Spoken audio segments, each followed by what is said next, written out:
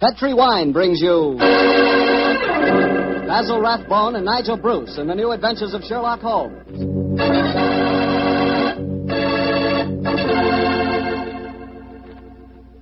The Petri family, the family that took time to bring you good wine, invite you to listen to Dr. Watson tell us another exciting adventure he shared with his old friend, that master detective, Sherlock Holmes. And if you will, I hope you'll listen to me for a second, because I want to tell you about a wine that can make waiting for dinner a pleasure. The wine is Petri California Sherry. Any evening, well, let's say tomorrow evening, right before dinner, pour yourself a glass of Petri Sherry. Just look at it. It's clear as crystal and a wonderful deep amber color. One sure sign of a good sherry. And if you need further proof of just how good Petri Sherry really is, taste it. What wine? That Petri Sherry has a flavor that you know comes right from the heart of the grape. And if you like your sherry dry rather than sweet, you'll really like Petri Pale Dry Sherry. There's no doubt about it. Petri Sherry is one of the most delicious before-dinner wines in this swell country of ours. Oh, and say, when you serve Petri Sherry, serve it proudly, because those letters, P-E-T-R-I, on the bottle, spell the proudest name in the history of American wine.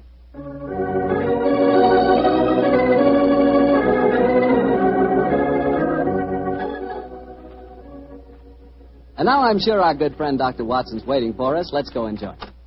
There you are, Mr. Bartell. Good evening, Doctor. All alone tonight, huh? Yes, my boy, if you can call a man alone when he's got his pipe, his books, and a glass of good port at his elbow. Take your coat off for full enjoyment. Thanks, Doctor. Help yourself to the port. There's some rather special tobacco in the jar over there. Fine. And now, Doctor, are you ready to tell us tonight's new Sherlock Holmes adventure? I am, Mr. Bartell, and I think you'll find it a most unusual story. It began on a winter's night in 1896. Holmes and I had gone to a theatre in the East End of London to see a performance of a famous old English melodrama called Sweeney Todd, the Demon Barber of Fleet Street. That's a good bloodthirsty title, Doctor. The Demon Barber. He sounds as though he specialized in close shaves. Oh, gracious me, Mr. Bartell, that's almost unforgivable. He was a murderer of voracious appetite who placed his victims in a specially constructed barber's chair, cut their throats, and then pressed the lever that would swing the chair over and decant the unfortunate victim into a horrible cellar beneath his shop. This is only a stage play you're talking about, Doctor. As my story begins, we were seated in a private box watching one of the closing scenes. Holmes was leaning forward in his chair, following the action on the stage with an obvious delight, while I sat beside him equally engrossed. An actor by the name of Mark Humphreys was playing the part of Sweeney Todd, and no one could deny that he was playing it up to the... Where are you going, Tobias? To the nearest magistrate, Sweeney Todd, to denounce you as a fiendish, cruel, cold-blooded murderer. You have pronounced your doom. Into the chair with you, and over and down into the depths below. Ha, ha, ha, there. Say, whence comes this apparition? 'Tis the ghost of another customer of mine. The yawning grave yields up his ghastly inmates to prove me guilt. Blood will have blood. See, he is there. He comes to accuse me of his murder. Oh, save me. 'Twas not I that slew you. Let me leave, or it will kill me. Let me leave. Ha, ha, ha,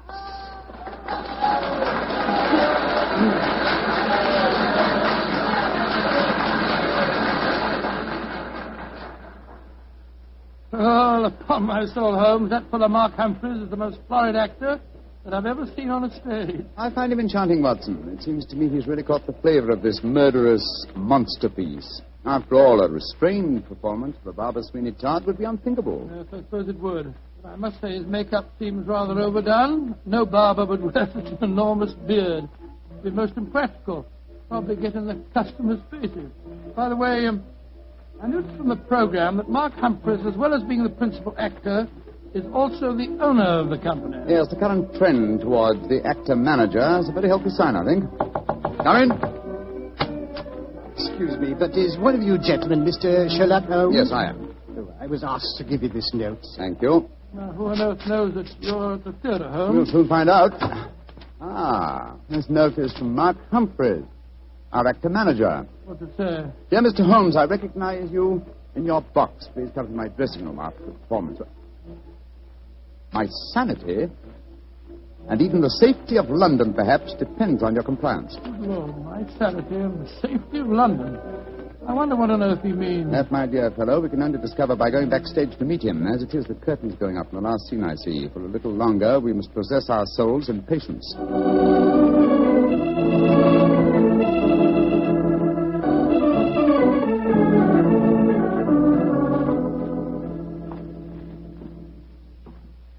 Mr. Sherlock Holmes? Yes, sir? Oh, my name is Lindsay. Derek Lindsay. I'm the business manager. Mr. Humphreys asked me to meet you at the stage door and take you to his dressing room. Thank you very much. This is my colleague, Dr. Watson. How do you do? Oh, how are you, Doctor? Will you follow me, please? Excuse me asking, Mr. Lindsay, but surely you must be related to that distinguished actor of some years back, Lytton Lindsay.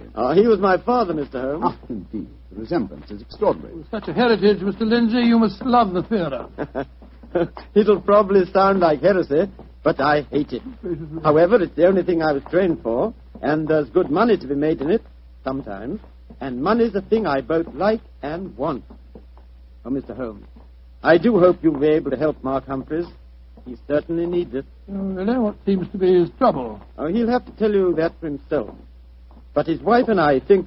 There's Mrs. Humphreys now. Maria! Yes, sir. Maria, this is Mr. Sherlock Holmes and Dr. Watson. Mrs. Mark Humphreys. How do you do? Oh, Mr. Holmes, I'm so grateful that you're going to see Mark. He's in such a dreadful state. There have been times lately when Mr. Lindsay and I have been afraid he's going out of his mind, haven't we, Derek? Indeed we have. We're both dreadfully worried about In him. that case, I hope I can be of service. Which is his dressing room? Number 1, next door to mine. Derek, I think it'll be better if Mr. Holmes and Dr. Watson go in alone. I'm sure Mark will speak more freely if we're not in the room. I think perhaps that is a good idea, Mrs. Humphreys. We'll see you later on. Come on, fellow. That's all.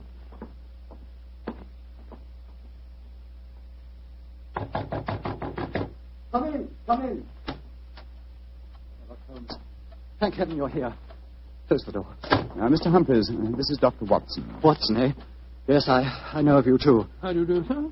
Sit down, won't you, gentlemen? You're wondering why I asked you to come back and see me, of course. Naturally, sir. Well, I won't beat about the bush and waste your time. I come straight to the point. I'm going mad. Oh, come on. I know. It sounds come. fantastic, but it's true. I've often heard of actors beginning to live their parts off the stage. They play on it. Well, it's happening to me. I'm turning into another Sweeney Todd. The character I'm portraying on the Are stage. you suggesting, sir, that you're a potential murderer? Yes, I am. What reason do you have for holding that belief? Reason? Listen to this. 3 times in the past week, I've wakened in the morning to find my boots covered with mud and my razor stained with blood. Good God. You've had no recollection of any untoward events during the night? None. Have you ever been addicted to the unfortunate habit of sleepwalking, sir? Not to my knowledge, Doctor. And if I had been, surely my wife would have told me about Your it. wife? Where do you live, Mr. Humphreys? We have a flat here above the theatre. Above the theatre, eh? Mr. Humphreys, you say that on 3 separate occasions on wakening in the morning, you have found a blood-stained razor and mud-covered boots. Can you show us this proof? No, I can't. I was always so frightened that my wife would see that I cleaned them before she had the opportunity of finding them. It is, sir. They would have been very valuable clues in a case like I this. couldn't risk my wife seeing evidence like that, Doctor. She'd know the truth. But at night times, while she's asleep, some devilish, unconscious urge has overcome me. An urge that causes me to prowl the streets of London, razor in hand, looking for a victim. Mr. Holmes, you've got to help me. I'm certain that without knowing it, I've been committing murder, and if you don't help me, I'll go on and on. Mr. Humphreys, please. I'll undertake the case. It's a very unique assignment. In effect, I'm being engaged by a possible murderer to prove him guilty.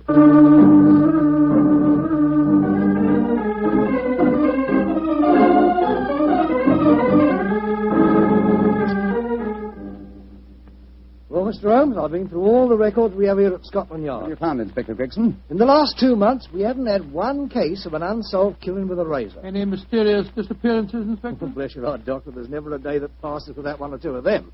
Here's a list of them, Mr. Holmes, if it's any use to you. Thanks. Come on, Watson. In the morning, we can go back to the theatre and set our friend's mind at rest. I'm much obliged to you, Gregson. Glad to be of service, Mr. Holmes.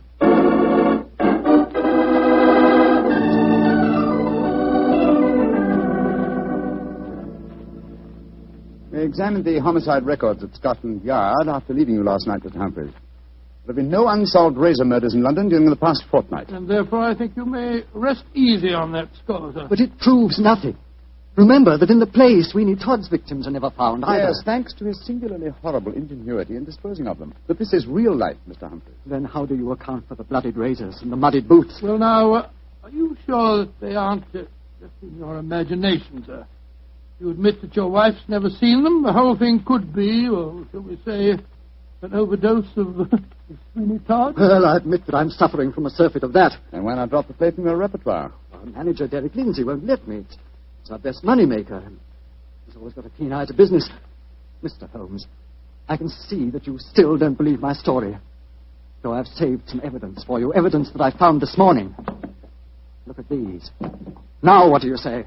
Do you still think it's my imagination? Cutter, blood-stained razor, and boots covered with mud. Splendid. At last, some real clues to work on. How can you be so calm, Holmes? It happened again last night. Do you realize that I'm a murderer? I'm a menace to society? For heaven's sake, lock me up before I do some more damage. No, sir. Don't get so excited. Mr. Humphreys, I should like to take these objects back to Baker Street where I can perform some chemical tests. You have no objections, I hope? Objections? Good heavens, no. Excellent. You've told no one of this fresh discovery of yours? No one. Not even Derek Lindsay. Derek Lindsay, that's your manager, isn't it? Yes. The best friend I ever had. Except for his father before him. It was Derek who helped me back on my feet 2 years ago, when I put on that disastrous production of Macbeth. Don't know where I'd be today if it went for him. You lost a great deal of money on that production, sir. Nearly every penny I had. Indeed. By the way, where is your wife, Mr. Humphreys? She's in her dressing room next door. The matinee today, you know. I'd like a word with her. Watch an old chap. Wait here for me, will you? I won't be a moment. Right you are, Holmes.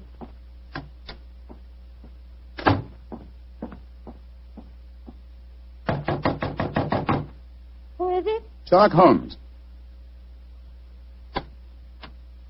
You want to talk to me, Mr. Holmes? For a moment. May I come in, Mrs. Humphreys? Well, couldn't we talk on the stage? It's empty. I should prefer to come into your dressing room, if you don't mind. What I have to say is confidential. Very well, then. Come in. Mr. Holmes, may I introduce Signor Vanelli, our musical director? How do you do, sir?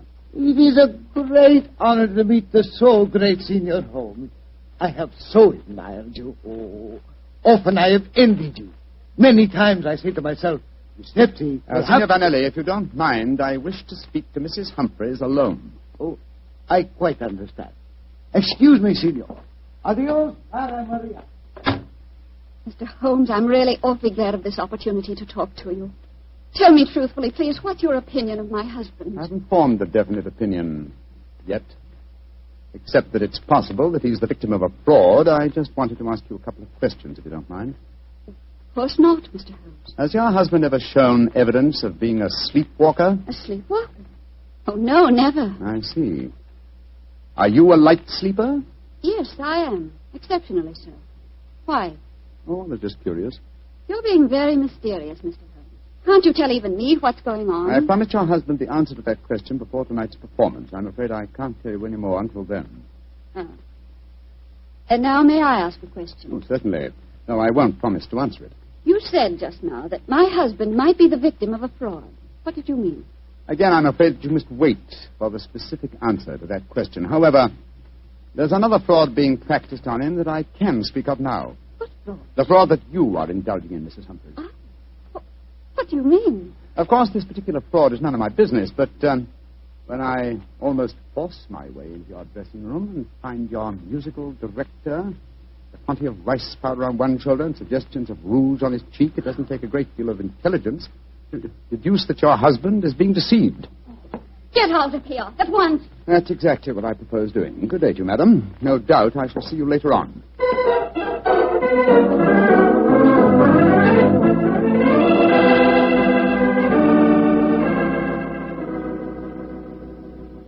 Well, Holmes, what does the microscope tell you about the mud on the boots and the blood stains on the razor? Drawn a blank on the mud, old chap. It's an extremely common type that is found in most parts of London. And the blood? I'm examining that now.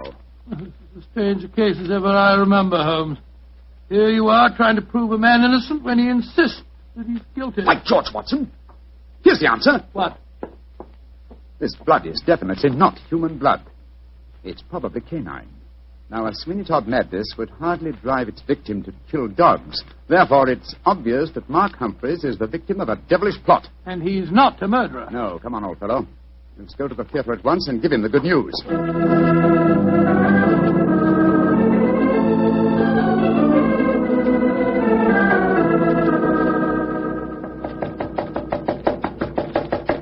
Why doesn't he answer? 3/4 of an hour before the curtain time. He must be in his dressing room. I'll knock again.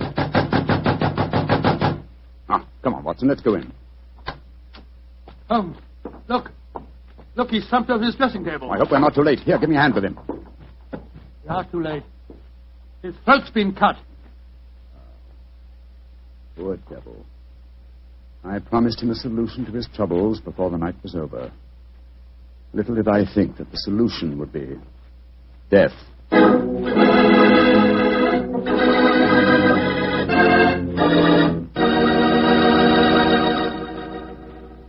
We'll hear the rest of Dr. Watson's story in just a second, so I'm going to ask you if you're one of those people who just eats to live, or whether you really enjoy good food. If you love good eating, you've just got to know about Petri wine. Petri wine makes good food taste wonderful. For instance, if you're having steak or a roast or any meat or meat dish, you'll love it served with Petri California Burgundy. Petri Burgundy is the last word in delicious red wine. Now, with chicken or fish, you can't beat the delicate Petri California Sauterne, a really extraordinary white wine. Just to make sure you don't miss either Petri wine, don't buy one, buy two. Buy both Petri Burgundy and Petri Sauterne. They're both swell because they're both Petri. Well, Dr. Watson, what happened next? Well, I think I'll pick up the story exactly where I left off. Holmes and I were standing in Mark Humphrey's dressing room, looking with horror at the slashed throat of the actor-manager. There was a bitter, self-accusing note in Holmes's voice. I promised him a solution to his troubles before tonight was over. Little did I think that solution would be death. This worry over his supposed madness caused him to commit suicide. Suicide? Rubbish, old fellow. It's murder. Look at the razor clutched in his hand. Undoubtedly placed there by the murderer before rigor mortis had a chance to set in. In any case, scrutinize the wound. Does that look as if it had been done by the hand of a suicide? Well, I don't see why not. Look closer, old chap. The depth of the wound is even, whereas a suicide's cut always wavers towards the end. No, this is murder, Watson, and I think I know who did it. But I have little evidence. I must lay a trap. What kind of a trap, Holmes? I haven't time to tell you now, old fellow. Every moment counts. Off with you to Scotland Yard and get Inspector Gregson. Bring him back here as fast as you can. Right you are. And Watson. Yes? Tell absolutely no one except Gregson of Mark Humphrey's death. And say that he's still alive and well and that his problems are solved. It's the performance of the play. Don't you worry about that, old chap. Off with you to Scotland Yard.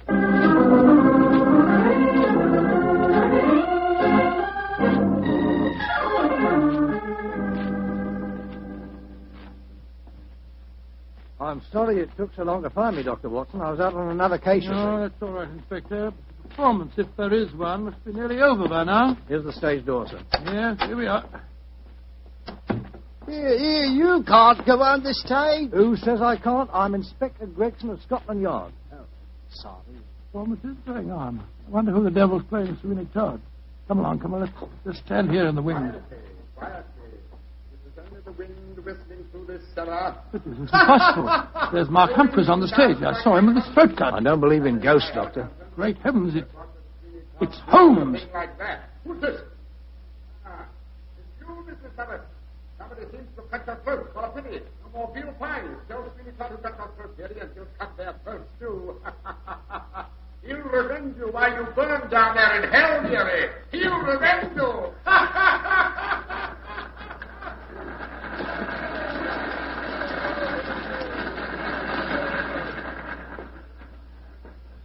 Here he comes now, Gregson. Amazing disguise.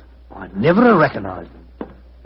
You're both here. Holmes, and what are you up to? Surely that's apparent. I disguised myself as the dead man, hoping to force the murderer's hand. You're running a terrible risk, Mr. Holmes. Part of my profession, Gregson. Here comes Signor Vanelli, the musical director. My dear fellow, I had to leave the orchestra pit to come and congratulate you. Never have you given a finer performance. Bravissimo, bravissimo. Thank you. But it is true. You hardly seem the same person. Your performance, she is incomparable. Keep it up, Mark. Keep it up. I think he spotted you, Holmes. Yes, sir. I didn't like his look as he said that. Well, whoever it is, they've got to show their hand soon. The curtain's going up in the last scene. Keep your eyes open and suspect everyone.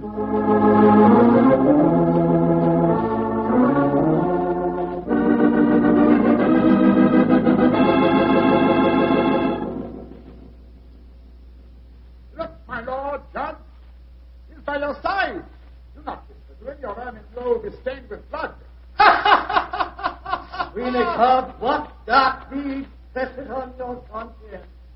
Was a dark, foul deed, but heed not what you hear, Lord Judge, nor what you see. Still the figure sits there. I feared it come to this. It is useless to deny my guilt. The very dead rise from their settlements to prove Sweeney Todd a murderer.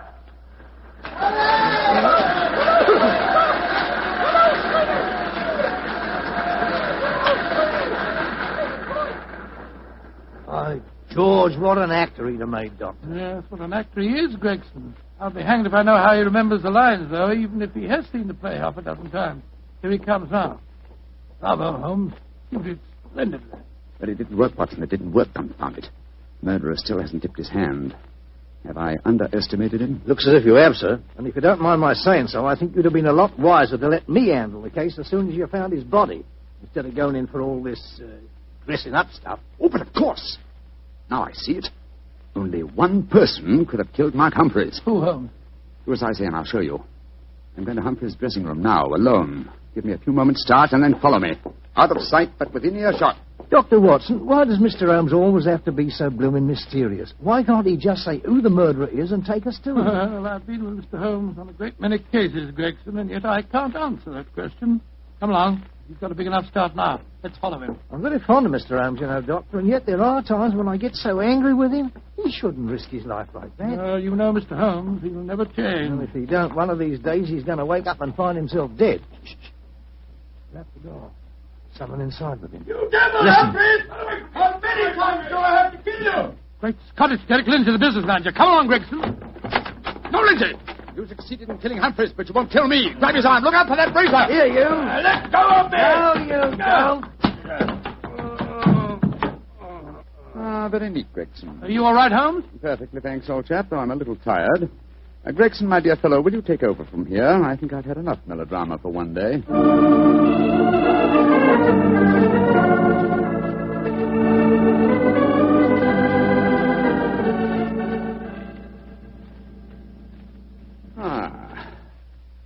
How pleasant, Watson, to be back at Baker Street again, a crackling fire, my dressing gown, and your company combined to make a soothing ending to a somewhat violent day. Yes, it's been a most unusual case, Holmes. I still don't entirely understand it. The original plot, of course, was to try and drive Mark Humphreys mad by making him think that he was a murderer. That accounted for the boots and the blood-stained razor. Precisely, my dear fellow. And the killer, having conditioned his victim by this trickery, then murdered him, trying to make it appear a suicide. Now, who had a motive? 3 people, Mrs. Humphreys, her lover, Signor Vanelli, and Derek Lindsay. I must say that I suspected the wife. Well, so did I for a while, and yet it was illogical. She knew, and we may therefore presume that her lover knew, that I was suspicious of her. And she must have known that you promised her husband a solution to his troubles before the night was out. It seems highly improbable that she or Signor Vanelli would have faked his suicide at that point. Quite right, my dear fellow. So I investigated Derek Lindsay's affairs, and I found that what Humphreys had referred to as the kindly act of a friend in helping him back onto his feet was in reality the mortgaging of his entire theatrical effects. Lindsay stood to inherit the theatre on Humphreys' death. Therefore, I was convinced that he was the killer. And then, after he'd murdered him, he saw what he thought to be Mark Humphreys on the stage. Ah, that's where I was slow and stupid, old chap. I couldn't imagine what motive gave the cold, clear nerve to suppress all reactions when he saw his supposed victim revived on the stage. Only at that moment did I realize. And what was the motive that made him hold his hand? The characteristic that ruled his life, Watson. Avarice. A morbid love of money. You see, if he'd attacked me during the performance, he'd have had to refund the money to the audience. His greed conquered all other passions. It made him wait until the performance was finished before he attempted my life. You know, Holmes, now that the case is solved, I'll tell you something in confidence. Please do, old fellow. What is it? At the end of the play tonight, I was afraid that you'd made a mistake, that you'd slipped up on the case. Gregson thought so, too. And I, Watson, will tell you something in confidence. Oh, what is it? There were 3 of us that felt the same way. Well, now you're being modest, no? I assure you I'm not, my dear chap. In fact, in the future, if it should strike you that I'm, getting a little overconfident of my powers, or perhaps giving less pains to a case than it deserves, kindly whisper Sweeney Todd in my ear, will you? I shall be infinitely obliged to you.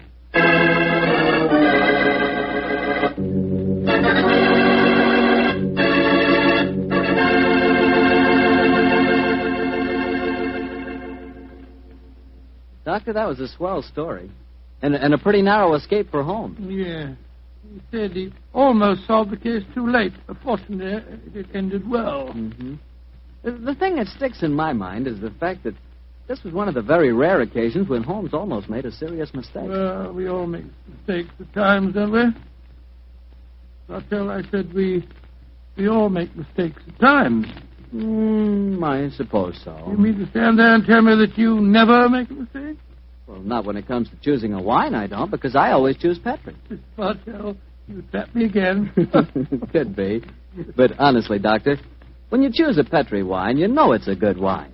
Because good wine is the only kind of wine the Petri family makes. And it's easy to understand why when you realize that ever since they started the Petri business way back in the 1800s, the Petri family has handed on down from father to son,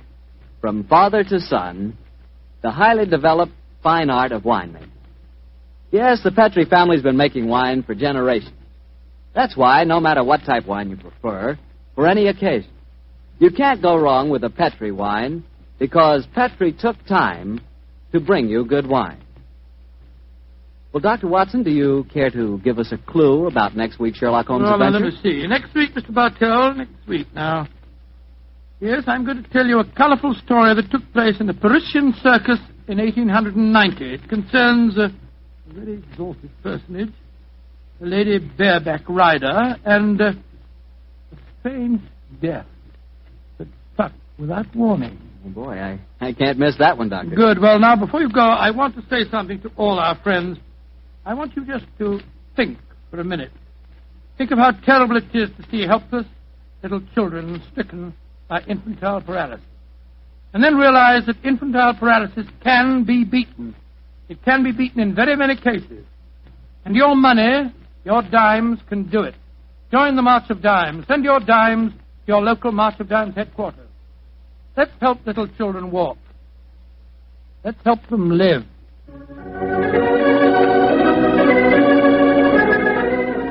Tonight's Sherlock Holmes adventure was written by Dennis Green and Anthony Boucher and was suggested by an incident in this Arthur Conan Doyle story, The Yellow Face. Music is by Dean Fossler. Mr. Rathbone appears through the courtesy of Metro-Goldwyn-Mayer, and Mr. Bruce through the courtesy of Universal Pictures, where they are now starring in the Sherlock Holmes series.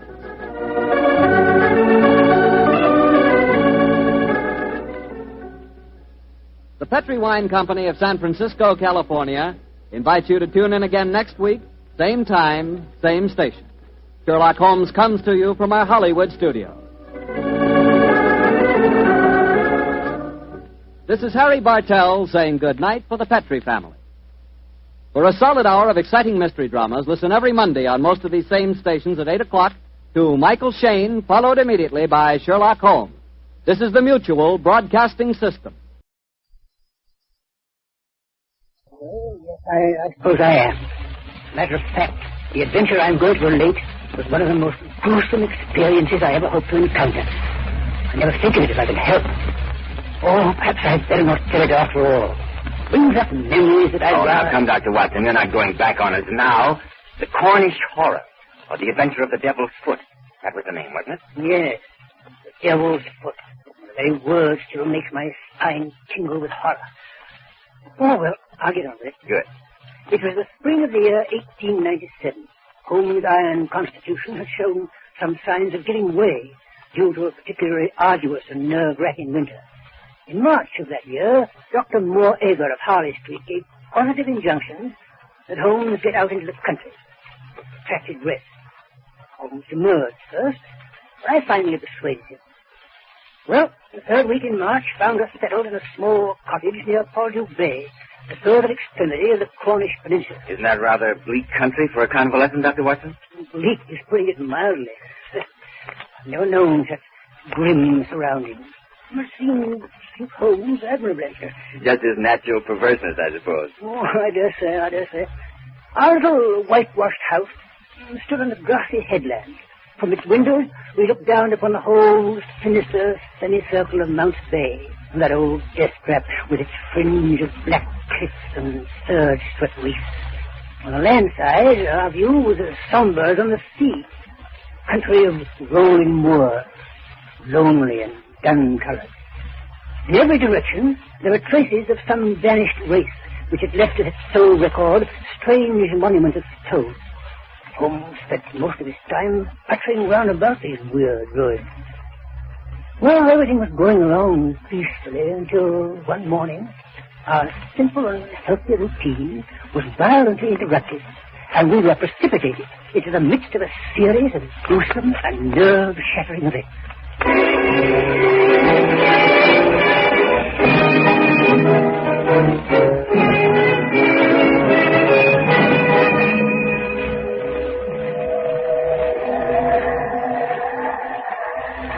Quite a surf this morning, Watson? You can see the spray flung up against our windows, and we're a good 100 feet above sea level. I don't think I shall venture out today. Bad weather. The old boy is certainly lashing himself into a fine frenzy. What do you mean, the old boy? The devil, Watson. The devil himself. What are you raving about? Didn't I tell you that the natives hereabouts refer to that seething death trap down there as the devil's cauldron? They think the old gentleman himself lives there. Dear me, how unsettling. Yes, a very interesting superstition. You know, Watson, that this locality is supposed to have been the last resort of devil worship in England. Many scientists believe that those huge prehistoric monuments of stone were part of a temple given over to the Prince of Darkness. Preposterous. I don't know. As logical as most of the theories that endeavor to explain their existence. The superstition goes on to say that when the devil was finally driven from this temple, he took refuge in the bay down there. Yes, they claim that on stormy nights you can hear his hoofbeats as he races up and down the rocks. Hey, Holmes, what are you trying to do? Give me a case of nerves? No, what's this? Someone running up our path. His coat flapping about like a giant bat. Why, it's that Tregennis fellow, the one who boards with the vicar. What about Tregennis, eh? Wonder what's happened. Face as white as cheese. Open the door, Watson, open the door. Mr. Holmes. Yes. Thank heaven I find you at home. The most terrible thing has happened. I can scarcely believe it. Sit down, my dear fellow. Sit down.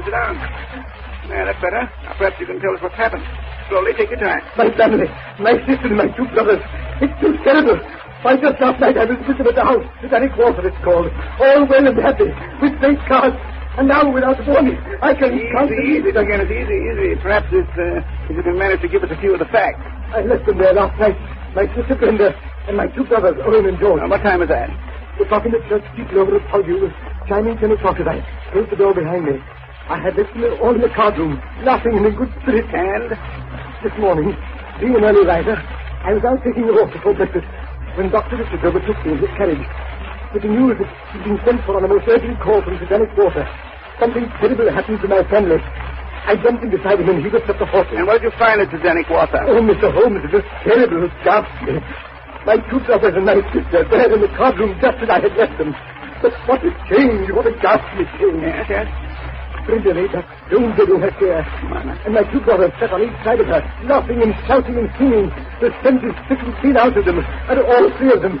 My dead sister and my two demented brothers retained upon their faces an expression of ghastly horror, a convulsion of terror. Oh, I tell you. Yes. Dr. Richard was so overcome at the sight and fell fainting into a chair. Anyone else in the house besides your sister and brothers? Only Mrs. Porter, the old housekeeper. He said nothing during the night. I presume it was she who found him this morning. Yes, she always goes through the house in the morning, airing it out before the family comes down. When she reached the card room, she found them. The shock was too much for her. She had a nervous collapse. We had to put her to bed. I don't wonder. Most exceptional case. Most exceptional. That's what we thought. We could find no traces of strangers in or around the house. Nothing was stolen, nothing touched. The vicar believes you're the only one who can solve the case, Mr. Holmes. He insisted I come to you. I'd be only too glad to handle the matter, of course. But first I must ask you a few questions. Anything, Mr. Holmes, anything. To begin with, Mr. Tregennis, Why do you live with the vicar separated from your family? Any coldness or misunderstanding? Well, as a matter of fact, we did have a slight argument a few years ago. About some property it was. But that was all settled long ago. We were on the best of terms. Right. Now, Mr. Guinness, about La Hall, anything at all that was out of the ordinary. There was one thing that occurred to me. Yes, yes. As we sat at the card table, my back was to the window. George was facing me. Suddenly I saw him look hard over my shoulder out of the window. I turned quickly, and just for a moment I thought I caught a glimpse of something moving. Man or animal? I don't quite know. My brother said he had the same feeling. You investigated? No, Mr. Holmes, we did not. Oh, my. It seemed totally unimportant. Silly, in fact. You had no premonition of evil? No, Mr. Holmes. Would to heaven we had. It's uncanny, that's what it is. Something came into that room, and that something killed my sister and dashed the light of reason from my brother's mind. Something devilish it was. That should prove to be the case. I fear I shall be of very little assistance, Mr. Tregennis. Come, Watson, come. I think perhaps you'd best go down to Tredenick Quarter at once.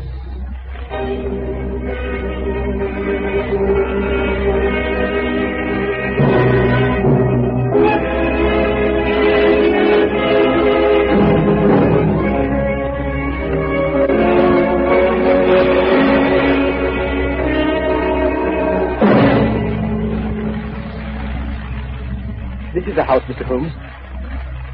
Whose carriage is this coming down the drive with the blinds down? There's someone in it. Listen.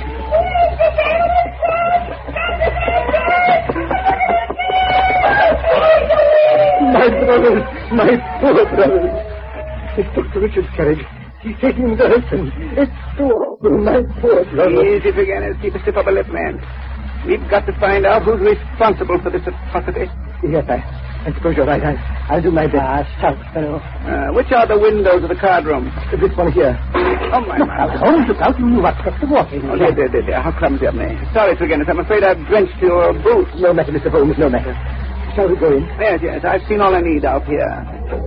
This way. Card room is over here. Do you notice anything, Watson? No, I can't say I do. This is the card room. As I see, the window's still open.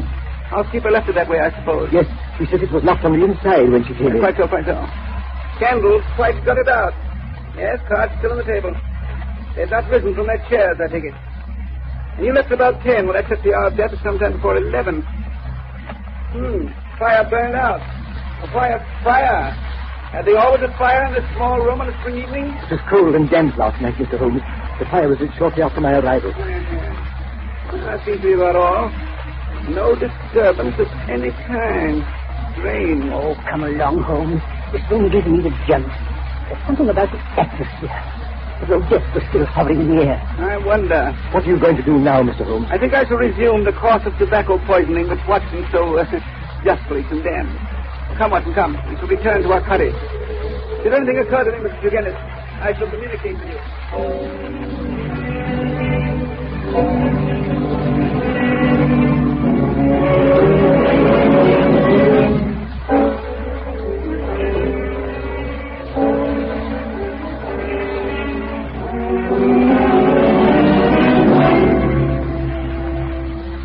Well, it won't do, Watson, it won't do. All the facts are negative. Do you think Mr. Guinness's account of his actions last night was truthful? Quite, Watson, quite. Remember the incident of the spilt watering can? Well, I did that to obtain an impression of his foot. I take it you succeeded. I did. With that printed sample, I was able to trace his movements last night. His story is correct. He left the house about 10, went straight back to the vicarage, and didn't return. Nor did anyone else enter or leave the house. Then it must have been the man or the animal that they thought they saw in the bushes. He must have returned and frightened them to death. There's no such man or animal, Watson. Last night was a dark night, and anyone who had the wish to frighten these people would have been compelled to put his face against the glass before he could be seen. Well? There's a 3-foot flower border outside the cardroom window. There are absolutely no footprints in there. Yes. But isn't that mean? It means Mrs. Tregennis' sister and her 2 brothers were alone when death struck the sister down and drove the brothers insane. Hold that. Why, that is supernatural. I hope not, Watson. I hope not. Look, Holmes.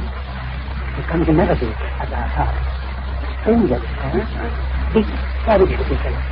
My word, look at that huge head with the deep eyes and the grizzled beard. That, my dear Watson, is none other than the famous Dr. Leon Sterndale. Sterndale? What's the lion hunter and explorer? Exactly. What's he doing in this neighborhood? I've heard he owns a little cottage about 5 miles down the coast. comes to live there after by himself when he isn't off on one of his expeditions. Never mind, Watson, never mind. I'll do the honest return. Come in, Dr. Sterndale, come in. Mr. Holmes, I presume? Yes, quite. This is my friend, Dr. Watson. How do you do? Mr. Holmes, I've come to you about the Tregennis affair. Oh, yes, yes. The police are utterly at a loss, but you have a keener brain. Pardon me, Dr. Sterndale, but why are you so concerned in this affair? Well, you see, as a matter of fact, during my many residences in this locality, I've come to know the family of Tregennis very well. Their horrible fate has been a great shock to me, Mr. Oh, so sorry. As a matter of fact, I was on my way to Africa. I've gotten as far as Plymouth when the news reached me this morning. I came straight back to help in the inquiry. But that makes you lose your ship. One sailed for Africa this afternoon, if I'm not mistaken. I can take the next. When did you last see the Tregennis family, Dr. Sterndale? I saw Brenda, Miss Tregennis, 3 days ago, just as I was leaving for Plymouth. Oh, so you've been in Plymouth the last 3 days? Yes. How'd you get the news so quickly? Surely the Plymouth papers didn't carry an account of the matter in this morning's edition. I received a telegram. Telegram? Might I ask from whom? You're very inquisitive, Mr. Holmes. That is my business, Dr. Sterndale. Very well. The telegram was sent by the vicar, Mr. Roundcase. Right, I see. Now, Mr. Holmes, have you reached any conclusion? Conclusion? Well, that would be a trifle premature. But I have every hope of bringing this matter to a satisfactory termination. Satisfactory to me, that is. Would you mind telling me of your suspicion point in any particular direction? I don't feel this is the moment to answer that question, Dr. Sterndale. And I see that I've been wasting my time. I need not prolong this visit. Good afternoon, gentlemen. Close-mouthed fellow, that Dr. Sterndale, Holmes? He told us more than he realized, Watson. But he knows even more. How could he? If he was in Plymouth.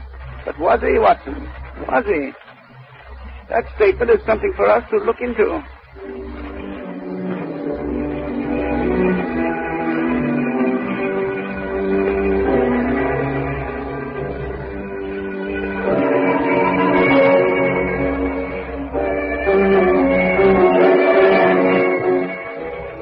Stay home. Must you go on smoking that foul pipe? Why not? Oh, the atmosphere is so thick I can hardly see across the room as it is. Oh, I feel depressed. Who knows what evil thing is talking abroad in our neighborhood? Light the lamp, Watson. It's the gathering twilight that makes you gloomy. Oh, rubbish. Look here, Holmes. Yes? What about that Dr. Sterndale? Do you think he did it? No, Watson. I've been in communication with the Plymouth Hotel. His story is correct. He had been there for the past 3 days. He did receive a telegram from the vicar this morning. And he couldn't possibly have had anything to do with the Tregennis tragedy last night. Oh, now what? Open the door, Watson. Open the door. Oh, my dear vicar. Come in, come in, come in. Dear me, you look as though you've seen a ghost. It tracked him down, the curse of the family. He's dead. Dead with that same look of terror on his face. Who's dead? Mortimer Tregennis in his study at the vicarage. My servant found him there, sitting beside his table, his face turned towards the window, and distorted with that same convulsion of fear that marked the features of his sister. Oh, my poor parish! Satan himself is loose among us. We're devil-ridden, Mr. Holmes, devil-ridden!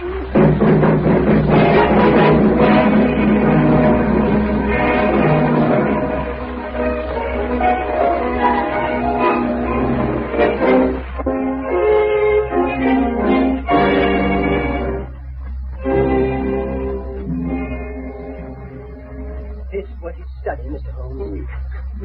Depressing atmosphere. It was worse. I had the servant open the window. He's quite ill from the shock. Oh, what a terrible look on Tregennis' face, Holmes. The whole body is contorted and convulsed in a very paroxysm of fear.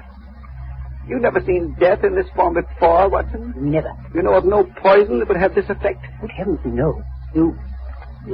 lamp is lit. It's been burning over an hour. Notice the oil consumed.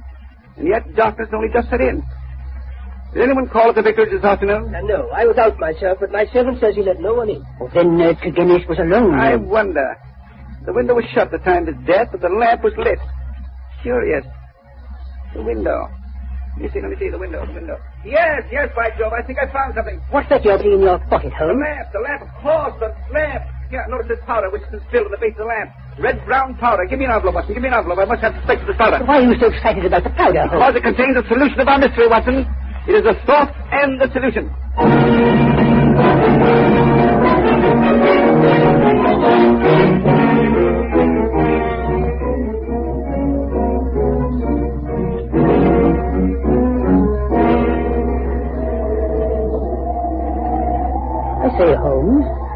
haven't touched your supper. Oh, what a foul night. The wind's rising again. Oh, this place is getting on my nerves. Be quiet, Watson, be quiet, be quiet. I don't want to be quiet. I want to talk. I'm tired of sitting here listening to that wind and roar of the surf down below.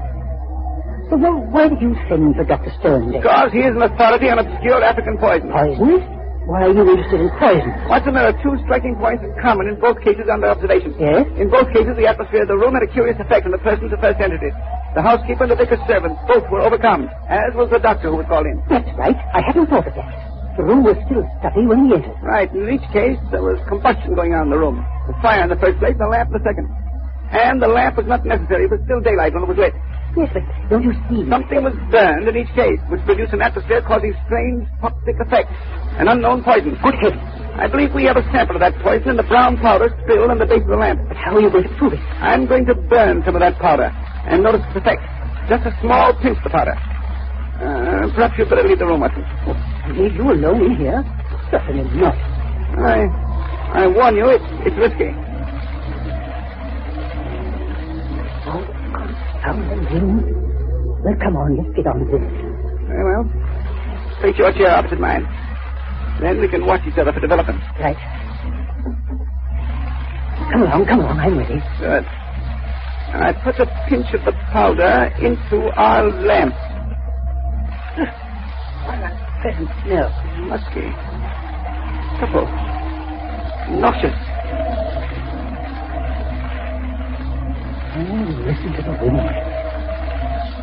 Holmes.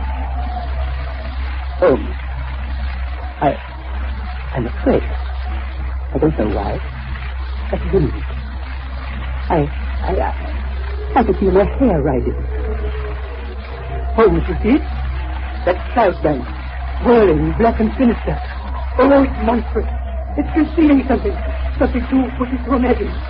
Holmes, it's coming nearer, and nearer. Can't you smell it? Suffering crimson. Hear that? Holmes! It's Hoofy! I know what it is. I can see it. Oh, I can't stand it. It's too terrible. Here, Watson, for the love of heaven. Don't get in. Don't breathe. Yes, I'll smash the window. I'll smash. Oh, yes, that's better. Now, breathe it, Watson. Breathe it in. Good, clean air. Oh, what a narrow escape. I had no idea it was so powerful. I know. It's a poison that affects the nerves, centers of the imagination. The strain is enough to kill a man or drive him crazy. No. Someone's knocking at the door. And I thought it was true. The air seems to clean out. Good thing there was a high wind. Here, I'll close the shutters and draw the curtain. Yes, I may open the door. Very well. Come on. I need the curtain. Mr. Holmes. Send for me. Yes. Come in, Dr. Stone. Come in. You look rather pale, both of you. Yes. We've just been conducting a little experiment with the poison that kills the Goodnight. You? Yes, Dr. Sterndale. Perhaps you'd like to tell us why you killed Mortimer Goodnight. I? You can't prove it. No? Now, let me tell you how you did it. You came over to the vicarage late this afternoon. You didn't want anyone to know Goodnight. He was to let you in himself, but how could you attract his attention? You brought some pebbles with you, pink pebbles, from a heap beside your house. You threw these at the study window. I found some of these pebbles on the windowsill. Goodnight came downstairs, let you in himself. You had a talk with him, made him light his lamp, placed a pinch of the poison powder in the flame, and left. You're right. I did kill Mortimer Goodnight. But I'm not guilty of the other atrocity. I swear I'm not. I believe you, Dr. Sterndale. But you know who did do it. Perhaps you'd better tell us about it. Very well. It was Mortimer Goodnight. Huh? He admitted it before he died. Mr. Holmes, I have been in love with Brenda Goodnight for many years. We were to have been married when my work in Africa was finished. I've lived so long in places where man is a law unto himself, I took my own revenge. He killed Brenda. In cold blood, he killed her. I have nothing more to live for. By heaven, I'd do it again. But how did Mortimer Goodnight get hold of the poison? It was something unusual, almost unknown. Yes. It was powdered Diaboli. Diaboli? Devil's foot, huh? Yes. A root found in Africa. It's shaped like a foot, half human, half toad-like. I have the only specimen in England. And you showed it to Tregennis? Yes. He was over the other afternoon when I was packing. He was interested in my African curiosities, particularly this powder. I thought no more of the matter until I received the vicar's telegram and learned how they had died. I returned at once. On looking into the tragedy, I was convinced Mortimer Tregennis was the murderer, and that he had done it to gain control of the family fortune. Now, there was a crime, but what was to be his punishment? What jury would believe such a fantastic story? No. I decided to take the law into my own hands. Perhaps, if you have ever loved anyone, you will know how I felt. Dr. Sterndale, what were your plans when you set out for Finniss? I had intended to bury myself in Central Africa. My work is only half finished. Go and finish the other half, Dr. Sterndale. I don't feel called upon to prevent you.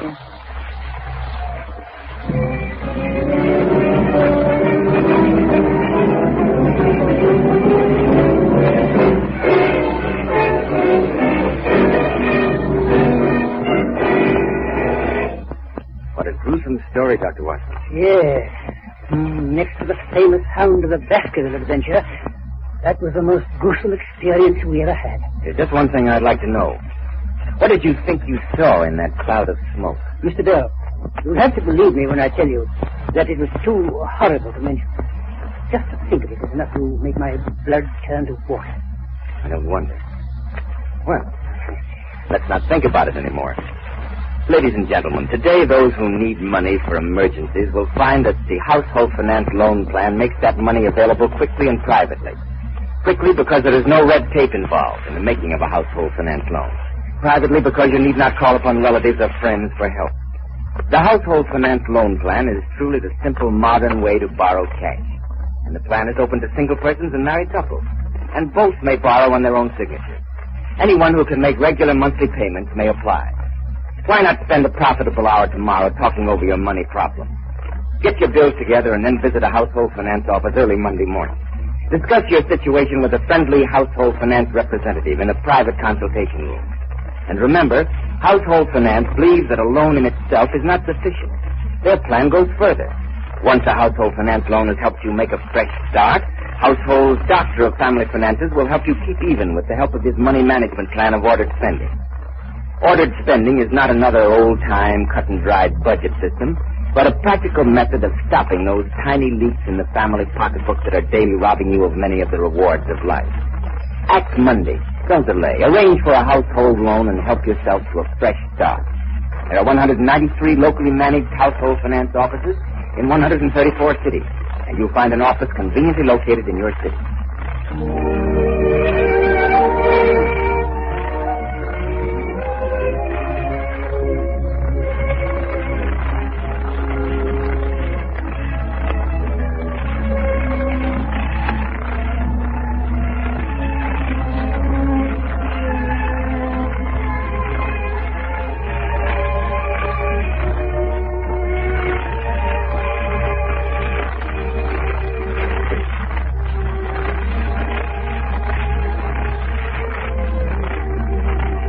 In New York, there are 14 household finance offices conveniently located in Manhattan, Brooklyn, the Bronx, Queens, Long Island, and York.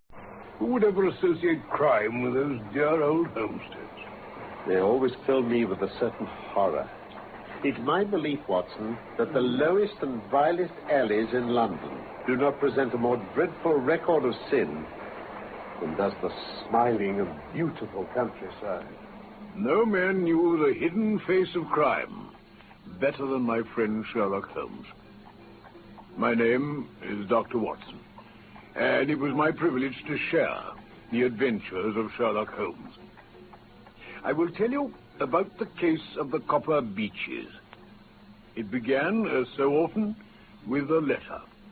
It made Holmes want to laugh at first, but soon he was to take it seriously, and you will see why in just a moment. Well, it looks as though I've touched bottom at last. This note I had this morning marks my 0 point, I fancy. Here, read it. Thank you. Dear Mr. Holmes, I'm very anxious to consult you as to whether I should or should not accept a situation which has been offered to me as governor. I shall call at 10:30 tomorrow if I do not inconvenience you. Yours faithfully, Violet Hunter. And you know the young lady? Hunter. Oh, the note was written yesterday, and it's 10:30 now. Yes, and I have no doubt that is her ring. Yes, well, let us hope so. But our doubts will very soon be resolved, for here, unless I'm much mistaken, is the person in question. Oh. You will excuse my troubling you, I hope, Mr. Holmes. I shall be happy to do anything I can to serve you, Miss Hunter. Pray take a seat.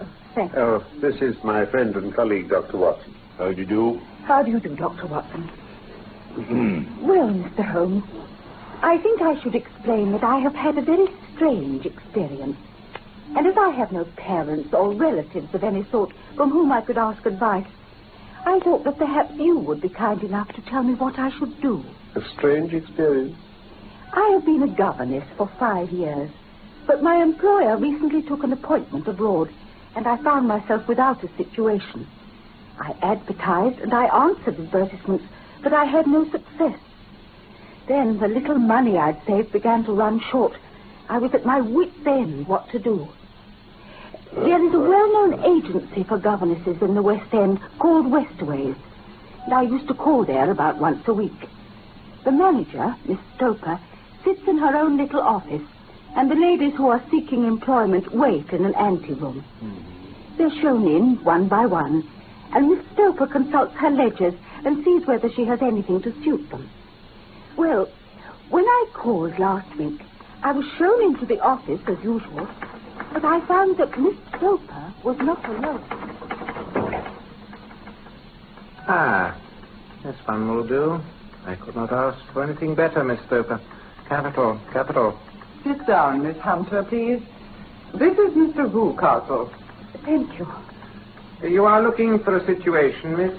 Yes, sir. As governess? Yes, sir. And what salary, do you ask?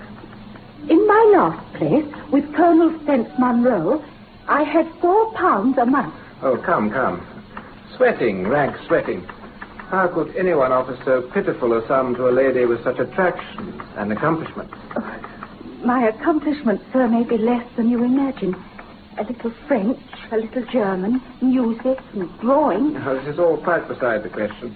The point is, have you the bearing and deportment of a lady? There it is, in a nutshell.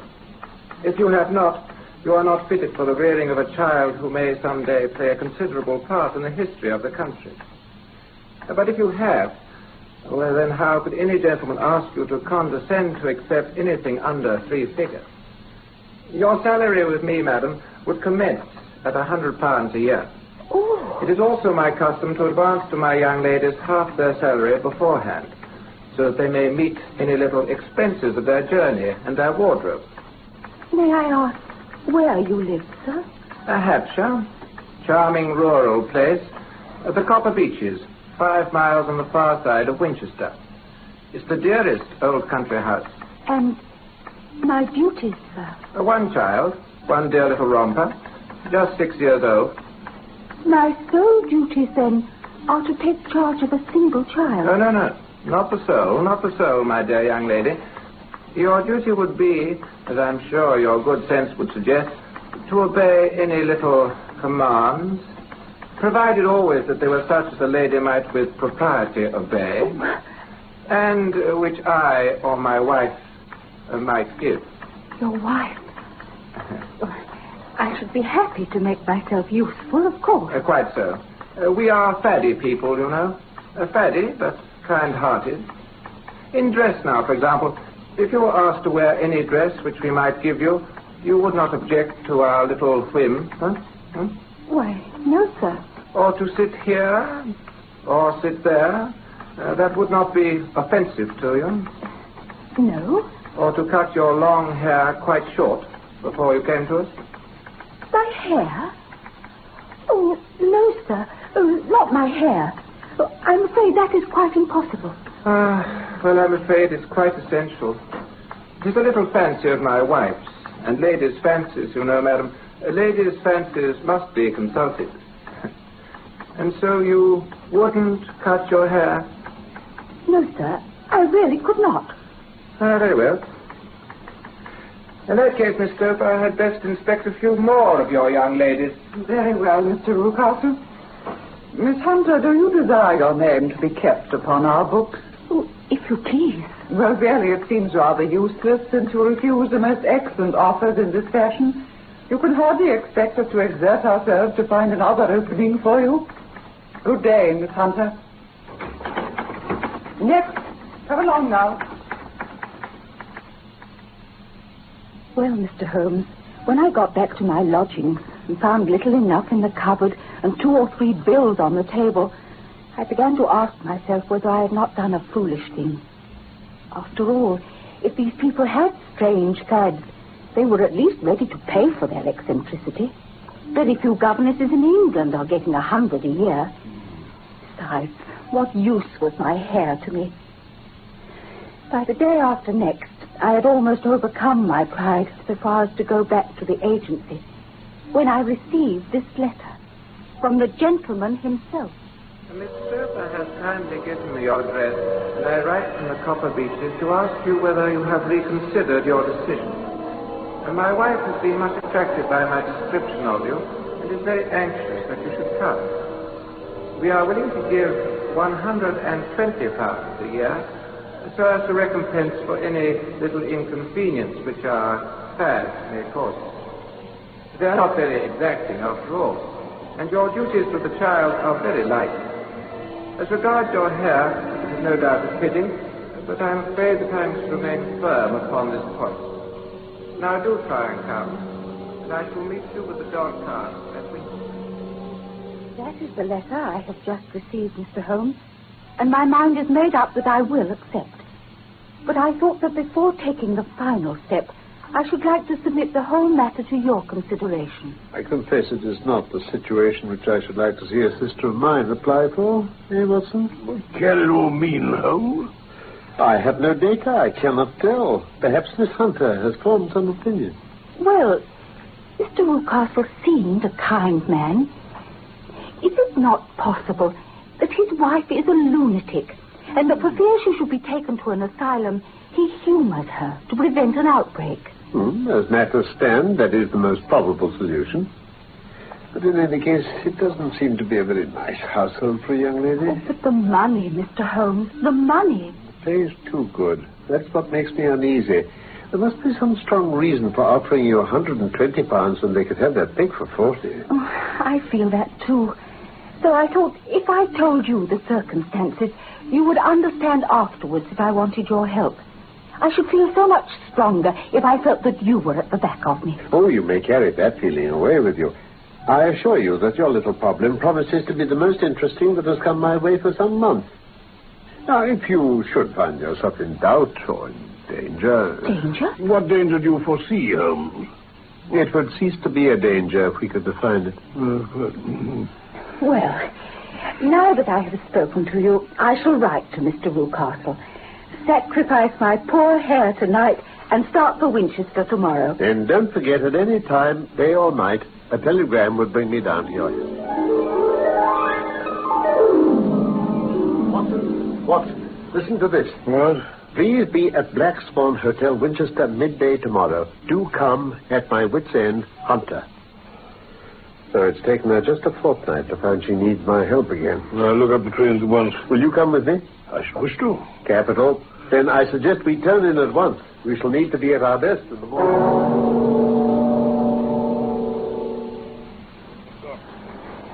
How much further to go? Good. Good heavens. Who would ever associate crime with those dear old homesteads? They always fill me with a certain horror. It's my belief, Watson, founded upon experience, I may add, that the lowest and vilest alleys in London do not present a more dreadful record of sin than does the smiling and beautiful countryside. Horrifying. Yes, but the reason is very obvious. The pressure of public opinion can do in the town what the law cannot accomplish. There is no alley so vile that the scream of a tortured child doesn't beget some sympathy and indignation among the neighbors, and one word of complaint can set the whole machinery of justice going. Yes, quite true. But look at these lonely houses, each in its own field. They're filled for the most part with poor, ignorant folk who know little of the law. Think of the deeds of hellish cruelty, the hidden wickedness which may go on year in, year out in such places, and none the wiser. Had this lady who appeals to us for help gone to live in Winchester, I should never have had a fear for her. No, it's the 5 miles of country between that makes the difference. Still, if she can come into Winchester to meet us, she has her freedom. Why so? Damn you, the master. Do you suggest no explanation? I have devised 7 separate explanations. Each of them would cover the facts as far as we know them. But which of them is correct can only be determined by the fresh information that we shall no doubt find waiting for us at the Black Swan. Ah, there's the tower of the cathedral.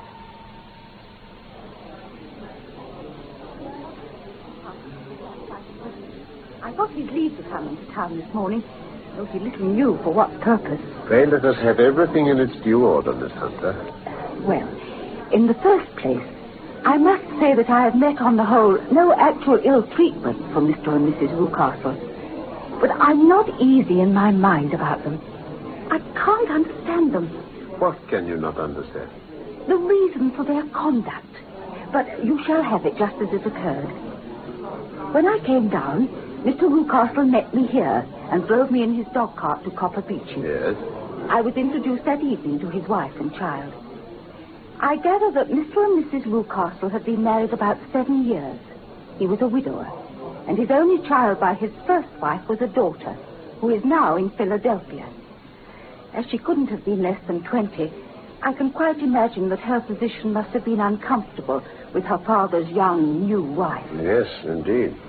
As for Mrs. Rucastle, I now know that there was no truth in our conjecture in your rooms at Baker Street. She is not mad. I found her to be a mere nonentity, as colorless in mind as she is in features. Her husband is kind to her, but she seems to have some secret sorrow. Oh? The one unpleasant thing about the house, which struck me at once, was the appearance and manner of the 2 servants, a man and his wife. Toller, as he's called, is a rough, uncouth man with a perpetual smell of drink. His wife is tall and strong and very sour. And that's the entire household? Yes. Oh, except for Carlo. Carlo? Mr. Rucastle introduced me to him on my first evening there.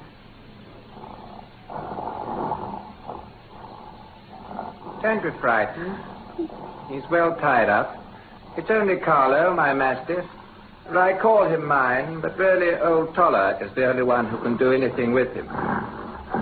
We feed him once a day, and not too much then, so he's always keen as mustard. Toller lets him loose every night, and heaven help the trespasser he lays his fangs into. Oh, and for goodness sake, Miss Hunter, don't you ever on any pretext set your foot over the threshold at night. It is as much as your life is worth if you do.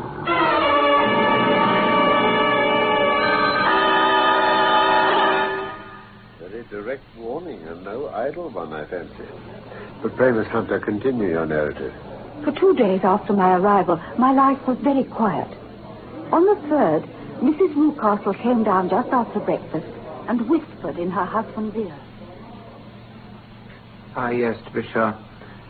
Miss Hunter, my wife reminds me to say how much we are obliged to you for falling in with our whims so far as to cut your hair. And the effect is charming, my dear. It is nice of you to say so. I assure you it has not detracted the tiniest iota from your appearance.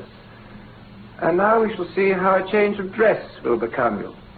If you will kindly go up to your room, you will find one laid out ready on your bed. It belongs to my dear daughter Alice, who's now in Philadelphia. It should fit you very well. Charming. Simply charming. Might have been made to measure, eh, dear? A perfect fit. I was surprised to see how well it suited me. Perfect. And now, Miss Hunter, be good enough to take the chair over there, the one with its back to the center window. Ah, splendid. Now then, my dear, let us stay and talk with Miss Hunter for a little while, shall we? And they stayed there talking for about an hour, Mr. Holmes. Mr. Rucastle told some extremely funny stories. So funny that I laughed till I was tired. The odd thing was, though, that Mrs. Rucastle never so much as smiled at them. Then her husband suddenly remarked that I might change my dress and go about my daily duty. Well, 2 days later, the same thing happened.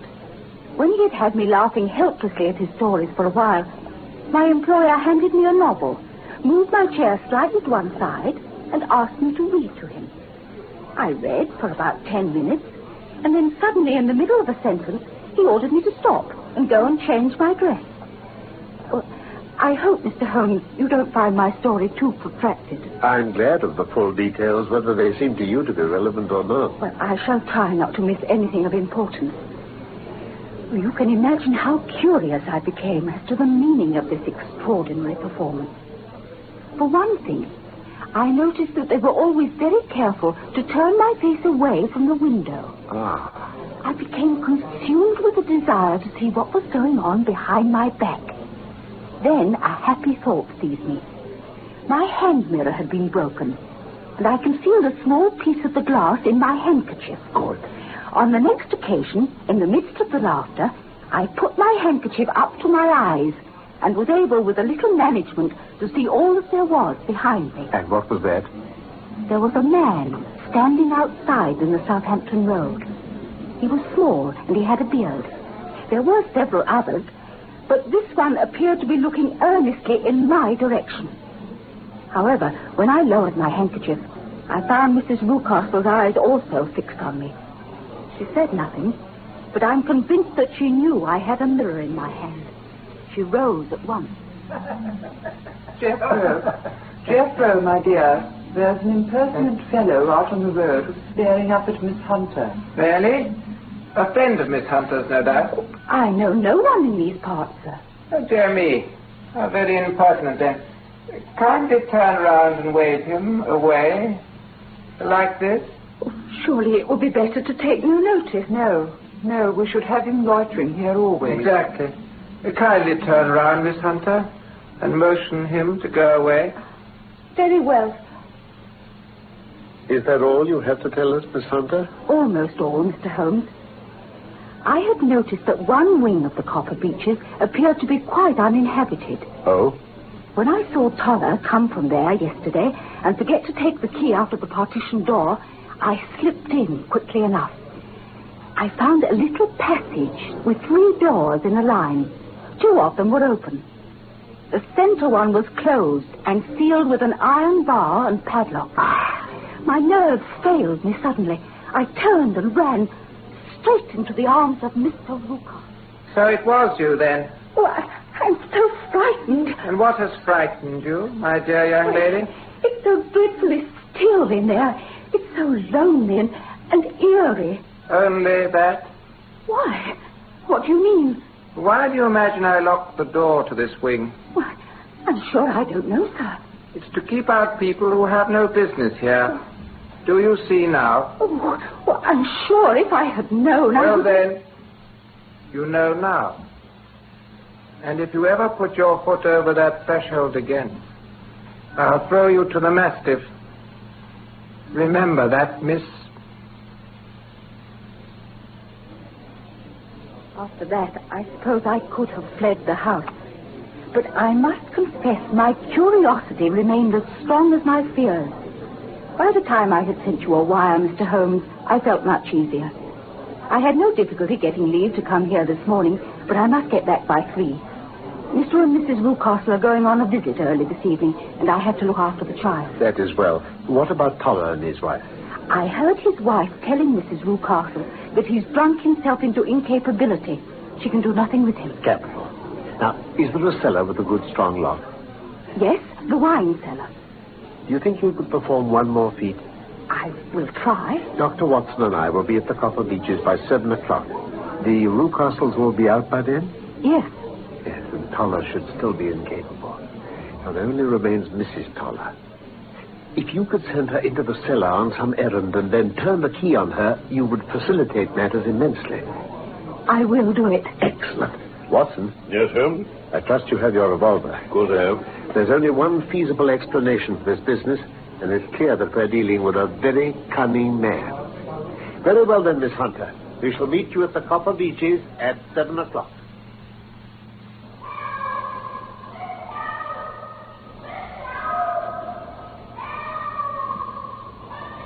Have you managed it? Yes. That's Mrs. Toller pumping to be let out. Toller is snoring on the kitchen rug. Here are his keys. Well done. Now, lead the way, and we shall soon see the end of this black business.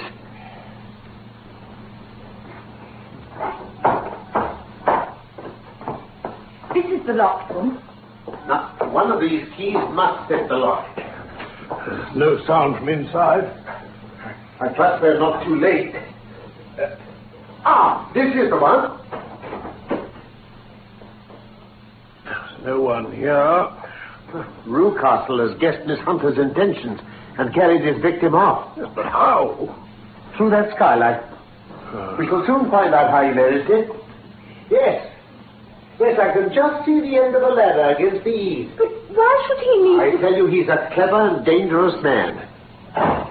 Holmes, someone's coming. Watson, have your pistol ready.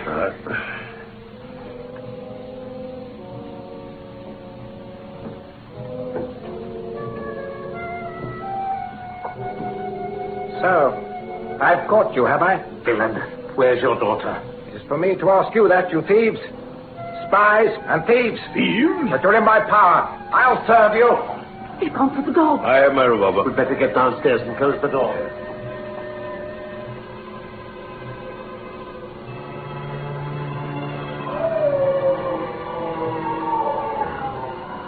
Great heaven, it's got him.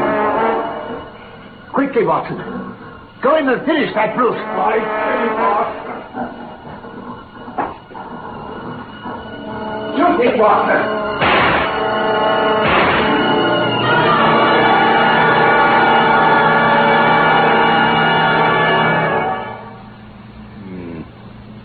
Well, Rucastle will live at any rate. Then let us hear what Mrs. Toller has to tell us. It's clear to me that she knows more about this matter than anyone else. I've done so before now, if I'd have got out of that cellar. Oh, miss, it's a pity that I didn't know what you was planning. I'd have told you were wasting your time. But how could I know? Pray, Mrs. Toller, let us hear it. There are several points on which I must confess I'm still in the dark. Well, she was never happy at home, wasn't Miss Alice, after he married again. You refer to Rucastle's daughter? Yes, sir. She wasn't happy. But things never got real bad for her till she took up with Mr. Fowler. Mr. Fowler? A seafaring gentleman. She met at a friend's house. And Rucastle objected to the association. Well, it wasn't just that, sir. You see, Miss Alice had a lot of money of her own by her mother's will. And there seemed to be a chance of her husband coming forward. Mr. Rucastle wanted her to sign a paper, giving him control of the money, whether she married or not. When she wouldn't, he kept at her so much that she talked about running away. Then I think I can deduce all that remains. Rucastle, I presume, took to this system of imprisonment. Yes, sir. Do you mean that Alice never went to Philadelphia? That Mr. Rucastle kept her locked up in that room? Yes, and had the ingenious idea of bringing you down from London to impersonate her, to give the watching Mr. Fowler the impression that she no longer wished to encourage her. The laughter on these occasions was to convey the appearance that she remained in good spirits and was under no compulsion of restraint. But then, where is Alice now? I presume Mr. Fowler, being as persevering as a good seaman should be, succeeded by certain arguments in convincing that lady that her interests were the same as his. Mr. Fowler was a very kind-spoken, free-handed gentleman. Precisely. And in this way, he managed that your good man should have no want of drink, and that a ladder should be ready at the moment when your master had gone out. He suspected something and came back. Like us, he was too late for his daughter. Oh, but Watson, and Miss Hunter, here comes a lady. I presume it to be Mrs. Rucastle. Our locus standi now is rather a questionable one. I think we'd better make our way back to Winchester and say goodbye to the Copper Beeches forever.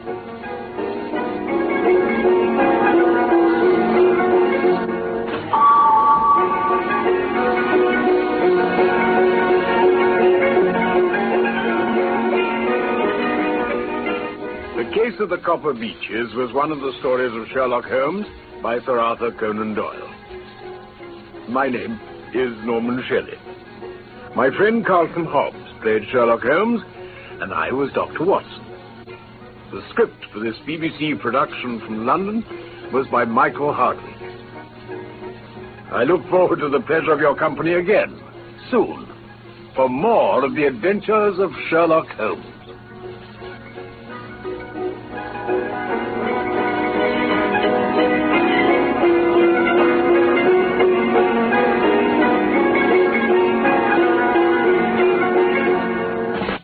This episode from the life of Sherlock Holmes will be transmitted to our men and women overseas by shortwave and through the worldwide facilities of the Armed Forces Radio Service.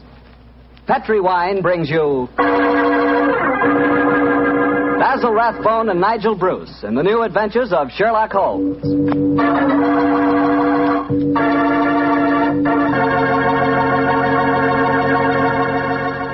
The Petri family, the family that took time to bring you good wine, invite you to listen to Dr. Watson tell us another exciting adventure he shared with his old friend, that master detective, Sherlock Holmes. And while you're settling back comfortably in your chair, mind if I tell you about something I'd like you to share with me? It's a glass of Petri California Sherry. Of course, most people think of Petri California Sherry as the one wine that's really swell any time, but personally, I like a glass of that Petri Sherry just before dinner. You know, that's the time you're a little on edge. You've just finished your day's work, and you're waiting for your dinner, and, well, that's when you want to lean back and take it easy. And, boy, that's the time a glass of Petri Sherry tastes like something just too good to be true. Try it. Petri Sherry's the perfect before-dinner wine.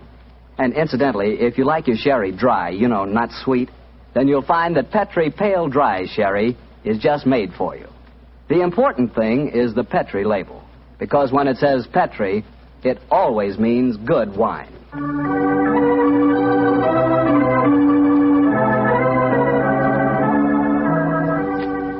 And now for our weekly visit with our good friend and host, Dr. Watson.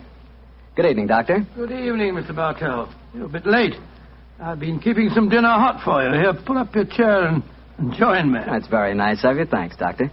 Are you all set with tonight's story? Yes, my boy, I'm all set, as you call it. As a matter of fact, I was going over my notes on the case just before you arrived. Last week, you hinted that a beautiful girl figured prominently in your adventure. That's quite right, Mr. Bartell. An extremely beautiful girl. In fact, I often used to say to Sherlock Holmes that if I'd been a little younger at the time, I might... Oh, well, you haven't come here to listen to my personal reminiscences.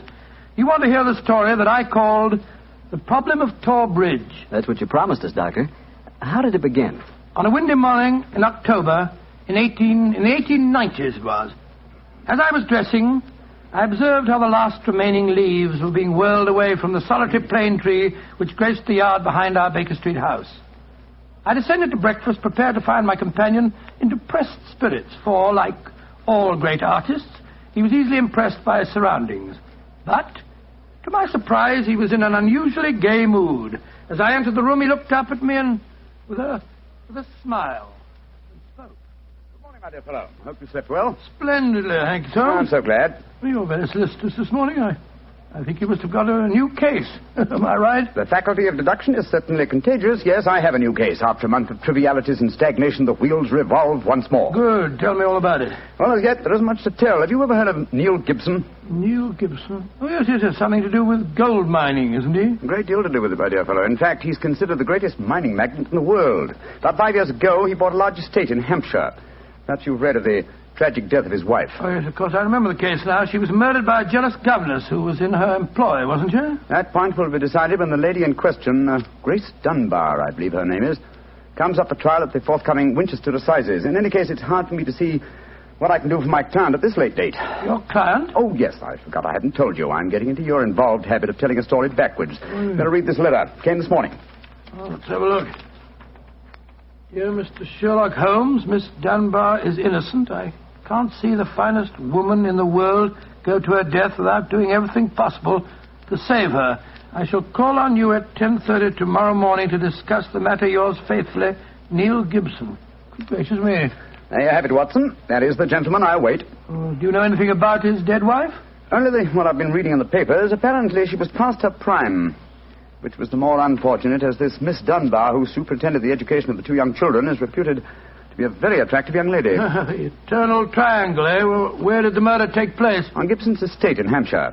His wife was found in the grounds nearly half a mile from the manor house, late at night, clad in her dinner dress with a shawl over her shoulders and a revolver bullet through her brain. Any weapon found near her? No, there were no clues found at the scene of the crime. What made them suspect the governess? Well, in the first place, there was some very incriminating evidence. A revolver with one discharged chamber, the caliber corresponding with a bullet in the dead woman's head, was found on the floor in Miss Dunbar's wardrobe. Oh, was it? Pretty damaging evidence, Holmes. So the coroner thought. And to make the case even blacker against Miss Dunbar, the dead woman had a note on her making an appointment at that very spot. And the note was signed by the governess. It seems obvious that the girl's guilty, and the motive's clear. Mr. Gibson would be a great catch for a young girl. Love, fortune, power, all dependent on one life. Possibly, Watson, but circumstantial evidence can be very misleading at times. As the gentleman in question, unless I'm very much mistaken, considerably before his time. I can see him from the window here. Formidable-looking fellow. Must be well over 6 foot tall. Judging by the way he's wrenching at that doorbell, he's a man with a violent temper. Mrs. Hudson's opening the door to him now. Meet him on the stairs, will you, old chap? It'll save Mrs. Hudson a journey. Sure. Up here, sir. Thank you, Mr. Hudson. All right. Are you Mr. Sherlock Holmes? No, indeed. I'm his colleague, Dr. Watson. Come along in, won't you? Mr. Neil Gibson, I presume? That's right. So you're the great Sherlock Holmes, huh? The adjective is your own, Mr. Gibson. Sit down, won't you? By the way, you may speak quite freely in front of Dr. Watson. Well, I may as well begin by telling you that money means nothing to me in this case. You can burn it if it's any use to you in lighting the truth. Miss Dunbar is innocent, and it's up to you to prove it. Just name your fee. Mr. Gibson, my professional charges are on a fixed scale. I don't vary them except when I omit them altogether. Very well. I imagine that you've read the newspaper reports of the coroner's inquest? Yes, very thoroughly. I don't see that I can add anything that'll help you. But if there are any questions you'd like to ask, I'll answer them. Well, thank you. First, what were the exact relations between you and Miss Dunbar? I suppose you're within your rights in asking such a question, Mr. Holmes? We will agree to suppose so, shall we? Then I can assure you that my relations with Miss Dunbar were always those of an employer towards a young lady with whom he never conversed or even saw, except in the company of his children. Oh. Rather a busy man, Mr. Gibson, and I've no time or taste for aimless conversation. I wish you good morning. What the devil do you mean by this, Mr. Holmes? My dear sir, the case is difficult enough without your giving me false information. Meaning that I lie, sir? I was trying to express it as delicately as possible, but if you insist on the word, I won't contradict you. Why, you confounded... Don't be noisy, Mr. Gibson. Please don't be noisy. I find that after breakfast, even the smallest argument is unsettling. I suggest that a stroll in the morning air and a little quiet thought will be greatly to your advantage. I suppose I can't make you take the case, but you've done yourself no good this morning, Mr. Holmes. I've broken stronger men than you. No man ever crossed me and was the better for it. Good morning, Mr. Gibson. You've a great deal yet to learn. On my soul, Holmes, you were unusually severe with him. I dislike liars, Watson, and I cannot tolerate arrogance, particularly when it's coupled with great wealth. Now, how did you know about his relations with the governor? I didn't. It was pure bluff. Bluff? It certainly worked. Think he'll come back? Oh, of course he will. He needs my help too badly. He'll probably change his mind before he's halfway down the stairs. Come in. Mr. Gibson. Just saying to Dr. Watson that I was certain you'd be back. I've been thinking it over, Mr. Holmes, and I feel that perhaps I was hasty in taking your remarks amiss. Just the same, I can assure you that the relations between Miss Dunbar and me really don't affect this case. Surely that is for me to decide, Mr. Gibson. You see, Mr. Gibson, my friend is like a doctor. He wants every symptom before he can give his diagnosis. Fire away, Mr. Holmes. What is it you want to know? The truth. I can give it to you in very few words. To begin with, I met my wife when I was gold mining in Brazil. Your wife was Brazilian by birth, wasn't she, sir? Yes, doctor, and very beautiful. Well, to make a long story short, I fell in love and married her and brought her to England. After a few years, I realized that we had nothing, absolutely nothing in common. And then I suppose this young governess, Miss Dunbar, arrived on the scene. That's right, Mr. Holmes. Well, the story should be obvious to you from there. You fell in love with this girl, I suppose, sir? Who could help it? Did you suggest marriage to her? Yes. Though I knew that my wife would never divorce me. I see. Then you made an utterly insincere proposition to her. Now, look here, Mr. Holmes. I came to you on a question of evidence, not of morals. I'm not asking for your criticism. It's only the young lady's sake that forces me to touch your case at all. Now, tell me, sir, what is your own opinion as to Miss Dunbar's guilt? It's very black against her. I can't deny that. One explanation of the tragedy did come into my head, Mr. Holmes. I give it to you for what it's worth. Pray continue, Mr. Gibson. My wife was bitterly jealous. She was half crazy with hatred. She might have planned to murder Miss Dunbar, or we'll say to threaten the girl with a revolver and so frighten her into leaving us. There might have been a struggle in which the gun exploded and gone off and shot my wife, who was holding it. Well, that possibility has already occurred to me. It's the only obvious alternative to deliberate murder. The revolver, Holmes, was found on the floor of the governess's wardrobe. Mr. Gibson, I should like to examine your house and the scene of the murder as soon as possible. Certainly, Mr. Holmes. Sergeant Coventry of the local police is still down there. He'll give you any help you may need. Excellent. Watson, old fellow, out with the timetable. We're catching the next fast train to Winchester.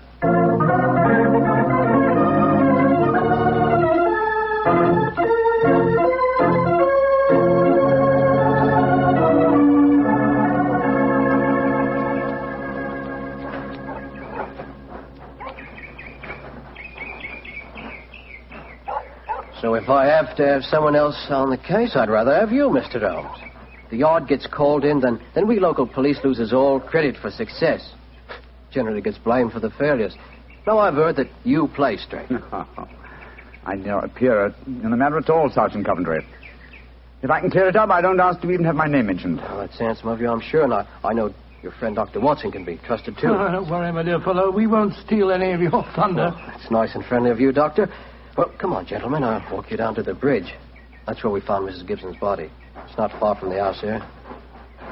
Well, I must say, Mr. Gibson has a beautiful estate. It must be 60 or 70 acres. Oh, nearly twice that, Doctor. The woods back of the house there belongs to him, too.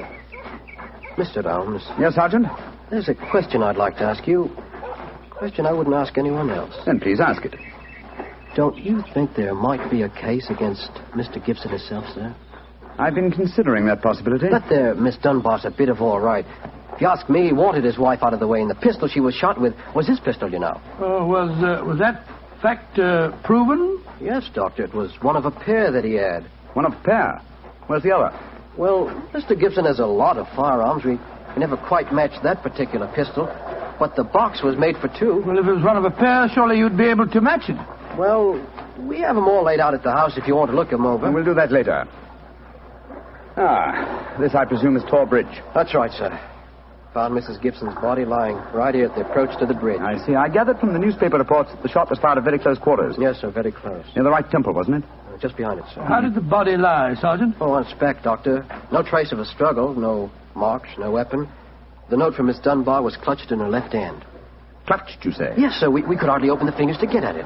That's of greatest importance. It excludes the idea that anyone could have placed the note there after death in order to furnish a false clue. What did the note say, Sergeant? Little enough, Doctor. It just said, I will be at Tor Bridge at 9 o'clock, and it was signed Grace Dunbar. Miss Dunbar admit writing it? Oh, yes, sir. What was her explanation? She wouldn't say nothing. Said she was saving her defense for the trial. Yes, it seems odd that Mrs. Gibson was still clutching that note. Seems perfectly natural to me. Oh, come now, old fellow. Argue the thing out logically.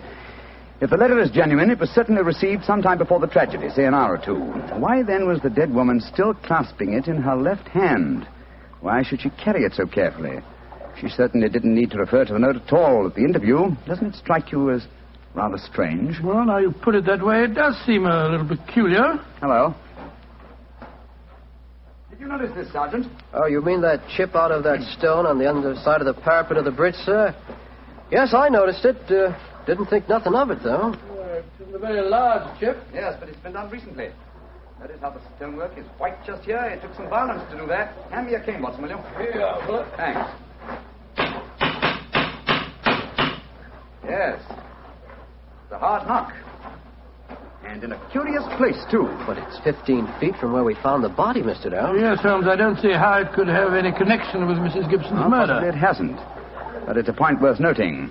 There were no footprints, you say, Sergeant? None, Mr. Holmes. The ground was as hard as iron. It's been a very dry summer, and we haven't had any rain to speak of this. Pity. Well, Sergeant, I'm much obliged to you, and now I think we'll get back to the house. Right. Cesar will show you where the firearms are, sir. Oh, who is Cesar? Well, funny kind of a bloke. Brazilian he is. Brazilian, eh? Like Mrs. Gibson? Yes, Mr. Holmes. Comes from the same town that she does, as a matter of fact. Something very fishy about him, if you ask me. Now, if you'll excuse me, gentlemen, I'm going to take a little stroll around the grounds. You started me on a new train of thought in this case, Mr. Holmes. Oh, I'm delighted, Sergeant. I'll get back to the house.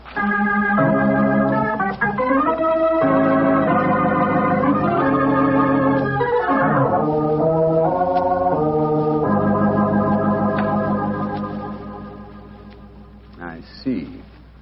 And these are all the firearms in Mr. Gibson's possession, eh, Cesar? Except for the revolver that is missing from the case. Yes, so I say I've seen him. I've never seen such a collection of guns and revolvers in my life. Mr. Gibson had many enemies, senor. He always sleep with a loaded pistol beside his bed. He's a man of great violence. There have been times when all of us were afraid of him. Did you ever witness physical violence towards Mrs. Gibson? No, senor. I cannot say that I have. But I have heard him say many terrible things to her. He would taunt her in front of we servants. I have heard him do it many times. Thank you, Cesar. That will be all. Muito bem, senor. You know, Holmes, I still think the case against Miss Dunbar looks very black. I should agree with you if it were not for one fact. The finding of the revolver in her wardrobe. On the soul, Holmes, that seems to me the strongest evidence of all. I think not, old chap. Huh? We must look for consistency. Where there is a want of it, we must suspect deception. I don't quite follow you. Suppose for a moment that we visualize you in the character of a woman who in cold, premeditated fashion is about to murder a rival. You've planned it. A note has been written. The victim has come. You have a weapon. The crime is well done. It has been workmanlike and complete. You mean to tell me that after carrying out so crafty a crime, you'd be so stupid as to forget to fling the incriminating revolver to the bottom of the stream? Or perhaps in the dense reeds that border it? Would you carefully carry it home and put it in the first place that would be searched? Your wardrobe? Well, perhaps in the excitement of the moment one... No, my dear chap, I won't admit that's even possible. When a crime is coolly premeditated, then the means of covering it are coolly premeditated also. Well, then if Miss Dunbar didn't shoot Mrs. Gibson, who the devil did? I hope I can give you the answer to that question, Watson, when we've made one further visit. Oh, Lord. Where are we going now? To prison, old chap. Prison? Yes, we're going to Winchester Prison to call on Miss Dunbar. I'm certain that the key to this strange mystery lies in her hands.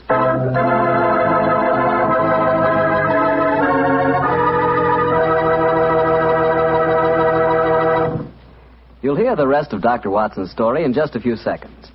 Just time enough for me to remind you that the easiest way to make good food taste better is to serve that good food with a good Petri wine. If you like a red wine, well, you want a Petri California Burgundy.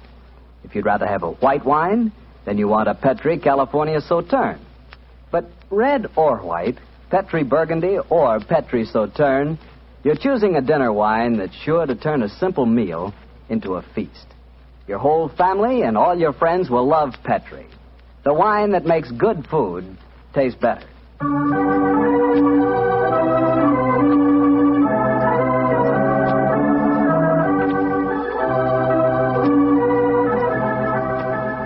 And now back to Dr. Watson and tonight's Sherlock Holmes adventure, The Problem of Tor Bridge. Well, Doctor, did you go to Winchester Prison and see Miss Dunbar? We did, Mr. Bartell. An hour later, I found the two of us sitting in a dank and gloomy cell, talking to one of the most beautiful girls that I've ever seen. Her bright, flashing eyes and her air of quiet confidence seemed sadly out of place in such a setting. Holmes spoke to her quietly, soothingly. Dunbar, tell us of your true relations with the dead woman. She hated me, Mr. Holmes. She hated me with all the passion of her distorted mind. Please tell us exactly what happened on the evening of Mrs. Gibson's death. Well, I received a note from her in the morning. A note imploring me to meet her at the bridge after dinner that night. She said she had something important to say to me. Did you keep that note, Miss Dunbar? No, Doctor. She asked me to destroy the note, so I burned it in the schoolroom grate. I saw no reason for such secrecy, but... well, I did as she asked. And yet she kept your reply very carefully. It's interesting. Tell me what happened when you met her that night. When I reached the bridge, she was waiting for me. I won't tell you what she said, but she poured out her whole wild fury in burning, horrible words. I didn't answer. I couldn't. It was dreadful even to look at her. She was like an insane woman, standing there screaming disgusting insults at me. I put my hands to my ears and rushed away. Where was she standing when you left her? Within a few yards of the spot where her body was found later. And yet, presuming she met her death shortly after you left her, you heard no shot. No, I heard nothing. But I was so upset, Mr. Holmes, that I rushed straight back to my room. Did you leave it again that night? Yes. When the alarm came that Mrs. Gibson was dead, I ran out with the others. Did you see Mr. Gibson? Yes, Doctor. He had just returned from the bridge when I saw him. He had sent for the doctor and the police. This pistol that you found in your room, You ever seen it before? Never, Mr. Holmes, I swear it. When was it found, Miss Dunbar? Next morning, when the police made their search. It was on the floor of my wardrobe where I keep my shoes. You've no idea how long it had been there. Well, it hadn't been there the morning before, How do you know? because I had tidied up the wardrobe that day. I see. Then someone must have come into your room and placed the pistol there in order to incriminate you. I'm certain of it. When could they have done that? Well, it could have been at meal times, or when I was in the schoolroom with the children. Yes. Miss Dunbar, on examining the scene of Mrs. Gibson's death, I noticed that a piece of stonework on the underside of the parapet of the bridge had been broken away. Can you suggest any possible explanation for that? Oh, surely it must have been a mere coincidence, Mr. Holmes. Possibly. But why should it appear at the very time of the tragedy and at the very place? Could it possibly be that... Why, yes, of course. Idiot. Why didn't I think of it before? Come along, Watson. Where are we going, Holmes? Back to Fort Bridge, old fellow. As fast as we can get there. What have you found out, Mr. Holmes? The answer to this mystery, I hope, my dear young lady. You will get news before the day is out. And meanwhile, take my assurance that the clouds are lifting and that the light of truth is breaking through.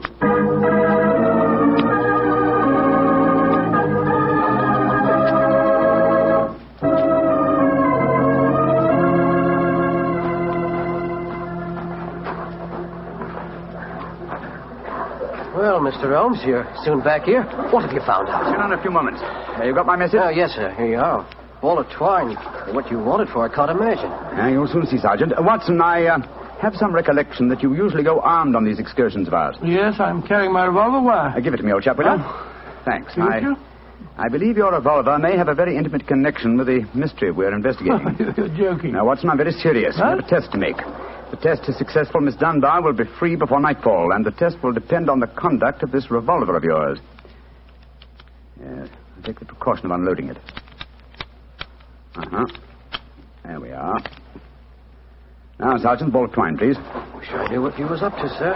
I tie one end of the twine like this to the handle of the revolver. So. Sergeant, see if you can find me a heavy stone, will you? Oh, right, yes, sir. Holmes, what are you doing? Trying to reconstruct the killing of Mrs. Gibson. But you've seen me miss the mark before, Watson. I have an instinct for such things, and yet it has sometimes played me false.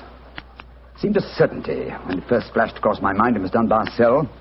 But one drawback of an active mind is that one can always conceive alternative explanations which would make our scent a false one. And yet, oh, well, we can but try. Here's a nice stone, Mr. Holmes. Thank you, Sergeant. Yes, now, sir. I tie the other end of the twine to the stone. Wait a minute. Like that. Splendid. Sergeant, will you please take the stone and stretch the twine across the parapet of the bridge there, so that the stone will swing just clear of the water on the other side of the bridge? Right, yes, sir. I'll stand on the spot where Mrs. Gibson's body was found. That's it, Sergeant. Over the parapet. How's that, Mr. Holmes? The stone swinging about 8 feet above the water. Splendid. Now, Watson, watch closely. I raise the revolver to my head. Careful, Holmes, careful. Don't worry, old chap, it's not loaded. Now, let us imagine I am the late Mrs. Gibson. I raise the revolver to my head and fire it. Instantly, my fingers release their grip and... There's your answer, Watson. Great Scott, the revolver flashed back out of your hand, struck the parapet of the bridge, and then the weight of the stone flipped it over into the water. Was there ever a more exact demonstration? Come on, old fellow. You're a blooming magician, Mr. Holmes. That's what you are. A blooming magician. Look at that. Observe the second chip on the stonework, the parapet here. Same size as the first. And the murder of Mrs. Gibson... It wasn't murder at all. It was suicide. What? We can follow the various steps quite clearly. A note was extracted very cleverly from Miss Dunbar, a note which made it appear that she had chosen the scene of the crime. Mrs. Gibson, in her anxiety that the note should be discovered, somewhat overdid it by holding it in her hand to the last. That alone should have excited my suspicions earlier than it did. So she stole one of her husband's revolvers and planted the other one in Miss Dunbar's wardrobe. Exactly. After discharging one of the cartridges, which you could easily do in the woods without attracting suspicion, she then went down to the bridge, where she contrived this exceedingly ingenious method of getting rid of her weapon. When Miss Dunbar appeared, she used her last breath in pouring out her hatred, and then, when the girl had left, carried out her terrible purpose. Then the missing revolver... You'll find it with the aid of a grappling hook at the bottom of the stream, and also the stone and the string, with which this vindictive woman attempted to disguise her own crime and fasten a charge of murder on an innocent victim. Yes, Sergeant, and don't forget while you're at it that my revolver's down there, too. No, don't worry, Doctor. I'll get some grappling hooks right away. I must say, Holmes, you've solved this case brilliantly. Quite brilliantly. I disagree, old chap. And I fear that you will not improve my reputation by adding the case of the Tor Bridge mystery to your annals. Oh, nonsense, but that's ridiculous. Oh, no, it isn't, old boy. I've been sluggish in my mind and wanting in that mixture of imagination and reality which is the very basis of my art. I confess that the chip in the stonework was a sufficient clue to suggest the true solution, and I blame myself for not having attained it sooner. Well, Holmes, personally, I agree with the sergeant's opinion of you. Oh? What was that, old fellow? You're a blooming magician, Mr. Holmes. That's what you are, a blooming magician.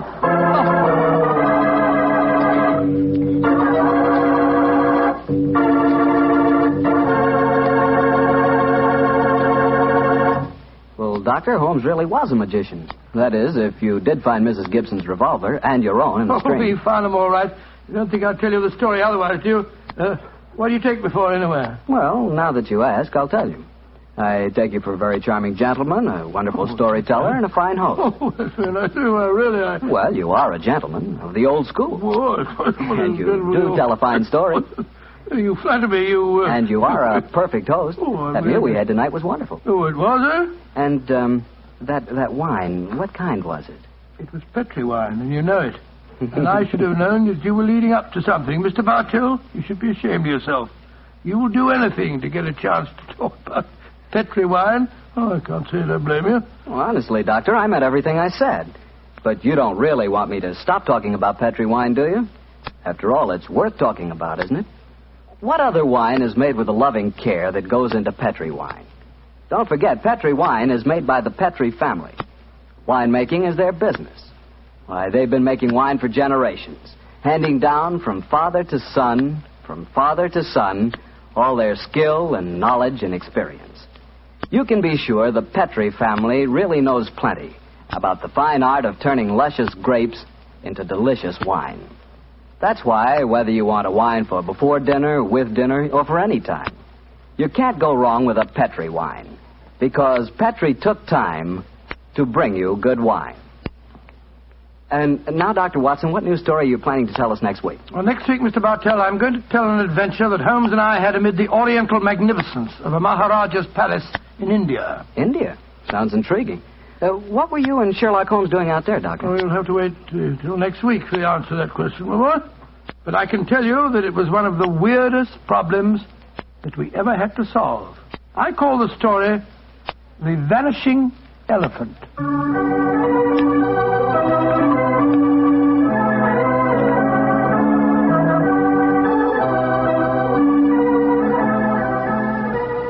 Tonight's Sherlock Holmes adventure is written by Dennis Green and Anthony Boucher and is adapted from the Sir Arthur Conan Doyle story, The Problem of Tor Bridge.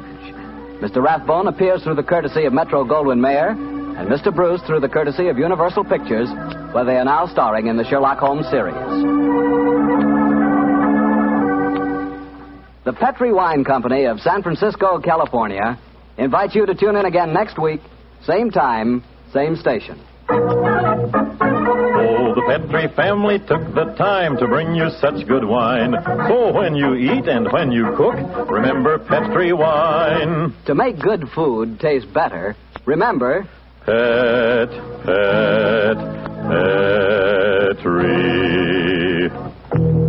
wine. This is Harry Bartell saying goodnight for the Petri family. Sherlock Holmes comes to you from our Hollywood studios. This is the Mutual Broadcasting System.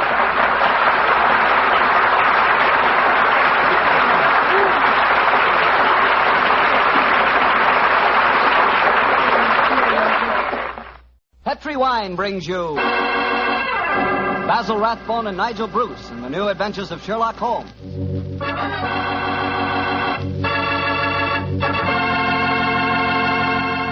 The Petri family, the family that took time to bring you good wine, invites you to listen to Dr. Watson tell another exciting adventure he shared with his old friend, that Master Detective Sherlock Holmes.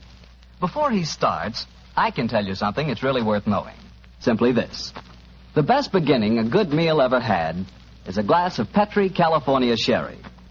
Petri Sherry is the perfect before-dinner wine. While you're waiting for dinner to be put on the table, pour yourself a glass of that clear, amber-colored Petri Sherry. Now, just sit back and sip it slowly. Take your time so you can thoroughly enjoy every single drop of that wonderful Petri flavor. And what a flavor that sherry has. It comes right from the sun-ripened heart of wonderful California grapes. You may be a real wine expert and know all about sherry wine, but believe me, until you've tried a Petri sherry, you're really missing something. Serve Petri sherry alone or serve it with canapes or appetizers. And by all means, serve it proudly. You can because the letters P-E-T-R-I spell the proudest name in the history of American wines. Petri.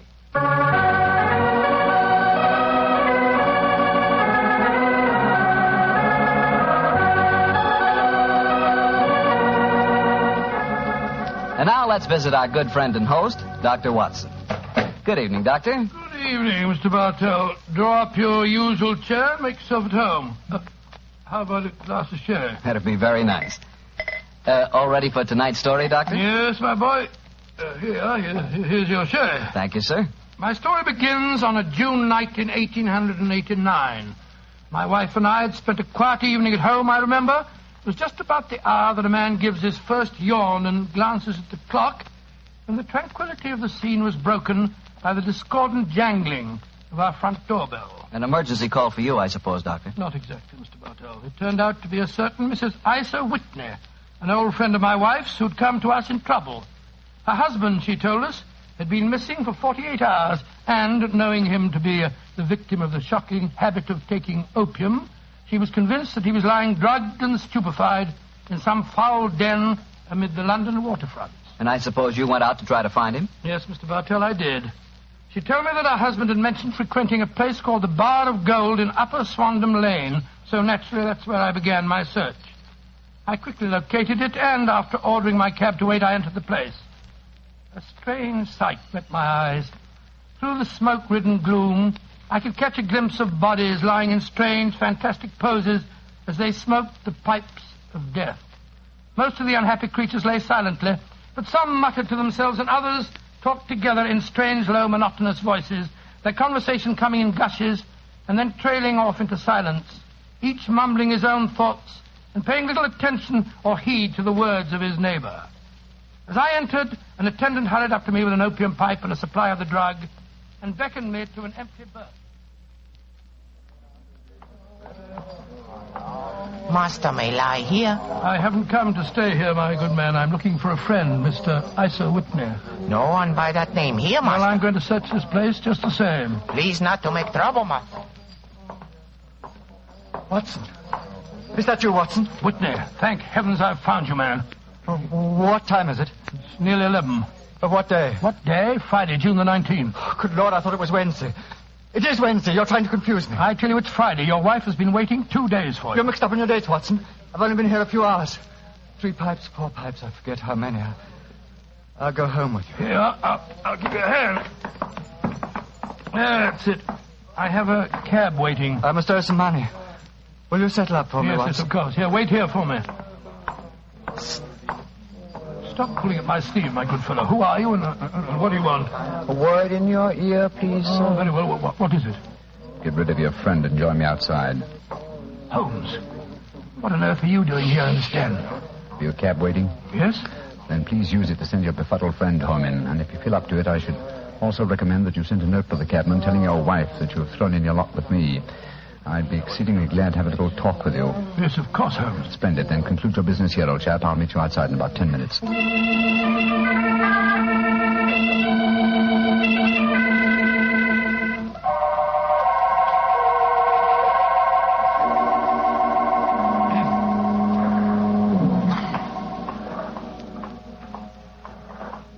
on earth is he? It's nearly... Is that you, Holmes? Yes, Watson, it's me. Your disguise is wonderful. I'd never recognized you if you hadn't spoke to me just now. Disposed of your friend? Yes, good. Splendid. Let's start walking. I have a horse and trap waiting for me in the next street. Oh, what on earth were you doing in the Bar of Gold, Holmes? Trying to get news of a missing man. You see, I'm in the midst of a very remarkable inquiry, and I'd hoped to get a clue from the incoherent ramblings of those poor devils back there. There's the horse and trap. Under the street lamp on the corner. You'll come with me, Watson? Yes, of course, if I can be of any use. A trusty comrade is always of use. My room at the Cedars has 2 beds in it. The Cedars? Yes, that's Mr. Neville St. Clair's house and our present destination. It's near Lee in Kent, about 7 miles from here. I'm using it as a headquarters while I conduct my inquiries. Evening, Mr. Holmes. Everything all right? Yes, thank you, John. Get in, Watson. Right, John. I shan't need you any more tonight, John. Here's £1/2 for you. Look out for me tomorrow about 11. Right you are, Mr. Holmes. Good night, gentlemen. Good night, John. Go on, get up. Well, Holmes, if we have a 7-mile drive ahead of us, perhaps you'll tell me about the case that you're working on. With pleasure, old chap. But first, take the reins for a few minutes, will you? I want to remove my makeup and take off my wig and be comfortable. After that, I'll tell you why we are headed for the Kentish countryside at this hour of the night.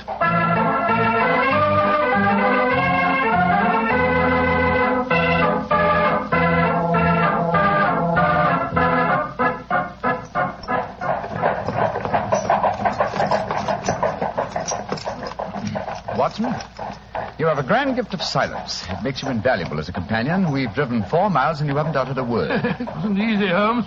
I've been dying to question you, but I could see that you were preoccupied. Then I shall reward you with a clear and concise statement of my problem. Mr. Neville St. Clair, aged 37, the father of 2 children and an affectionate husband, is missing. He left his house, the Cedars, near Lee, our present destination, last Monday. 4 days ago, eh? Yes. Now, why should an affectionate husband and a happy father disappear? Any money trouble? No, I think not. His entire debts, at the moment, amount to £88, while he has £220 standing to his credit at the Capital and Counties Bank. Who was the last person to see him on Monday? His wife. But let me tell you the story. He left his house for London rather earlier than usual. He was a businessman, then? Yes, he has an interest in several companies in London, but his wife doesn't know exactly what he does. But to continue. He left for London saying that he would bring his little boy home a box of toy bricks. Now, by the merest chance, his wife received a telegram shortly after his departure saying that a parcel of considerable value was waiting for her at the offices of the Aberdeen Shipping Company. Aberdeen Shipping? Why, their offices are in Fresno Street. I drove by them tonight. Exactly, and Fresno Street branches out of Upper Swandam Lane, where the Bar of Gold is situated. Ah, now I'm beginning to understand. Go on, Holmes, go on. Mrs. St. Clair took a train for London, and at exactly 4:35 on Monday last, found herself walking past the Bar of Gold. Suddenly, she heard a cry, and looking up was horrified to see her husband beckoning to her from a second-story window. Great Scott, was he a prisoner, or was he there of his own free will, do you suppose? Undoubtedly, he was a prisoner. The window was open, and she distinctly saw his face, which he described as being terribly agitated. Really? He waved his hand to her frantically and then vanished from the window so suddenly that it seemed to her that he had been dragged back by some irresistible force from behind. Oh, gracious me. One singular point which struck her quick feminine eye was that although he wore the coat he had left for London in, he wore neither collar nor tie. Oh, what did she do? Rushed down the steps into the Bar of Gold and attempted to go up the staircase leading to the second floor. I suppose that Oriental fellow that I talked to tonight stopped her. Exactly. In fact, he pushed her out of the door and slammed it after her. She rushed down the lane and a few moments later was lucky enough to meet a sergeant and 2 constables. She took them back with her to the Bar of Gold, of course. Yes. They went with her to the room in which Neville St. Clair had last been seen. Of course, there was no sign of him. In fact, on the whole floor, there was no one to be found except a hideous, deformed beggar who seemed to live there. From what Mrs. St. Clair told me, it appears that the sergeant conducted the examination quite intelligently. You saw your husband at this window, Mrs. St. Clair? I'm positive, Sergeant. And Alaska swears no one's been upstairs this afternoon. Well, he's probably lying. But let's see what this cripple fellow has to say for himself. Here, you. What do you want with me? I ain't done nothing. Now, you heard what this lady said.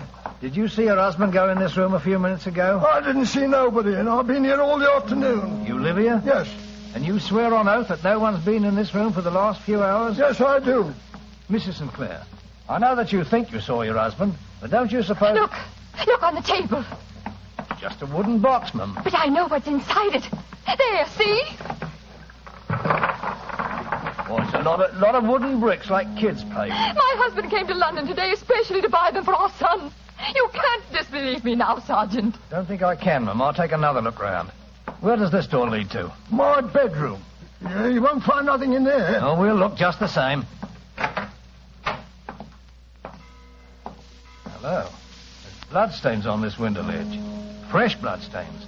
How do you account for that? Well, I don't know nothing about it. And the window overlooks the river, just where the water's good and deep, too. Nice place to tip a body at. Here, come here, you. Yeah, I ain't done nothing. You've got bloodstains on your right sleeve. What do you got to say about that? Well, I cut my finger, see? And then I went and opened the window later. That's how the blood got there. Did you think I was born yesterday? Let's have a look in this chest of drawers. Hello. Hello, whose clothes are these? A pair of trousers, socks, shoes, hat, everything except the coat, eh? Mrs. Sinclair, will you come in here, please, Mum? What have you found, Sergeant? These clothes. Are they your husband's, Mum? Yes. Yes, they are.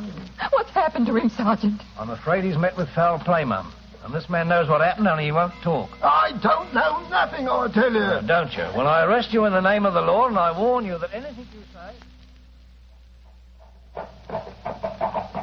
And so, Watson, the sergeant arrested this crippled beggar. No, I'm not surprised. What have they been able to find out about him? Surprisingly little. His name is Hugh Boone. And he's a professional beggar, quite a successful one, I gather. His pathetic appearance attracts great sympathy. There's a shock of orange hair and a pale face that is disfigured by a horrible scar which has twisted the outer edge of his upper lip. And he was the last man to see Neville Sinclair alive, eh? So it would seem. The lascar downstairs has been cross-examined relentlessly, but he swears that he has no knowledge of the crime. Have there been any further development? Oh, yes, old chap. Yes, indeed there have. The ebbing tide gave a fresh clue. Do you mean Sinclair's body was washed out? No, his coat. What? With every pocket stuffed with pennies and halfpennies. 421 pennies and 270 halfpennies, to be exact. There's no wonder that it had not been swept away by the tide. But a human body was a different matter. Yes, there's a strong eddy between the house and the wharf.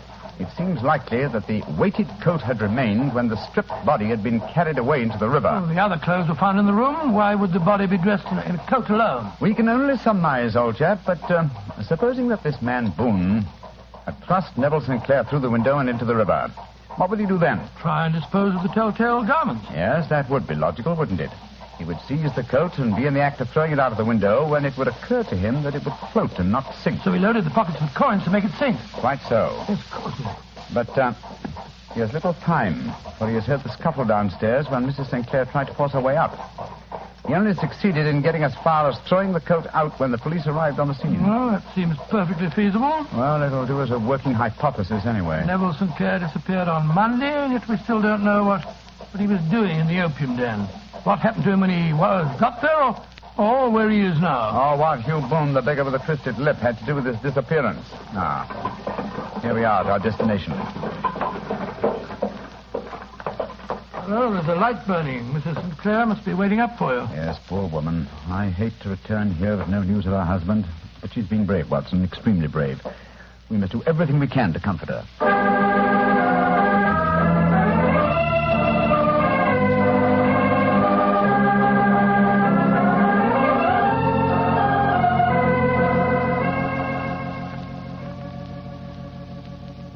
Dr. Watson, I'm so grateful that you were able to come down and help your friend. Oh, I only hope that I can be of some help, Mrs. Sinclair. I see that you have no good news for me, Mr. Holmes. I'm afraid not. No bad. No. Thank heaven for that. Mr. Holmes, tell me honestly, do you think that Neville is still alive? Well, Frankly now. Frankly, then I don't. You think he's murdered? Oh, I don't say that, but perhaps you think... And on what day did he meet his death? On Monday. Then perhaps, Mr. Holmes, you can explain how I received a letter from him today. What? Well, where is the letter, madam? Here. Let me see it. This is very crude writing on the envelope. Surely it's not your husband's hand? No, but the writing in the letter is. Uh-huh. This letter contained an enclosure. Yes, there was a ring. His signet ring. What does the letter say, Holmes? Dearest, do not be frightened. All will come well.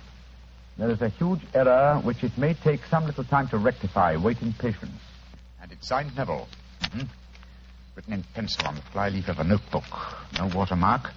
Posted today in Gravesend by a man with a dirty thumb. Mm-hmm. And the flap has been gummed, if I'm not mistaken, by a man who has been chewing tobacco. My husband must be alive, Mr. Holmes. This might be a clever forgery to put us off the track. But the signet ring. Yes, it may have been taken from him. But the handwriting and then the postmark. Might have been written on Monday and only posted today. I won't be discouraged, Mrs. Mr. Holmes. Sinclair, I have no wish to discourage you. I'm just trying to be practical. If your husband is alive and able to write letters, why should he remain away from you?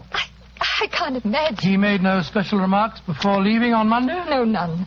Except to say that he was going to buy the Blocks. When you saw him at the Bar of Gold in Swandam Lane, was the window open? Yes. Then he might have called you. He might. As I understand it, he gave an inarticulate cry, a call for help, you thought. Yes, he waved his hands. But it might have been a cry of surprise. Astonishment at the unexpected sight of you might have caused him to throw up his hands. I suppose so. And you thought that he was pulled back from the window. Yes, because he disappeared so abruptly. He might have leaped back, mightn't he? He might have, though I can't think why. One last question. Had your husband ever shown signs of, taking opium? Why, no, never, Mr. Holmes. I'm certain the idea would have revolted him. Thank you, Mrs. Sinclair.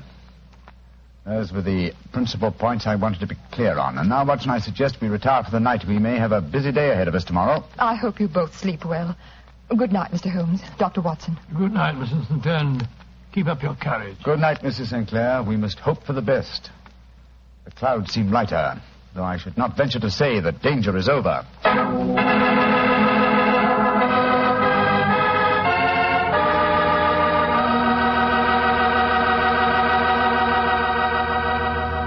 You'll hear the rest of Dr. Watson's story in just a second. So I'm just going to remind you that when you buy Petri California Sherry, you have a choice of two kinds of sherry. You can choose Petri regular sherry, or if you prefer your sherry dry, not sweet, ask for Petri Pale Dry Sherry. They're both fine wines. And if you don't know which you'd prefer, don't buy one, buy two. Buy them both and try them both. And remember this. Petri Sherry is the perfect all-round, all-occasion wine. It's good before dinner, after dinner, at cocktail time, and any time. Just be sure you get Petri. Petri Sherry. Well, Dr. Watson, you and the great Sherlock Holmes certainly deserved a good night's rest. Did you get it? I did, Mr. Bartell, but Holmes made no attempt to sleep. As soon as we retired upstairs, he donned a blue silk dressing gown and then wandered about the room collecting pillows from his bed and cushions from the sofa and the armchairs. With these, he constructed a sort of eastern divan on which he perched himself cross-legged with an ounce of shag tobacco and a box of matches laid out in front of him. He was all set for a session of thinking, I guess, huh? Yes, my boy. In the dim light of the lamp, I saw him sitting there, an old briar pipe clenched in his teeth, his eyes fixed vacantly on a corner of the ceiling, the blue smoke curling up from him, silent, motionless. So he sat as I dropped off to sleep, and so he sat when I wakened in the morning to find the summer sun shining into the room.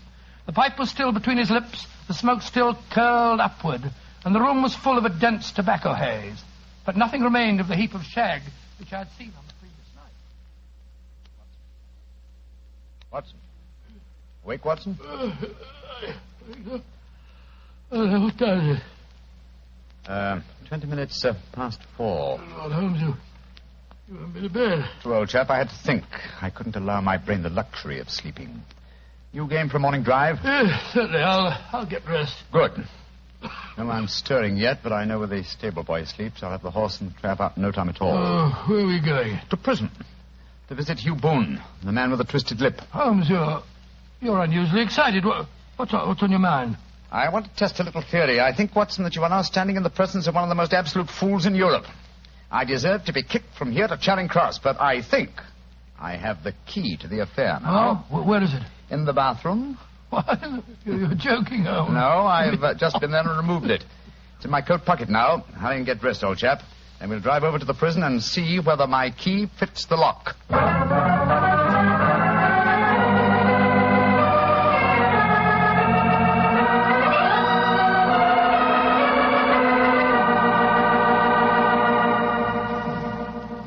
Well, good morning, Mr. Holmes. Dr. Watson. Good morning, officer. Good morning. Well, you're a couple of early birds, and no mistake. Yes, Constable. We're searching for the proverbial worm. Who's on duty? Inspector Bradstreet, sir. Oh, here he is now. Good morning, Bradstreet. Oh, hello, Mr. Holmes. Good morning, Doctor. Good morning, Inspector. What can I do for you, gentlemen? We called about Hugh Boone, the beggar man who is charged with being concerned in the disappearance of Mr. Neville St. Clair. You have him here? Yes, Mr. Holmes. He's in the cells. I'll take you to him. Follow me, will you, gentlemen? Thank you. Well, what kind of a prisoner has he been, Inspector? Oh, he hasn't given us any trouble, but he's a dirty devil. It's as much as we can do to make him wash his hands. His face is as black as a tinker's. So he has an aversion to washing, has he? Yes, Mr. Holmes. Well, once his case has been settled, he'll have a regular prison bath, and when you see him, I think you'll agree with me that he needs it. Well, here we are. This is his cell. He's still asleep. Good Lord, what a filthy, repulsive-looking fellow. Yes, he's a beauty, isn't he? Want to go in, Mr. Holmes? Please, Inspector.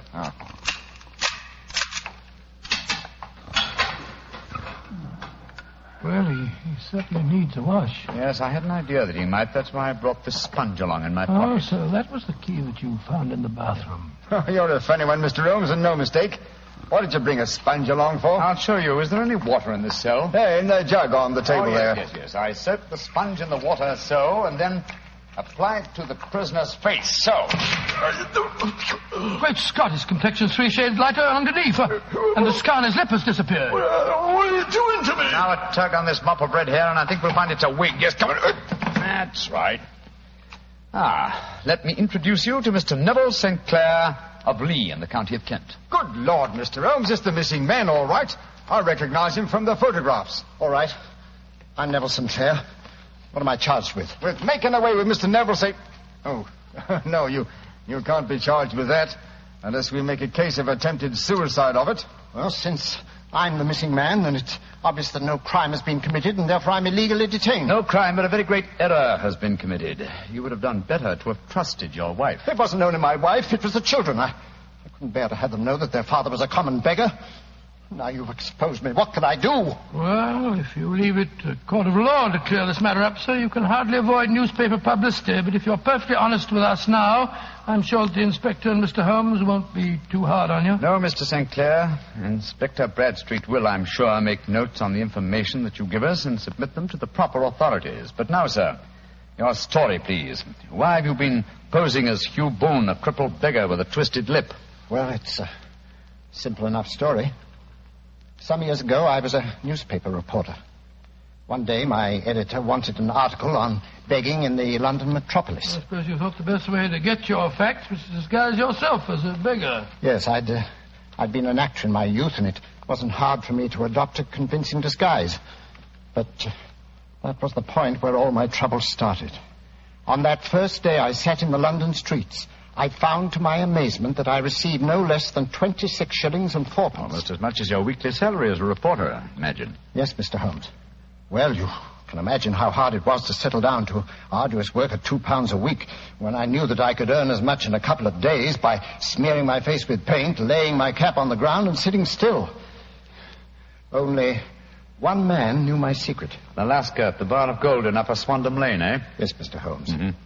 Every morning I would emerge from there dressed as a beggar, and in the evenings I'd return and transform myself into a well-dressed man about town.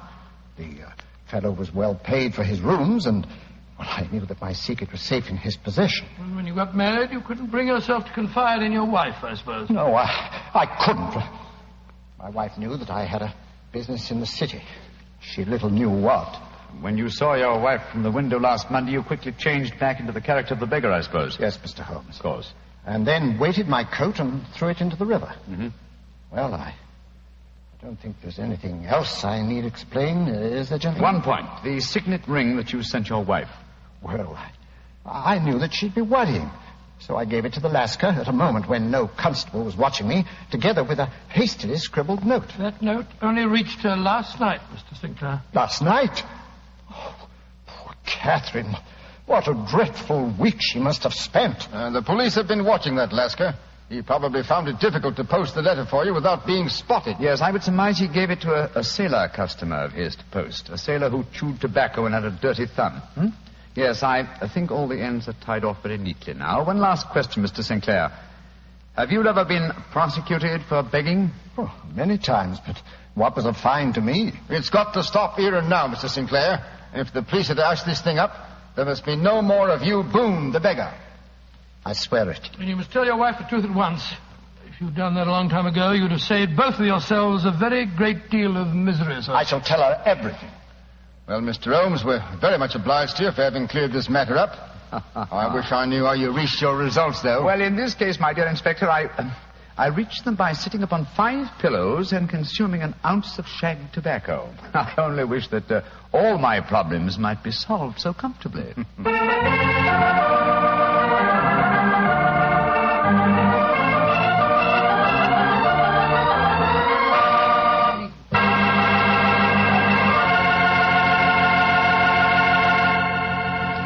Doctor. That was some story. Imagine arresting a man for committing a murder and then finding out that he's the fellow who's supposed to be dead. It is a bit bewildering, isn't it? You said it. Boy, being a detective sure has its surprises. Nothing like that ever happens to me. Oh, come. One would believe to hear you talk that you lead a very uneventful life. Oh, but I do, Doctor, I do. Why, I never get any surprises. Look, I tell our friends that Petri wine is always good wine. And what happens? Well, what does happen? Everybody agrees it's good wine, and that's that. Well, it's just got to be. After all, the Petri family has been making wine for generations. Winemaking is their heritage. A heritage passed on down from father to son, from father to son, from generation to generation. The Petri family knows full well the art of turning luscious, sun-ripened grapes into fragrant, delicious wine. And because the making of Petri wine is a family affair, you can be sure that the name Petri on a bottle of wine really stands for something. It's your assurance that every drop of wine in that bottle is good wine. No matter what type wine you prefer, you'll never go wrong with a Petri wine because Petri took time to bring you good wine. Well, Dr. Watson, what new Sherlock Holmes adventure are you planning to tell us next week? Well, now let me see. Next week, Mr. Bartell, I'm going to tell you a weird story of violence and of sudden death that struck without warning. I call it The Strange Adventure of the Uneasy Easy Chair.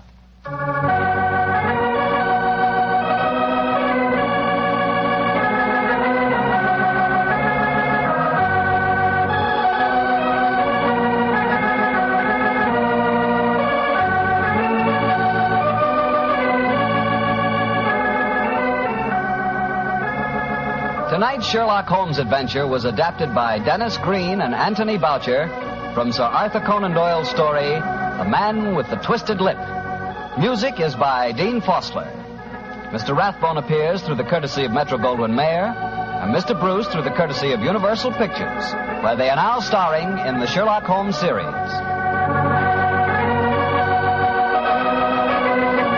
The Petri Wine Company of San Francisco, California, invite you to tune in again next week, same time, same station. Sherlock Holmes comes to you from our Hollywood studios.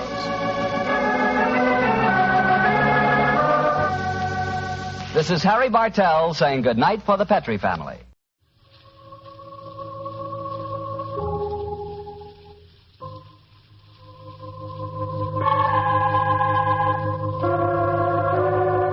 From New York, the makers of Clipper Craft Clothes for Men and 1,036 leading retail stores from coast to coast present the world's most famous detective, Sherlock Holmes.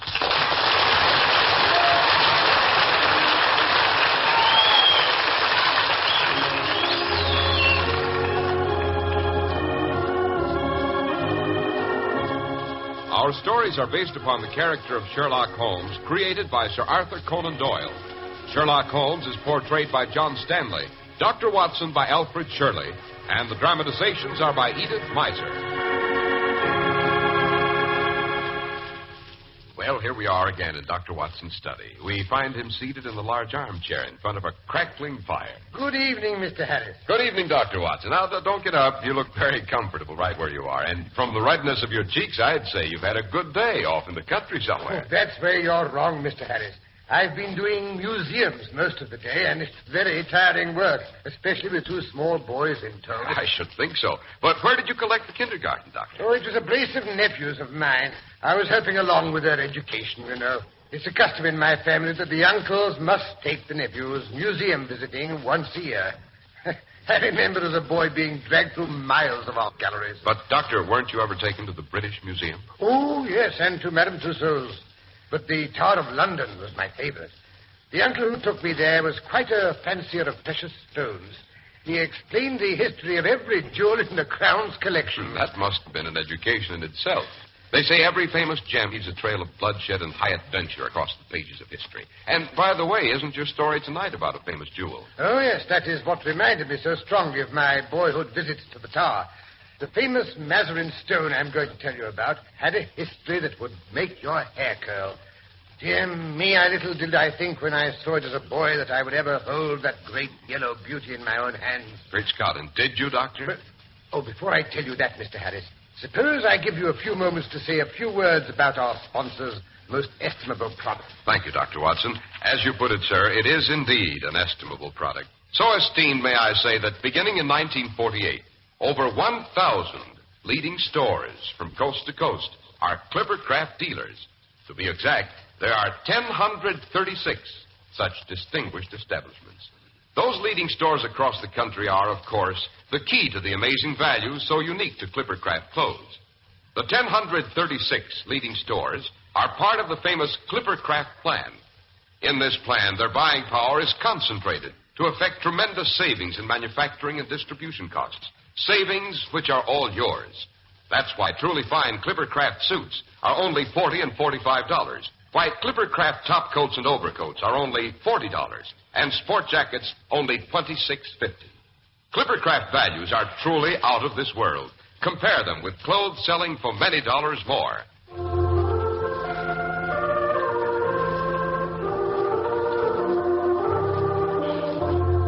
And now, Dr. Watson, let's get back to the story of the Mazarin stone.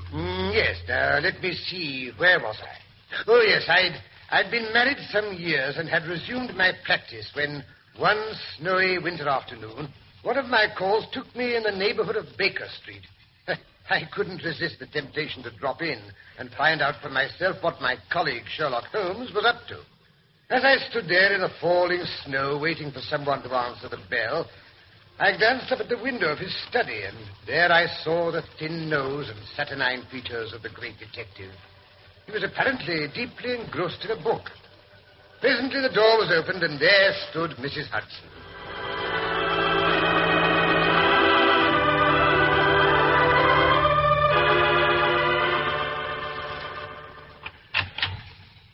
Well, bless my soul, as if it isn't the doctor. Good day to you, sir. It's a pleasure seeing you again. Why, Mrs. Hudson, you're looking as beautiful as ever. You don't change at all. Nor do you, sir. You and your blarney. And how is the great man himself? Him? He's in bed asleep, I think. But I just saw him through the window. So that fooled you, too. That's not him. What do you mean? Just you be going upstairs and find out for yourself. I'm not the one to be giving secrets away. Least of all, Mr. Holmes' secret. So, he's asleep in the middle of the afternoon, eh? Yes, sir. I suppose that means a case. Yes, sir. He's hard at it now, and he's getting thinner and thinner. When will it be pleased to dine, Mr. Holmes, sir, I'll ask him. 7:30 the day after tomorrow, he'll say. You know his way when he's on a case. Yes, I seem to remember. He's a following someone. Don't say. Yes, sir. Yesterday he was out dressed like a workman, looking for a job. Today he was an old woman. Fair took me in, he did. And Lord knows I ought to be knowing his ways by now. You'll see his old woman's umbrella leaning up against the sofa in his study. Dear me, and what is this case all about? Well, I don't mind telling you, sir. But mind you don't let it go any farther. Cross my heart, Mrs. Hudson. Very well, then. The case of the Crown Diamond. What? The £100,000 burglary? Yes, sir. And Mr. Holmes is getting it back for him. Why, would you believe it? Yesterday we had the Prime Minister and the Home Secretary sitting on Mr. Holmes' sofa, both at the same time. Oh, I hope it stood up under the strain. And how did Holmes behave to such famous persons on his couch? Him? He was very nice to them and put them right at their ease. Oh, indeed. Yes, sir. Then there was old Lord Cantlemere. Oh, you know what that means. Yes. He's a stiff-un, if I do say so. I can get along with the Prime Minister, and I've nothing against the Home Secretary. He seems an obliging sort of man with a civil tongue in his head. But I can't abide his lordship. Oh, poor fellow. Yes, sir. And neither can Mr. Holmes. You see, he don't believe in Mr. Holmes. And he's against employing him. He'd rather he failed. Does Holmes know that, do you think? Mr. Holmes knows whatever there is to know. Oh, absolutely. But I say, perhaps I'd better not wake him. Oh, I wish you would, sir. He's not had a bite to eat since yesterday noon, and then only a sandwich with a glass of milk. And I don't dare speak to him about it. You know what he's like, sir, when he's busy on a case. Oh, quite. Well, suppose I go up and beard the lion in his den, eh?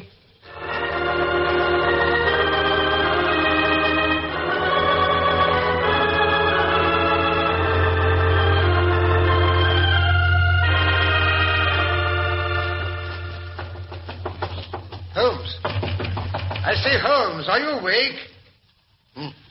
He must be asleep. Well, I'll go in anyway. Same old place and the same old litter. Scientific charts, chemicals, violin, pipes, papers, all higgledy-piggledy. Oh, there's the old boy himself snoozing in the armchair in front of the window. I thought I saw him from the street. I'll just go over and tweak him the ear. Watson, come away from that window. What?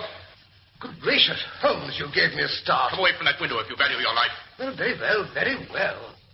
But I say, Holmes, this is all very confusing. Here I see you sitting in your armchair, and suddenly you pop out of from your bedroom door. Since when have you been twins? Yes, it is rather a startling likeness, isn't it? Likeness? Yes, it's a wax image of me. I'm expecting to get a bullet through its beautiful head at any moment. Would you mind drawing the blinds without exposing yourself? Oh, all right. It's better. Now I can come into the room. Yes, but why all this hocus-pocus? I'm being watched from a window across the street by a gentleman with an unpleasantly efficient air gun. Yes, Watson, you come at a critical moment. Yes, so I gather. How far am I justified in allowing you to share this danger with me, I wonder? Danger? What kind of danger? Sudden death. I'm expecting something this evening. Expecting what? To be murdered, Watson. Oh, you're joking. Even my limited sense of humor could produce a better joke than that. Perhaps you'd better go while there's still time. My dear Holmes, you couldn't get me out of here now at the point of a revolver. Good. But sit down. May as well be comfortable in the meantime. How about a pipe and a glass of brandy? They have to take the place of food these days. But why not eat? The faculties become refined when you starve them. Oh, rubbish. What your digestion gains in the way of blood supply is so much lost to the brain. Present, I'm all brain. But this danger, Holmes... His name is Silvius. Better write it down. Count Negretto Silvius. 136 Moorside Gardens, Northwest. Moorside Gardens, Northwest. Got it? Yes. Good. You can give it to Scotland Yard with my love and a parting blessing in case the murderer is successful. Look here, Holmes. I'm in on this. I've nothing to do for a day or two. Your morals don't improve, Watson. Now you've added fibbing to your other vices. You bear every sign of the busy medical man. Oh, to blazes with that. I say, can't you have this fellow arrested? Yes, I can. That's why he's determined to kill me. Well, then why don't you? Because I don't know where he's hidden the confounded diamond. Oh, yes, Mrs. Hudson told me. The missing crown jewel. I've cast my net, Watson, and got my fish. But what's the use of catching them if the jewels slip through my fingers? And is this Count Silvius one of your so-called fish? Yes, he's the shark. The other is Sam Merton, the boxer. He's the Count's tool. Sam's not a shark. He's a great bull-headed gudgeon. Come in. Ah, Mrs. Hudson, what is it? A gentleman downstairs to see you, sir. Here's his card. Count Negretto Silvius. Well, so the old shark is grasping the nettle, eh? That metaphor is a trifle mixed, Holmes. Show him up, Mrs. Hudson, when I ring. If I'm not in the room, show him up all the same. Yes. Man of nerve, Watson. Possibly you've heard of his reputation as a big game hunter. What a triumphant ending to his sporting record if he succeeds in adding me to his bag. This is proof that he feels my breath uncomfortably hot on his neck. Look here, why not send for the police? Not yet. Not quite yet. Take a glance out of the window, Watson, and see if anyone's hanging about. Yes, all right. There's one rough-looking fellow near the door. That will be Sam. Faithful but fatuous. I say, look here, Holmes, this is serious. I insist on staying with you. But you'll be in the way. In his way? No, in mine. Well, I'm not going to budge. Very well, we'll compromise. You shall stay in the bedroom within call in case I need you. Yes, but Holmes... Come along. It's essential that this room be empty when the Count enters it. He's come for his own purpose, but he may stay for mine. Hurry. I think I hear his step on the stairs. Oh, he's not in here, sir. But once you step in, I'm sure he'll be back in a moment. Many thanks. And now you'll pardon me, sir. Certainly. So, this is his den, eh? His bottles and his papers and all the rest of his hocus-pocus. Softly, Silvius, softly. There's the old vulture himself asleep in his chair. What luck, eh, Silvius? One tap from my gold-headed cane. Don't break it, Count. Don't break it. Holmes, you? Quite. I trust you weren't expecting someone else. I see you've been admiring my wax figure. Pretty little thing, isn't it? Tavernier made it. He's almost as good at waxworks as your friend Straubenzee is at air guns. Air guns? What do you mean? First, put your hat and stick on the side table. Thank you. Now, pray take a seat. Perhaps you'd like to put your revolver on the table, too. No, you prefer to sit on it?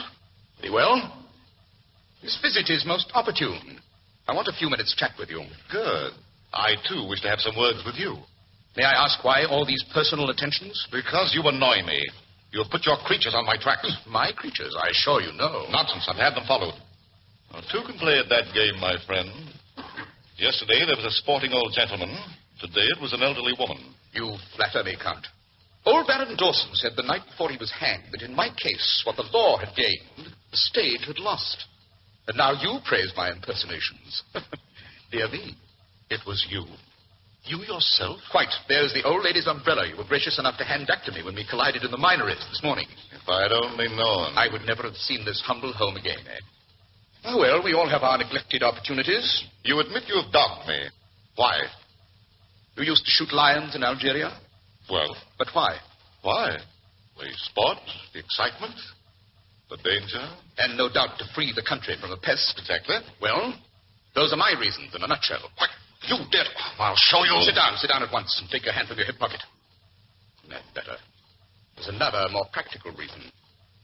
I want that diamond. Fancy that. Your reason in coming here is to find out how much I know, so you may judge how far my removal is necessary. Well, I shall say from your point of view, it's quite essential. Absolutely.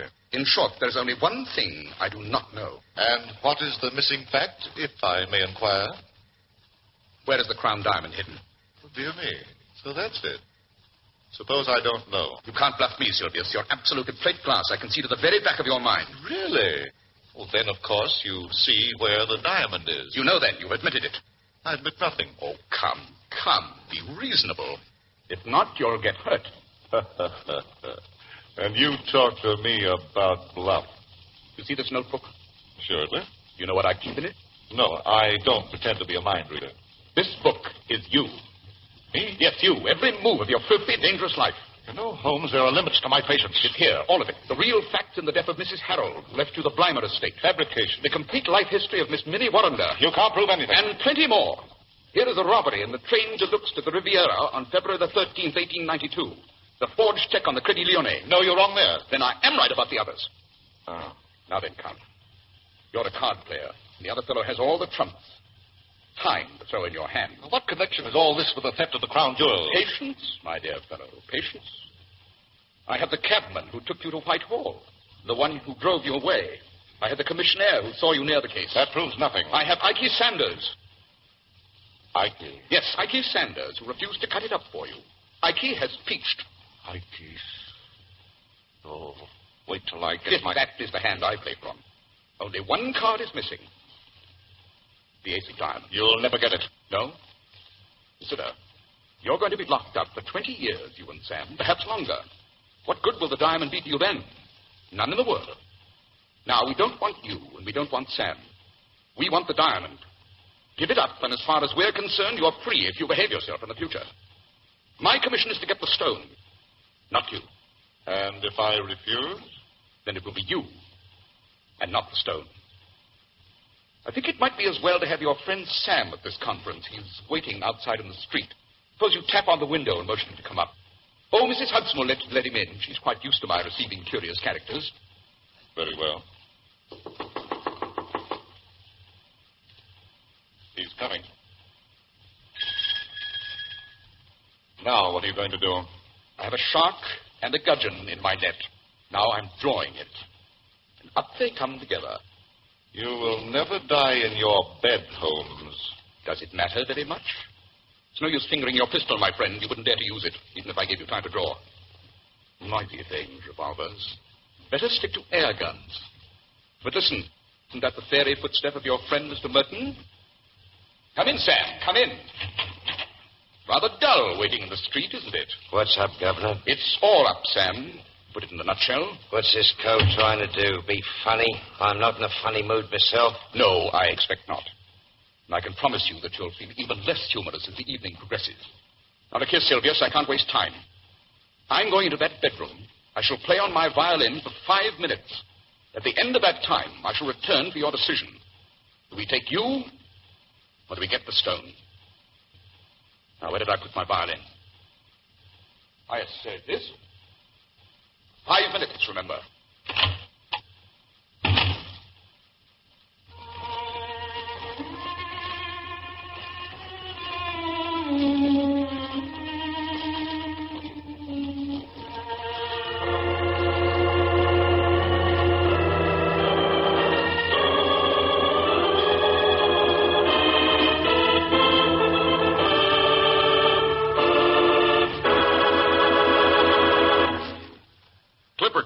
Has a great reputation for fine quality.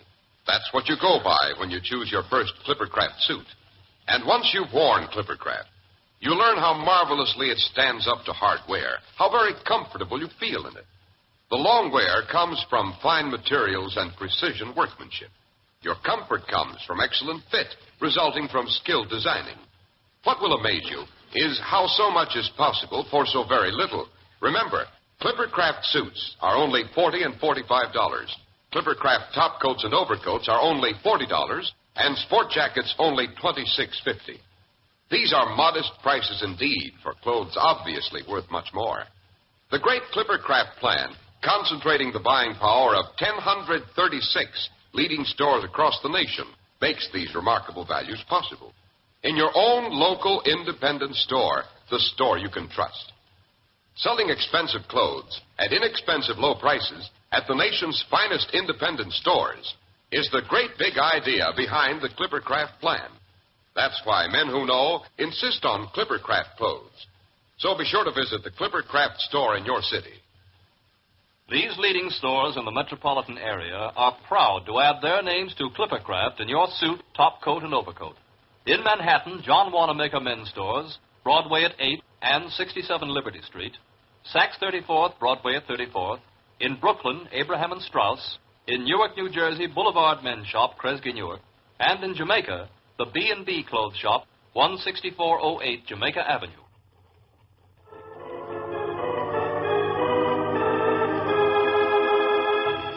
Now let's return to 221B Baker Street, where Count Sylvius and his henchman Sam are discussing their dilemma, while Sherlock Holmes' violin can still be heard in the next room.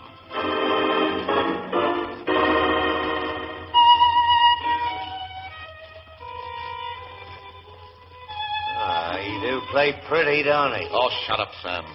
Look here, does this mean that he knows about the stone? He knows too much about it. I'm not sure he doesn't know everything. Good Lord. Ikey Sanders is split. Oh, he has he? Oh, I'll do him a thinking for that, see if I don't. That won't help us now. To make up our minds. Hey, off him, Mo. He's a leery cove. What if he's listening? How can he be with that violin squeaking like that? Oh, sir, there he is, sitting right in that chair. Rot, it's only a dummy. Oh, fake, eh? Well, strike me, madam, 'tis swords ain't in it. What's a living spit of him, dressing gown and all? Oh, shut up. You're wasting our time, and there isn't any too much. He can jail us over the stone. The deuce he can. But he'll let us go if we tell him where the stone is. What? Give up 100,000 quid? It's one or the other. He's in there alone. Let's do him in. He's armed and ready. That's too noisy. He'll never get away. Besides, it's likely the police have whatever evidence he's collected. What was that? I'd have sworn I heard something move over there in the window. Something in the street, most likely. Oh, look here, Governor, you've got the brains. If slugging's no good, it's up to you. Yes. I fool better men than he. The stone is here in my secret pocket. I can get out of England tonight, cut it into 4 pieces in Amsterdam before Sunday. He knows nothing about Van Seda. But the false bottom ain't We rich. must chance it as it is. Not a moment to lose. As for Holmes, the fool won't arrest us if he can get the stone. We'll put him on the wrong track. And before he discovers it is wrong, it'll be in Holland. And we'll be out of the country. Sounds good to me. I wonder you dare carry it. Where would it be safer? Let's have a look at it. What's the idea, huh? What's up, Matty? You think I'm going to snatch it off you? Now, look here, mister. I'm getting fed up No with you. offense, Sam. We can't afford to quarrel. Now, here. Come over here to the window. Out of the line of that keyhole. Now, there. Hold it to the light. It is a beauty, no? Thank you, gentlemen. What? Holmes! Oh, I thought you said he was a dummy. Dear me, not very flattering of you, Count. You scoundrel, you thief. Temper. No violence, gentlemen, please. Consider the furniture. Police are waiting below. But how the deuce? There is a second door to my bedroom behind that window curtain. I thought the game was up when you heard me displace the dummy. I believe you're the devil himself. You flatter me. But here are our friends from Scotland Yard. Take them away, boys. Yes, sir. Yeah, but I say, how about the blooming fiddle is still playing? Quite right, Sam. Remarkable invention, the gramophone. Let it play. Turn on it. All right. Get moving. That's it.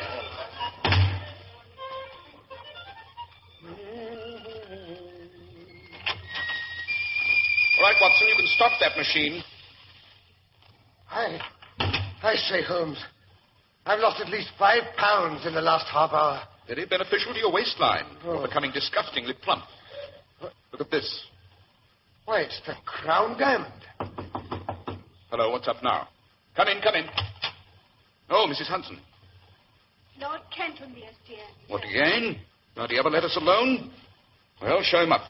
He's up, sir, begging your pardon. Well, I must say, Holmes, you have most unmannerly people in your household. I ran into a group of ruffians as I was coming to the door. Oh, that must have been the fellows from Scotland Yard. It's rather warm in here. May I take your overcoat, Lord Cantlemere? No, quite comfortable. Furthermore, I have no intention of staying. Dr. Watson will assure you that these sudden changes of temperature are most insidious. Take your hands off my coat. I intend to keep it on. Very well. I came to see how your self-appointed task is getting on. It's difficult. Very difficult. Yes, I suspected you would find it so. Every man has his limitations. Yes, I've been greatly perplexed. No doubt. Especially on one point. But perhaps you can help me. You apply for my advice rather late in the day. Still, I'm ready to give you the benefit of my opinions. You understand, we can doubtless frame a case against the actual thieves. Once you have caught them. Quite. But the real question is, how shall we proceed against the receiver? What would you regard as the final evidence against the receiver? The actual possession of the stone, of course. You would arrest him on that? Why, certainly. In that case, my dear Lord Cantlemere, I shall be under the painful necessity of advising your arrest. Oh, forget yourself, Mr. Holmes. I have no time for such childish jokes. I may tell you frankly, sir, that I have never had any belief in your powers. Good evening. One moment. Actually, to make off with a Mazarin stone would be even more serious to be found in temporary possession of it. It is intolerable. Let me pass immediately. Just put your hand in the right-hand pocket of your overcoat. What do you mean? Do as I ask. Well, however, say, what's this? It seems to be the Mazarin stone. For shame, sir, for shame. Well, bless my soul. How in thunder. Well, I'll be... Undoubtedly. However, I really must apologize. I never could resist a dramatic situation. I took the liberty of slipping the stone into your pocket at the beginning of our interview. Well, to say I am bewildered is putting it mildly. We are greatly indebted to you, sir, in spite of your somewhat perverted sense of humor. And I certainly withdraw any reflection I may have made on your amazing professional part. How could you... The details can wait. I trust your pleasure in relaying news of our success will be some small atonement for my practical joke. Oh, yes, it will, sir. It will indeed. I can hardly wait to get the good word around. Good day, Mr. Holmes. Good day, Lord Cantlemere. Watson, will you show his lordship out? With pleasure. And tell Mrs. Hudson I should be obliged if you'd send up dinner for 2 as soon as possible.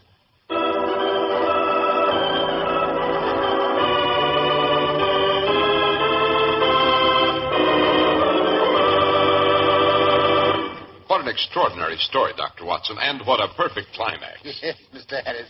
Holmes always had an eye for the dramatic.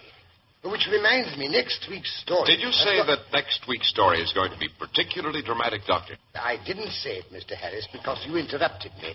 But I was going to. Yes, next week I'm going to tell you how the 5-year-old racehorse Blazing Star suddenly dropped dead of old age.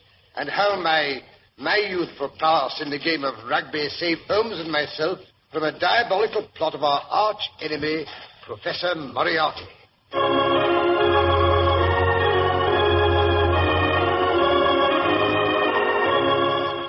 makers of Clippercraft clothes and 1036 leading stores from coast to coast, have brought you another in the new series of broadcasts featuring the world's most famous detective, Sherlock Holmes.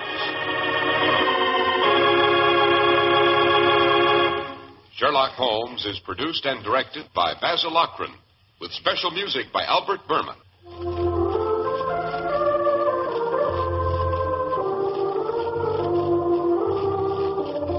If you don't know your Clippercraft dealer, write Clippercraft, 200 Fifth Avenue, New York City. Be sure to listen next week to Sherlock Holmes in the Case of Sudden Senility.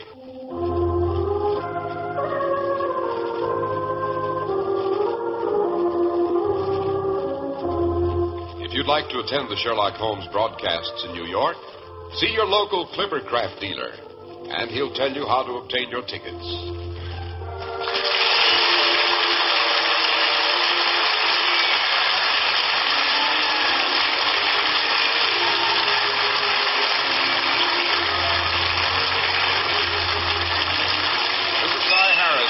Clippercraft clothes. This is the world's largest network, serving more than 450 radio stations and digital broadcasting systems.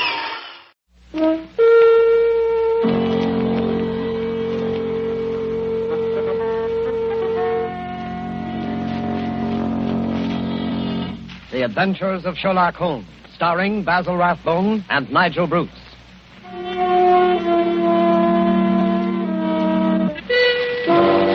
The makers of bromoquinine cold tablets bring you another adventure of Sherlock Holmes with Basil Rathbone as Sherlock Holmes and Nigel Bruce as Dr. Watson.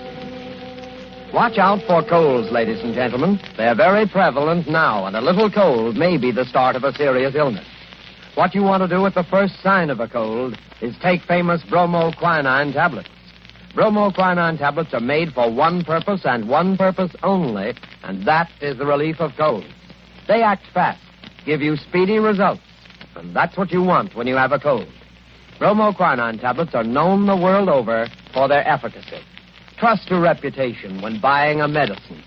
Do this when you feel a cold coming on, and you'll ask for bromoquinine cold tablets.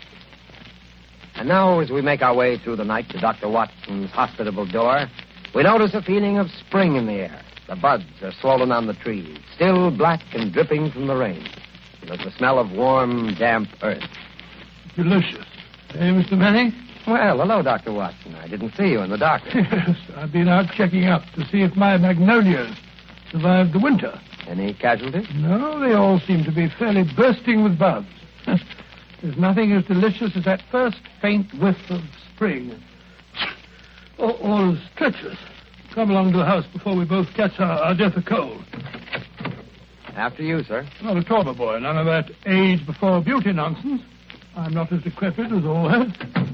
Oh, what's this? The front hall littered with trunks and suitcases? Oh, yes. I'm afraid my annual wanderlust has broken out rather early this spring.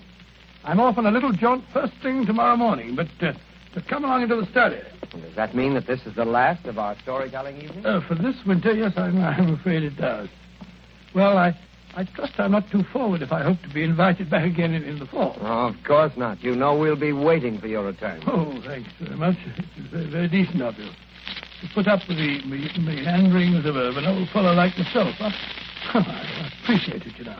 But sit down, Mr. Manning. Sit down there, over there in the usual chair. Let's get on with our story before I get all glittery and sentimental. You're going to tell us about Professor Moriarty tonight, aren't you? Well, I had intended to, but I've changed my mind. I'm going to tell you the adventure of a retired colorman instead. Retired colorman? Isn't that a military term? No, it isn't. Mr. Josiah P. Amberley has been the junior member of Brickfall and Amberley, manufacturers of artistic paint boxes. He made quite a tidy little fortune. Retired from business at the age of 61, bought a house at Lewisham and then settled down. The very next year, 1897, I think it was, the old fool married. Married? Yes, married. The woman 30 years his junior. Yes, that's always a bit risky. Risky? Within 2 years, he was as miserable a creature as crawls beneath the sun. Oh, dear me, I'm jumping ahead in the story again.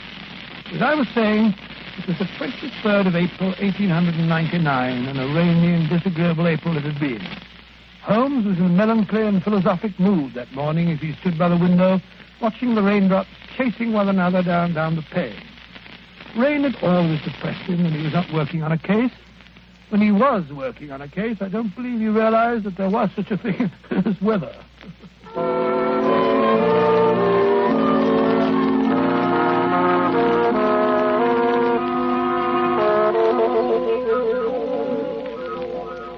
Look at that beastly rain. Hasn't stopped for 3 days.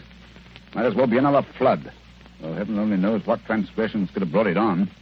That's been a really first-class crime for months. Oh, cheer up, Holmes, cheer up. It's probably good for the crops or something. A shortage in crime? No. The rain, of course. Probably makes the little buds sprout and the little shoots shoot. Oh, don't be so blasted optimistic. More likely rotting all the seed that's already been planted. Rain, where the deuce does it all come from? This confounded English climate? Why any man with half a brain stays on this rain-soaked, mist-bound island is beyond me. Oh, I doubt if the men have anything to do with it. It's the ladies, God bless them. This climate gives them perfect complexions, and with so many lovely creatures about, what Englishman would think of quitting the country? So much beauty, such exquisite... Oh, rubbish, Watson, rubbish. The spring has given you a temporary softening of the brain. I regret to say it seems to have that effect on most impressionable males. Impressionable nonsense. When a woman's concerned in one of your cases, you never even notice whether she's 16 or 60, and then you don't care whether she's got a well-turned ankle or whether she's flat-footed. Oh, why should I? Holmes, there are times when I think you're a cold-blooded fish. Possibly, Watson, possibly. Why do you suppose the fool doesn't show up? What fool? Josiah P. Amberley. Oh, is he one of your clients? Oh, I suppose I may call him so. He's been sent to me by Scotland Yard. Oh, by Scotland Yard? Quite, by Lestrade, to be exact. You must consider the case fairly hopeless if Lestrade hands the matter over to me of his own accord. Look, Holmes, there's a cab drawing up in front of our front door.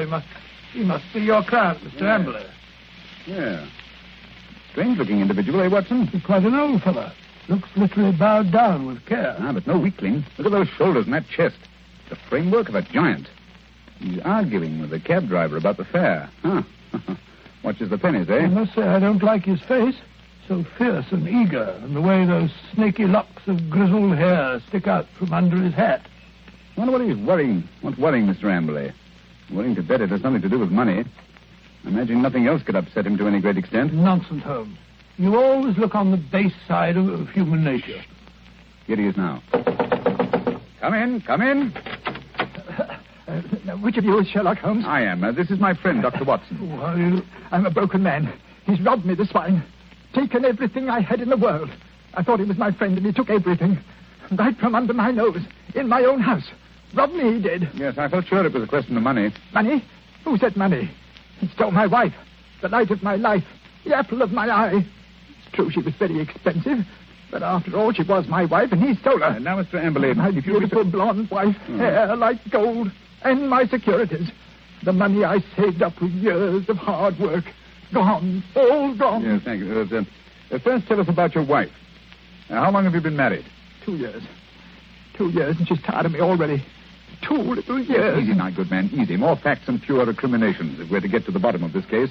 Well, 3 years ago I retired. Bought a house. Big house at Lewisham. Cost me plenty of money, that house did. Well, sir, I'd never lived alone in a big house before, and got sort of lonely. House began to need looking after, so I thought I'd start looking around for a wife. Nice, healthy young wife to look after me. Then I met Ella. Handsome girl she was, too. A good cook. Hair like gold. Could bake a beef and kidney pie that would melt in your mouth. So I thought I might as well get married. Yeah, very practical, I'm sure. Yes, that's what I figured at that time. But, Lord, Mr. Holmes, the money a woman runs into. They made my heart bleed the way the money went. I should have thought you'd have been glad when the other fellow took it off your hands. But who was this... This wolf in sheep's clothing? Yes. His name was Dr. Ray Ernest, a young fellow. Used to come over nights and play chess with me. Oh, I see. He stole your wife? Yes, and my securities. Yes, but surely the securities are registered. You can hardly hope to convert them. Maybe not, but I must have them back. And you've got to find those securities for me, Mr. Holmes. You've got to find them. And your wife, of course? Well, of course, wherever she is, they are. Quite. On the other hand, Mr. Amberley, I confess I don't see that I can be of much service. It's a routine matter, and I'm sure that Scotland Yard would be only too glad... They haven't found a thing, not a single security. Very well. We'll do our best. Dr. Watson will take a run down to your house at Lewisham to look over the grounds. Oh, really? Yes. I hardly expected you'd come yourself. After my heavy financial loss, Nobody cares if an old man's heart is broken. Oh, stop that blubbering. I'm not coming myself because I'm preoccupied with the case of the 2 Coptic patriarchs. This particular case doesn't seem to be very complicated. I'm sure, Mr. Amberley, that Dr. Watson can handle it as well as I could myself. Well, if that's the best that you can offer, I suppose I must be satisfied. Pampered, that's what she was. And that young man, that dirty pickpocket, I treated him like my own son. He had the run of the house. And now look how they've treated me. Me, you never harmed a soul. Quite. And now, good day, Mr. Amberley. Yes. Well, good day, Mr. Holmes. And I shall expect Dr. Watson this afternoon. You have my address, I believe. Oh, the ingratitude, the rank ingratitude of it all. I must say, Holmes, I like the way you've shoved all this off onto my shoulders. Coptic patriarchs, indeed. You just don't want to go. Right, Watson, right the very first time. You've been begging for a case all to yourself for months. Well, here it is. Yes, and a nice case you've given me, I must say. That old skinflint. Oh, my daughter, oh, my ducats, eh? With the emphasis on the ducats, if I'm not mistaken.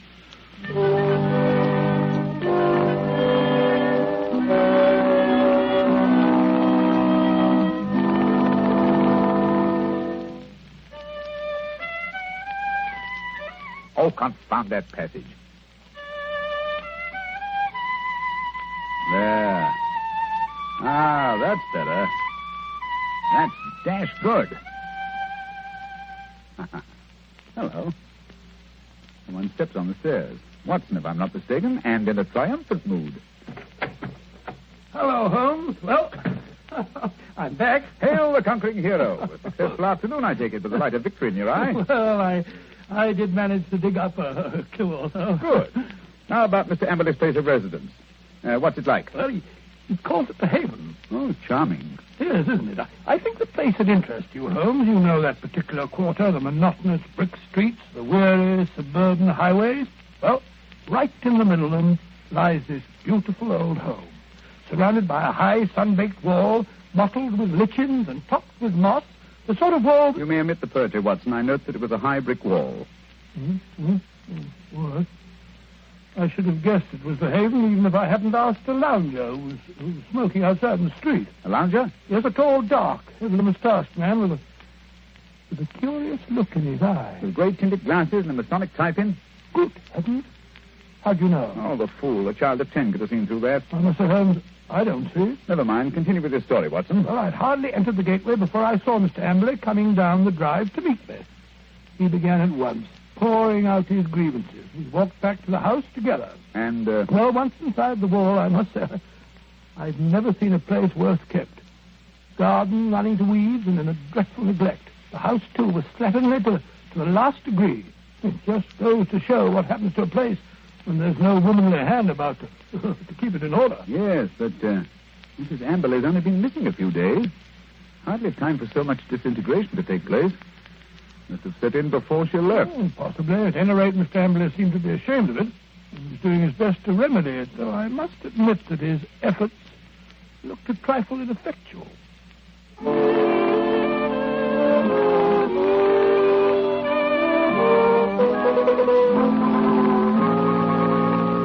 What's to become of me? What's to become of me? My wife gone, most of my fortune stolen. Oh, come in, Dr. Watson, come in. Here you see what remains of what used to be called my home. An Englishman's home is castle, so they say. But home is where the heart is. In my heart. Look out, Dr. Watson, look out. That woodwork's just been... Oh, look at that. My best pair of trousers. Too bad. Careful. You almost stepped in that pot of paint. Oh, dash it all, Amber. This is absolute limit. Sorry, I shouldn't have left that pot of paint in the middle of the passage, I suppose. That when one's alone in the house, one forgets. Alone? So you've been doing this painting yourself? It must strike you a strange occupation under the circumstances. One must do something to ease an aching heart. And step in here, Dr. Watson. This is my study, my sanctum sanctorum. Oh, sanctum sanctorum. I see you've just finished painting woodwork in this room, too. What a smell of paint. Yes, it's not dry yet. That's why I have a fire in here. Now, let me see. Where did you keep your securities? In the safe in that wall. This room is really a strong room, like a bank, with an iron shutter on the window and an iron door, burglar-proof. Ah, that's the irony of it. No thief from without could have taken my money, but my wife, my own wife. There's a picture, Dr. Watson, on the mantel, taken in a wedding dress. Nice-looking girl, Emily. It doesn't look the sort... the viper, the ingrate. Oh, really? Why, that very night, I bought 2 upper circle seats at the Haymarket Theatre. Wanted to give her a treat, I did. Oh, didn't you go? No. Last moment she said she felt sick. Said she had a headache, she did. I believed her, went alone. When I came back, it was gone. My safe was ransacked. Just a minute. What night was that, Mr. Emily? Last Thursday. Oh, Thursday, was it? Here's an unused ticket. Money wasted. She was always wasting money. May I have that ticket, Mr. Emily? Hold on. You thrown it in the fire. No, why? I wanted to get rid of it. I want to get rid of everything that reminds me of her. Here, give me that picture. Well, I say... There, into the fire she goes, closer. May her soul burn in torment as that picture's burning now.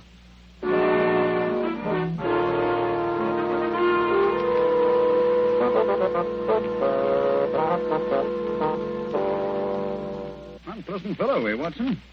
This case begins to look more somber than I suspected. If you could only have brought me that ticket, Watson. Oh, I did my best, Holmes. I may not have the ticket itself, but I did notice the number of the seat. Oh, bravo, Watson. How did you happen to remember it? Well, as a matter of fact, it was my place in form at school, 31. See from the bottom. And so it stuck in my head. Splendid, old fellow. Then Amberley's seat must have been 30 or 32.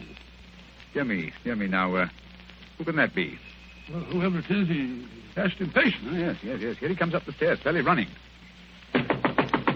Come in. Well, bless my soul if it isn't our old friend, our good friend, Mr. Amberley. What's up? A telegram, Mr. Holmes. I can't make anything of it. Here, see for yourself. Uh-huh. Come at once without fail. Yes. Can give you information as to your recent loss signed Elman at the vicarage. Dispatched at 2:10 from Little Purlington. Little Purlington in Essex, I believe, not far from Frinton. You will start at once, of course. Watson, look up the train. It's probably a hoax. What could anyone in Little Purlington But it's know from about a very responsible person. Where's my Crockford? Yes, here it is. We'll look up this minister of the gospel. E. Elman. Elman, here it is. Here, J.C. Elman, M.A., living of Mossmore, come Little Purlington. Yes, but I still don't... Surely, Mr. Amberley, you want to find your wife and your lost securities, Of course, but think of the waste of time and money. Here we are. Here's the train from Liverpool Street at 5:20. Yes, you just have time. Mr. Amberley, you go downstairs and hail a cab. I'll help Dr. Watson throw a few things in the bag. You think I need Dr. Watson? Perhaps I'd better go alone. Oh, no. It may be a trap for all we know. Don't think I shall go. Mr. Amberley, it would make the worst possible impression on both police and on myself if you refused to follow up so obvious a clue. We should feel that you are not in earnest about this investigation. Very well, I'll go. Perhaps you'd better go with him, Holmes. What? Take your case, Watson. After the brilliant way in which you've handled it? No. Go along, Mr. Amberley, or you'll miss your train. Very well, but the expenses... Here you are, Watson. Here's your bag. Look, it's packed. Yes, you never know when you may be called off on a case like this. I packed it for you. Holmes, I do think that... Quite. Now, whatever you do, see that he really does go to Little Purlington. Yes, I don't think that he's Again, quite. Should he break away and try to return, get to the nearest telegraph station and send me the single word bolted. I will arrange to have it reach me wherever I am. What? You have something to look into at this end, then? I have, Watson. This case is beginning to take on a rather curious and sinister aspect.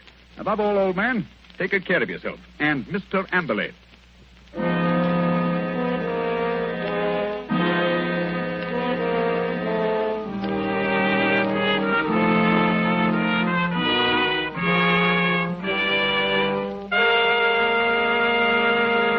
Before we find the outcome of Watson's curious mission, ladies and gentlemen, I have a few words to say. Here's what you want to do when you feel a cold coming on. Here's what you want to do at the very first sign of a cold. Take famous bromoquinine cold tablets. Bromoquinine tablets don't fool. No, sir, they get right after a cold symptom. They get right after a cold's misery. They relieve the headache and other pains that go with a cold. They relieve that stuffiness and feeling of depression that accompanies a cold. They help reduce the fever that goes with a cold. Bromoquinine tablets are fast and decisive in their action. First, because they're made especially for the relief of the common cold. And secondly, because they act internally. You can take lots of things for the relief of a cold, but nothing more reputable and reliable than famous bromoquinine tablets. Get them at any drugstore at the first symptom of a cold. Ask for bromo, B-R-O-M-O, quinine, Q-U-I-N-I-N-E, bromoquinine cold tablets.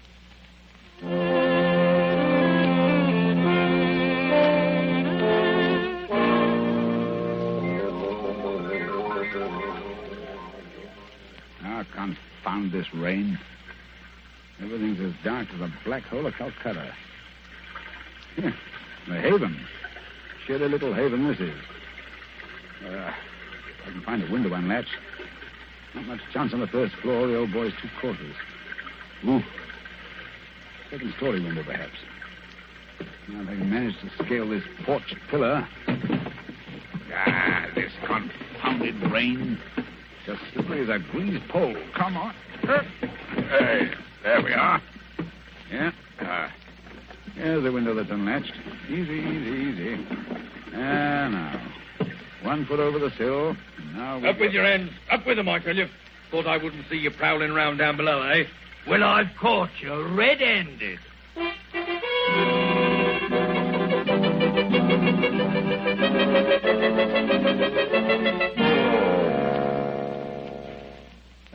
Nice wild goose chase that turned out to be. That friend of yours, Sherlock Holmes, is a fool. I'm sure, Mr. Ambley, if you'll call and see him, he can explain. Explain nothing. That vicar had never seen that telegram before. The way he treated us. You might have thought we were suspicious characters. And missing the last train and having to sit up all night in the confounded station with the rain dripping through the roof. Well, we could have gone to an hotel. Gone to an hotel? That costs money. Gone to an hotel, indeed. Well, here's your house, Mr. Ambley. I think I'll go along home now and get some breakfast. You will not. I'm going to come into the house and see if everything's all... I look up there. The window over the porch. It's open. Perhaps you left it like that yourself. Rubbish. I tell you, I don't like the looks of this. Where's my key? Here it is. We'll soon find out. I say, it is gloomy, isn't it? Look. Someone's been here right enough. Footprints on the fresh paint.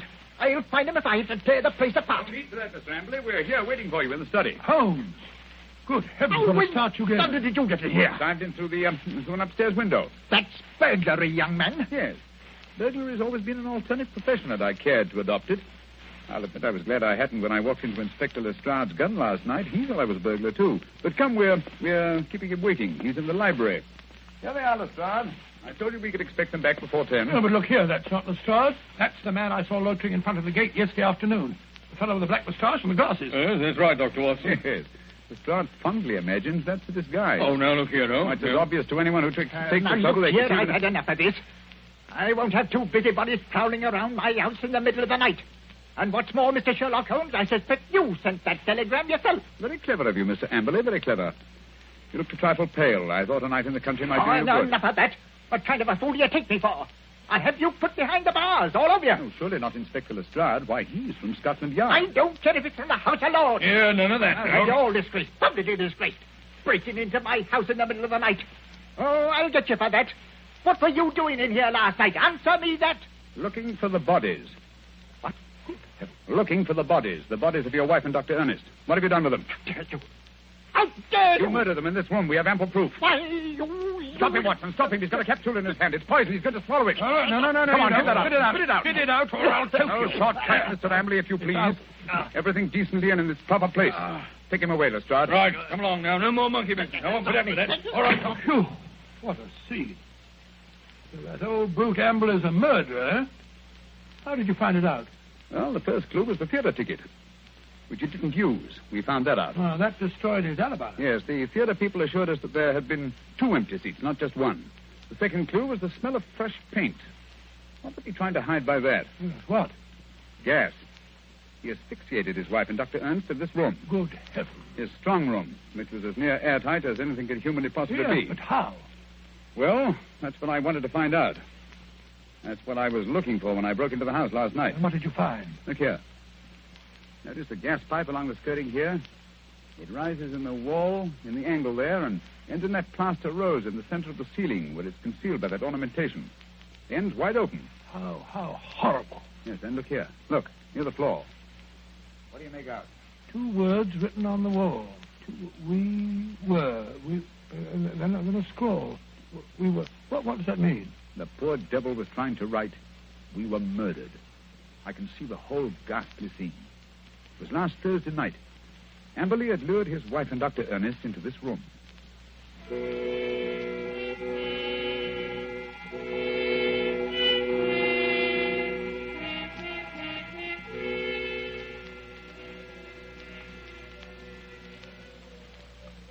Oh, listen to that wind. I wish it would stop. It's not so bad in this room. Have a little game in here, eh, Dr. Ernest? just you sit here, dear. Entertain the doctor while I go and look for the chessmen. Excuse me for a minute, Dr. Ernest. Certainly. And if you don't mind, I'll close the door. There's such a draught. It'll be much cozier in here with the door closed. Much cozier. If that wind only wouldn't howl. I feel so depressed. As though something terrible were going to happen. Oh, nonsense, my dear Mrs. Amberley. This house is getting on your nerves. Is it any wonder? He gets worse and worse. Oh, Dr. Ernest, I'm so frightened. You must go away. What? Now, don't be alarmed, Mrs. Amberley. I've had your husband under observation for some time. I'm afraid he isn't quite normal. It isn't safe for you to stay here any longer. But, Dr. Ernest, don't you understand? I can't leave my husband. Heaven knows what would happen if I left him alone. We could get a nurse to take care of him. You can't stay here with him. What was that? Josiah, he heard us. He was outside the door listening. Oh, Dr. Ernest, this is terrible. What can we do? Listen. You hear that? It's the gas. Someone's turned on the gas. I can smell it. Hurry. We've got to get out of here. What?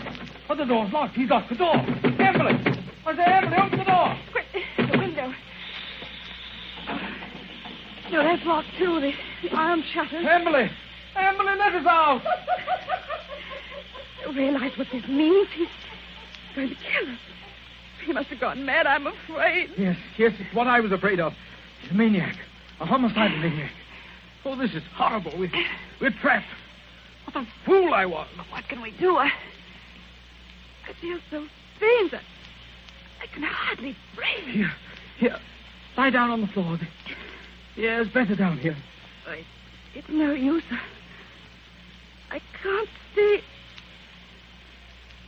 awake. I don't mind anymore. I'm quite all right. Really. Mrs. Amberley. Don't give up. I feel faint, too. I must warn people. It's dangerous. I can't think. God, I can't breathe. I can't think.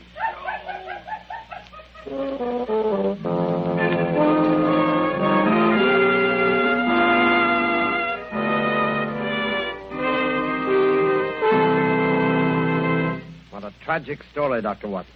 And was Mr. Amberley insane? They decided he was. He ended his days in an asylum. Did they ever find the bodies? Yes, at the bottom of an old well, the opening of which had been cleverly concealed by a dog kennel. I see. And now I'm afraid it's time to say goodbye. Well, not goodbye, Dr. Watson. Au revoir. Oh, just as you say, Mr. Manning.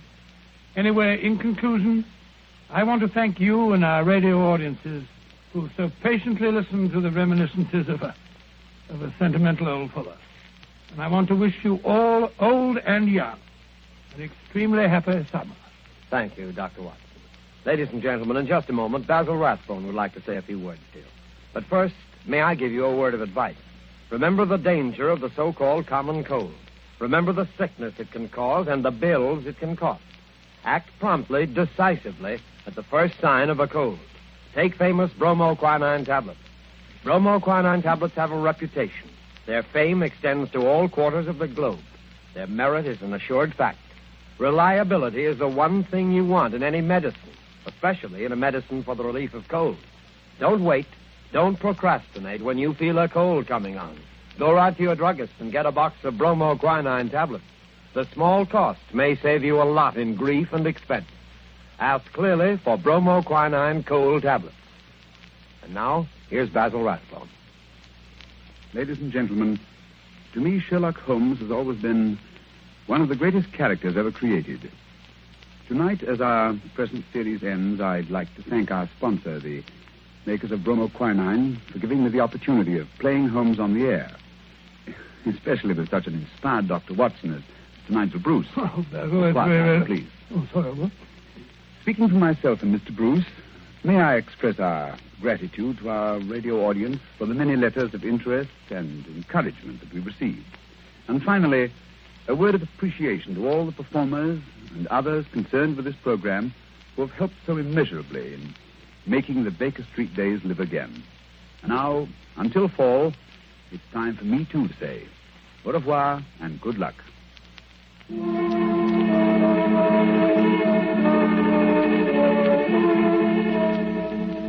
You have been listening to a Sherlock Holmes adventure adapted by Edith Miser from Sir Arthur Conan Doyle's story, The Retired Colorman, with Basil Rathbone as Sherlock Holmes and Nigel Bruce as Dr. Watson.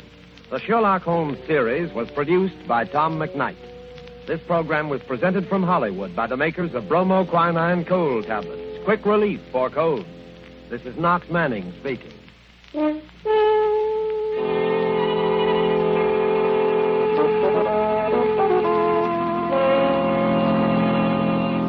This is the National Broadcasting Company. This episode from the life of Sherlock Holmes will be transmitted to our men and women overseas by shortwave and through the worldwide facilities of the Armed Forces Radio Service. Petri Wine brings you Basil Rathbone and Nigel Bruce in the new adventures of Sherlock Holmes.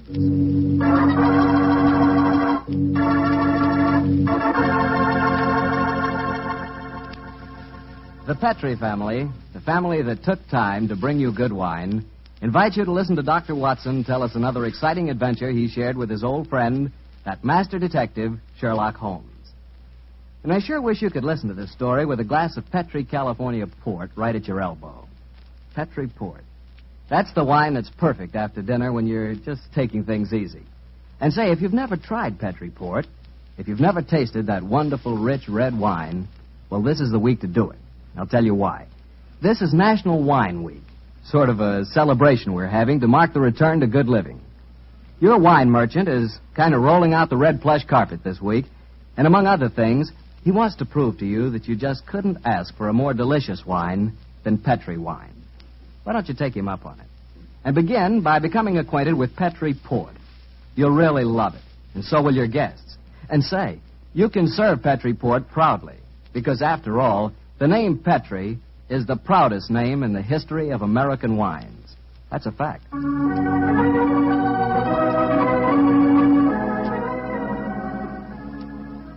Well, here's the patio of Dr. Watson's Northern California bungalow, but where's the doctor? Here I am, Mr. Bartell. Out in the garden. Okay, I'll be right there. Oh, sitting by the fish pond, huh, Doctor? Yes, my boy. It's rather pleasant out here for a change.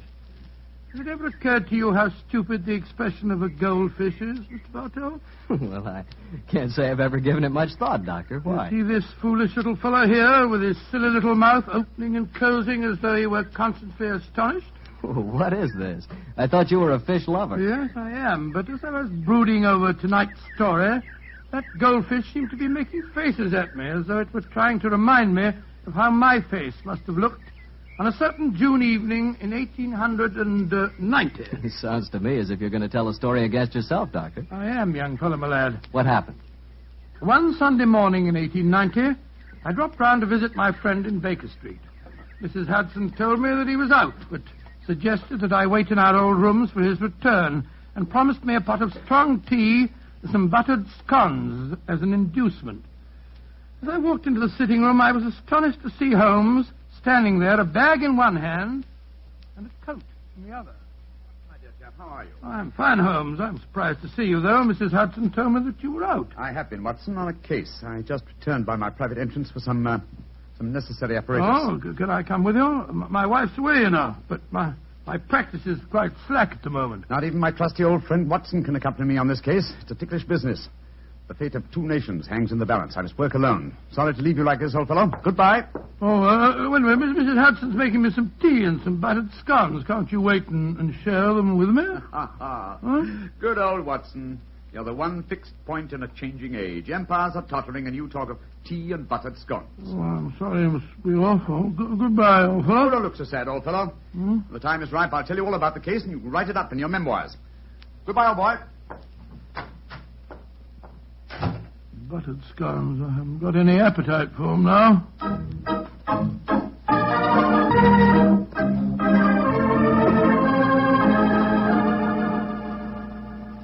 Did you enjoy the scones, Dr. Watson? Oh, I'm afraid my appetite disappeared when Mr. Holmes left. It did it?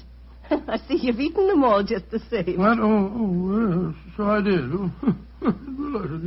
I've got a surprise for you, Doctor.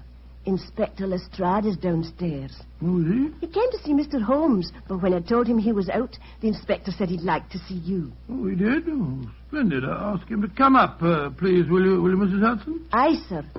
Will you come up, please, Inspector? Thank you, Mrs. Hudson. Can I butter you up a few more scones? No, thank you. I really couldn't eat them. I'll just go and make some more the same. He'll eat them if I fix them, No, really, thank you. There you are, Lestrade. Hello, Dr. Watson. Here's a pretty kettle of fish and no mistake. Huh? What's the trouble? Well, I want Mr. Holmes' help on a most important case. Where's he gone? Well, he's out on a very, secret matter. You know where he is, Doctor? Well, naturally I know where he is, Lestrade. My old friend never keeps me in the dark, but I'm not at liberty to tell you.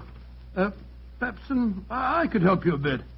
After all, I'm not exactly unfamiliar with my friend's methods. That's true, but just the same... Oh, well, Doctor, 2 heads are always better than one, even if one is a sheep's head, as my old mother used to say. Are you suggesting that I'm a sheep's head? No, I'm not suggesting anything, Doctor. I'm just telling you what my old mother used to say. I'm really not very interested in what your old mother used to say. Oh. And now, Lestrade, your problem, please. Well, it's simple enough, Doctor. A German diplomat, Graf Otto von Eldenstein is his name, is in England on a very secret mission. Graf Otto von Heldenstein? Yes, I've heard of him. Pray continue. Well, this von Eldenstein staying at the manor house at Hampton Wick, not far out of London. This morning, somebody slipped past his guards and threw a bomb into his study. His secretary was killed, and he would have been too, if it hadn't been that he'd left the room a few minutes earlier. Well, these second-hand investigations are very little use, Lestrade. We must both go down to the manor house at Hampton Wick and examine the situation on the spot. All right. Get out the timetable and look up the next train, will you? Yeah. And while you're doing that, I'll go and tell Mrs. Hudson where I'm going. All right, you are, Doctor.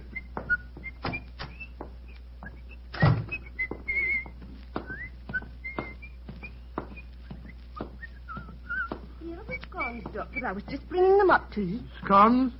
Well, who can think of scones when an empire is tottering? Are you sure you're feeling quite well, Doctor? Of course I am. Now, listen to me, Mrs. Hudson. If Mr. Holmes should return, please tell him that I've gone to Hampton Wick with Inspector Lestrade to investigate the von Heldenstein business. The von Heldenstein business? Aye, Doctor. I'll tell him that. Mr. Holmes didn't tell you where he was going, did he? No, Doctor, he didn't. Oh, I see. All right. Well, thank you, Mrs. Hudson. Thank Are you. you sure you don't want the scones, Doctor? I might as well take him along. I dare say Lestrade could eat him. Aye, you're the one, Doctor.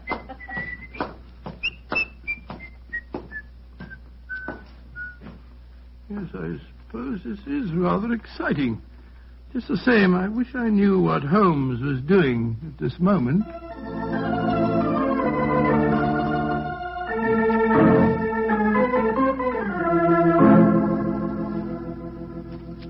You are Herr Sherlock Holmes? Yes, I presume Graf Otto von Heldenstein is expecting me? Ja, Herr Holmes.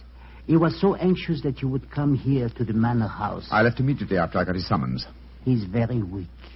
He has lost much blood from the injuries he received this morning. Injuries that no one knows about, eh? Nein, Herr Holmes. Only I, his old and faithful servant, knows. Follow me, please. I will take you to him.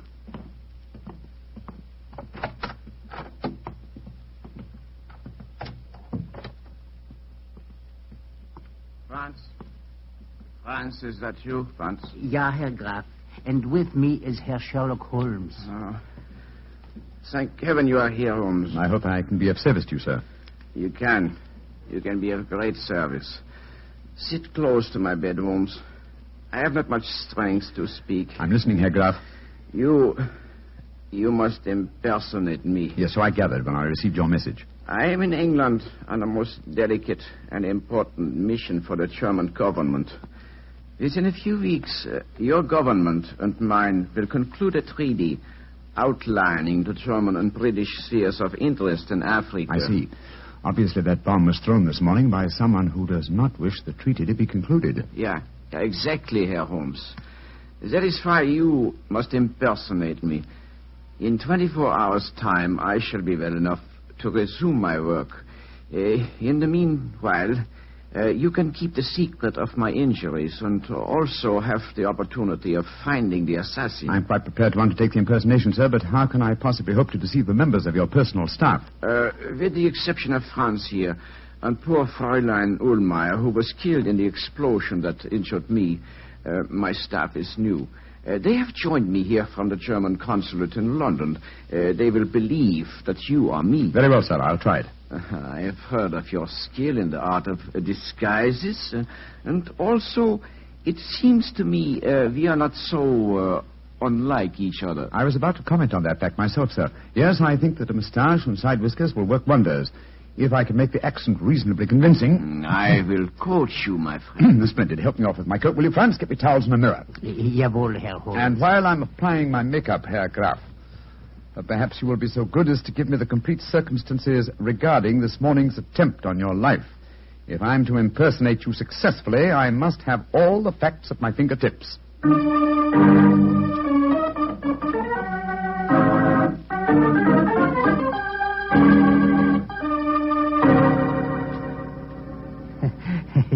Wunderbar. It is amazing, Herr Holmes. Even I can hardly tell you from my mask. Yes, I think it's the wig that puts the finishing touch to my disguise. How did it look to you, Herr Graf? Mm-hmm. Colossal. I feel as if I were looking into a mirror. And my accent, you find it reasonably convincing? Oh, yeah. Extremely so. Try it once again, Herr Holmes. Ja, Herr Graf. It gives me the greatest pleasure to do what you ask of me. Prächtig, splendid, Herr Holmes, splendid. A cab is drawn up at the gate. 2 men are getting out. You can see them from the window here. Oh, it's the police, possibly, or... Great Scott! It's Watson and Lestrade. Friends of yours, Herr Holmes? One of them is my close colleague, and the other is a detective inspector from Scotland Yard. Oh, you must keep up the deception, even with your friends. As a matter of fact, my friend's investigations will prove an excellent mask for my own search for the assassin. But, well, this is a delicious situation. I hope they won't recognize me.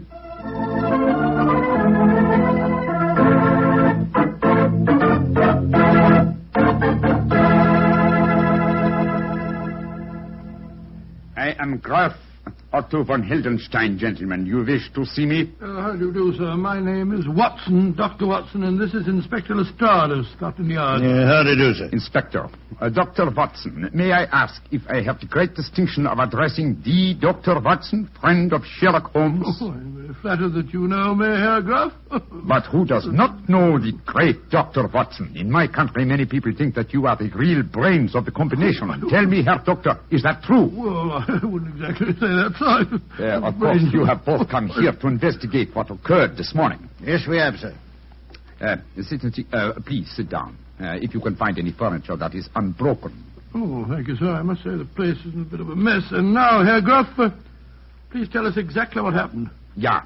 I will tell you everything, Herr Doctor. This morning I was working in here with my secretary, poor Fräulein Ullmeier. I had occasion to go upstairs to my room to get some necessary papers. As I came down the staircase and to return here, I heard a scream from Fräulein Ullmeier. A moment later, there was a most frightful explosion. The concussion stunned me. When I came to, my poor secretary was dead. What people were inside the house at the time of the explosion? The servants were all at the church. The only people here was my secretary who was killed. My servant, Franz, I can vouch for him because he was upstairs when I went for my documents. There were 3 other people in the house, however.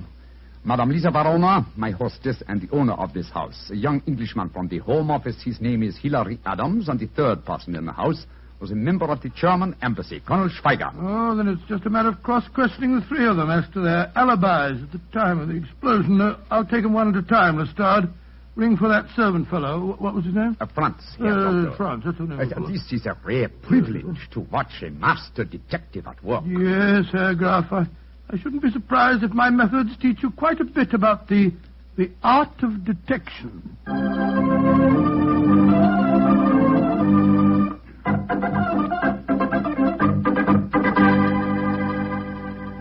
Herr Dr. Watson, this is Colonel Schweiger of the German embassy. Where were you, Colonel Schweiger, when the explosion occurred this morning? I was discussing the military tactics of Clausewitz with one of the guards near the front gates. Yeah, well, what was the name of the guard, sir? Carter. Mr. Arthur Carter. Yeah, I'll check on that. Thank you, Colonel Schweiger. Please ask Madame Lissa Verona to come in with her. Questions, nothing but questions. Leave me alone. I'm sorry, madam. All I want to know is where were you when the explosion occurred this morning? Where was I? In my boudoir, listening to that stupid babblings of the young Englishman, Hilary Adams. Herr Graf, when I offered you my house, I did not know that I would have to put up with the love-making of your staff. Everywhere he followed. No. Please don't get so excited, Madame Verona. Questions. Stupid young English puppies making calf eyes at me. My beautiful house blown to pieces, and all you do is... Mr. Adams, where were you when the explosion occurred? In Madame Verona's suite. You swear to that? Of course I do. You may ask her. I've already done so, sir. Thank you, Mr. Adams. Thank you. That's all. You may go.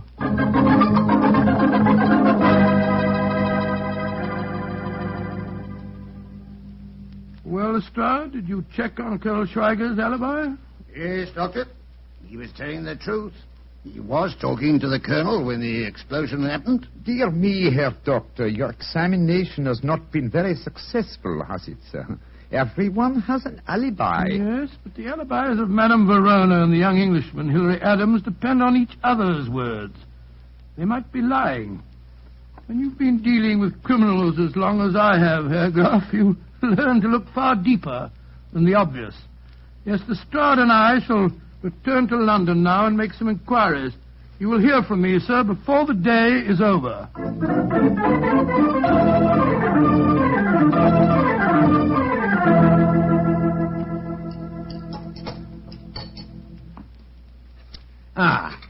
Yes. Well, I'm much obliged to you, Doctor, for a very nice meal. Although we've been talking in circles... Not entirely. Anyway, I have come to one important decision. Oh, and what's that, Doctor? Madame Verona is addicted to the use of drugs. Those pupils of her eyes were contracted to pinpoints. It's an invariable indication of drug addiction. Lestrade, you go to Scotland Yard and see what you can find out about her, and I'll go back to my house. You can meet me there later.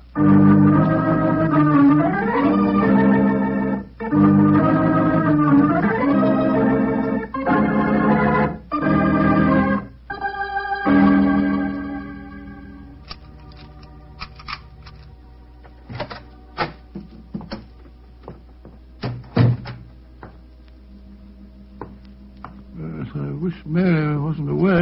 It's the cook's night out, confound it. I can't see a thing. I'll strike a match. That's better. Hello? Who's that in the drawing room? Who is it? Watson! I thought you'd never come. Holmes, where on earth do you spring from? Never mind that, old chap. I've come to warn you. Keep out of the von Heldenstein business if you value your life. Well, how did you know that I was working on the case? I have time to tell you now, but I implore you. Keep out of it. There are dangerous forces at work. Forces that would snuff out your life without a thought. Please believe me, old chap. And do as I... Quick, Watson! Under the dining room! Down, Watson! Down, the ball!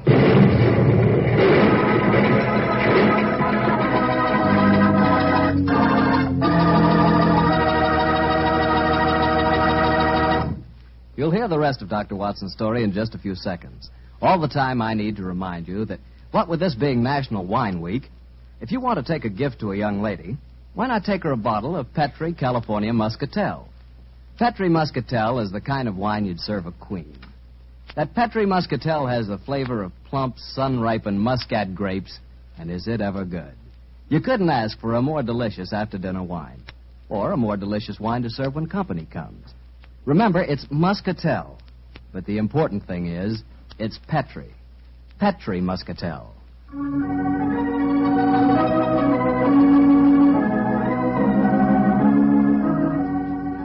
And now back to Dr. Watson and tonight's adventure, the Manor House case. Well, that was a fine place to break off your story, Doctor, I must say. Mr. Bartell, I thought I'd keep you in as much suspense as possible. Well, what happened next? Were you and Holmes injured when that bomb exploded? No, my boy. The concussion of the explosion knocked me out for a few minutes. When I came to, Holmes had disappeared. And I can imagine where he'd gone. Go on, Doctor. Soon after that, Lestrade arrived on the scene, and after a quick and fruitless examination of the premises, we decided to return once more to the Manor House. And so, an hour later, I was telling my story to the man I still thought to be the Graf Otto von Heldenstein. But this is dreadful, Herr Doctor. The bomb might easily have killed you. Oh, I was ready for it, sir. Quick thinking and presence of mind are my stock in trade, you know. When I heard the crash, I flung myself under the dining room table. I'm most distressed that you yourself should be exposed to such danger. Not at all, Herr Graf. As a matter of fact, I exposed myself deliberately to the attack. It's an old army trick, you know, what we call drawing the enemy's fire. Calm now, Doctor. You don't mean to tell us that you expected to have that bomb chucked through the window at you? Of course I did, Lestrade. The assassin knew that I was working on the case. He followed me to London and fell into my trap, just as I intended him to, by showing his hand. Well, I don't see what he's got you, Doctor. I myself must admit I cannot see that you are any nearer to finding the murderer. On the contrary, sir, the case is nearly solved. Well, I don't see how you figured that one out, Doctor. Elementary, my dear Lestrade, elementary. One of the 3 people under suspicion followed me to my house tonight. The second bomb was thrown at approximately 7 o'clock. Now, it's only a question of finding which one of the 3 cannot account for his movements at that time. Then we shall know the murderer. You want to cross-examine them again, Doctor? Yes, Lestrade. Bring them in, please. One at a time.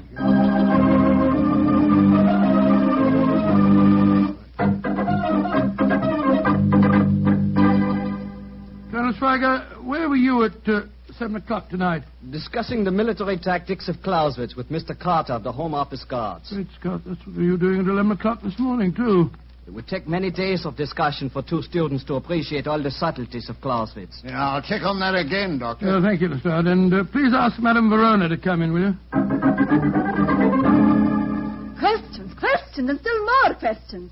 Where was I 7 tonight, you ask me? I was listening to more babblings from that stupid young Englishman. Ask him for yourself. Mr. Adams, where were you at 7 tonight? With Madame Verona in her boudoir. There is a curious sameness about the pattern of life in this house, is there not, Herr Doctor? Well,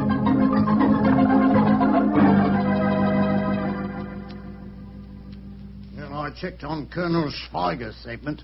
It was true. He was talking to Carter at 7 o'clock, all right.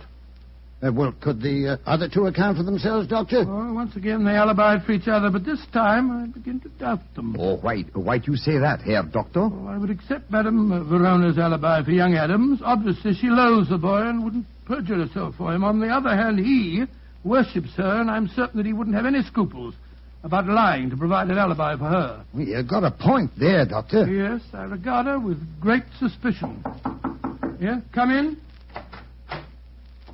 Yes, Mr. Adams? Dr. Watson, I've been worrying about Madame Verona. I was afraid you wouldn't believe my alibi for her. Indeed? I have another, an unbiased witness who can testify that Madame Verona was in this house at 7 tonight.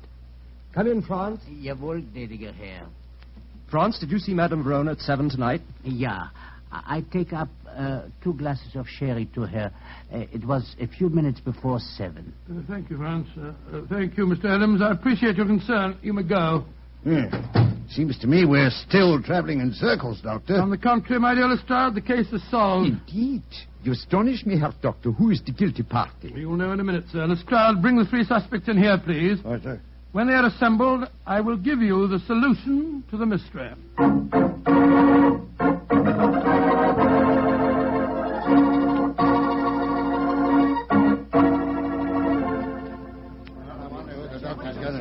Ladies and gentlemen, the mystery is solved, and I must apologize for any little inconvenience that you've undergone.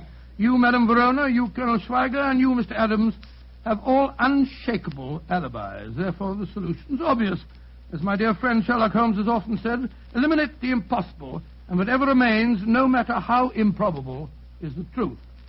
Therefore, the only person that could have thrown both bombs is yourself, Graf Otto von Heldenstein.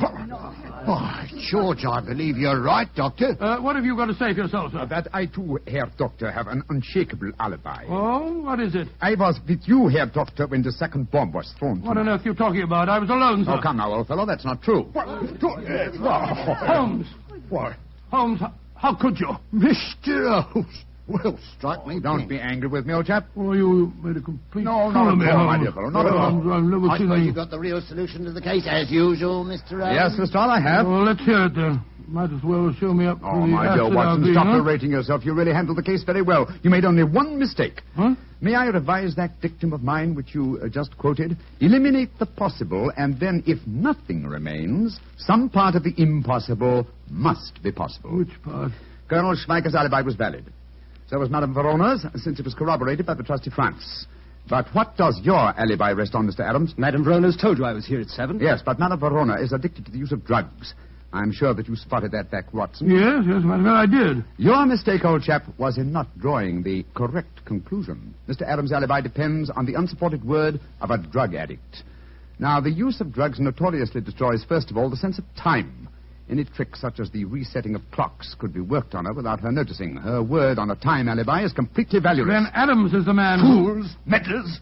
Why don't you... No. He's a murderer and a traitor.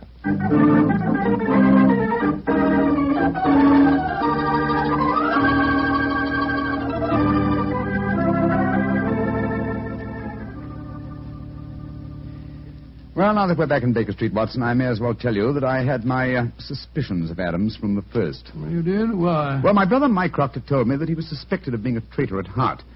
He's been under observation for some years. He was purposely given this assignment as a definite test of his integrity. Well, I understand it all now, Holmes. It's the same. I did make an ass of myself in front of Lestrade, too. Don't worry about it, old chap. Please don't worry. You always can correct that impression, you know. Yours will be the last word. Oh? How do you mean? Well, when you come to write this story in your memoirs, my dear fellow, you can always do a little, what shall we say, re-editing of your own part. Posterity never need know.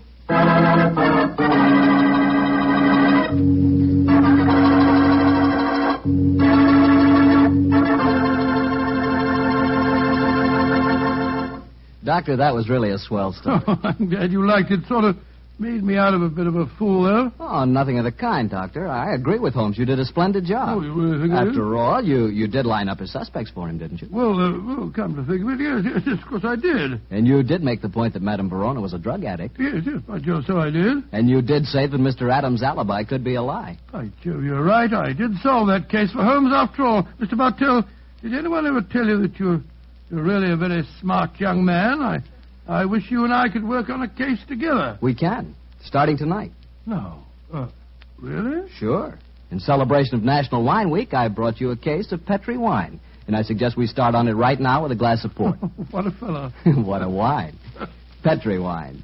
We know that's really good because the Petri family has been making fine wine since the 1800s. For generations. Ever since they started the Petri business, the Petri family has been turning luscious California grapes into fragrant, delicious wine. And during all that time, they've been handing on down from father to son, all their skill and knowledge and experience. The Petri wine you buy today is the result of all that skill and knowledge and experience. That's why you can't go wrong when you choose a Petri wine, because Petri took time to bring you good wine. And now, Dr. Watson, what's the prescription for next week's story? Well, now, let me see. Next week, Mr. Bartell, I think I can promise you a most entertaining adventure. It concerns a famous magician, a female spy of unusual beauty, and a man even more brilliant than Holmes himself. His older brother, Mycroft. Sounds terrific, Doctor. And before we say goodnight to our friends, I want to remind them that our men overseas need the Merchant Marine to bring them back home. The Merchant Marine got them there, and it'll bring them back, if you help. Right now, the Merchant Marine needs experienced mates, engineers, ABs, firemen, oiler water tenders, and chief cooks.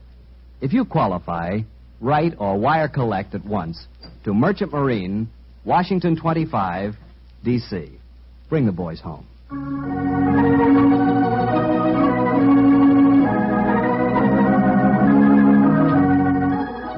Tonight's Sherlock Holmes adventure is written by Dennis Green and Anthony Boucher and was suggested by an incident in the Sir Arthur Conan Doyle story, The Greek Interpreter. Mr. Rathbone appears through the courtesy of Metro-Goldwyn-Mayer and Mr. Bruce through the courtesy of Universal Pictures, where they are now starring in the Sherlock Holmes series.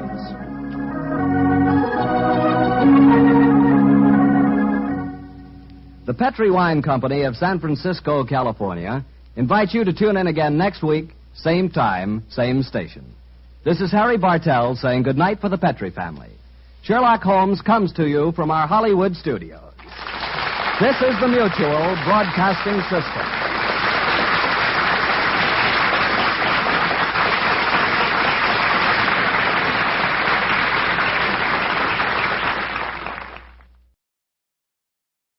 Petri Wine brings you Basil Rathbone and the New Adventures of Sherlock Holmes.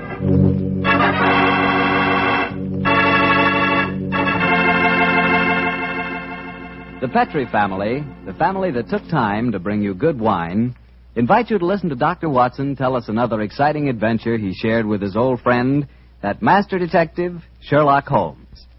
And say, if you'd like to try a new adventure in good eating, will you just make sure that your dinner tomorrow night includes a bottle of Petri California Burgundy.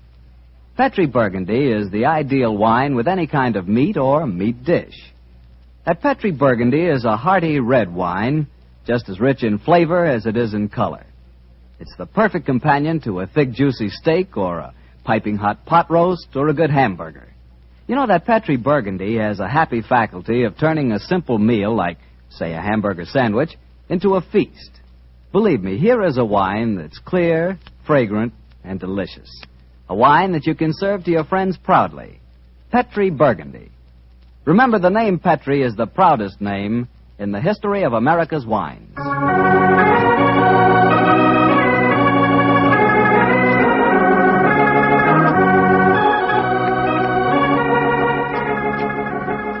And now let's join our good friend, Dr. Watson.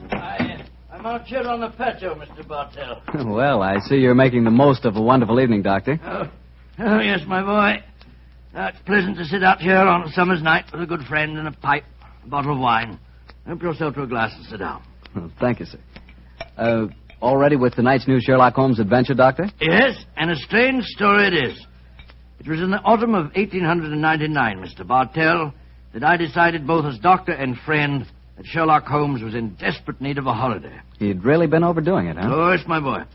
It had been an unusually busy year, and at the time my story begins, Holmes was suffering from complete exhaustion.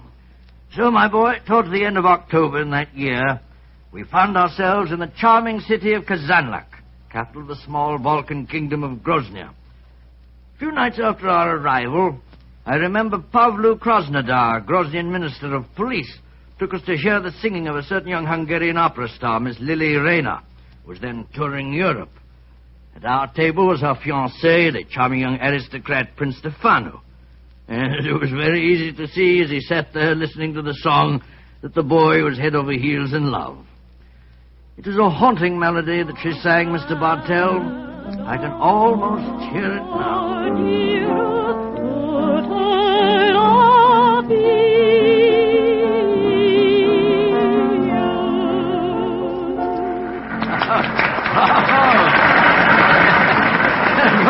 You're a very lucky man, Prince Stefano.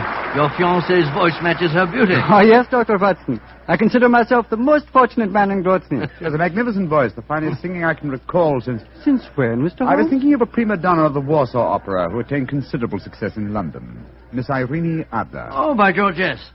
She was a criminal, one of the few that outwitted you, Holmes. Oh, that was a case that would have interested you, Mr. Krasnodar. I'm familiar with it, my dear doctor. You are unusually solemn tonight, Krasnodar. Have a glass of wine, and I will bring Lily to our table, and we will toast our happiness. I'm afraid I cannot drink to that toast, Prince Stefano. Why not? Oh, I know why. You, the notorious lady killer of Grozny, are jealous. You're in love with Lily yourself. Prince Stefano, I have sad news for you. I have come here tonight, but for one purpose. To arrest your fiancée. Huh? You're joking. It is far from a joke. At my ministry, we have evidence, conclusive evidence, that Miss Lily Rayner is a spy. Spy? Good Lord. And the penalty for spying in Grozny? That, my friend, is why I would drink no toast. In Grozny, the penalty for espionage is death.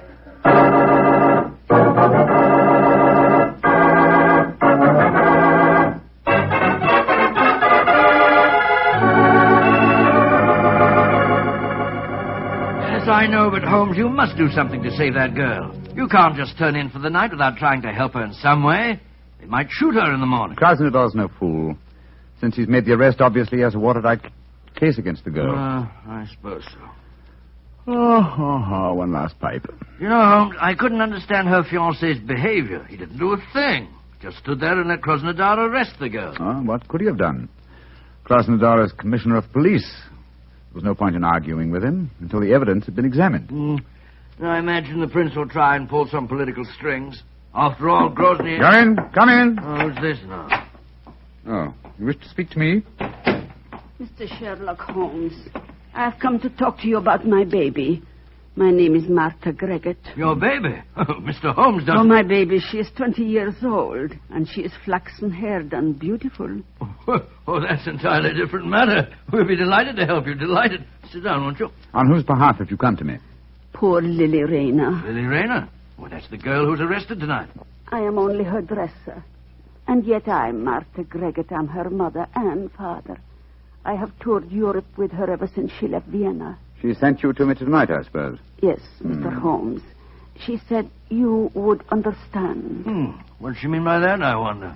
She said that Mr. Holmes would take care that a talent like hers should not perish, just because she had broken a few laws. In other words, she wishes me to establish her innocence in the same breath as she confesses her guilt. I'm afraid I don't take that sort of plant. Good night to you.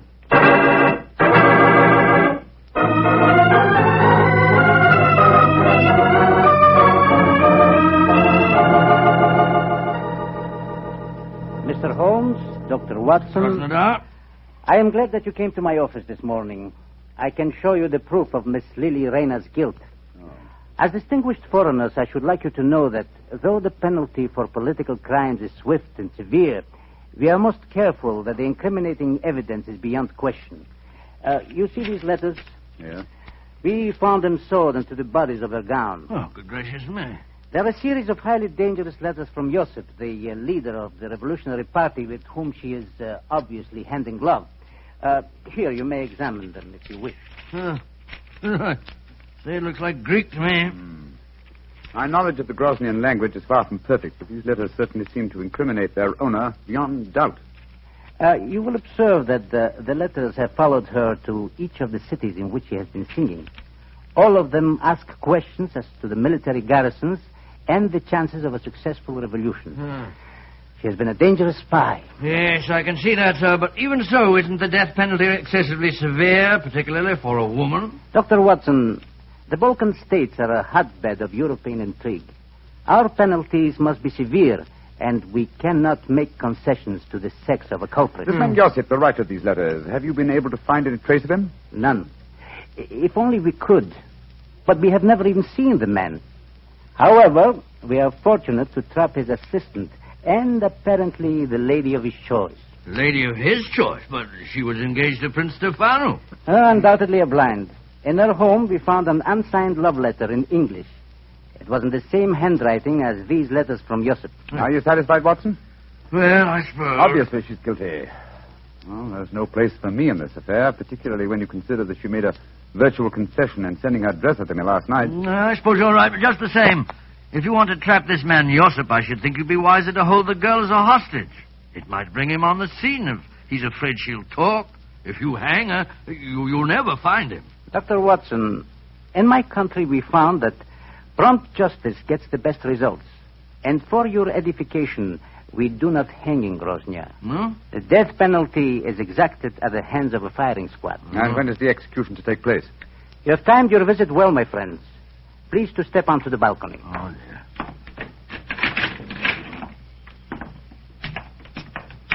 I think that answers your question, Mr. Holmes. Great Scott. Against the wall, blindfolded, with a firing squad before her. It's Lily Rayner. Grosnian justice indeed moves swiftly, Mr. Krasnodar. It has to, my friend. Capitano! Aspritov? Great heavens, I can't watch this. I don't care what she's done. I don't want to see it. Up! Two! First! Up! She's crumbled to the ground. Poor little thing. What an artist.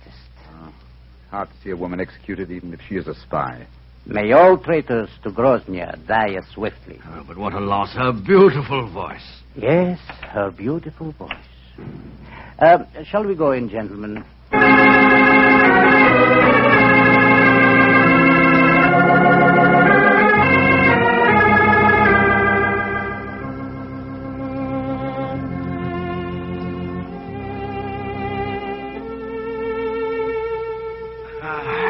You know, Holmes, I can still see that poor girl as she crumbled before the firing squad. So can I, old chap. That's her song you're playing, isn't it? Yes, the melody still haunts me.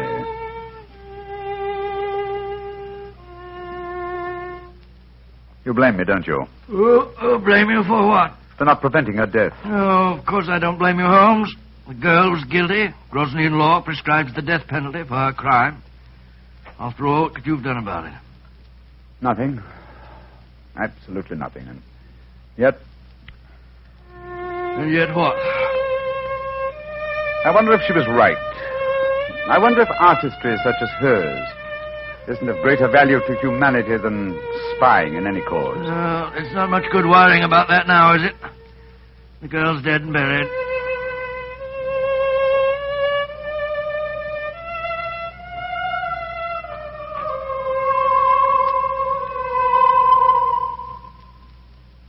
Watson. What's the matter, Holmes? Did you hear that? I hear what? I could swear that I heard the dead girl's voice. She was singing her song to my accompaniment. Oh, dear. Your nerves must be in a very bad state, Holmes. Hearing voices indeed. You'd better turn in for the night. Perhaps. Well, it may be more my conscience than my nerves. I'll give you a sleeping draught if you like. No, my dear Shepard. I'm all right. It's funny, though. I could have sworn that... Oh, well. Play some more of that tune, will you, Holmes?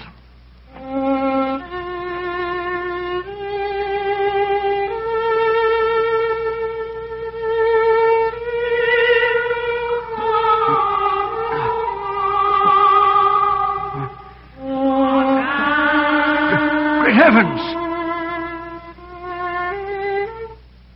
Uh-huh. You heard it this time, eh, Watson? Of course I did. It was her voice. There's no mistaking it. Holmes, I don't believe in ghosts, and yet I could swear... Listen. Good Lord. It is her. Shh. Avenge my death. Do not let them go and punish the kill me. Who are you? Where are you? In the air about you. Avenge my death. Strike a match, Sherlock Watson. Holmes. Strike a match. Yes. Light the gas. Look. There in the moonlight, moving past the window. It's the figure of that girl that was shot to death. A match, Watson. I'll guard the door. There. Gas is lighted. She's vanished, Holmes. And not by means of this door. We're standing in front of it. And there's no other exit from the room. Holmes, I don't like this. We're dabbling in the supernatural. Stop trembling, Watson. Whatever the explanation for this may be, one thing at least I find quite fascinating. And what's that? It's the first time in my career that I've ever had a ghost for a client.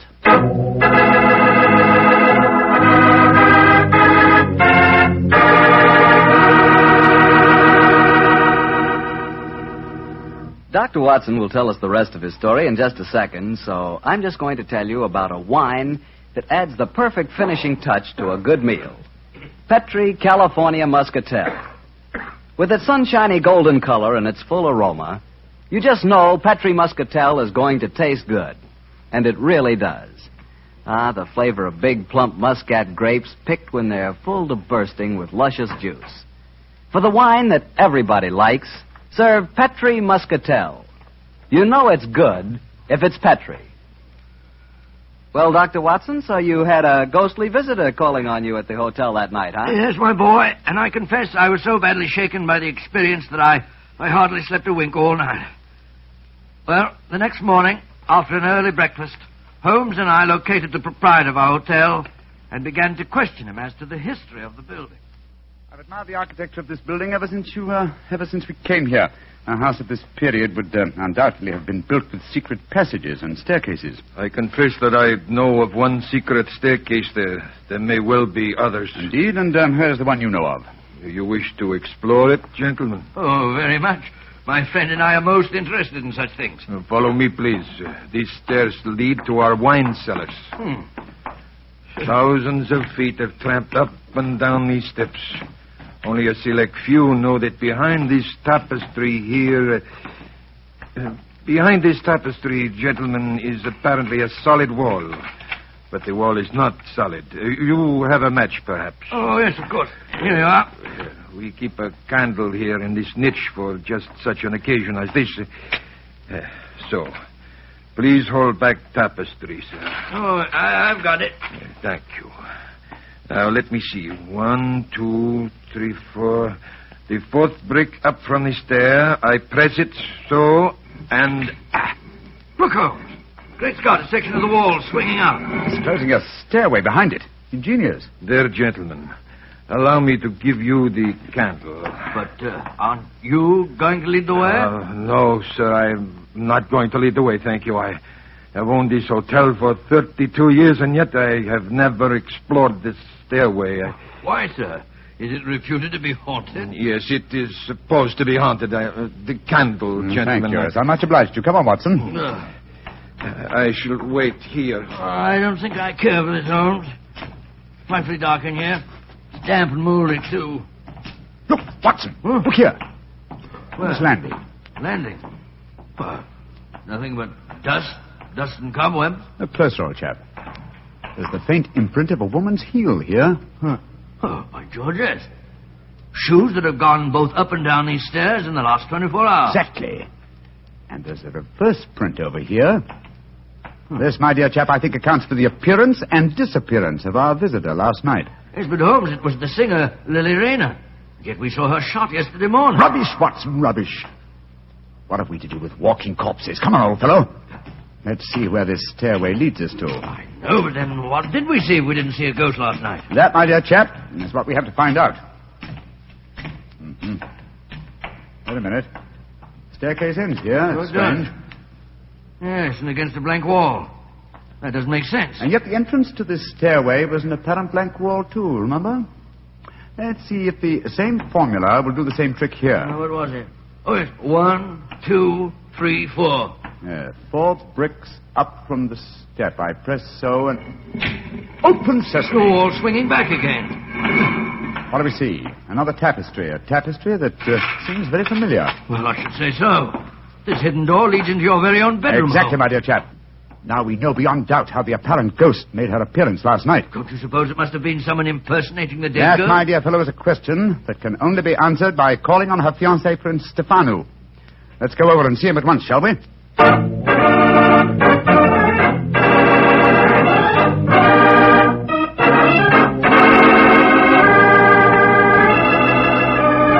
Prince Stefano, I dislike to intrude upon your personal tragedy, but I must ask you a few questions.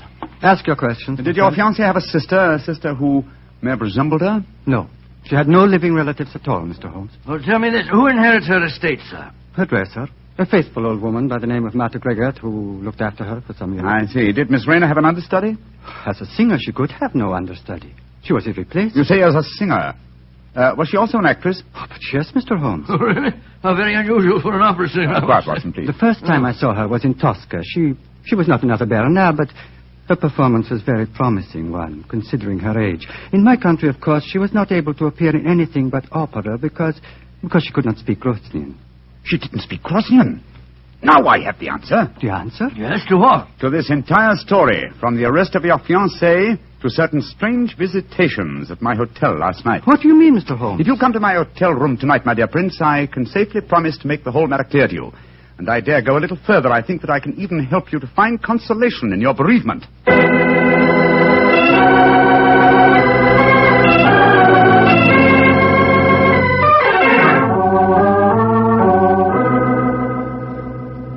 Ladies and gentlemen, I can see that you wonder why Dr. Watson and I have asked you to come here to our hotel tonight.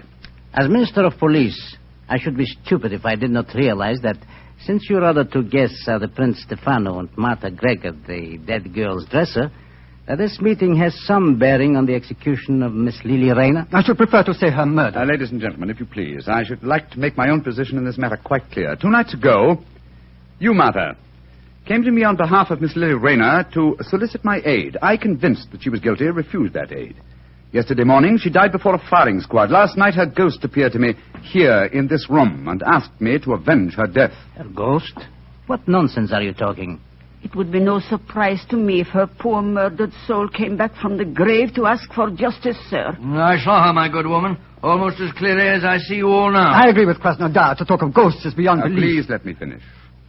When I had this visitation last night, I decided to investigate the case thoroughly. I did so today, and I can assure you that Miss Rayner paid for a crime she did not commit. What grounds do you have for saying that, Mr. Holmes? The letters that were supposedly written to her were in the Grosnian language. And yet today Prince Stefano informed me that she could not appear in the theater here because she did not speak the language. But those letters were sewed into her bodice, Holmes. That's true, my dear fellow. And who was the only person who had the opportunity to do that?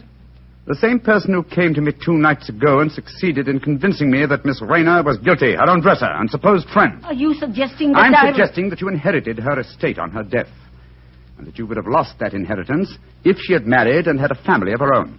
What do you have to say in answer to that, Martha? That I am among madmen. This talk of ghosts proves it. Very well, then. Let the ghosts support my theories. Hand me the violin, will you, Watson, old fellow? Yes, of course. Thank you. And now, turn down the gaslight. Right you are. That's it. And listen.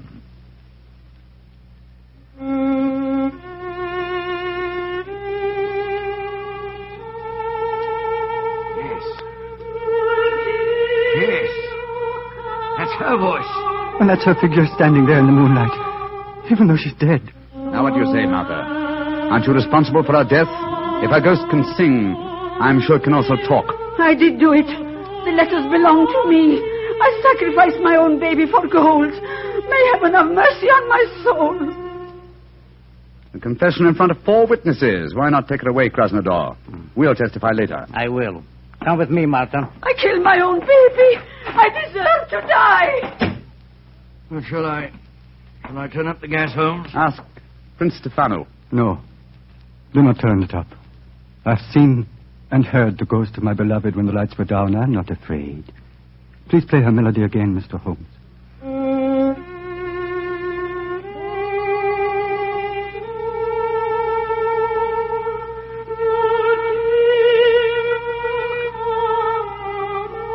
Aren't you afraid, Prince Stefano? Why should I be afraid? Lily, my beloved, your spirit I know can be no evil one. I love it as I loved you living. The pleasure of love lasts but an instant. Love's regrets last for a lifetime. This is now my lifetime, brightened by your gracious ghost. I'm sure this is a very touching scene, but it's getting dreadfully maudlin. All right, Miss Rayner. You may come from behind the tapestry now. Watson, old chap, turn up the gaslight. There's a good fellow. Right you are, Holmes. Prince Stefano, permit me to reintroduce you to your far-from ghostly fiancée, Miss Lily Rayner. Lily, my beloved, you're not dead. No, I am not dead. Though I cannot see how Sherlock Holmes fathomed my secret. And there, my dear young lady, you're in exactly the same boat as I am. Surely the answer is obvious. You gave me the key yourself, Prince Stefano. I did, but how, Mr. Holmes? When you informed me that Miss Rayner had once played the title role in Tosca. Tosca? What's that got to do with anything, Consider Holmes? the plot, Watson. A minister of police who is very susceptible to a lady's charms arranges a false execution. Knowing Mr. Krasnodar's weakness, Miss Rayner, you prevailed upon him to do likewise. Well, then the whole execution was a piece of pantomime. The rifles must have contained blank. That's right, old fellow. And what should have heightened my suspicion, Miss Rayner, was the fact that at the moment of your apparent death, Mr. Krasnodar quoted a line from Tosca. He said, "What an artist." I was not perceptive enough at the time to evaluate the remark correctly, I'm afraid. When the simulated execution took place, you were free, but assumed dead. But why should I indulge in such a trick, Mr. Holmes? You reasoned that had you come to me directly, I might easily have turned you over as a fugitive from justice. And when you decided to dramatize the situation and appear last night as an apparent ghost, you knew it would, well, at the very least, stimulate my curiosity. It would cause me to investigate the matter and possibly to learn the truth and clear you from suspicion. Well, yes, but Holmes, if she's innocent, how about the love letter in English, which was in the handwriting of Josip, the revolutionary leader? Well, I can see only one explanation for that. You, Prince Stefano, are that mysterious revolutionary Josip. Stefano? Oh, no, that is not possible. Mr. Holmes, you're a visitor in my country. I do not suppose you will be staying here much longer. Stefano, all these months you've deceived me. Silence, Lily. Gentlemen, I hope for your own sake you will not be staying here much longer. Oh. I've been threatened by far more imposing adversaries than you, Prince Stefano. I suggest that you leave my room. It's none of my business dabbling in Grosnian political affairs. Your secret is safe. In any case, I came to Grozny for a holiday. Goodbye. Goodbye, Mr. Holmes. On my soul, Holmes, if we were in London, you wouldn't behave in this offhand way. But we're in Grozny, old chap, aren't we? Hand me the violin, will you? All right, here you are. Thanks. You know, Watson, I've only had professional dealings with 2 singers in my life. The first was Irene Adler, and she fooled me. Oh, so cleverly. And this singer tried to fool you and failed dismally. Seems to me the score's about even. No, old chap, no. This one was an amateur. Irene Adler will always be the woman. Ah, well, I think that's enough excitement for one day, don't you? After all, I am supposed to be taking a holiday.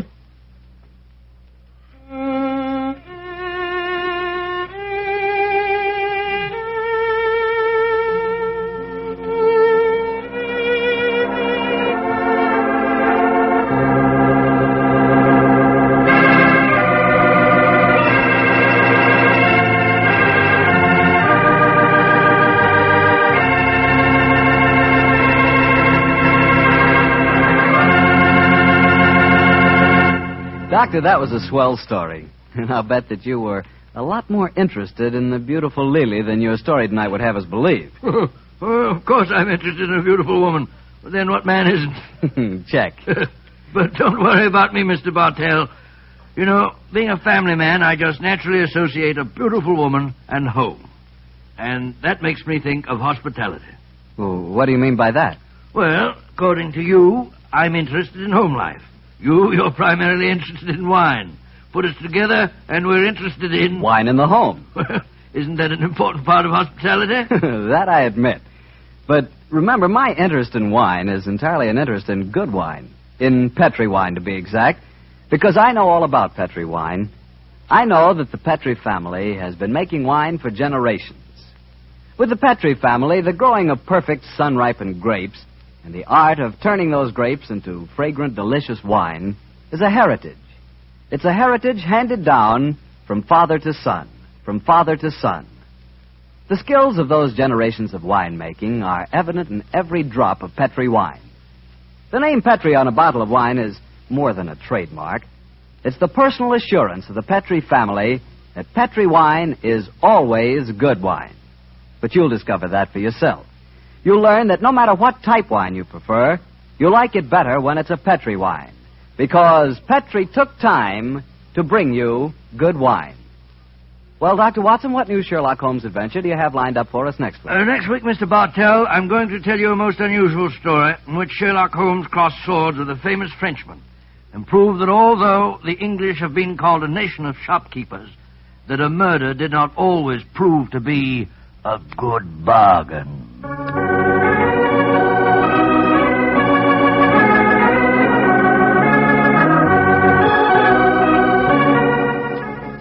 Tonight's Sherlock Holmes adventure was written by Dennis Green and Anthony Boucher and was suggested by an incident in the Sir Arthur Conan Doyle story, The Sussex Vampire.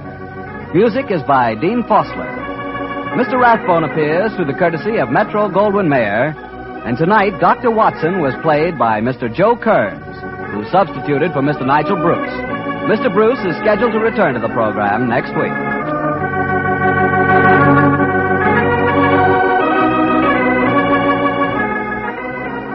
The Petri Wine Company of San Francisco, California, invites you to tune in again next week, same time, same station. Sherlock Holmes comes to you from our Hollywood studio. This is Harry Bartell saying goodnight for the Petri family.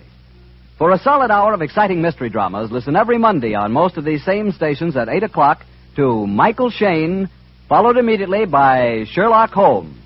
This is the Mutual Broadcasting System. Petri Wine brings you Basil Rathbone and Nigel Bruce in the new adventures of Sherlock Holmes.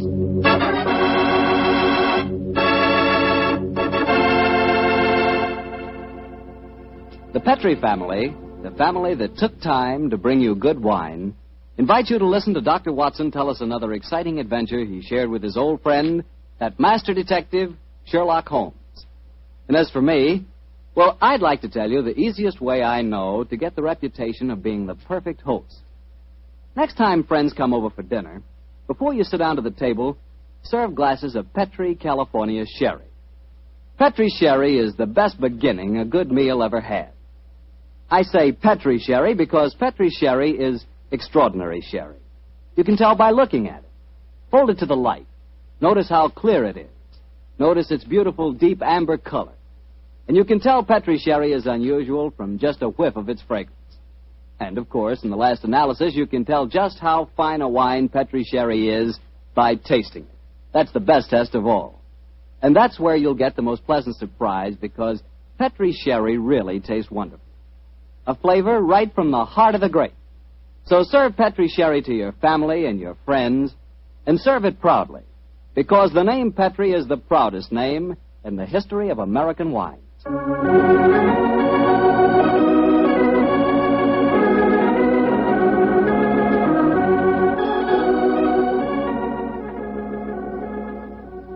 now I'm sure our good friend Dr. Watson's expecting us. Let's not keep him waiting. Come in. Good evening, Doctor. Good evening, Mr. Bartell. You'll forgive me if I don't get up, won't you, my boy? Of course, Doctor. What's the matter, a touch of rheumatism? No, I've played 18 holes of golf today. I hope that when I'm your age, Doctor, I can be half as sprightly. Oh, it's very nice of you, but if you don't mind, we won't discuss the question of my age. So draw up your chair, make yourself comfortable. I'll get on with tonight's new Sherlock Holmes adventure. Well, from the hint you gave us last week, it sounded like quite a spooky story. It was, Mr. Bartell. It certainly was. Towards the end of November in the year 1895, a dense yellow fog had settled down over London. For 4 or 5 days, it was impossible from our rooms in Baker Street to see the outline of the houses opposite. A real London pea souper, huh, Doctor? Yes, my boy, and it became most depressing. The first day, Holmes had spent in cross-indexing his huge book of criminal references. The second and third had been patiently occupied with a subject which he had recently made his hobby, the music of the Middle Ages. But when on the fourth day, on pushing back our chairs after breakfast, we saw the greasy, heavy brown swirl still drifting past us and condensing in oily drops upon the window panes, Sherlock Holmes' impatient and active nature could endure this drab existence no longer. He paced restlessly about our sitting room, chafing against the inaction. After several minutes of these perambulations, he turned to me and spoke. Anything of interest in the paper, Watson? There's news of a revolution, of possible war, and of an impending change in the government. Nothing to interest you, though. No crimes of any importance. The London criminal is certainly a dull and unenterprising fellow these days. Look out of the window, Watson. See how the figures loom up, are dimly seen and then blend once more into the foggy depths. What a day for a thief or a murderer. He could roam London as the tiger does the jungle, unseen until he pounces, and then evident only to his victim. That's a cheerful thought, I must say. Hello. I wonder who that is. Probably a visitor for Mrs. Hudson, or perhaps the local plumber has finally condescended to pay some attention to the faulty gas jet in our hallway. I don't think you're right on either count. I can hear Mrs. Hudson's footsteps on the stairs. Come in. Come in. Yes, Mrs. Hudson, what is it? Oh, excuse me, Mr. Holmes, but there's a gentleman to see you. Says it's most important, and he asked me to give you this card. Oh, thank you. Oh, Mortimer Harley, eh? Show him up, please, Mrs. Hudson. Very good. Mortimer Harley, and who's he? I've not had the pleasure of meeting him personally, but I'm quite familiar with his scientific reputation. Scientific? In what does he specialize? Oh, I suppose one might refer to him as one of the greatest authorities on all matters connected with the occult. You mean the fellow dabbles in supernatural stuff and all that sort of thing? I mean, my dear Watson, that Mortimer Harley is an extremely intelligent man with a thoroughly comprehensive and scholarly knowledge of his field and an intense belief in the existence of the supernatural force. Now, here he is to speak for himself. Oh, come in, Harley. Thank you, Mrs. Hudson. You're Mr. Sherlock Holmes? Yes, sir. This is my colleague, Dr. Watson. How do you do, Mr. Harley? How do you do, Doctor? Won't you sit down, sir? Thank you.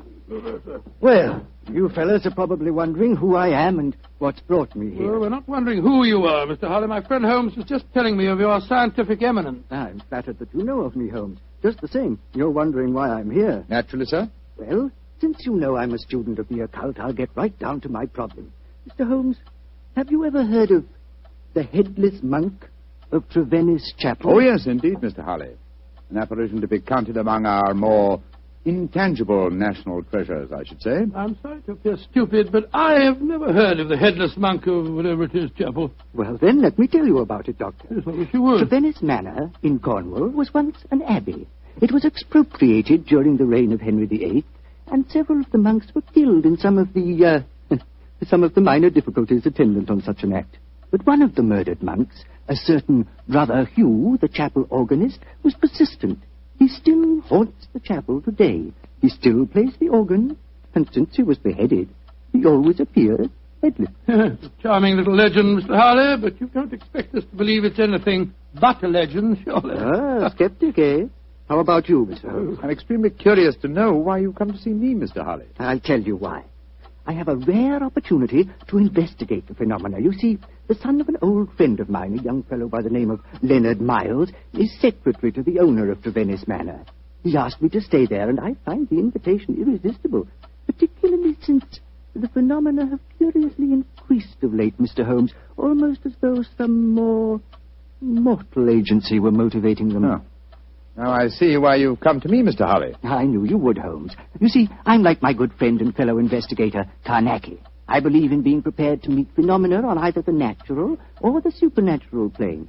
If the phenomena are real, then they fall legitimately in my field. Whereas if, as I'm sure you suspect, they are being contrived by human forces, then you think that's more in my department, eh, Harley? Exactly. Well, what do you say, Holmes? A little trip to Cornwall would be a nice few days. We'd probably escape the fog down there. Ah, the places with the weather, Watson. What?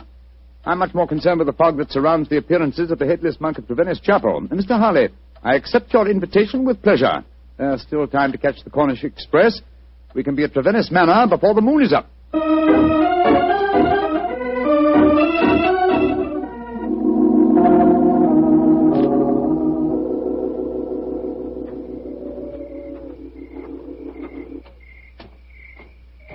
Hello? Who's this funny-looking fellow coming down the steps towards us? If I didn't hear the sound of his footsteps, I'd believe it was a psychic manifestation. He certainly looks as if he came from beyond the grave.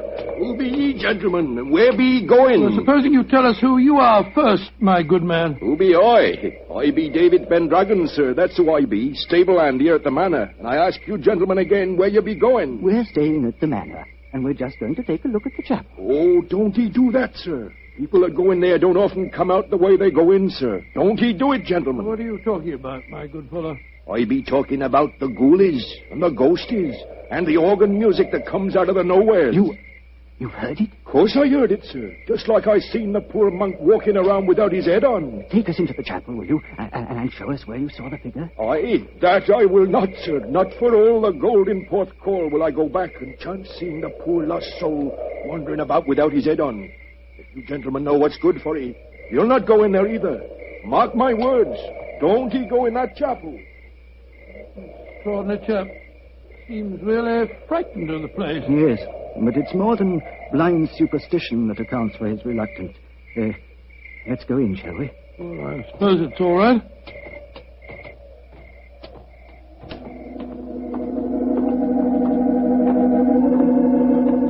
Great Scott! Listen to that. The organ. The ghost's playing it. We're extremely fortunate. A psychic manifestation as soon as we enter. Remarkable. Psychic manifestation. Rubbish. Look who's sitting at the keyboard. It's Holmes. Holmes! What's the matter, Watson? What's the matter? You frightened us to death, didn't he, Harley? Well, speaking for myself, Doctor, it disappointed me. I thought it was a genuine phenomenon. What do you think you're doing, Holmes? I thought you were still behind us. I'm sorry if I frightened you, Watson. I was curious about this organ. I slipped in by the side door ahead of you and tested the instrument. It's in astonishingly good condition for a disused chapel, don't you think, Harley? Yes, I do, Holmes. One might reasonably presume that someone tends it with great care. In fact, I would go further and say... What are you doing in here? We are guests at the manor house, and we decided to pay a visit to the chapel before we paid our respects to our host. Oh. My father is your host. I'm Dorothy Brownlee. How do you do, Dorothy? My name is Holmes, and these gentlemen are Dr. Watson and Mr. Harley. How do you do, Dr. Watson? Mr. Harley. I heard the organ music, and I was terribly frightened. You've heard of the legend, I suppose. You mean about the headless monk and the ghostly organ and music, Miss Brownlee? Yes, Doctor. And it's more than a legend, I assure you. That's why I rushed over here as soon as I heard it. It must have frightened all the servants within hearing distance. Why were you playing the organ? I was curious to see whether it was in good repair. Obviously it is, Mr. Holmes.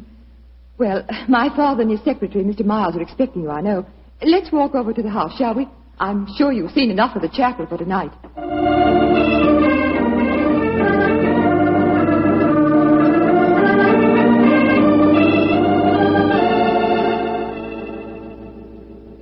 Father, this is Mr. Sherlock Holmes and Dr. Watson. How do you do? How do you do, sir? How do you do? This is my secretary, Leonard Miles. How do you do, Mr. Miles? Miles? Mr. Brown. Dr. Watson. I'm afraid Mr. Brown is rather angry with me. I hadn't told him that you were an expert on psychic phenomena, Mr. Harley. I fail to see why the knowledge of that fact should make you angry, Mr. Brownlee. I don't want you ferreting about into this so-called ghost business. There's been enough trouble in the neighborhood already. It's almost impossible to keep servants, and these Cornish people are incredibly superstitious. You haven't seen the ghost yourself, Mr. Brownlee? Oh, of course not. There isn't any ghost, I tell you. You heard the mysterious organ playing? No, I haven't. And I don't want to talk about it anymore. Yes, what is it?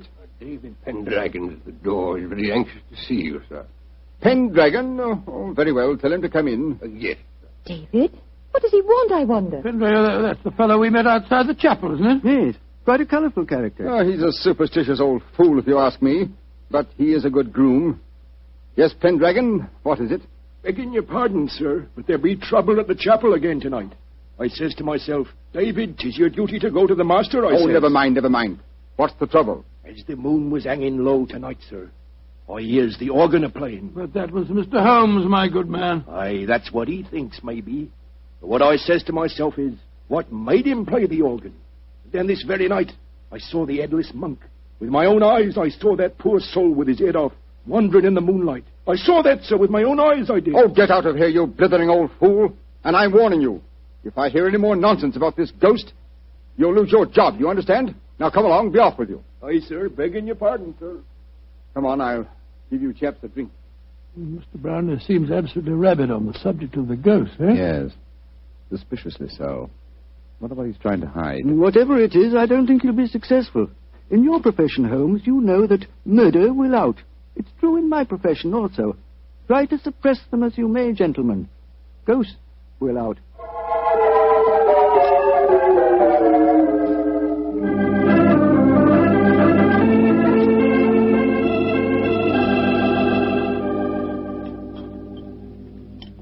Well, Holmes, this place may be haunted, but I swear that I never spent a better night anywhere. Good morning, Mr. Harley. Good morning. Good morning, sir. Good morning. I'm glad to see I'm not the only late riser. Oh, were you up late, too, sir? Yes, I was, Doctor. I decided to ignore the veiled threats of Mr. Brownlee, and so I did a little investigating in the chapel. Do you mind passing the teapot? And what were the results of your investigations, Mr. Harley? Well, there was no psychic manifestation, you understand, but I'm sure of one thing. That chapel is evil. Evil to the hearts of its stones. And I'll swear that evil does not stem from the hapless monk who was murdered there. You confirm certain suspicions aroused by my own investigations last night. There is evil here, Mr. Harley, and I think I know its nature. Unless I mistake every sign and reaction, someone has been initiating the local peasantry into the evils of the Black Mass. Mass? Good Lord, what a shocking thought. My own sensations last night confirm your theory, Holmes. There is a coven here, I swear it, hiding its own obscene practices under cover of the haunting. Well, that sounds quite feasible. After all, the people are so superstitious that they'd keep as far away as possible from the chapel when they heard the organ playing. This problem falls into both our fields, Harley. The practice of black magic is a criminal offense. Perhaps it's just as well the old laws against witchcraft are still in force. I imagine, Mr. Harley, that you have your own methods of combating such forces as we're up against. Oh, yes, Holmes, though mine are not connected with the legal aspect of the case. May I ask what you plan to do, sir? Well, I have several rather elaborate preparations to make, Doctor. It'll take me most of the day, I'm afraid. However, I shall explain them to you all after dinner tonight.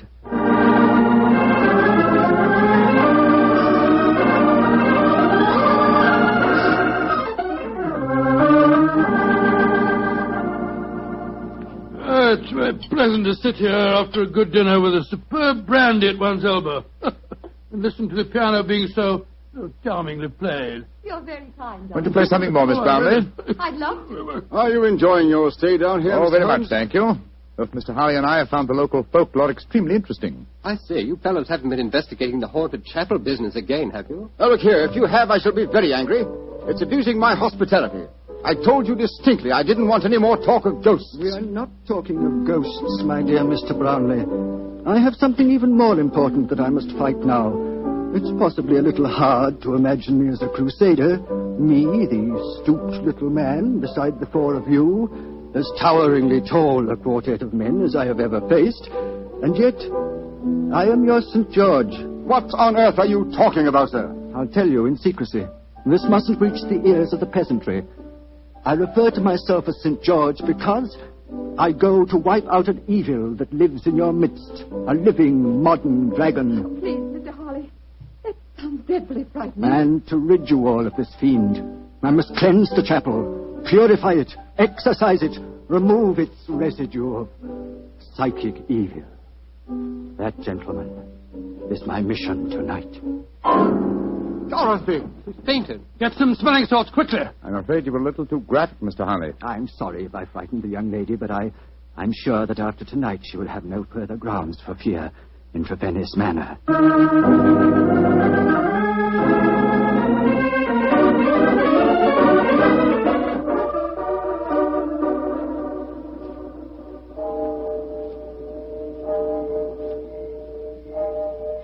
Holmes. Yes, old chap? Did you hear anything? Nothing but the owls and the clock striking midnight. I'm getting awfully jumpy. What do you suppose Harley's up to? I can imagine his procedure. Midnight, the crucial hour, I suppose, in his endeavors. I wish him luck. My own plans are not nearly as clear, unfortunately. I sense a guiding force here, but I lack the clues. There is something, Holmes. Listen. Great heavens! It's the organ in the chapel. And Harley's in there alone. Not alone. Listen to the organ. Pealing forth its madness. Come on, Watson. Something has gone horribly wrong.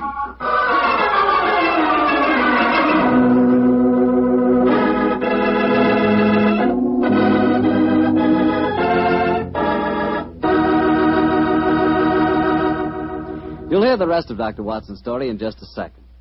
You know, a moment ago I told you how much I thought you'd like Petri California Sherry. But I didn't tell you that Petri Sherry is the all-round, all-American wine. You can not only serve Petri Sherry before dinner, it's good after dinner, too. And, of course, later in the evening, when you're listening to the radio with some friends, a glass of Petri Sherry is just the thing. And say, Petri makes two kinds of sherry, the regular and Petri Pale Dry. To make sure you get the one that you like best, do what I do. Don't buy one, buy two. But remember, always buy Petri. Dr. Watson, that was a heck of a place to break off your story. Then let us continue it as speedily as possible, my boy. As soon as we heard that devilish organ music, Holmes and I rushed out of the house and raced in the moonlight down the path leading to the ruined chapel. By the time we reached the entrance, the organ music had ceased, and the tall, gangling figure of David Pendragon was standing in our path. You gentlemen be wanting at this Never time of mind night. What are you doing here? I be here because the gentleman gave me 5 shillings to stand outside here and see that no one disturbed him. That's why I be here. And nobody did come or go. He still be there, he be. But when you heard that organ music, why the devil didn't you go in? Organ music? I heard no organ music, come on, sir. Watson.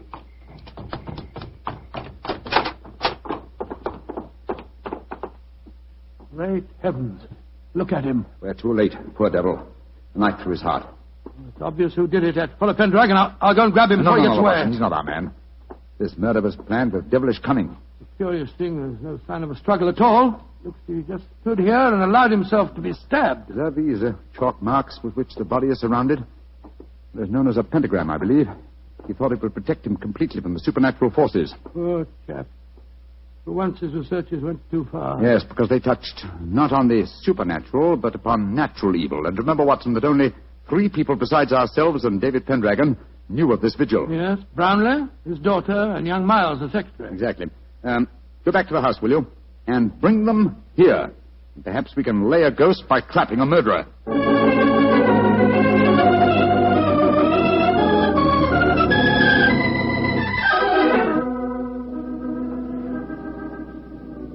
And that's all I know, Mr. Holmes. Well, you've not established much so far, Holmes. The 3 of them all swear they were asleep and that they didn't hear the organ. Yes, then you can't prove otherwise. I think I can prove that one of you was not only awake, but also murdered, Mortimer Harley. But why should any of us want the poor man dead, In your Mr. Holmes? case, young lady, I confess that I find it hard to conceive a motive. Implying that Mr. Brownlee and I might have one? Well, Mr. Miles, you must admit that you're responsible for Mr. Harley coming here. And you, Mr. Brownlee, must admit that you did everything in your power to prevent the dead man from carrying out his investigations. Why? What were you trying to hide? Nothing. It's just that I wanted to sell the manor house. All this talk about ghosts was giving the place a bad name. And if it had gone on, I'd never have disposed of the property. Well, speculation can get us nowhere. Let's get down to facts. Is there any other entrance to this chapel besides the two doors? None. Oh, there was an old smuggler's cave which came out near the organ loft, but Father had it bricked up some years ago. I had to. The tourists kept crawling in. Go and examine it, will you, Watson, old chap? Right, you are, Holmes. If you don't mind my saying so, Mr. Holmes, it seems obvious who did this murder. You told us David Pendragon admitted that no one went in or out as he stood guard.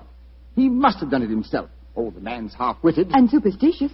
He might have killed Mr. Harley because he was attempting to interfere with a ghost. And then played the organ to celebrate the occasion? I think you overestimate David Pendragon's capabilities, Miss Brownlee. Mr. Miles. Yes, Mr. Holmes. Pendragon is waiting outside. Would you be kind enough to ask him to come here for a moment, please? Certainly. What did you find out, Watson? Well, it's easy to see where it was bricked up, but it's a solid wall now. No one could get in that way. But if no one came in or out, who else could have killed Harley except Pendragon? The ghost, or rather the person disguised as a ghost. The dead man expected a psychic manifestation. When he saw the supposed ghost coming towards him, he offered no resistance. He believed that the magical pentagram would protect him. Ah, there you are, David. Aye, here I be, sir. But I don't know nothing more than what I told thee. No, don't be frightened, Pendragon. All we want is the truth. That's what I told thee, sir. And tell us a little more, will you? When you said no one had entered the chapel tonight, you meant that no mortal man had entered, didn't you? That I did, sir. But how could I say I'd seen the ghost when Mr. Brownlee here had told me I'd lose my job if I spoke of the ghost again? Oh, now we're getting somewhere. So you did see the ghost? That I did, sir. The poor soul walking through the moonlight with no head on his body. You saw it quite clearly? Just as clearly as I sees you now, sir. How tall was he? He was... Would you mind standing against the wall, sir? Yes, of course. He was as tall as... Well, his shoulders come to just where your shoulders come now, sir. You're a tall man, then, so we narrow it down to either you, Mr. Brownlee, or you, Mr. Miles. This is utterly ridiculous. Of course it is. On the contrary, gentlemen, the case is solved. Which one of them was it, Holmes? Neither. Remember that the ghost is headless. That means that the impostor must have built up fake shoulders covering the head. On either of these men, it would have brought their shoulders to the level of my head. Great Scott, it was... Bravo, Mr. Holmes. I didn't think you'd catch me. Dorothy! No, I don't believe Miss Brownlee, I must warn you that... Keep back. Don't any of you come near me. As you see, I have a revolver. Dorothy, for heaven's sake! Don't speak to me of heaven! You thought I was a sweet little girl, didn't you, Father? You didn't know your dear, demure daughter could murder a man, did you? Why did you kill Mortimer Harley? Because he was a meddler.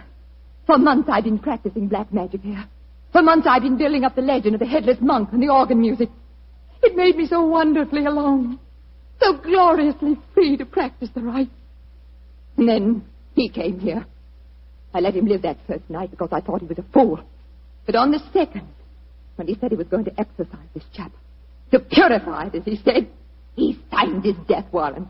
If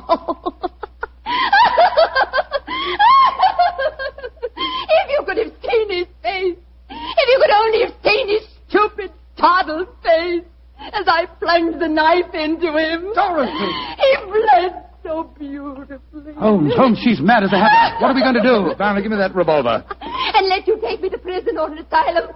No, you'll never catch me. She's backing up the stairs leading to the organ loft. Dorothy, come back! Don't try and follow me. Look out! The railing's behind you. And turn my head. Oh, no, Mr. Holmes,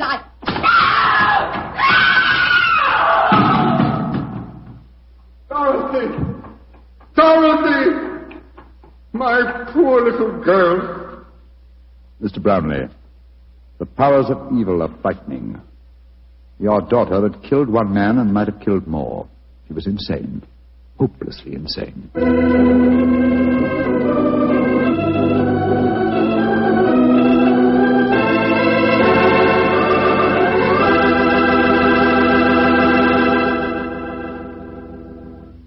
Well, Doctor, that was quite an exciting story. You know, I wish I could play the organ and write music for it. There's nothing like music to really express a thought. Yes, I can just imagine the kind of music you'd write. Probably catchy little ditties such as, "The Petri family took the time to bring you such good wine. So when you eat and when you drink, remember Petri wine." Oh, no, Doctor. Is that the way I affect you? Although on the level, you could probably write beautiful music to describe the way the grapes look on the vine in the sunlight. But what music could tell you about the Petri family and how long they've been making fine wine? You know, the Petri family has been making wine for generations. handing on down from father to son, the knowledge necessary to transform luscious, sun-ripened California grapes into delicious, fragrant wine. And when you see that name Petri on a bottle of wine, remember, you're not looking at a mere trademark. That name Petri is the personal assurance of the Petri family that every drop of wine in that bottle meets their unusually high standards. Petri wine is always good wine. It's got to be, because Petri took time to bring you good wine. Well, Dr. Watson, what new Sherlock Holmes adventure do you have lined up for us next week? Well, now let me think. Next week, Mr. Bartell, I'm going to tell you a story that started quietly enough as Holmes and I sat at a London dinner party, and yet, before the evening was over, we found ourselves involved in one of the most shocking scandals that ever rocked London society.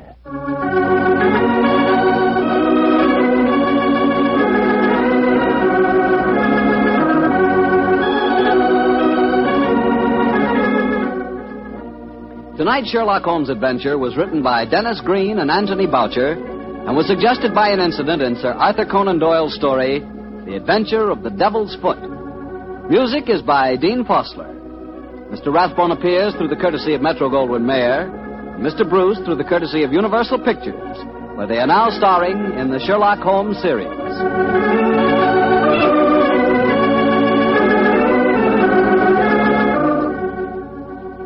The Petri Wine Company of San Francisco, California, invites you to tune in again next week, same time, same station.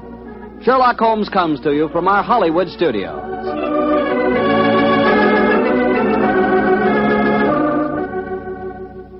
This is Harry Bartell saying goodnight for the Petri family. This is the Mutual Broadcasting System. Petri Wine brings you Basil Rathbone and Nigel Bruce in the new adventures of Sherlock Holmes.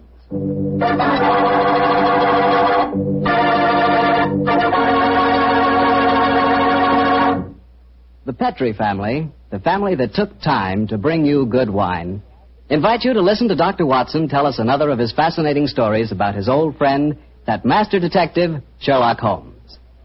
You know, we're really happy to be back with you once again. And we're looking forward to getting together at this time every week from here on out. And I hope you won't mind if every once in a while I sort of get a word in edgewise about Petri wines. You know, and I really mean this, Petri wines are wonderful wines. For instance, right now, I wish I could give you a glass of Petri California port. You could hold that Petri port up to the light and look at its clear, deep red color. You could smell that luscious grape aroma. And best of all, you could taste that Petri port. What a flavor. That Petri port just sort of rolls around on your tongue, and oh boy, is that ever good. Try Petri port after dinner some evening, or try it when some friends drop in. You can serve it proudly because, after all, the name Petri is the proudest name in the history of American wines.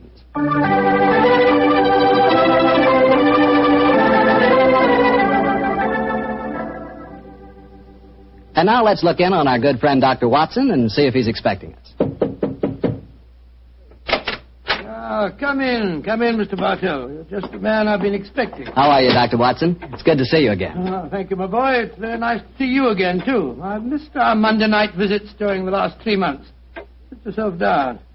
Would you care to join me in a glass of port? Well, thanks, Doctor. That'd be nice. You know, it seems to me after our summer vacation, a toast to the great Sherlock Holmes would be in order. That's an excellent idea. Here you are, young fellow, my lad. Thanks. You propose the toast, Doctor. To Sherlock Holmes, master detective and loyal friend, whose adventures have brought considerable, shall we say, fame to a certain retired doctor now living in Northern California. I'll drink to that. Well, now, suppose I might as well get on with tonight's story. Which particular adventure have you selected, Doctor? One that I call The Limping Ghost. Sounds exciting. And, as usual, you find me saying, how did it begin? In Baker Street on a windy December evening at the turn of the century. A young, white-faced boy sat in front of our blazing fire. And as he told us his strange story, the flickering firelight danced weird patterns on the walls. The young man was Alexander McMorris, the 7th Earl of Lochnair. The Earl of Lochnair? Say, didn't I read in the papers the other day that the 8th Earl of Lochnair had been killed in an airplane accident? Quite right, my boy. Even in this day and age, the tragic history of violent death seems to dog the footsteps of the Lochnair family. But to return to my story. On that December night in 1900, we heard the whole history of the limping ghost of Loch Ness. The first Earl had lost a foot at the Battle of Flodden Field in 1513. In spite of this terrible handicap, he fought on valiantly until he died on the battlefield from loss of blood. From then on, right until the time this story begins, the limping ghost, clad in a suit of armour, always appeared at Loch Ness Castle before and after the death of the current Earl. Yes, Mr. Bartell, it was a strange story that Sherlock Holmes and I listened to that night. A story of death and horror over the centuries, punctuated by the limping clank of ghostly armour.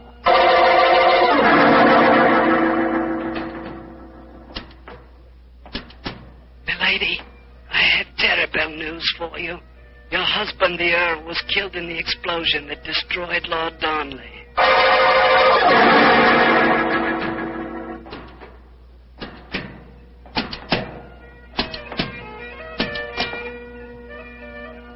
Milady, the Guy Fawkes plan to blow up the Houses of Parliament has failed. Your husband is in the Tower of London. They say he's to be hanged, drawn, and quartered.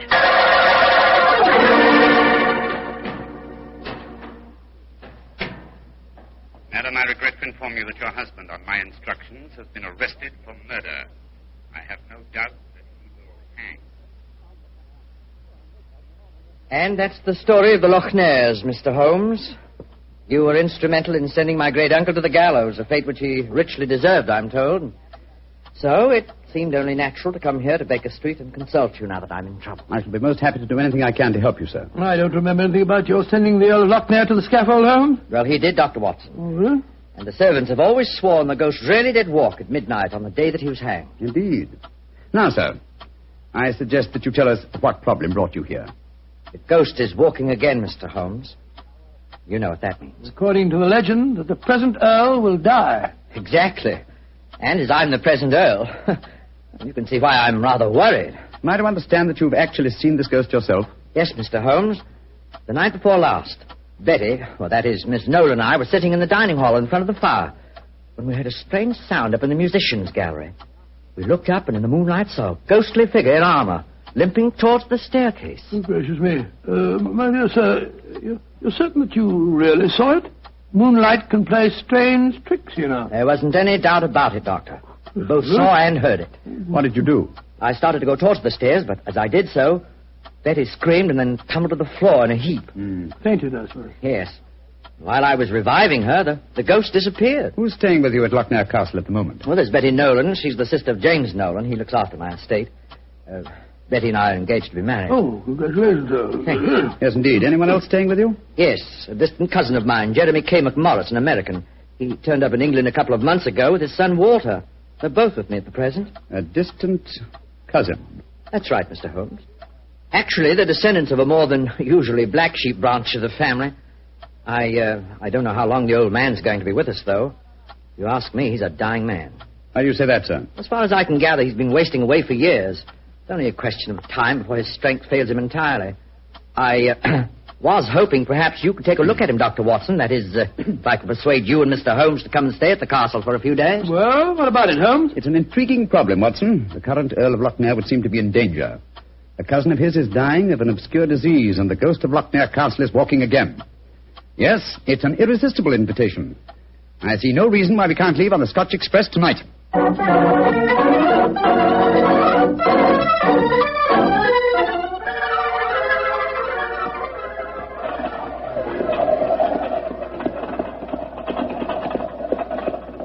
It's been quite a heavy fall of snow here in your absence, young man. Quite so, and judging from the colour of the sky, there's more to come. Very angry looking. Oh, now, as we round this bend, you'll be able to see the castle. Ah, yes. There you are, gentlemen. Magnificent. Yes, it's a fine place, all right, Doctor, though it cost me a great deal in upkeep. As a matter of fact, I only have one wing open. It's always been something of a problem to get servants to come and live here. See, the local villagers have a great respect for the Loch Ness ghost, you know. What servants do you have at the castle at present? A cook housekeeper, Mrs. McClintock, fine old lady who's been with me for 6 years now. And then there's old Tammas. He served my family for as long as I can remember. As a matter of fact, there he is now. Hello, Tammas. I'm glad to see you back, my lord, and that's a fact. Oh, thank you, Tammas. Oh, These gentlemen are Mr. Sherlock Holmes, Dr. Watson. Good day to you, gentlemen. How do you do? Good day, Thomas. Good day. Before I take the trap round to the stables, I may as well break the news to you. Yes? What's happened, Thomas? It's your cousin, my lord. Poor old Mr. McMorris. He's dead. What? Died early this morning. God rest his soul. Dead? I'm very sorry that I arrived too late to be of any help. Well, thank you for telling me, Thomas. Well, you may take the trap round now. Aye, sir. I'll bring the baggage up later. So he's dead. Well, I can't say it's unexpected, but it is a shock nevertheless. I'm sure that it must be, particularly as you yourself told us you saw the ghost of Lochnair the night before last. In which case... In which case, Watson, I think we may reasonably expect another visitation. Perhaps before the night is over. Shall we go in?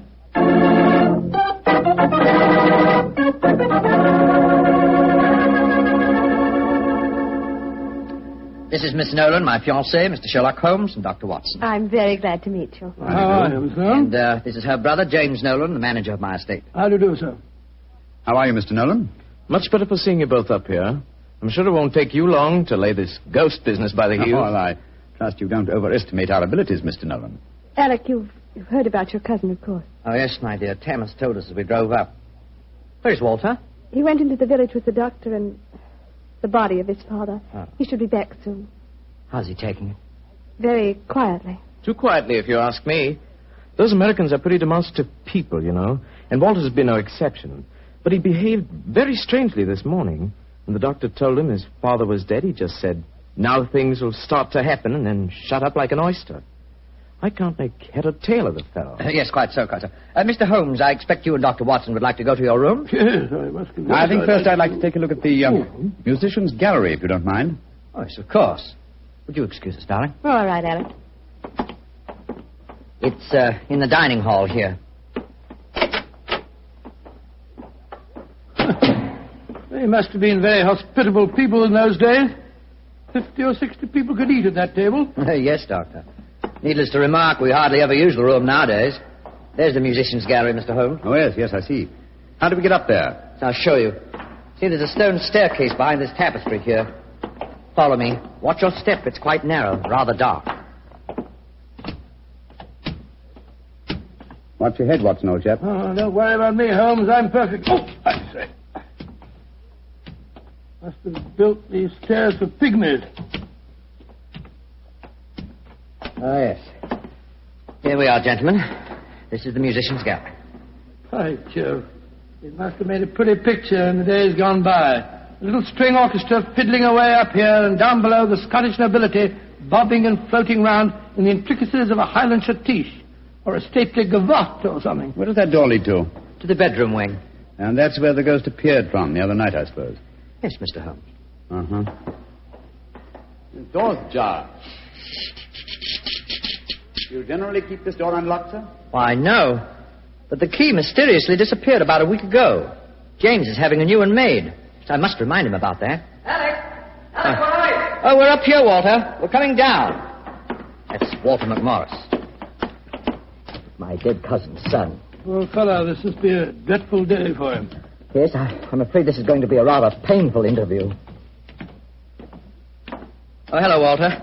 This is Mr. Sherlock Holmes and Dr. Watson. How do you do, sir? How do you do? Sherlock Holmes, huh? I've heard about you and your friend, Dr. Watson. Walter, old man, I'm dreadfully sorry about your father. Are you now? Isn't that nice of you? Well, you'll be sorry enough when you hear that I'm going to take you to court and prove that I'm the real Earl of Lochnair. Why, Walter, you're out of your mind. Am I? No. Father was out of his because he kept quiet all these years. But I'm going to have my rights. I've looked up the records. I've had genealogists working for months. And I've got all the facts that prove you're an imposter. Oh, man, what are you talking about? You know well enough. When Sherlock Holmes here sent your great-uncle to the gallows 20 years ago, the title and estate should have come to my father.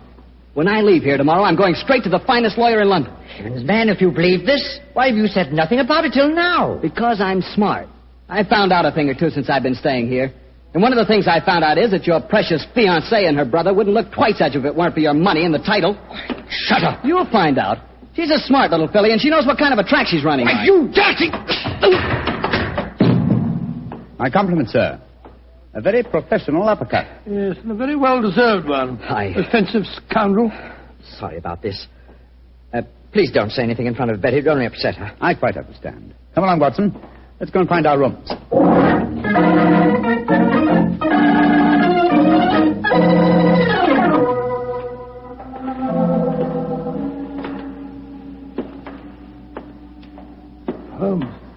It's nearly dinner time.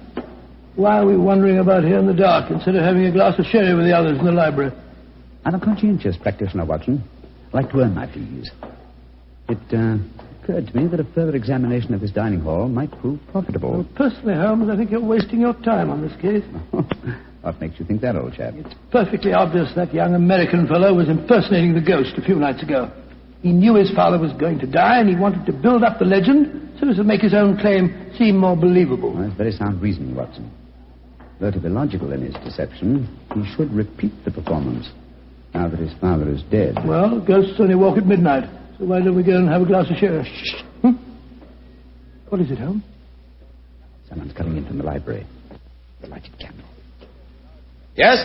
Who is it? It's me, Mrs. McClintock, the Oh, gracious me, you gave me quite a start. I heard voices and I knew the candles were not alight in here, so I came in to see who it was. You're watching for the ghost, I suppose. Well, you'll no be disappointed, gentlemen, though you may see more than you bargained for. Those that meddle with ghostly things they dinna comprehend are playing with something much more dangerous than fire. Fire burns. But the shades on dead people... Holmes! Look up there in the gallery. The door's opening. It's the ghost. Aye, here he comes, the poor body. See the armour on him, and the way he's dragging one leg behind him. Yes, it's really quite an effective impersonation. And the twilight provides most appropriate lighting for his play acting, too. You mean it's the young American? Of course, obviously. Look behind him. There's another figure. Yes. Dressed in the same kind of armor and carrying a sword. The game's afoot, Watson. The ghost has seen him. He's turning. The second figure's raising his sword. Look out!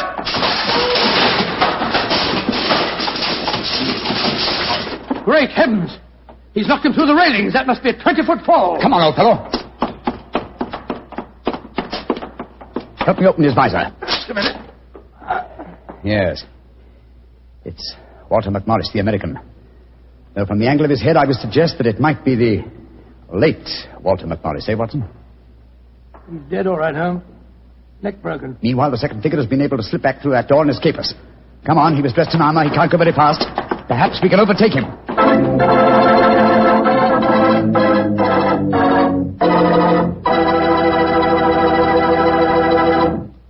Dr. Watson's story will continue in just a few seconds, which is all the time I need to tell you about Petri California Muscatel. Ever try Petri Muscatel? It's a wine that looks like sheer gold, and it's made from big, plump, juicy muscat grapes. Boy, pop one of those muscat grapes into your mouth, and you know you've got something delicious. You know that. And you get the same flavor in Petri Muscatel. It's a perfect wine to serve a lady. Women love it. And that best time to serve it is after dinner or on a Sunday afternoon, you know, times like that. But just make sure it's Petri Muscatel, because that's the way to make sure it's going to be good. Remember, Petri.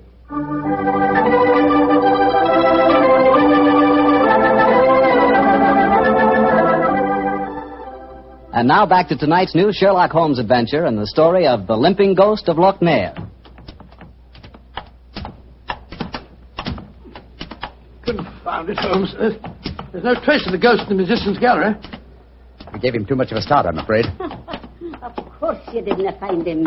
You'll never find him because he's not mortal. Mrs. McClintock, is the original suit of armor the one worn by the first Earl of Lochnair still in the castle? Aye, sir. It's in the library through that door there. I'll take you to it. Don't bother, thank you. We'll find it. Come on, Watson. Bring that candle with you. Right, your Holmes. If you know what's good for you, you'll stop dabbling in metals you dinner really can. Holmes, what do you make of the second ghost? Another imposter, obviously. But who could it have been? That's what we have to find out, old chap. Undoubtedly someone knew that the American Walter McMorris was impersonating the ghost and used this macabre method to kill him. But why kill him? Possibly his claims to the title and estate were valid. Or perhaps some fanatic was so devoted to the Lochnair legend that he assumed the role of ghost and killed him for his sacrilege. Hold the candle a little higher, will you, old chap? Yeah. Hello. Here's a suit of armor, Holmes. Lying in a heap on the floor. Oh, on the floor, eh? Whereas it obviously belongs on that stand over there. It's perfectly clear what's happened. The second figure used this armor and slipped it back in here while we were examining the dead man. Possibly, Watson, possibly. At least this armor gives us a definite clue. but it limits the field of possible suspects. How do you mean, Holmes? Well, it's an interesting fact that the human race has grown definitely larger in the past 400 years. Very few modern men can wear authentic ancient armor like this. For example, take the first item on the top of the heap lying on the floor here. These gauntlets of chain mail. Try them on. Well, much too small for Exactly. me. Neither you nor I could have worn this suit. No, nor could young Nolan, the estate agent. Whereas his sister could have done. Yes, so could Thomas the butler. He's a small fellow. And if it comes to that, Watson, our distinguished client, the young Earl of Lochnair, is himself a small man. By Jove, so he is. And he might easily have had a motive. Young McMorris had disputed his right to the title earlier in the day. But we mustn't jump to conclusions. Nevertheless, you see what valuable evidence this armor has become. Hello. It sounds as if the rest of the party are on the scene. Yes, I suggest that we join them without making any reference to this suit of armor. Remember, old chap, one of them in there is a murderer. And we may have to set a trap to catch him.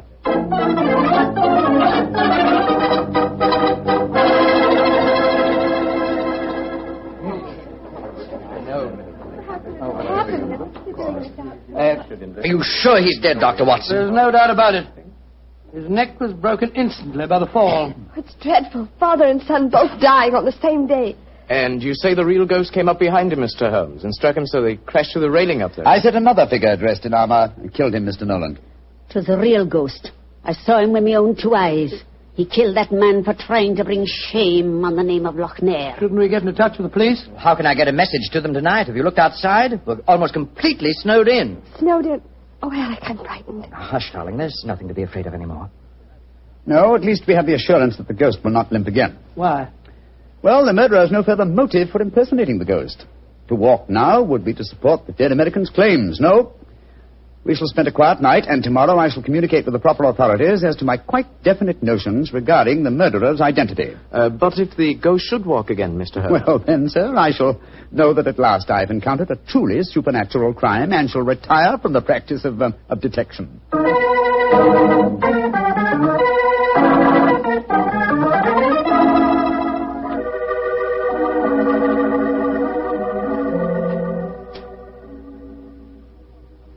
It's nearly 2 o'clock. You still over there by the window, puffing away that pipe of yours? You know, I can't help feeling that young McMorris knows a great deal more than he told us. A great deal more. There's a shifty look about him I don't like. Never did trust a fellow who couldn't look you squarely in the eye.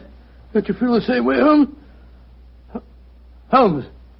Holmes, where are you? Holmes! Shh. Quiet, Watson. Where have you been? I thought you were over there by the window. Been talking to myself. Never mind that, old chap. Get your slippers on and your dressing gown.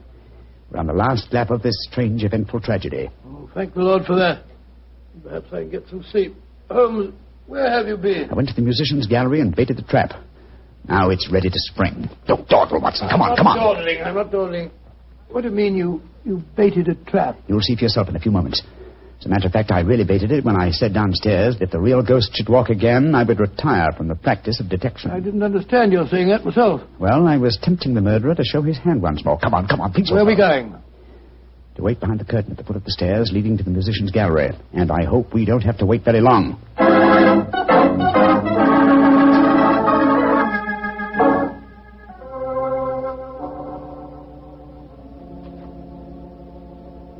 Holmes, I'm getting a crick in my neck trying to peer through this wretched curtain. How much longer do we have to wait? Until our murderer arrives. You certain he'll come? Not certain, but hopeful. Extremely hopeful. You know who it is, don't you? Yes. But my proof is too thin for a court of law. I must catch him in the act. Here he comes. Splendid. Let's go up and grab him. No. They walk into my trap. He's coming towards the head of the stairs. Oh! Great Scott! Exactly. A simple piece of wire stretched across the gallery is remarkably effective, even with ghosts. Come on, Watson. Help me off with this visor. There we are. Good Lord, it's James Nolan. Exactly. What happened? You walked into a simple trap, my friend. I'm afraid the next trap will be more lethal, for it will undoubtedly prove to be the one beneath the gallows.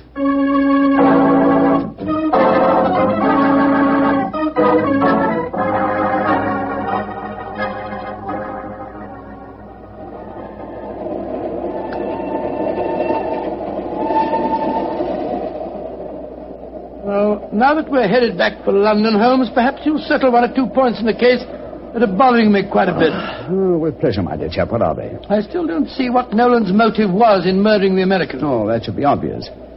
He wanted to ensure that his sister's fiancé would enjoy undisputed title to the name and estates. Well, how did you know it was Nolan? When I examined the authentic suit of armor, you see, it was obvious it had never been worn. But I still don't quite understand. Oh, come now, old chap. The suit of armor was in a heap on the floor. Yeah?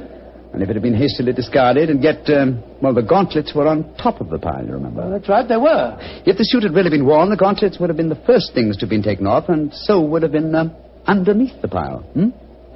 Obviously, therefore, the armor had been disarranged in order to make people believe the real ghost had walked. Yeah. After the American's death, the suspects were four: Miss Nolan, her brother, Thomas, the butler, and the Earl himself. Well, I ruled out Mrs. McClintock because, you remember, she was standing behind us at the time of the murder. Well, I'm beginning to understand. All the suspects except Nolan were small enough to have worn the armor. That's right. Therefore, only he could have pretended to use it. Pretended? But he did use it. Oh, no, my dear fellow. Undoubtedly, he procured a similar one of modern manufacture. An amazing case, Holmes. An interesting one, at any rate. And once again, old fellow, I'm forcibly reminded of an old Scottish litany. Scottish litany? Which one's that? Oh, you remember it. From ghoulies and ghosties and long-legged beasties and things that go bump in the night. Good Lord deliver us.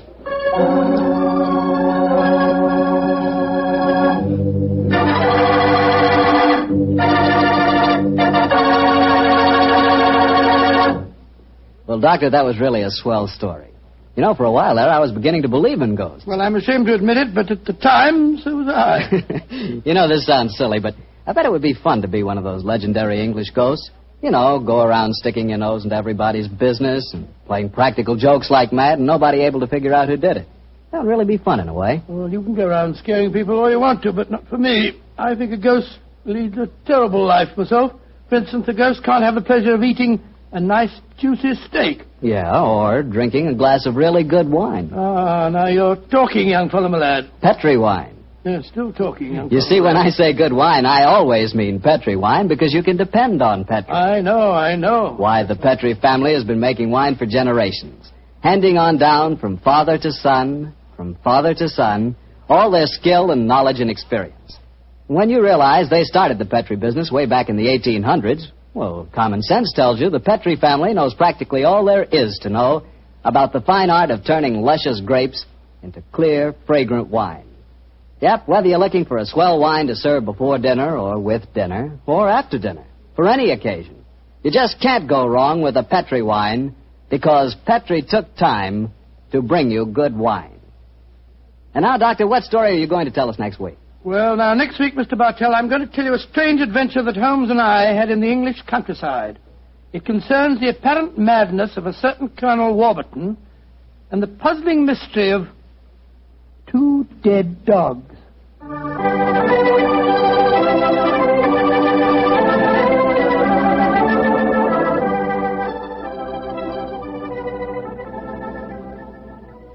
Tonight's Sherlock Holmes adventure is written by Dennis Green and Anthony Boucher and is based on an incident in the Sir Arthur Conan Doyle story, The Crooked Man. Mr. Rathbone appears through the courtesy of Metro-Goldwyn-Mayer, and Mr. Bruce through the courtesy of Universal Pictures, where they are now starring in the Sherlock Holmes series.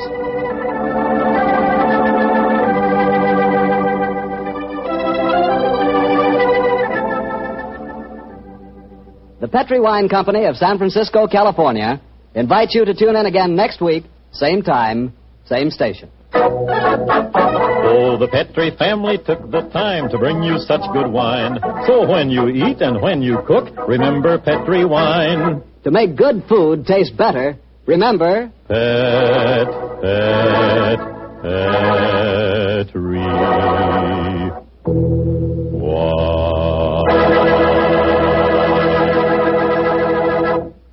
This is Harry Bartell saying goodnight for the Petri family. Sherlock Holmes comes to you from our Hollywood studios. This is the Mutual Broadcasting System.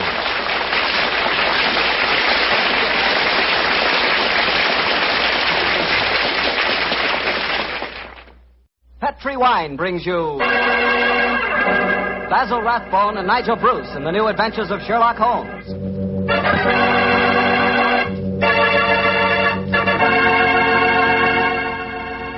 the Petrie family, the family that took time to bring you good wine, invite you to listen to Dr. Watson tell us another exciting adventure he shared with his old friend, that master detective, Sherlock Holmes. Oh, and say, I'd like to tell you about something myself. I'd like to tell you about the wine that more Americans prefer than any other wine. That wine is port. And if you want to know why port is such a favorite, just pour yourself a glass of wonderful Petrie California port. Look at that Petrie port. Look at its glowing, deep red color. And sample that aroma. It'll remind you of a walk through a dew-covered vineyard. And now taste that Petrie port. Boy, you've got something. Petrie port is one of the most delicious wines ever poured from a bottle. Right then and there, Petrie port will become your favorite wine. I'm confident of that. And I'm sure you'll want to serve Petrie port to your friends, too. After dinner or any time they drop in for a visit. And remember, you can serve Petrie port proudly. Because those letters, P-E-T-R-I, spell the proudest name in the history of American wines. Petrie. Petrie wine.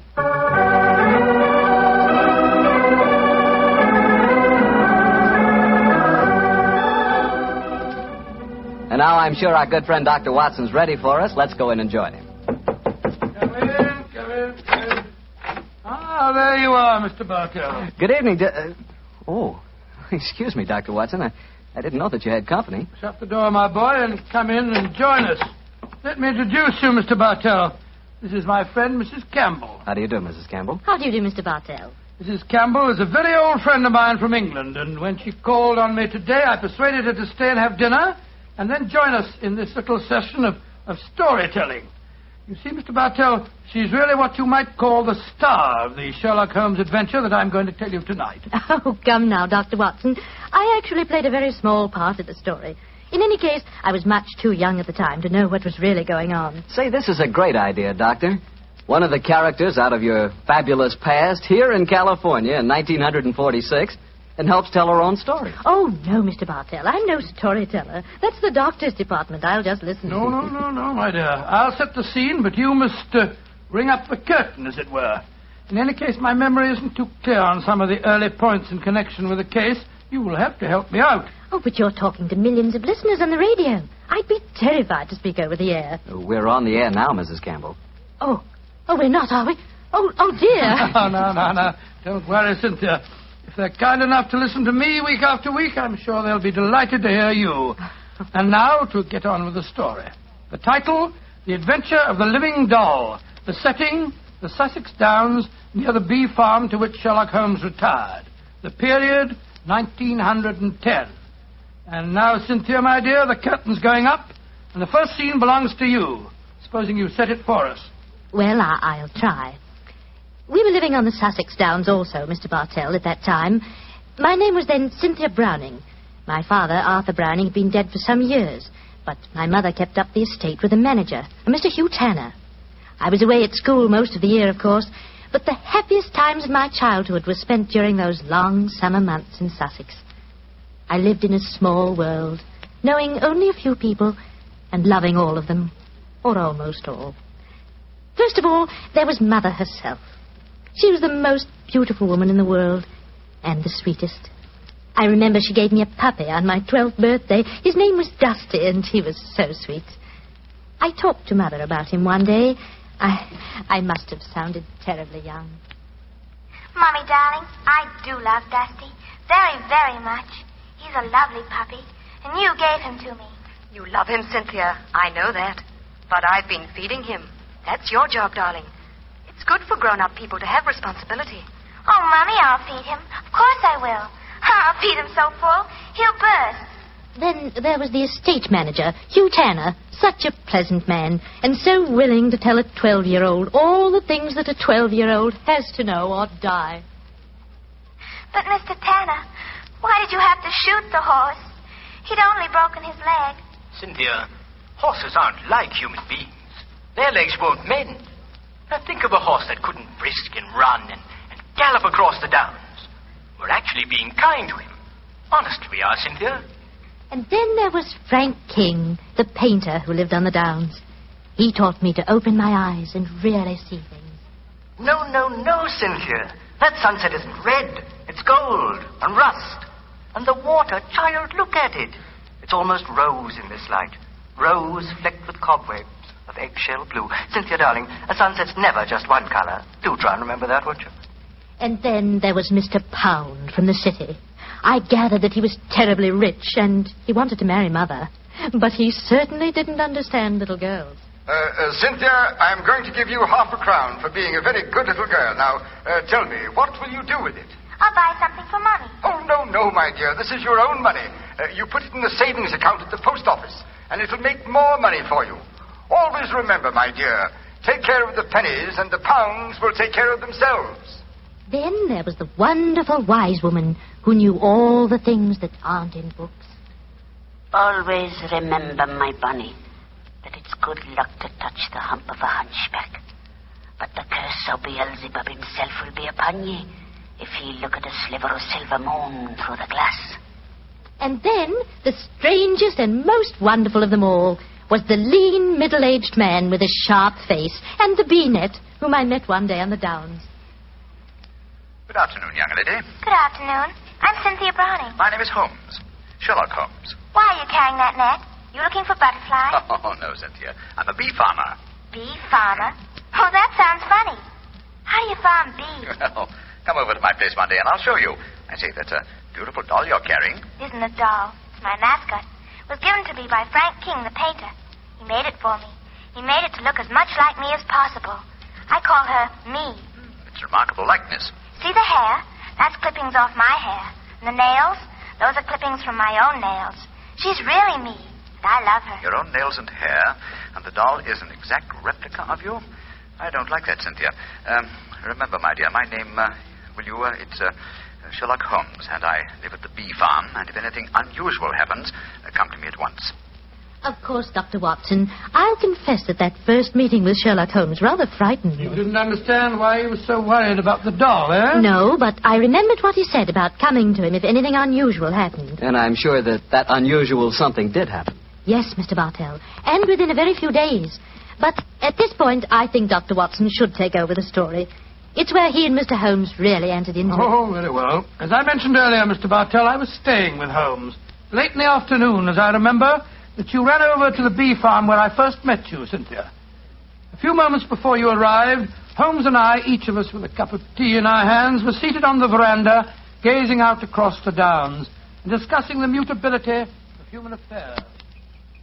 It's strange, Watson, that after a lifetime devoted to the more flamboyant aspects of everyday life, that now, in what is the fast approaching twilight of my days, I find such peace and companionship in the exact and predictable behavior of bees. I wonder what Moriarty would have thought. Oh, you talking as if you're an old dodder of 90. You say what you like, but I don't think that you'll ever really be happy in retirement. You miss the danger, the excitement of the chase, the public acclaim. What are you talking about? My work was never for the public. What did the public, the great unobservant public, who could hardly tell a weaver by his tooth or a typesetter by his left thumb, care about the finer shades of analysis or deduction? In any case, Watson, I chose a happy time to sink into oblivion. In comparatively recent years, the criminal seems to have lost all his originality and enterprise. My own little practice, when I gave it up, seemed to be in danger of developing into an agency for recovering lost lead pencils or giving advice to young ladies from boarding schools. Oh, talking of young ladies, who's this little girl running up your driveway? Oh, great Scott, it's little Cynthia Browning. Oh, and who's she? Oh, a charming young neighbor of mine. Hello, Cynthia. Hello, Mr. Holmes. You've come to see how I farm bees, haven't you? No, Mr. Holmes. You told me to come to you if something unusual happened. It has. Something that's frightened me. Well, now, sit down, my dear. This is my old friend, Dr. Watson. Oh, how do you do, Cynthia? How do you do? Now, Cynthia, dear, what has frightened you? It's my mascot. My Me. Look. Somebody stabbed her through the heart. Great Scott, a doll that's an exact replica of her. With a penknife thrust into it. Good gracious me. When did you find your mascot like this? Just after tea. Mommy had some gentlemen calling on her. And afterwards I went up to my room and found poor Me on the bed. I remembered what you told me about anything unusual. And so I came over here as fast as I could. Yes, I'm glad that you did, Cynthia. But did you tell your mother where you'd gone with her? No, I didn't. She was still talking to the gentleman. Well, she'll worry about you when she discovers your disappearance. No, don't worry, Watson. I shall go over and talk to her at once. Cynthia, my dear. Yes, Mr. Holmes? Who were the gentlemen calling on your mother? Well, there was Mr. Tanner. Yes. He's the man who looks after the estate for Mummy. Mhm. Mr. King, the painter. Mr. King is the man who made this doll, eh? Now, who else was there? Mr. Pound. He's a businessman from London that's staying with Mummy. And they were all present in your house when you found the mascot lying on the bed. Yes, Mr. Holmes. Watson, old chap. Yes, sir? I'm going over to see Cynthia's mother at once. I want Cynthia to stay here with you. Guard her, old chap, as you would your life.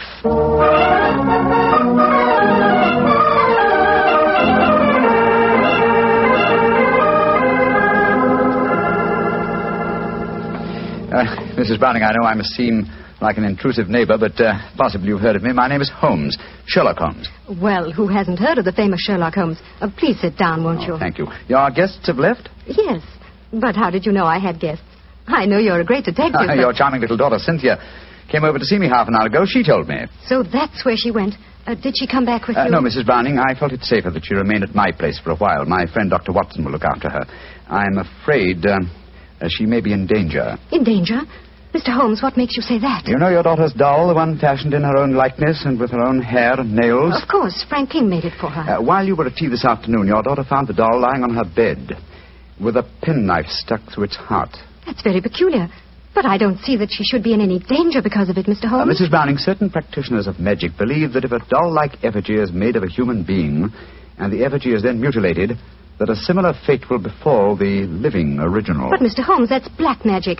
You can't possibly believe in it. Not in the results of stabbing a doll, Mrs. Browning, but well, it's possible that someone is trying to kill your daughter. To kill Cynthia? Oh, no. It may be more than a possibility, I'm afraid. And when these magical means fail, they will turn to more direct methods. But who could possibly want her death? You have not remarried, Mrs. Browning? No, I feel it my duty to devote my life to Arthur's child, Cynthia. Yes, then anyone wishing to marry you might feel that Cynthia stood in the way. But that's absurd. But logical, Mrs. Browning. Do you mind if I ask you a very personal question? With Cynthia's safety at stake, you may ask any question. Are any of the three men who were present at tea this afternoon desirous of marrying you? Well, Please be completely honest, Mrs. Browning. At different times, they've all asked me to marry them, yes. And you won't contemplate marriage because of your dead husband's child, Tell me, Mrs. Browning, have you seen this penknife before? It was the one found stuck through the doll's heart. I don't think I've ever seen it before. One final question. Would anyone among Cynthia's acquaintances have a knowledge of the practice of magic? Well, the old woman that Cynthia called the wise woman might. Oh, who might she be? A strange creature that lives in some hovel on the downs near here. Mm-hmm. She brews weird concoctions with herbs, love philters, and all that sort of thing. I'd be a suitable companion for your daughter, Mrs. Browning. I know it, Mr. Holmes. I've told Cynthia over and over again that she mustn't stray off and see the old woman. But you know how disobedient children are at her age. I'm sure she's been over there recently. I'd like to talk to this woman. Where does she live? I don't know exactly, but Frank can take you there. He used her as a model. Frank King, the painter? Yes, he lives in the village. Then I shall call on him at once and persuade him to accompany me. We must find that wise woman and, I hope, save your child from magic. Magic and possible murder.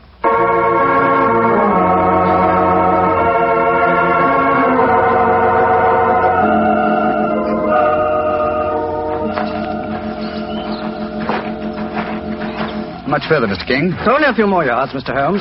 A little cottage is just behind the trees there. It's a pretty broken-down place. Poor old girl has only a few pennies to her name, I imagine. Mrs. Browning was telling me that you used this old woman as a model. Yes, she was a fascinating subject. I painted her as she was mixing up some devil's concoction of herbs and spices. I had her standing over a smoking cauldron with the firelight playing on her. It was quite effective. Yes, it must have been. The subject of witchcraft appeals to you, Mr. King? Well, I don't know anything about it. It was just that she was such a wonderful subject for a painter. Here we are. I'll knock on the door.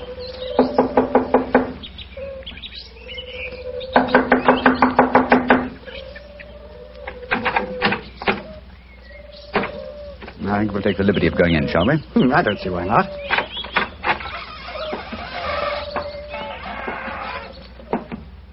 Shh. What is it? Listen. It came from that room. Someone is here. Come on. Look at her. Look at her head. Poor devil. Yes, she's still alive. She isn't long for this world. Can you hear me? Here, let me lift you up a little. Can you understand what I'm saying? Tell me, who was it that did this to you? She's too far gone to speak. Got a piece of paper and a pencil? Yes. Wait a minute. Here you are. Thanks. Now, can you write the name of the man who did this to you? She's pushing the pencil away. I don't suppose she knows how to write. She's trying to show you something, Mr. Holmes. She's trying to crawl over to the wall. Yes. Here, let me help you. Must be a hiding place of some kind. Look. She's taking a brick out of the wall. What is it? Great Scott! Money. A veritable jackdaw's nest of pennies. And small silver. And at least a dozen golden sovereigns. That must be the money. Look! She's picking out one of the silver coins. She's trying to give it to you. A sixpence, but what? Oh, poor woman, she's dead. And just as she was trying to tell me something. I can't understand it. Golden sovereigns in this hovel, and she was showing you a silver sixpence as she died. Mr. Holmes, what are you going to do? First, check on the young girl's safety. Meanwhile, I should like you to go back to my mother's. Assemble the other two men who were present at tea time this afternoon and keep them there until I arrive. I shan't be long. But the police... I shall summon them, Mr. King, when I have the murderer to offer them. And I'm convinced that will be before the sun sets tonight.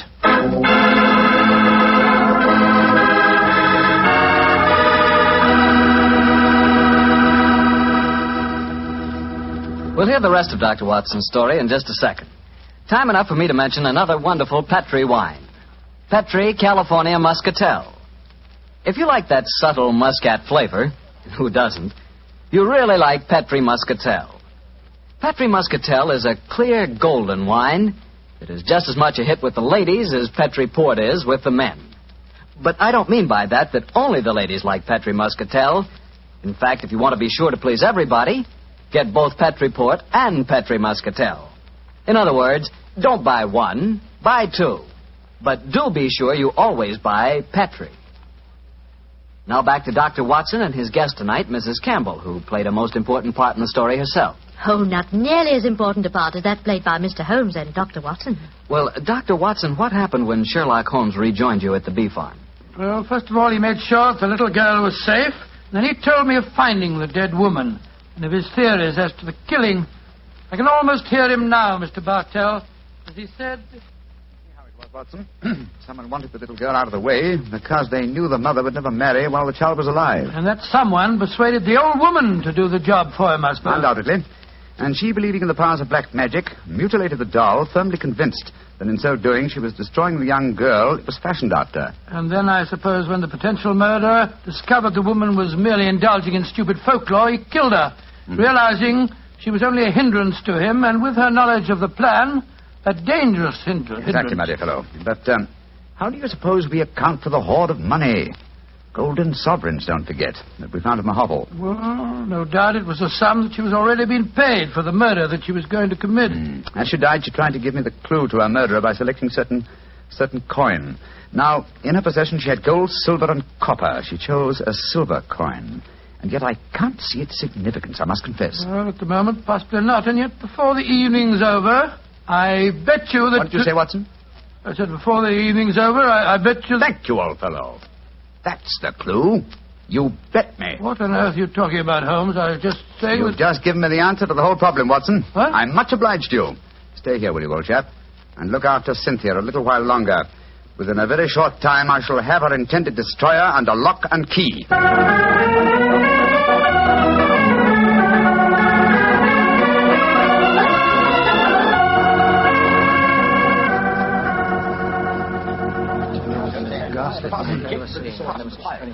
Mr. Holmes, I'm glad you've come. I've had the greatest difficulty in persuading these three gentlemen that their presence was necessary. Within a few minutes, Mrs. Browning, two of them will be entirely free to leave if they want to. Mr. Holmes, I think it'd be a good idea to tell everyone what happened. Yes, Mr. Pound, I think it'd be a good idea to tell everyone what happened. Yes, how do you do, Mr. Pound? How do you do, Mr. Holmes? Look here. If there's some scandal down here... Oh, there is, Mr. Pound. Then I want my name kept out of it. You hear? I have a seat on the London Stock Exchange. Oh, very comfortable for you. Yes. And the other gentleman, by the process of elimination, must be Mr. Hugh Tanner, the manager of your estate, Mrs. Browning. Yes, I'm Hugh Tanner. And now, Mr. Holmes, supposing you tell us what this is all about. I'm a straightforward man, and all this mystery is rather aggravating. Something has happened. Something that concerns us all. What is it? Murder. Murder? What? Murder? Good Lord, who's been murdered? An old woman who lived in the village. Your daughter, Mrs. Browning, referred to her as the wise woman. Mr. King and I found her tonight in her cottage on the downs, beaten to death. Murdered. Well, that's shocking, but what's it got to do with us? I'll explain, Mr. Pound. Each one of you, I believe, would like to marry Mrs. Browning. Her daughter, Cynthia, is an obstacle to such a marriage. One of you decided to remove that obstacle and engaged the wise woman to carry out the plan. Finding the woman clumsy and ineffective, you decided that she was a dangerous witness, and so you murdered her. Fortunately, the poor woman, as she was dying, gave me the clue to her murderer. But how did she do that, Mr. Holmes? I thought you said that she died without speaking. She did, Mrs. Browning, but she gave me the clue nonetheless, though I was shockingly slow in spotting it. Well, what was the clue? Yes, let's stop being mysterious and come out into the open. You were with me, Mr. King. As she died, I shall let you tell them. Well, she was dying, unable to speak when Mr. Holmes asked who had attacked her. She couldn't write, but she showed him a hoard of copper and silver coins and a dozen golden sovereigns. Sovereigns in a hovel like that? Oh, I see. She meant her murderer was the man who had paid her. And with all that ill-gotten wealth, she died clutching a silver sixpence. And you still don't see who the murderer is? Come along, gentlemen. You should know it as well as you know your own names. Now, Mr. King mentioned that there were a dozen sovereigns. Whose name does a sovereign suggest? Sovereign? King! You, Frank King, were the murderer. Oh, that's ridiculous. The old woman wasn't exactly a mastermind. Why should she be so indirect? And how much is a sovereign worth? £1. And your name, my friend, with a seat on the London Stock Exchange, is Pound. Oh, this is absolutely absurd. I can prove that I've never even met the woman. Well, what is the answer, Mr. Holmes? I'm sure that you know it. The answer is obvious, Mrs. Browning, though I'm ashamed to say that a chance remark of Dr. Watson's gave me the clue. Oh, now look here. Stop beating about the bush, Holmes. What is the answer? A very simple one, Mr. Pound. With 12 golden sovereigns at hand, sovereigns that would suggest either the name of King or Pound, what coin did the dying woman select? A sixpence. Exactly. A humble silver sixpence. And what is the common slang word for a sixpence? A tanner. Precisely. Which tells us that you, Mr. Hugh Tanner, killed the wise lady. Try and prove it. That's all. Just try and prove it.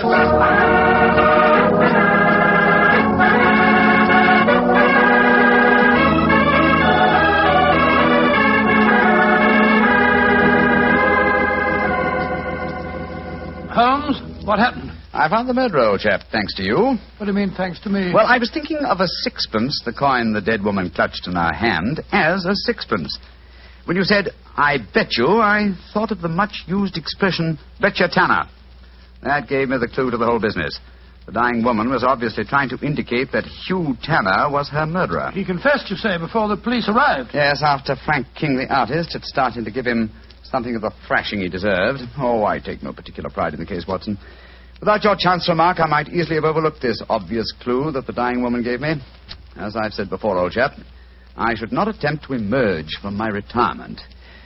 Yes. It's obvious that my reflexes are shockingly slow. Rubbish. The police would never have solved it. Oh, my dear Watson, when you compare me with the police, I realize that my retirement should be permanent.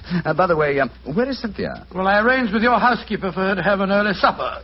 Some kippers, a poached egg or two, a piece of that treacle tart we had last night, and a pot of tea. Oh, for a 12-year-old girl, my dear Watson, this is an occasion when I might accuse you of being a potential murderer. Oh, come now, Holmes, you know perfectly well. Here she comes now. Hello, Cynthia. Did you enjoy your supper? It was lovely. Thank you, Mr. Holmes. Is everything all right? Can I go home now? Yes, Cynthia. Everything's all right. Tell me, my dear, did you ask Mr. King to make that mascot for you? Yes, Mr. Holmes. The wise woman told me it would bring me luck. Oh, yes, I thought so. Mr. Holmes, will everything be just like before? No, not quite, Cynthia. Mr. Tanner and the wise woman have gone away. You won't see them again. Oh, dear. But you have new friends here, haven't you? Yes, and nice ones. Remember that, Cynthia. We'll always be your friends. I will, Dr. Watson. I like you both so much. Ah, I'm glad. And tell me, Cynthia, do you like Mr. King, the artist? Oh, yes. Almost as much as I used to like my daddy.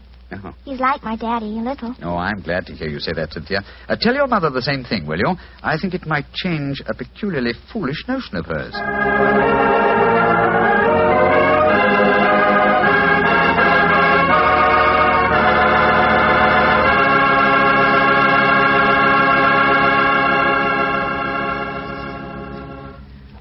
Dr. Watson and Mrs. Campbell. That was a really different kind of story. I'm sure glad you were here tonight, Mrs. Campbell. Tell me, has Dr. Watson changed much since you last saw him? Well, yes. I think he's grown handsomer. No.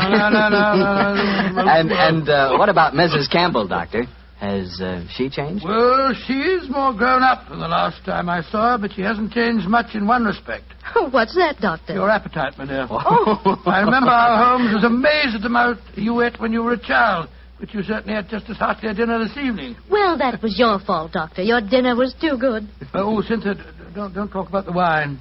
Well, why shouldn't I talk about the wine? It was wonderful. Sure it was. It was Petri wine, that's why. You see? Now you got him started. And Mrs. Campbell, Petri wine is always good wine.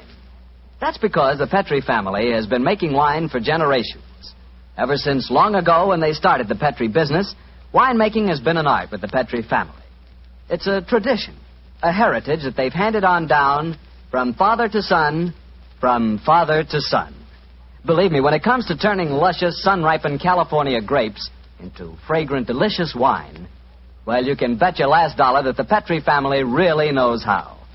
No matter what type wine you prefer, for any occasion, you just can't miss with a Petri wine, because Petri took time to bring you good wine. Well, Dr. Watson, what new Sherlock Holmes adventure are you planning to tell us next week? Well, as next week, as St. Patrick's Day is only about 6 days away, Mr. Bartell, I thought next week that I'd tell you a rather unusual story that took place in Ireland at the turn of the century. It concerns the famous ceremony of kissing the Blarney Stone, St. Patrick's Night Revel, and an old Irish ballad that led directly to one of the most devilish murders that Sherlock Holmes and I ever encountered.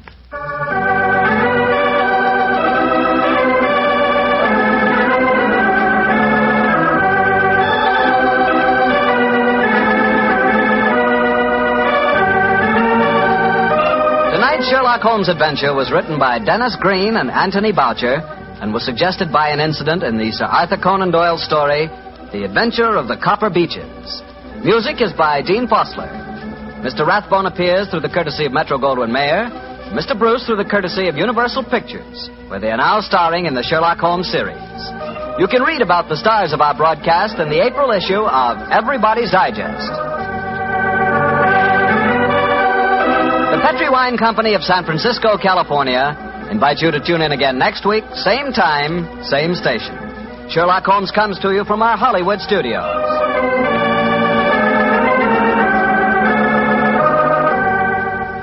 This is Harry Bartell saying goodnight for the Petri family. For a solid hour of exciting mystery dramas, listen every Monday on most of these same stations at 8 o'clock to Michael Shayne, followed immediately by Sherlock Holmes. This is the Mutual Broadcasting System.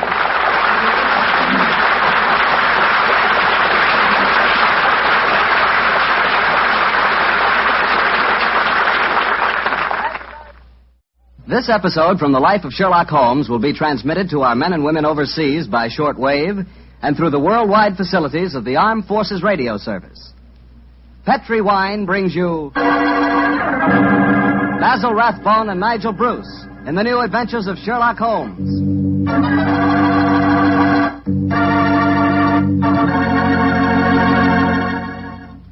The Petri family, the family that took time to bring you good wine, invite you to listen to Dr. Watson tell us another exciting adventure he shared with his old friend, that master detective, Sherlock Holmes.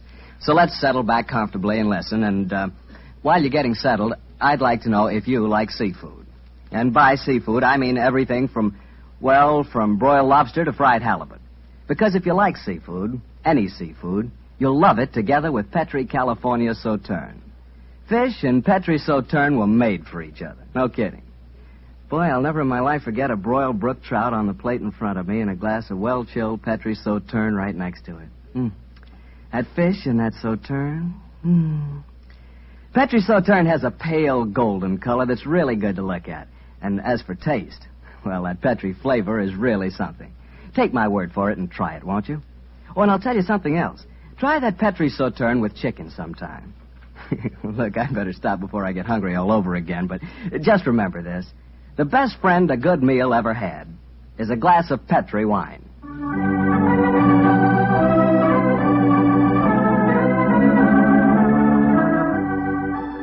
And now let's keep our appointment with the good Dr. Watson. Come in. Good evening, Doctor. Good evening, Mr. Bartell. Come over here and join me by the fire. I didn't think it was cold enough for a fire tonight, Doctor. Oh, I suppose it isn't really, but there was one late, so I just couldn't resist putting a match to it.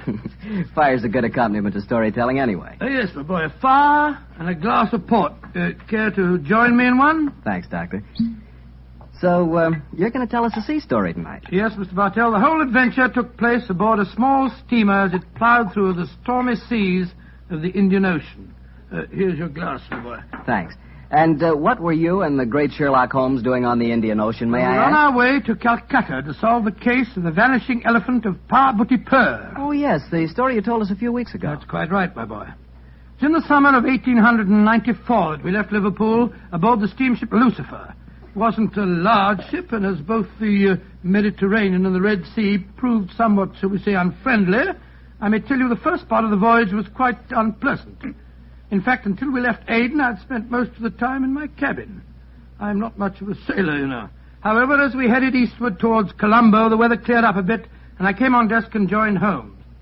I remember on the second night out of Aden, we paced the decks together. The stars above us twinkled, the promise of a bright tomorrow, and the faint tinkle of a piano being played in the passenger lounge formed a perfect setting for an evening stroll. It only seems like yesterday that Holmes said... Watson, it's good to see you on your feet again. Yes, it's good to be on 'em, Holmes. It's been a miserable trip for me so far. The captain told me tonight that we can expect good weather between here and Karavati, our next port of call. I thought Colombo was the next stop. And where is Karavati, whatever you call it? Anyway, I never heard of the place. It's a tiny island in the Indian Ocean. It's a British protectorate. Those are the only facts I was able to glean from the encyclopedia and the ship's library. Did you ask the captain why we're stopping there? No, I didn't.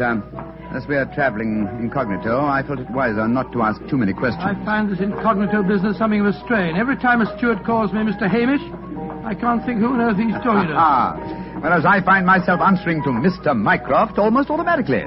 By the way, old chap, now that you're going to mix with the ship's passengers, I suggest that you adopt a Scotch accent. It would seem more appropriate for a Mr. Hamish, and I don't want anyone aboard to suspect our true identity. I'll do my best, but I must say, Holmes, I think you're being unnecessarily mysterious. Possibly I've been influenced by reading too many of your rather florid stories of our adventures together. My stories are not florid. They're all perfectly true. Oh, don't be angry with me, old chap. Don't be angry, please. By the way, you'll be interested to know that I've unearthed a little mystery aboard this boat. I trust you to do that. Where is she? I mean, what is it? Oh, you observe that suite of cabins on the bridge deck above us? Yeah? What about them? Well, I've been watching them during my nightly strolls for the past 2 weeks. The suite is occupied, and yet the blinds are never raised. And I've never seen meals taken in there. I presume, therefore, that it must contain a private galley and a cook. I don't see anything mysterious about that. It's probably occupied by some wealthy invalid. Oh, possibly. Another interesting fact is that the occupants are not entered on the ship's passenger list. It all sounds very mysterious. There's probably a perfectly simple explanation for it. In any case, you must save your energies for the problem that awaits us in India. You're Mr. Mycroft now, remember that. I will, Mr. Hamish. Mr. Mycroft? Yes, Mr. Hamish? Would you care to join me for a wee drop of brandy in the smoking room? Mr. Hamish, I shall be delighted.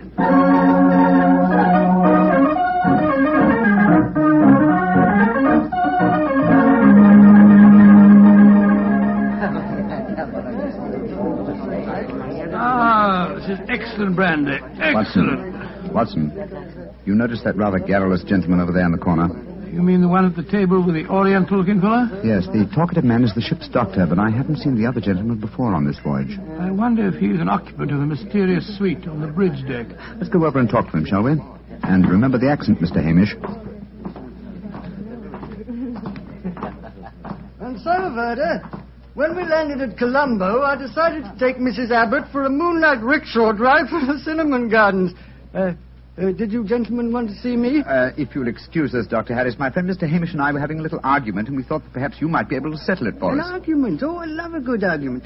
Sit down, gentlemen. This is Mr. Verda. How do you do, gentlemen? Good evening, sir. My name is Hamish, and this is my friend, Mr. Mycroft. I'm so happy to meet you, gentlemen. Now, how do you know, Mr. Verda?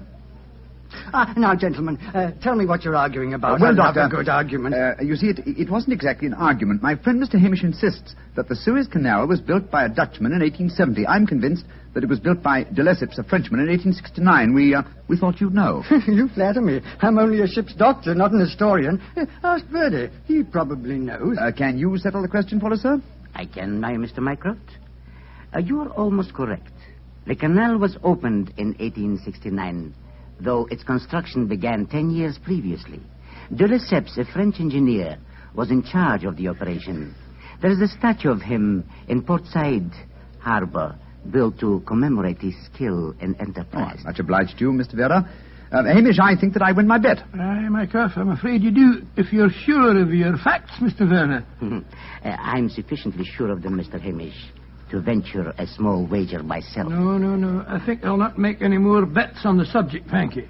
Well, gentlemen, if you will excuse me, I shall return to my cabin now. Oh, don't go. No, don't go, sir. You'll make us feel as if we'd driven you away. Oh, not at all, Mr. Hamish.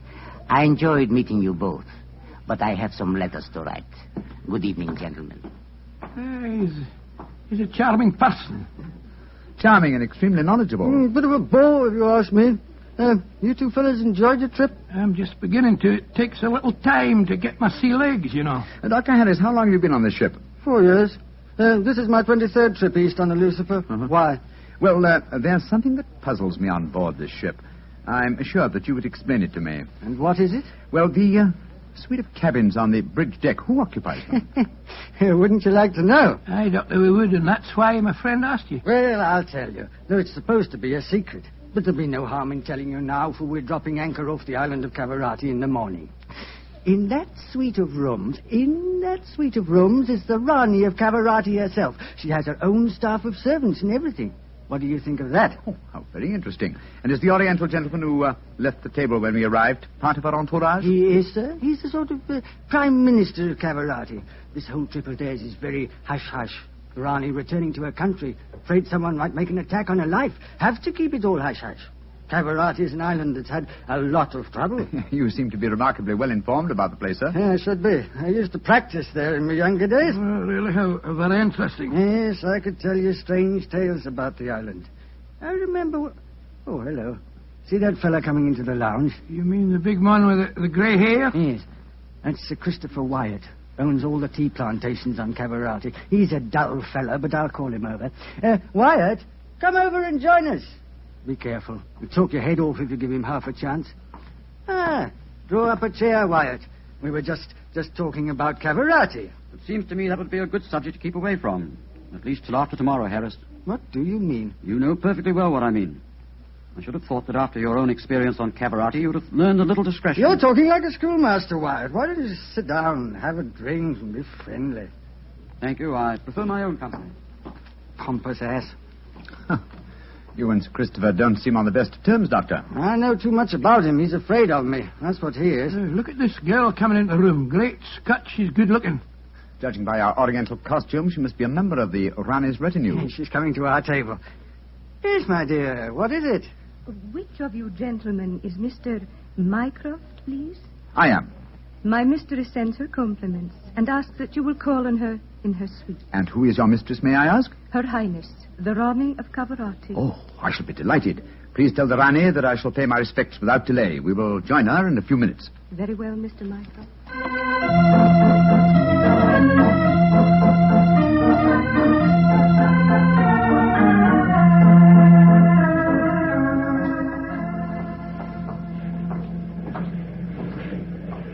You know, Holmes, this is pretty exciting. The girl that just brought us the message was a stunning creature. Imagine what the Rani herself must be like. Oh, what an incurable romanticist you are, Watson. I suppose you picture the Rani clad in oriental splendor, reclining like an odalisque on silken cushions. No, there's no need to make fun of me, old fellow. Here we are at the cabin. It is you, gentlemen. Follow me, please.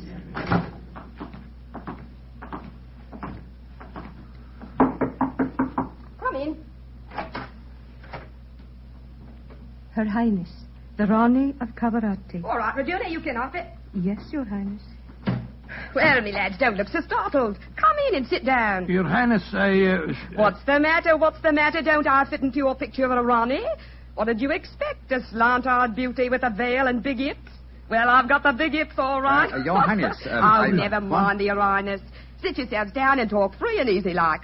I may as well begin by telling you that I know who you both are. Mr. Sherlock Holmes and Dr. Watson. Dear me. I've seen you in the good old days in London, you know. may I ask if our visit is purely a social one, or are you in need of professional advice? No, a little of both, Mr. Holmes, a little of both. And we'll start off with being social. Roma. Mem Sahib. Champagne. Botachi, Mem Sahib. If you pardon my asking you, madam, but I've never seen you before, someone. Oh, that's a question I'm always having to answer. Yes, you probably have, Dr. Watson. You see, I was in the chorus at Daly's Theatre in London for quite a few years, until the Raja of Cavarati decided I'd look better on his island than I did in front of the footlights. Your husband, the Raja, is dead, isn't he? Yes, he was killed playing polo. Champagne, Mem Sahib. Colo. Champagne for the sector. Acha. He doesn't speak English, so I'll get along with telling you my troubles. Mr. Holmes, somebody's trying to kill me. Kill you? It's good. May I ask what reason you have for saying that, madam? You may, Mr. Holmes. Before I left England, I had threatening letters warning me that if I ever went back to Cavarati, I'd never get to the island alive. I got another letter in Port Said that said the same thing. You kept these letters, I trust? No, I didn't. I tore them up. I never did pay attention to letters that weren't signed. Well, that's a great pity, madam. Those letters might have been invaluable. Well, it's too late to think about that now, Dr. Watson. Here's what's on my mind. I land at Cavarati in the morning, and if anyone's up to a bit of no good, tonight's their last chance. You destroyed the threatening letters, madam, thereby indicating that you did not believe in the threats, and yet you now appear to feel that you are in danger. I wonder what made you change your mind. The Ace of Spades. Yes? I don't understand you, madam. In the last 2 days, every time I tell my fortune, I get the Ace of Spades. Now, you know what that means. Death. Oh, come now, madam. If you'll pardon my saying so, that's a very childish superstition. Well, the cards have never lied to me yet. Oh, you can laugh at it if you like, but I know. Well, do you mind if I ask you a few questions? Anything you like, Mr. Holmes. Fire away. How long is it since you were in Cavarati? About 18 months. We were in England when my husband died, and I couldn't face the idea of going back to that island alone. 3 months ago, Verda... Oh, he's the chief minister of Cavarati. Yes, madam. We met him for a moment in the lounge. Oh, well, Verda came over to England to persuade me it was my duty as the Ronnie to go back. I see. As far as you know, have you any enemies among the passengers on board the ship? Oh, that's an odd one to answer, Mr. Holmes. But I can tell you right here in my suite there's someone who doesn't like me. The girl Raduna, the one that brought you my message. She was in love with the Roger herself. I know she hates me, even though she did stay with me in England after my husband died. How about Ferda, your minister? Oh, he's all right. My husband thought the world of him, and he's been wonderful to me. He came from Cavarati recently, you say, to persuade you to return there. That's right, Mr. Holmes. Well, Bruma seems to be all right after drinking that champagne, so it'll be safe for us to have some now. Champagne omlog kedo? Botache, Mem Sahib. Oh, I've been burning with curiosity to know why you gave him a glass of champagne a few minutes ago, and yet we didn't have any. Well, surely that's obvious, Watson. Fruma is the official poison taster, isn't he, madam? That's right, Mr. Holmes. He tastes everything I eat or drink before I do. And if it doesn't affect him, then I know it's safe. Berta brought him over to England when he came to fetch me. On the island of Cavarati, poisoning's quite an hobby, you know. There were 2 people in the smoking room tonight who seemed to know quite a lot about your island. The ship's doctor, a rather garrulous gentleman by the name of Harris, and Sir Christopher Wyatt, who owns tea plantations on the island. Do you know either of them, madam? I should say I do, both of them. Dr. Harris isn't any good. He was on the island for a bit, but he got into some kind of trouble, and my husband had him thrown out. And how about Sir Christopher Wyatt? Oh, Chris is all right. I saw quite a bit of him in London after my husband's death. As a matter of fact, well, if I weren't going back to Cavarati, I don't think he'd be on the boat at all. He hasn't been there for over 5 years, ever since he had a row with my husband over the wages he paid the native labor. It seemed to me that several people aboard this boat have a personal interest in the island of Cavarati. Interests that might be influenced by your death. Yes, that's what I was going to say, madam. I think we should keep an eye on you. Oh, that's just what I was hoping you'd say, Doctor. You see, I'm giving a bit of a supper party tonight. All the people we've been talking about have been invited. And I thought if you two were to be here, perhaps you'd be on the lookout for any funny business. How about it? Well, of course we'll come, won't we, Holmes? I think it might be a good idea. Though I would suggest that we retain our incognitos as Mr. Hamish and Mr. Mycroft. Well, whatever you say, Mr. Holmes. And now, let's have that champagne.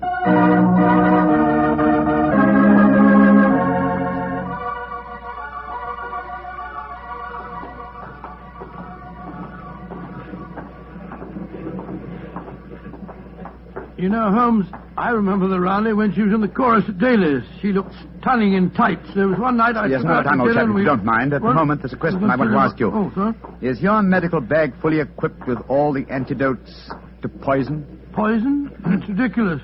How could the Rani be poisoned when she has a poison taster? My dear Watson, you mustn't... What the blazes... Come on, Watson. That cry came from the companionway. There are two figures struggling by the rail there. Good heavens! One of them has pushed the other down the companionway.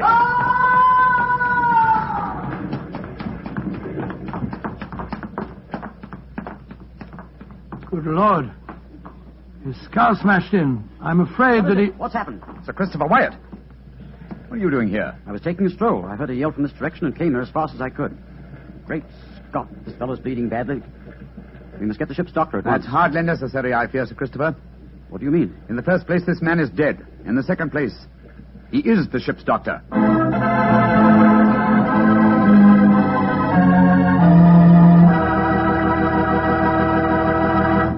We'll hear the rest of Dr. Watson's story in just a second, so I'm just going to ask you to do one thing for me. Well, I should say for yourself. Tomorrow night, if you're having meat or any meat dish for dinner, why not open up a bottle of Petri California Burgundy? That wonderful, rich, red Petri Burgundy will turn your dinner into a real feast. You see if it doesn't. Because there's nothing like a good wine with good food. And I know your family gets good food, and I know that Petri Burgundy is a good wine. In fact, it's a perfect mealtime wine. Try it and see. And now, Dr. Watson, tell us what happened next. You said you found the ship's doctor dead at the foot of the companionway? Yes, Mr. Bartell. His neck had been broken instantly. Imagine there was a good deal of excitement aboard. No, my boy, as a matter of fact, there wasn't. We managed to get the body back to its cabin without attracting attention. Holmes, after revealing his true identity, was able to persuade the captain to hush up the killing until after the Rani's party had taken place. Oh, he didn't want to scare the murderer, I guess. What happened next, Doctor? Holmes and I returned to our cabin to dress for the party. Holmes, I remember, was in a state of suppressed excitement. He spoke quietly and deliberately. Watson, surely it's obvious why the doctor was murdered? Oh, it isn't obvious to me. It's elementary, my dear fellow. If you are planning a subtle murder by poison, how wise to remove the one man who might save the victim's life, a doctor. Oh, you keep harping on poisoning. It seems to me that to be the last way a murderer would try to dispose of the Rani. Everything she touches is first tested by the poison tester. Exactly. That's why I call it a subtle murder attempt. Didn't you notice the physical attributes of Frumer, the poison tester?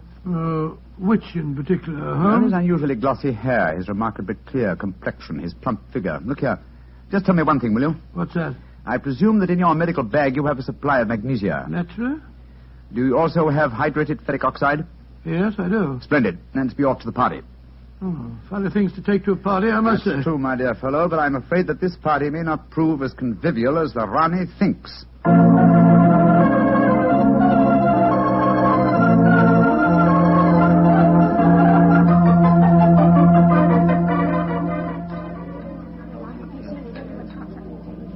Holmes, it's nearly 1 in the morning. Everything seems to be going splendidly. It seems to be, Watson, but keep your eyes on the Rani. Yes, I have been. The poison testers tested everything that passed her lips.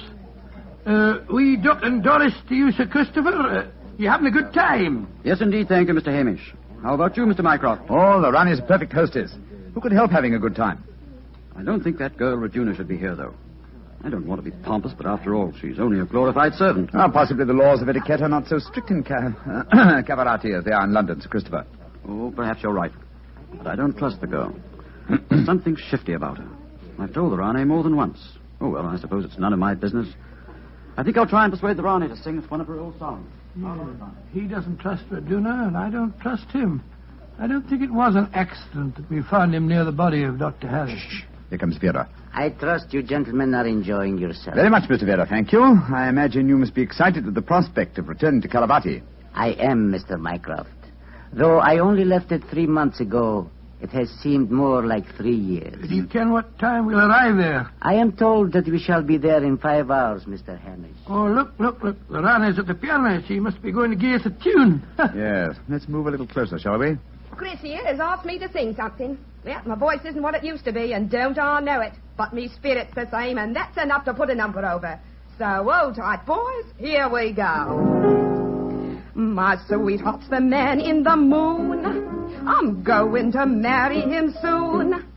'Twould fill me with bliss just to give him one kiss, but I know that a dozen I never would miss.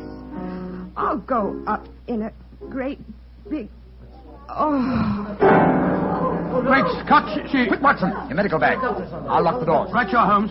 Bring some water, please. Help me. Oh, please, help me. What is the matter? Don't be frightened, madam. I'll take care of you. Thirsty. Give me water.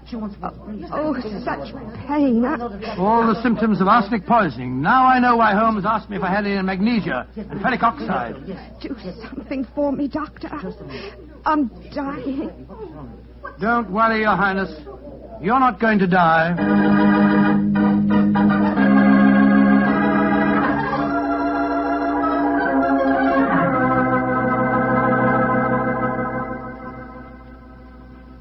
She's going to live, Holmes. Ah, gracious me, I'm tired. It's touch and go there for a while, though. Well done, Watson, old chap. Well done. Now that she's out of danger, why can't we all go back to our cabins? It's nearly dawn, and we've been locked in here since 1 o'clock. We've no right to do this, you know. Possibly not, Sir Christopher, but there's a murderer in this cabin, and I don't intend to let him escape. Mr. Holmes, what happened? How could I have been poisoned when Frumer tasted everything first? Why wasn't he poisoned? For a very simple reason, Your Highness. The murderer has been conditioning Frumer for over a year. What do you mean? He's been feeding him gradually increasing doses of arsenic until he has finally become immune to the poison. Great Scott, I never thought of that. Frumer's glossy hair, his complexion, and stout figure are all typical of a person who consumes arsenic regularly. But who could have done it? Only one person had the opportunity. Well, tell us who that person is. No, not you, Sir Christopher, not you. For you haven't been on the island for years, whereas Frumer returned from Caravati but 3 months ago. Raduna has also been in London with her mistress for the past 18 months, remember? The answer is obvious. You did it, Verda. You brought the taster over when you came to fetch me. You'd prepared him for the year beforehand. Of course I did. No white runner will ever rule over Cavarati. And you murdered Dr. Harris. Equally true. Mr. Holmes, give me the key to the door, please. Oh, no. What? Do not come near me. Please throw it on the floor. Do not hesitate. You see this revolver? I should have no compunction in using it, I assure you. How do you expect to escape, Yoda? The key, please. Thank you. You'll never get away with this, Verda, you devil. But I shall. We are now in the harbor of Cavarati. I shall swim ashore and arrange your welcome, my dear Rane. Turn your backs, please. Turn them. Thank you. Goodbye. He's gone. Come on, Watson. After him. You have your revolver, Watson? Yes, but I didn't get a chance to draw it. He had me covered. I'll draw it now, old fellow. Aim for a leg or an arm, and don't hesitate to shoot. There he is, up on the lifeboat. He's climbing up on the rail. Where is he? Where did he go? Out there on the rail above us, madam. He's going to dive. Give me that revolver, Dr. Watson, quick. That's it. Come down off there, Verda. Wolves, meddlers, keep out of my affairs. There he goes. He's dived. Madam, you shot to kill. Of course I did, Mr. Holmes. Remember that we're now in Cavarati waters, and that though I may not look like it at the moment, I am still the Ronnie of Cavarati.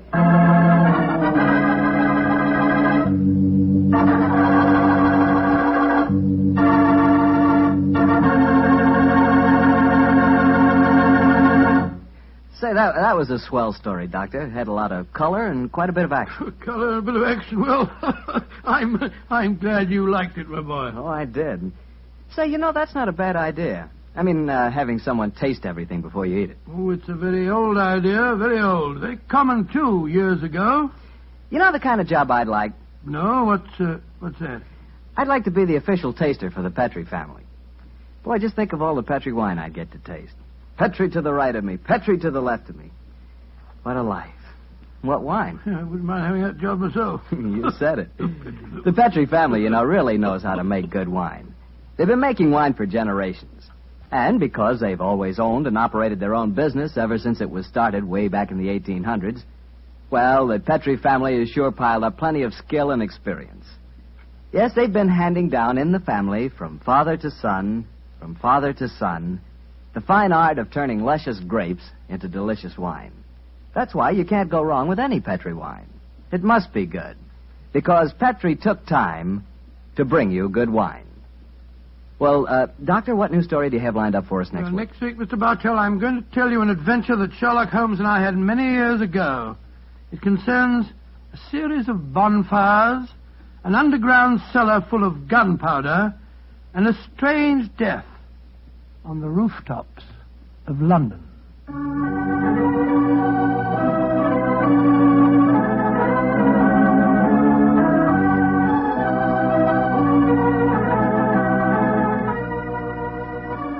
Tonight's Sherlock Holmes adventure is written by Dennis Green and Anthony Boucher and was suggested by an incident in the Sir Arthur Conan Doyle story, The Adventure of the Mazarin Stone.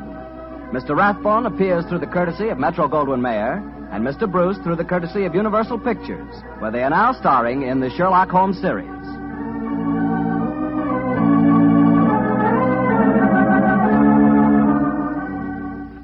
The Petrie Wine Company of San Francisco, California, invites you to tune in again next week, same time, same station. This is Harry Bartell saying goodnight for the Petrie family. Sherlock Holmes comes to you from our Hollywood studio. This is the Mutual Broadcasting System.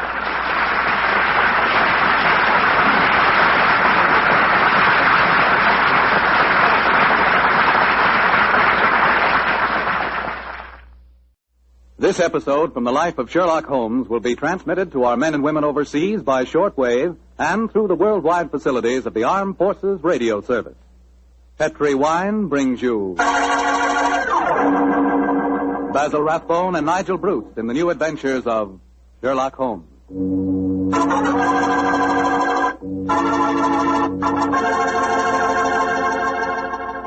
The Petrie family, the family that took time to bring you good wine, invite you to listen to Dr. Watson tell about another exciting adventure he shared with his old friend, that master detective Sherlock Holmes.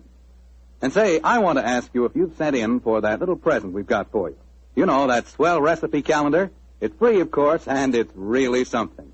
It's a 2-year calendar for 1945 and 46, and it's beautifully done in full color. But the best part of it is that it's jammed with recipes and ideas for cooking with Petrie wine. Send for your free recipe calendar tonight. Just send your name and address to Petrie Wine, P-E-T-R-I, Petrie Wine, San Francisco 26, California. San Francisco 26, California. The requests for this swell calendar have been coming in so fast that you better hurry up and get yours before we get snowed under. Write tonight, and we'll send you your free recipe calendar at once.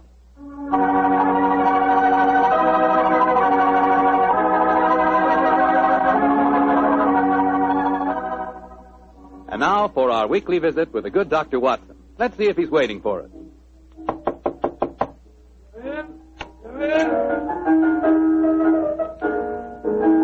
Good evening, Mr. Fogg. Oh, good evening, Doctor. Playing the phonograph, I see. Yes, my boy. And that particular melody has some very potent memories for me. Here, I'll turn the thing off. You haven't come here to listen to a Mozart sonata. You want a story, don't you, young fellow, my lad? That's right, Doctor. Well, let's sit down. All right. That's better. Now I'll tell you what. Oh, thank you, Doctor. Began in Vienna in 1889, many years before the insane house painter named Schicklgruber had converted that gay city into a place of fear and oppression. And what were you and Sherlock Holmes doing there, Doctor? Just taking a trip? Mr. Foreman, in those early days of our association, we didn't have the time or the money for just taking trips. No. We were in Vienna because Holmes had been engaged in certain highly important investigations. We were staying in a charming little pension inhabited by students and musicians.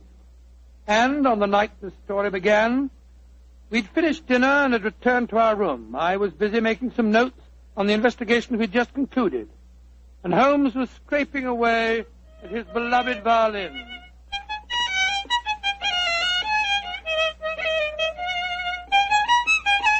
Confound it.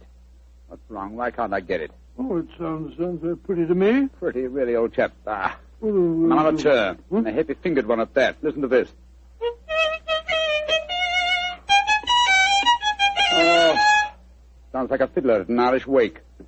Oh, take it easy, Holmes. Take it easy. There's no need to fling the violin down like that. What? No, chap. Why, with all your other excellent qualities, are you not a pianist? What's the piano got to do with it? In this case, everything. There's a piano in this room, and if you could play it, the Mozart sonata I'm struggling with might have some meaning. Come in. Oh, good evening, Fräulein. You wish to see me? You are Herr Sherlock Holmes. That is my name. Then, yeah, I wish to see you. I am Leo Uhlenstein. I live here in this pension. How do you do? This is my friend, Dr. Watson. How do you do, Herr Doctor? Oh, very glad to meet you, my dear Leo. Fräulein Uhlenstein, may I pay my tribute to the brilliance of your piano playing? You have the exact precision of phrasing that Mozart demands. How do you know of me? Both Dr. Watson and I were present at the command performance you gave at the Imperial Court a fortnight ago. Hey, curious, I knew I'd seen you somewhere before. My friend was just expressing the need of a pianist as you walked in, young lady. Perhaps I'm sorry. I do not play with amateurs. Amateurs? Well, really? I do not mean to be rude. It's just that my life is dedicated to my professional career. I quite understand, Fräulein. And now please tell me, what can I do to help you? I must presume you have come to see me in my professional capacity. Jawohl. That is correct, Herr Holmes. Though I realize to a great detective like you, my problem must seem quite trivial. I'm being blackmailed by a man in this pension. He is Sándor Árpády, a Hungarian painter who lives in the studio upstairs. Sándor Árpády. Yes, I think I've heard of him. Since 2 months now, ever since he know my secret, he's come to me for money, and today he tell me he must have 250 gulden, or he will go to the police. I have not that much money. Herr Holmes, please to tell me what I shall do. Just what hold does he have over you? My brother, Karl, he got into some trouble here, and the police were looking for him, but he ran away to München, as you say, Munich, and Sándor Árpády knew of this. He was a friend of mine, so I thought. When this trouble come on my brother, I turned to Sándor for help. He smuggled Karl out of the country, and he turned on me for blackmail. He's a bad man. I wish he was dead. Most blackmailers are cowards at heart. I think Dr. Watson and I will call on the gentleman. By the way, does he have any written evidence of your brother's crime? Yeah, he has his address in Munich. I show Sándor a letter from him when he first go there, and he keep the letter, will not give it back to me. And if he gave the police your brother's address, they'd arrest him, eh? They would, of course. Yes, of course. Herr Holmes, will you please to tell me what I should do? I cannot go on this way. My music now, is... Fräulein, calm yourself. I shall be most happy to help you, and if you will lead the way, we'll see how persuasive we can be with Sándor Árpády.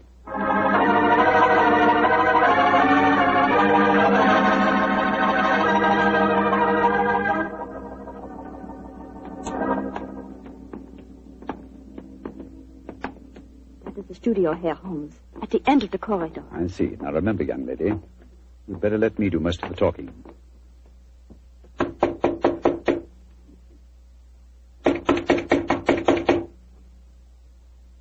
He must be out.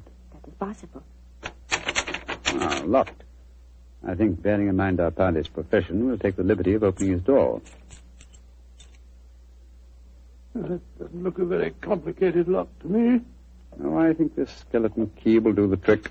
It's very dangerous, Herr Holmes, if Sándor finds you No, don't you worry about that, Fräulein. We're perfectly capable of taking care of ourselves. There we are.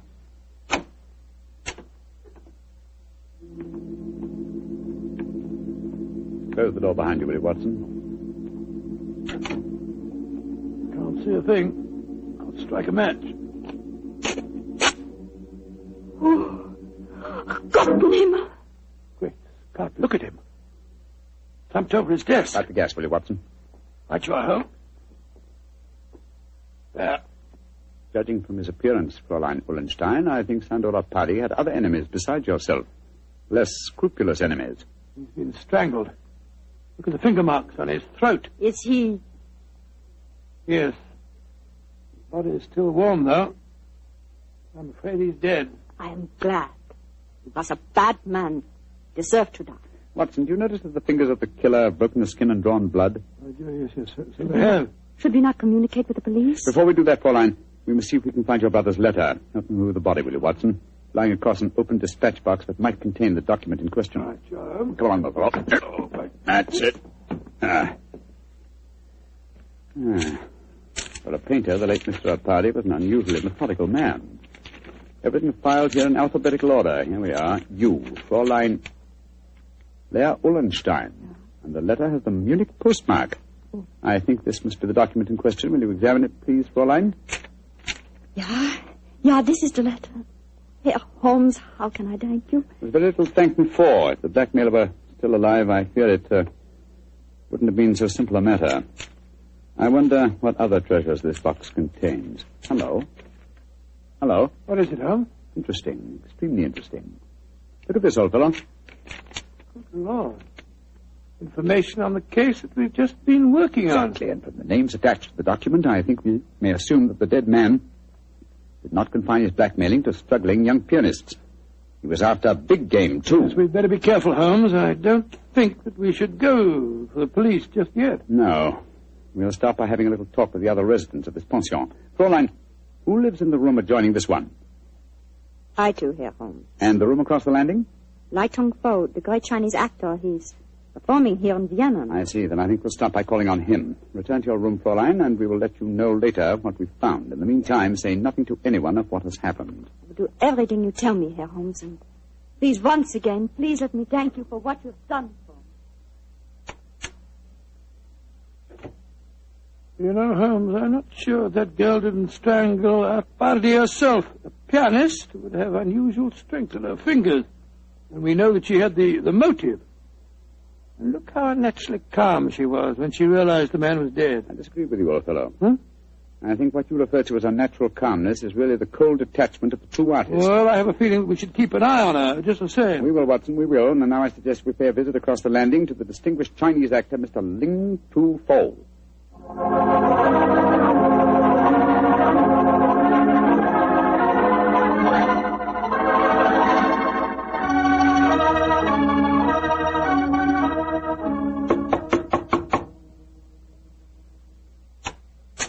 Yes, please. You wish to see me? If you could spare us a moment, sir. But of course, gentlemen. Please to come in. My name is Sherlock Holmes. This is my colleague, Dr. Watson. How do you do, sir? How do you do? I am greatly flattered to meet you. You are not here to see me in your professional capacity, I hope, Mr. Holmes? Oh, no, not exactly. I just wanted to ask you a few questions. Please, to ask me anything. Do you know Shandor Arpadi, the painter who lives across the hall? I know him by sight. We nod to each other on the stairs. Nothing more. I see. Have you been in your room most of the evening, may I ask? But yes, I have been sitting here quietly for the past few hours, reading over the Analects of Confucius. May I ask, sir, whether you heard any unusual noises this evening? Sounds of a struggle or a cry from the direction of Sandor Arpadi's room, for instance? I do not think so. Wait, yes. I think I did hear laced voices in there and the sound of a cry. About how long ago was this? Oh, an hour ago, perhaps more. Is anything wrong? Has trouble come to Shandor? Shandor? I thought you said you had only a nodding acquaintance with the gentleman. Well, he is a well-known artist. It is only natural I should call him by his first name, Mr. Holmes, even though I do not know him. Has something happened to him? I'm afraid so, but I can't tell you any more about it at the moment. Thank you for your cooperation. We shall see you again, no doubt. Good evening, sir. Good evening, gentlemen. Good evening. That fellow wasn't telling us the truth, you know, Holmes. He seemed very shifty to me. Oh, where are we going now? Downstairs to the porter's desk. There's only one entrance to this house, you'll remember. The porter may be able to tell us of any unusual comings and goings in the last hour or two. Come on, old chap, don't dawdle. There's a great deal of work ahead of us.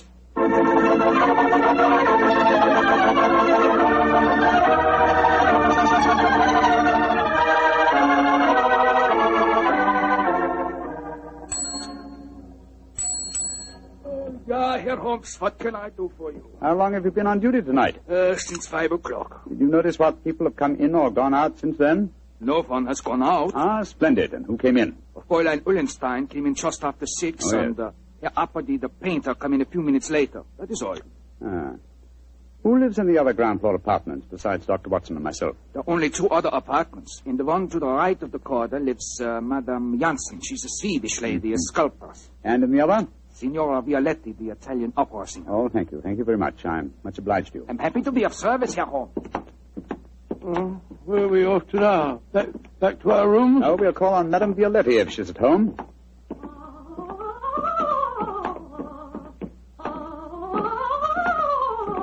It sounds as if she's very much at home.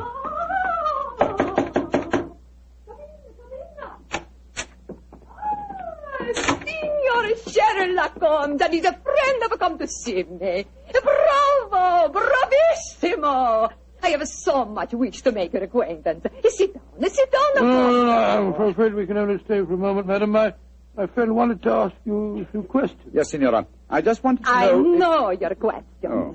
You play the violin. I have heard you. Yes. You want to know whether the great Valeria will allow you to accompany her in a magnificent soprano aria, allo so from Mozart's Il Flauto Magico. Your latest answer to your question is si. Yes, madam. Forgive me, Signora, but if you don't mind. But that was not one of my questions. It was not. But I will sing it with you just the same. You flatter me, but at the moment there are other things on my mind. Signora Violetti, do you know Shandora Paddy? By his side. That is all. He make eyes at me, but I no pay attention. I do not like ungallant. You haven't seen him this evening? No. I've been alone, reviewing the score at La Traviata.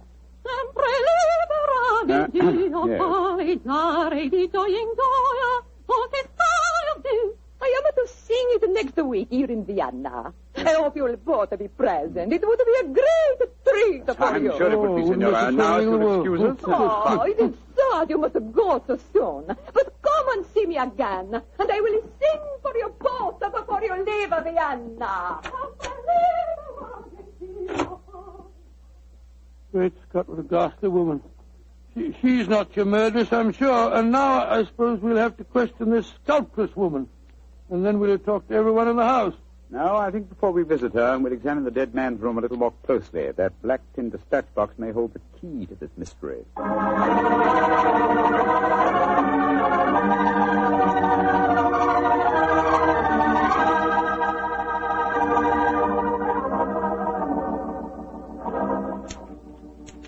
Idiot. Numbskull. Why didn't I go through these papers thoroughly at first? They certainly tell an interesting story. A party had obviously been blackmailing Madame Janssen, the sculptor. Yes, and also our friend, the Chinese actor, Lai Tung-fo. Then Lai Tung-fo was lying when he said that he didn't know a party. Obviously. By George, 3 of the 4 people living in this house in his power. Hello. What's the matter? What have you found? Footprints in the cigar ash on the carpet. Prints of a small foot. Leading us to this closet.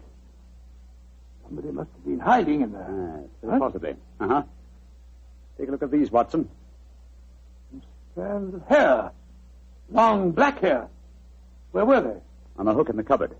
Someone bracing themselves back so as to be out of sight could easily leave such evidence. I've got it, Holmes. I've got it. The long black hair, the long nails that caused the peculiar marks on a party's throat, and a small footprint. It was a woman. Possibly, but which one? Fräulein Ullenstein and Signora Violetti both have blonde hair, remember? And it must be that sculptress woman. Not necessarily. Who else, not a woman, might have small feet, long nails, and long black hair? By Jove, the Chinese actress. Come on.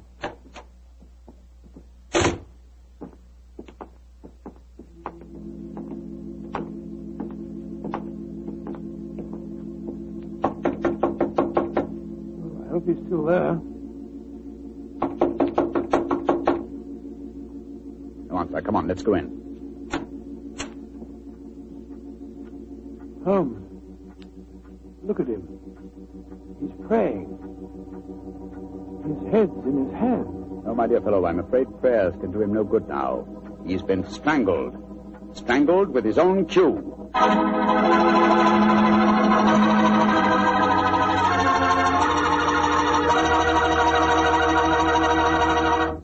Dr. Watson's story will continue in just a second. So I'm going to take that second for a fast question. I know you've probably tasted port wine, but have you ever tasted Petri California port? Have you? Because if you haven't tried Petri Port, well, you can just tell yourself right now you don't know how good a port can be. Petri Port is rich, red, and hearty. But what you want to know is, how does it taste? The answer to that is short and sweet. The taste is terrific. And say, Petri California Muscatel is on the terrific side, too. Petri Muscatel has the flavor and fragrance of real, juicy muscat grapes. Mm-hmm. Both wines are perfect after dinner or any time you're sitting around talking with your friends. Try them. They're great. They've got to be, because they're Petri.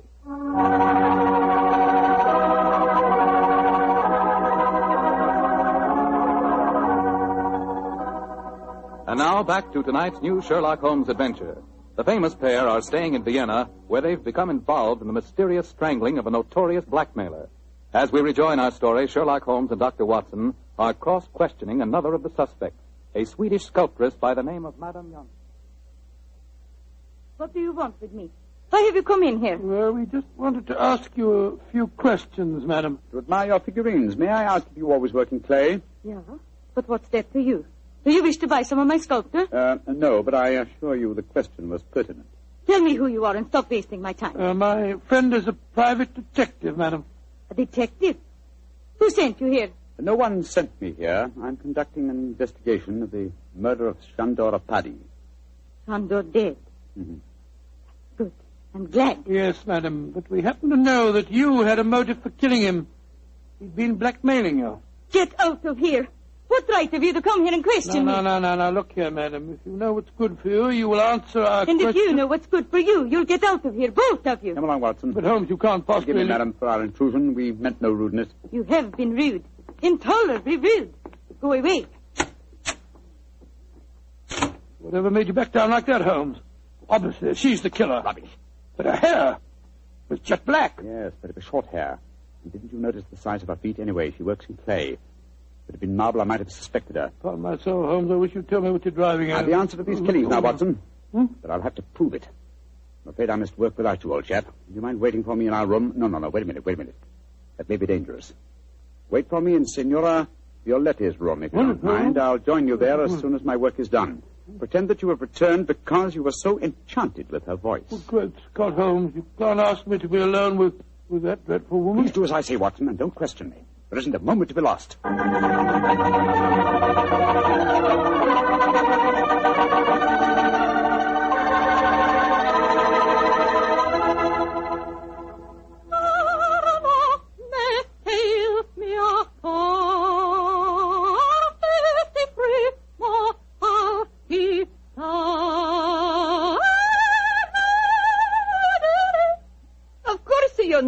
That aria, my dear doctor. No, madam, I'm afraid I don't. You've not heard about great Giuseppe Verdi?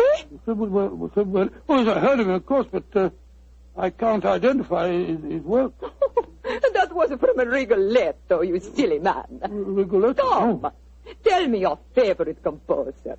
I will sing something of his just for you. I will turn the gaslight down. No, don't do that. Turn the gaslight down. That will be so much more romantic. Oh, now, who is your favorite composer? Oh, I don't know if I have any favorite. What's his name? Wagner's very fine, you know. Wagner is a heavy like most German composers. But Violatti can master him. Oh, Lord, here she goes again.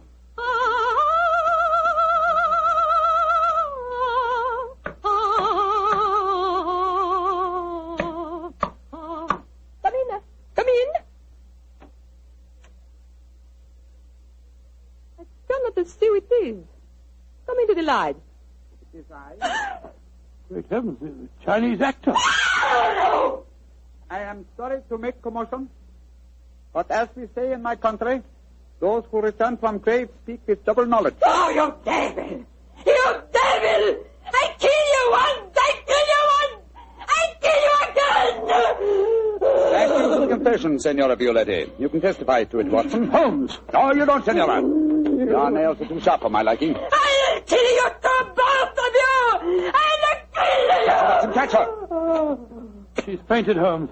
Fainted, eh? What an undramatic exit for a most dramatic lady.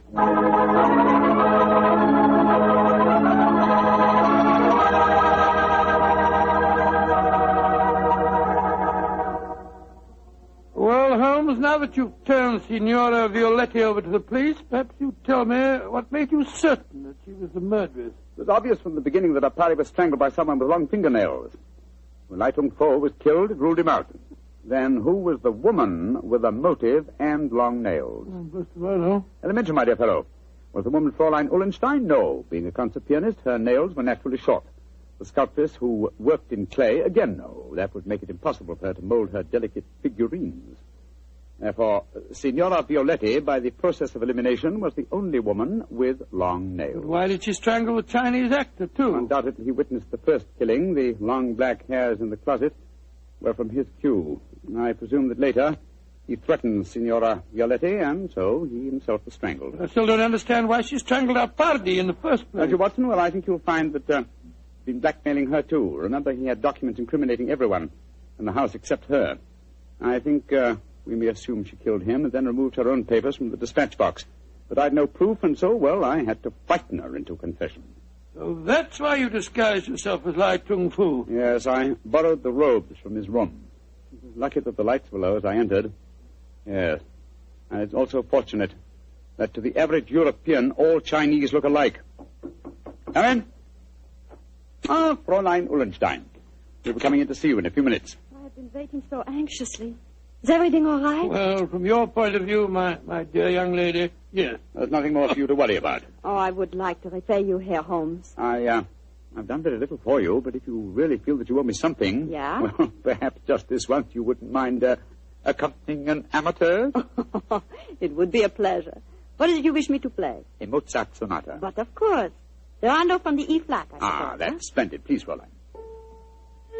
You like Mozart, Herr Doctor? Oh, very much, young lady, very much. In fact, I might say he is my favorite composer.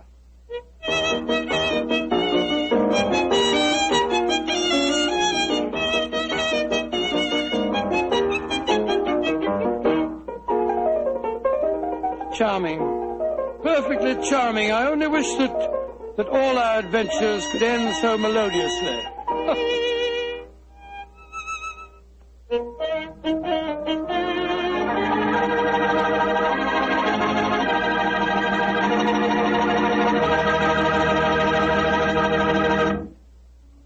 Tonight's Sherlock Holmes adventure is written by Dennis Green and Anthony Boucher and is based on an incident in the Sir Arthur Conan Doyle story, A Case of Identity. Mr. Rathbone appears for the courtesy of Metro-Goldwyn-Mayer and Mr. Bruce for the courtesy of Universal Pictures, where they are now starring in the Sherlock Holmes series. This is Bill Foreman saying goodnight for the Petrie family. This is the Mutual Broadcasting System.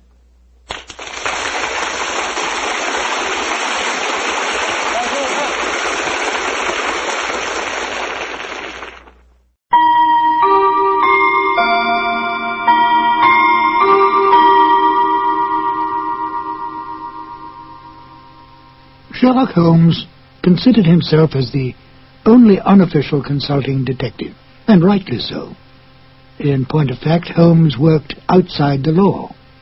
If he'd been a policeman working for Scotland Yard, he would certainly not have had the freedom that allowed him to use his unorthodox methods. This both pleased the police and frustrated them. Pleased them because he almost invariably let such men as Inspector Lestrade and Inspector Gregson take the public recognition for a case that he had solved. Frustrated them because he could literally work on a case using his own specialized abilities while they had to stay within prescribed limits. Yet Holmes did respect the law, for he was in fact an amateur and felt it best to have a healthy relationship with the professional police. This encouraged such men as Lestrade and Gregson to bring various unsolved crimes to him for his solution. His freedom outside the restraints of the law allowed him to assume many roles in disguise and to work with Watson as his accomplice. Excellent examples of this kind of work can be found in such original stories as A Scandal in Bohemia, The Man with the Twisted Lip, and The Illustrious Client, to name but a few. He often broke open safes to get information, set fires to force some action out of an individual, such as Irene Adler, or broke into homes in order to gain access to information that would lead to the solving of the crime. Any admonitions by the police were soon dropped when Holmes produced the criminal or solved the crime. Most of this work was done by Holmes and Watson in London or various other parts of England. In The Waltz of Death, Holmes and Watson find themselves in Vienna on a case. Now here, on foreign territory, and completely outside the orthodox methods of the English police, Holmes had even more free rein. He still used his brilliant sense of deductive logic, but now he did not have to worry about reprimands from Scotland Yard. And besides, there was new excitement for Holmes when he could deal with murder from other than the English criminal. Join me now as we present Sherlock Holmes and Dr. Watson in The Waltz of Death. Petri Wine brings you Basil Rathbone and Nigel Bruce in the new adventures of Sherlock Holmes.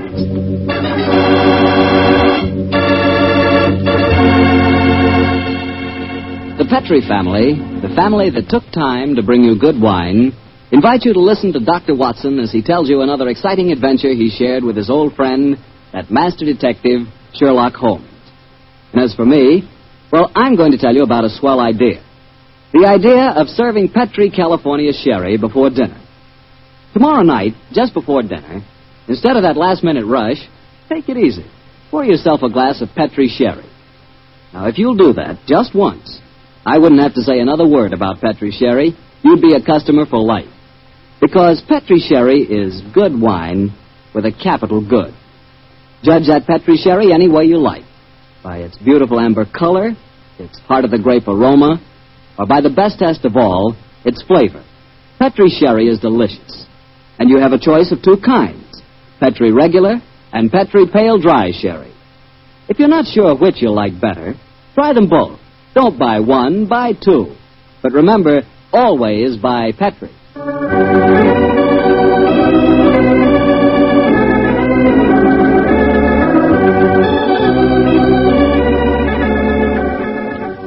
And now I'm sure our good friend Dr. Watson's expecting us. Let's go in and join him. Good evening, Dr. Watson. Good evening, Mr. Bartell. All set for tonight's story? Yes, my boy, I'm all set, Mr. Woodard. It began in Vienna in 1889. The old Vienna of bright light, lovely ladies, and lilting music.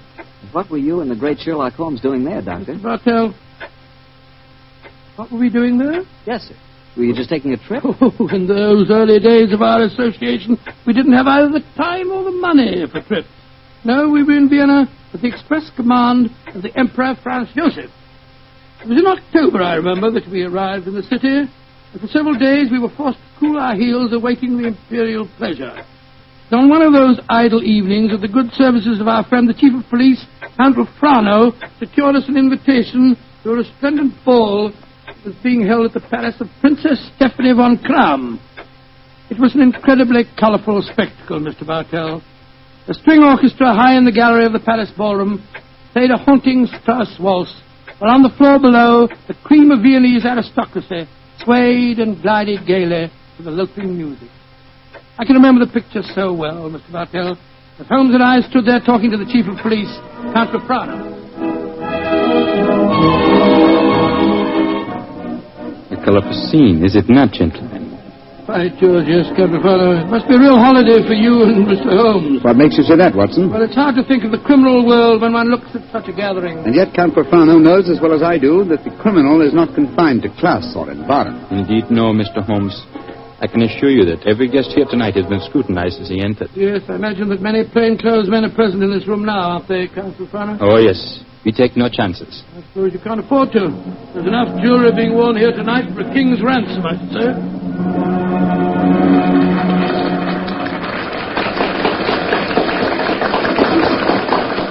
The waltz is finished.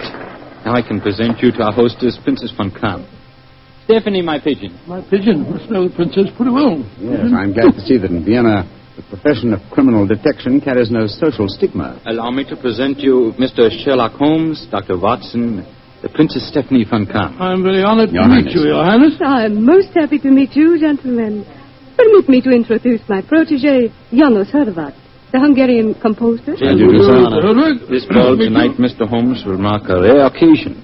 A signal honor is to be conferred on Herr Horvath and myself before tonight is through. The next waltz is a new composition of his. Tonight will be its debut. Indeed, how very interesting. It is a great honor the princess has conferred on me. A new composition could not possibly be presented under more auspicious circumstances. Count of Prana, you spoke of an honor in connection with yourself. May I tell them our secret, Stephanie? No, I will tell them myself, Anatole. After your waltz has been played, Janusz, and Anatole and I shall be the first to have the privilege of dancing to it, my father is to make a public announcement.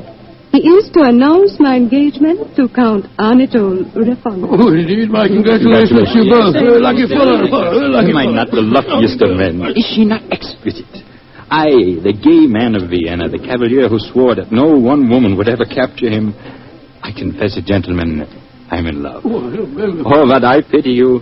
Even the great waltzes of old Vienna could hardly be worthy of this moment. Oh, Anatole, you are a born flatterer. Oh, come, the waltz is about to begin. I shall see you gentlemen later. Auf Wiedersehen. Auf Wiedersehen. The orchestra is tuning up, Herr Horvath. I imagine this is a great moment for you. A very frightening one, I assure you, my friend. In a few minutes I shall know whether my new work is to be crowned with success or failure. Count of Prana is leading the princess to the center of the floor. The conductor is raising his bottle. This is your moment, Herr Horvath. Good luck. Pray for me, gentlemen. Pray for me. There they go, the princess and Count of Prana. They're starting the waltz. Ah, they make a striking pair, don't they? Here come the other couples out on the floor. Charming. Quite charming. It reminds me of... Great Scott, that was a revolver shot. It's the princess. She's been shot. Come on, Watson. Out of the way, please. Out of the way. Count Rafano. What happens? Stephanie, Dr. Watson, see what you can do for her. Count Rafano, there's nothing I can do, I'm afraid. She was shot through the brain. She died instantly. Stephanie is dead. Stop that devilish music! Lock all the doors! There's a murderer to be found!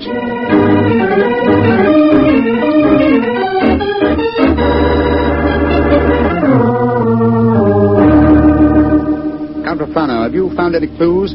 One of my men found a revolver. It had been thrust into the earth of a potted palm. May I see it, please? Of course, here. Rammed into the soft earth. Confound it. Count Rafano, your fiancée was an extremely beautiful woman. You must have had rivals? Yes, several, but none of them are present tonight. Who will inherit her estate? A 6-month-old nephew. Who's his guardian? The Emperor Franz Joseph himself. No, Mr. Holmes, I know of no obvious motive for someone wishing poor Stephanie dead. Well, perhaps it was a political crime. She was a wealthy aristocrat and a very prominent one. Yes, it's very possible. Many nihilist assassins have been active in my country recently. Meanwhile, we have a ballroom full of suspects waiting for us. I was just going to suggest we went back there. We can't find out very much by staying here in the library. It's a delicate matter. Almost everyone present tonight is known to me personally. May I suggest that you go back to the ballroom and have the male guests filed past you? Detain for questioning anyone whose evening clothes do not fit perfectly. Clothes don't fit? What's the cut of a man's clothes got to do with this? Anyone invited to such a ball as this would naturally have his own tailor. I think, Count Rafano, if you found a man who had to hire his costume, he might be an impostor and may well prove to be your assassin.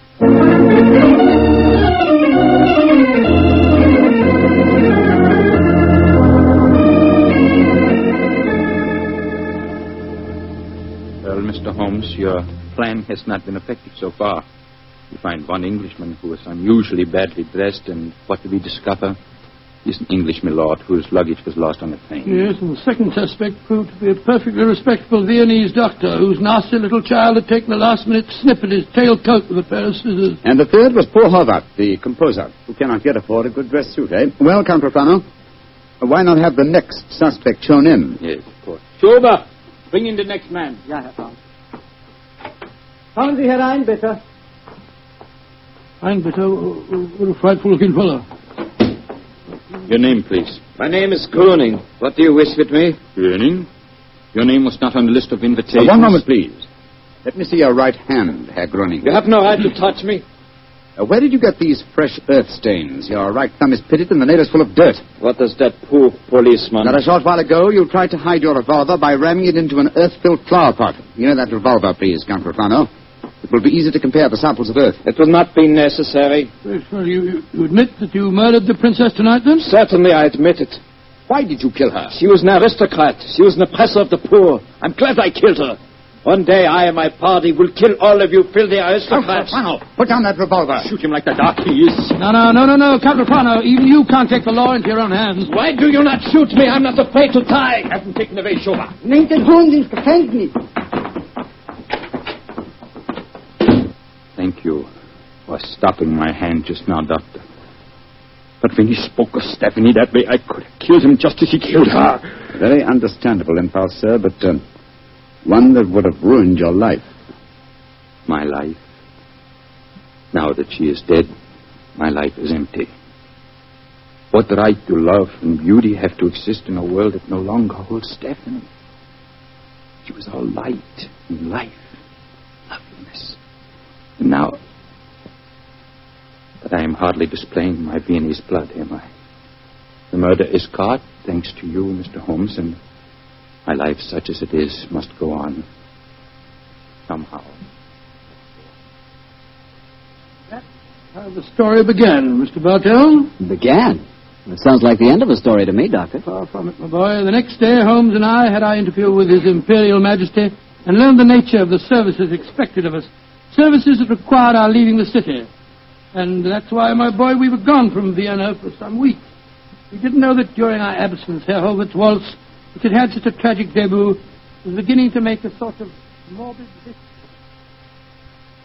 Herr Baron, the Hobart waltz. We have had many requests for it. Gladly, we will play it, Herr Baron.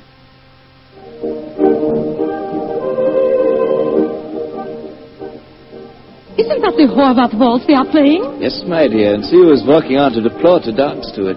Leah Mollenstein, the actress. A beautiful creature. Are you trying to make me jealous, Hans? Gott in Himmel, it's Leah Mollenstein! She's been shot!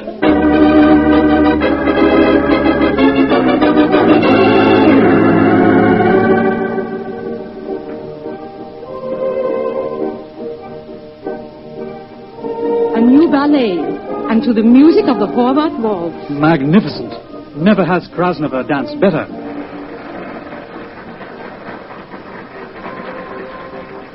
Have you ever seen such exquisite pirouettes?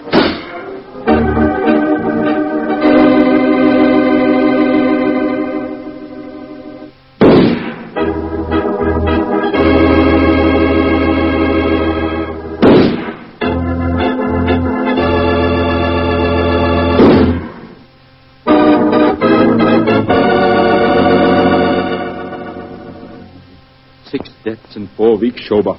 All beautiful women and all killed to the music of the Horvath waltz.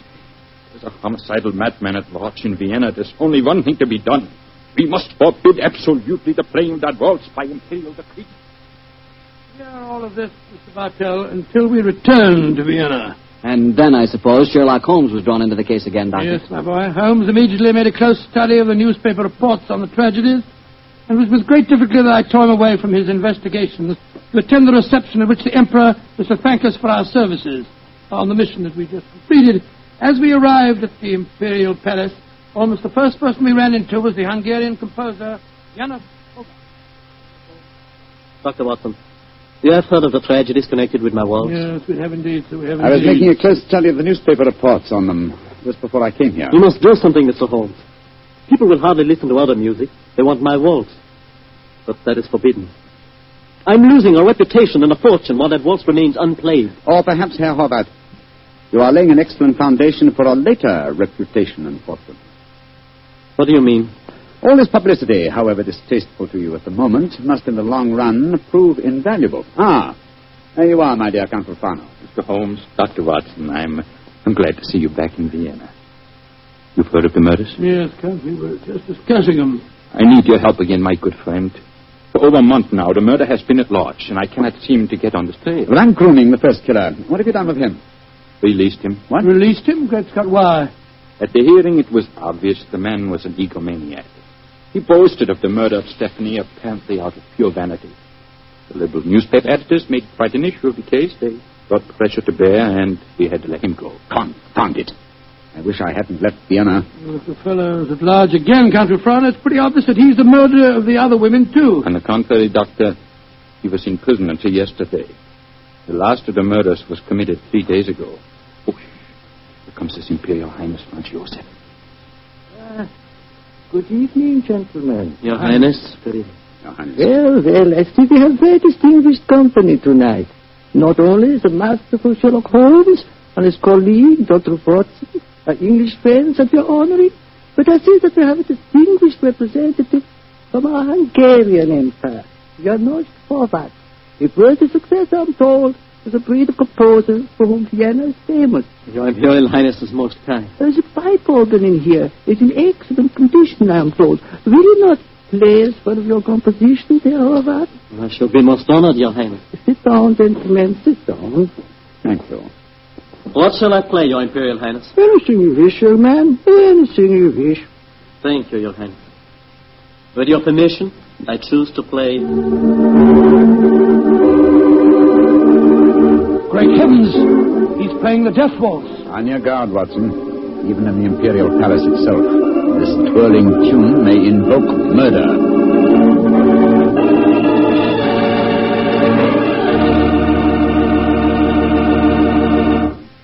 You'll hear the rest of Dr. Watson's story in just a second, which just gives me time to remind you that if any one wine could be called the perfect wine for almost any occasion, that one wine would be Petri California Sherry.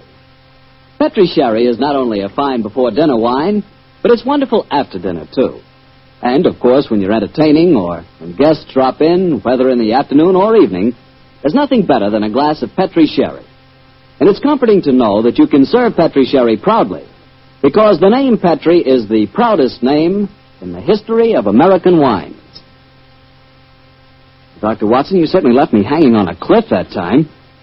You broke off your story just as the Hungarian composer started to play his ill-fated waltz to the Emperor Franz Joseph. What happened? At the time, my boy, fortunately, nothing happened. Horváth completed his composition without apparent incident, and shortly afterwards we attended a banquet that was given in our honor. A banquet that concluded with a rather curious ceremony in which the Emperor presented Sherlock Holmes with a medal to commemorate his services. What everything was. Never mind about that. Finally, it was shortly after 10 o'clock, I remember. Holmes and I, together with Count Rafrano, left the royal chambers and started to descend the spiral staircase leading to the main hall. You were greatly honored tonight, Mr. Holmes. I've only known His Imperial Highness to make 3 such presentations before, and they were all to my own countrymen. He might have made another one. He was about Please, Watson, please. Oh, the Emperor was most kind. I can't help feeling that he over-evaluated my services. You're being unusually modest, Holmes. Perhaps because I feel that my visit here is incomplete until I've solved the Death Waltz murders. I hope you'll be able to stay in Vienna long enough to do that. I confess I am at my wit's end. I've been giving the matter a great deal of thought, Count Rafrano. I have a plan for trapping the killer. It's in rather an embryonic stage at the moment, but over a few pipes at the hotel tonight, I expect to develop it thoroughly. I shall call at your office in the morning and explain it to you. I shall be awaiting your visit eagerly.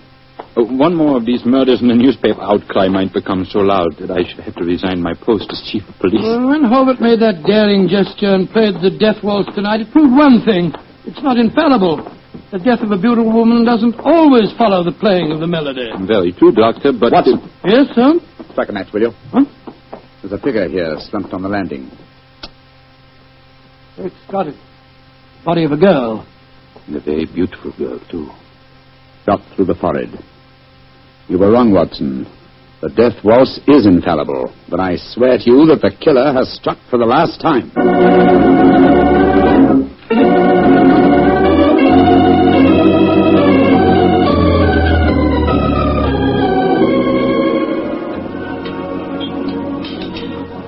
There you are, my dear Count Rafrano. Yes, I followed the instructions you gave me this morning, Mr. Holmes. Chainbaum's is at the moment the smartest restaurant in Vienna. I've reserved the best table for you, and I've invited the guests that you named. A strangely assorted couple, I must say. Janos Horváth, composer, and that grinning fellow, the one that admitted shooting your fiancée, Count Rafrano. It's as much as I could do to keep my hands off him when he arrived here, Doctor. But Mr. Holmes insisted that I ask him. Just the same, I wish you would tell me his plan. I'm completely in the dark. In the dark, I can sympathize with you, Count Rafrano. Holmes never tells me a thing either. Let's turn our guest, shall we? In a very few minutes, I'm sure that my plan will be perfectly apparent. Good evening, Herr Horváth. Oh, good evening, Mr. Holmes. Dr. Watson. How do you do, Herr Holmes? And how are you tonight, Herr Gröning? Angry at having to come here against my will. My party does not approve of these aristocratic patted pigsties. But Count Refrano informed me that if I did not come here tonight, I could expect to find myself back in prison. How could I resist such a persuasive invitation? Here comes the third guest for our table. I met her at the hotel a few hours ago. Miss Banks, I'm so glad that you were able to come. Hello, Mr. Holmes. I didn't know this was going to be a party, but I couldn't be happier. Allow me to present you, Count Profano, Dr. Watson, Herr Horvath, Herr Gröning, Miss Barbara Banks from the United States of America. How do you do? Holmes, I wish I knew what you're up to. And how can a young American girl afford to come to Vienna, may I ask? Of course you can ask. My father made a lot of money, and he wanted me to have the advantages he never had. Your father made money because he ground the faces of the poor. Oh, my father never ground a poor face in his life. He was a capitalist. I spit on him. Oh, that's rather unfriendly. And also, geographically speaking, something of a problem. You see, he's living in Wyoming. You make fun of me. Only because you made fun of me. Mr. Holmes, I did as you asked me. I'm very grateful, Miss Banks. The orchestra leader didn't want to play it. He seemed scared. But I waved a lot of money in front of him, and I promised to pay the fine as well. Splendid. Great Scott, I see it all now. So do I. You persuaded Miss Banks to bribe the orchestra leader to play. My waltz. My forbidden waltz? Yes, Herr Horvath. I felt that if the request came from a young American, it might seem quite reasonable. Particularly if the requests were accompanied by American thalers ground out of the faces of the poor. You are being unpleasant to me, aren't you? They're playing at your waltz, however. The death waltz. Mr. Holmes, this is against the law. The Horvath waltz is forbidden by imperial decree. True, nonetheless, my dear Count, I implore you not to arrest the orchestra leader until after the waltz is completed. In which case, since I requested it and it's still playing, I'd like a partner. Will you dance with me, Count Refrano? I'm sorry, Miss Banks, but to this melody I shall never dance again. Oh. Well, how about you, Dr. Watson? Oh, I'd like you very much, my dear, but I'm afraid I'm not as light on my feet as I used to be. In any case, I was never much of a hand at the waltz. The polka's more in my line. Dear me, I'm getting an inferiority complex. Oh, please do not, Miss Banks. You'll observe that the general public seems singularly unwilling to dance, too. Not one couple has ventured onto the floor. How can you blame them? The waltz with Horvath may mean death. How can you blame them? I'm not afraid. After all, Herr Horvath, it's your own music. I'll dance with you. You're most kind, Miss Banks, and courageous. But to be a partner of the only woman on the floor would mean ruin. An admission of failure. My third refusal. I'm a wallflower. No, my dear Miss Banks, the aristocrats, they're afraid. But I, plain, simple Gröning, I will dance with you, Miss Millions. Oh, bless you, Herr Gröning. And I assure you my father does not grind the faces of the poor. He does grind the faces of the poor, this I know. Stop her, it's suicide. I think not, Herr Horvath. I think so. And I'll not stay here to watch it. Where the devil's he off to? Do not worry, Doctor. I should keep an eye on him. Yes, and we'll keep an eye on both of them. Come on, Watson. Horvath is leaving the room. Whereas Count Refrano has deserted his trail and has slipped behind one of those pillars. Good Lord, he's drawing a revolver. Exactly, Watson. He's our man. Put down that revolver, Count Refrano. Put it down, I say. He's turning it on himself. Count Refrano!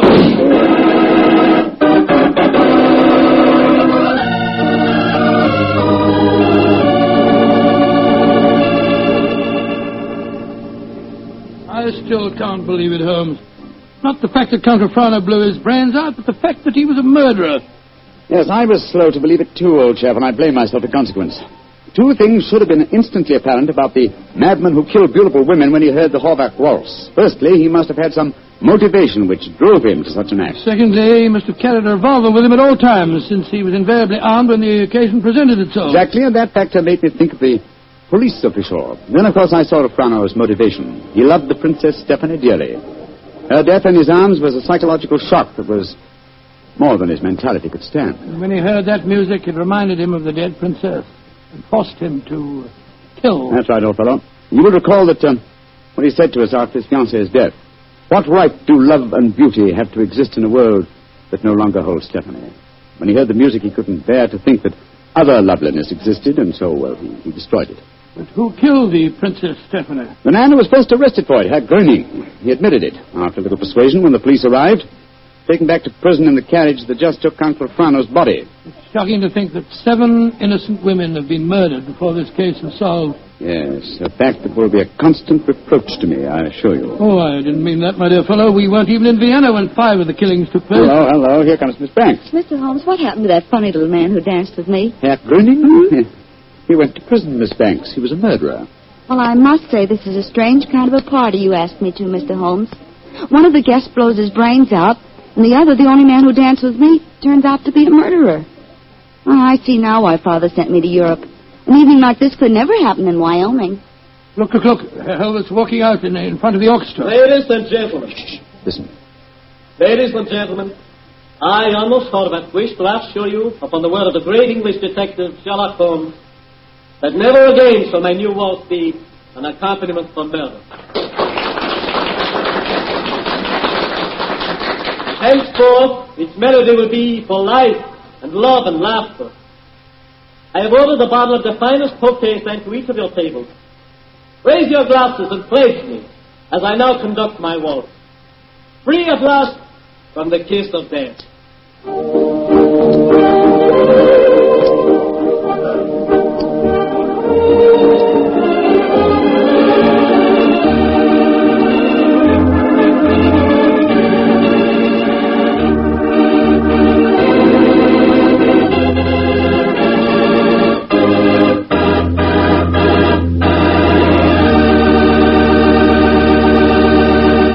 Say, Doctor, I really like that story. That was a baffler. Yes, wasn't it? A highly placed police official is the last person in the world you'd think guilty of murder.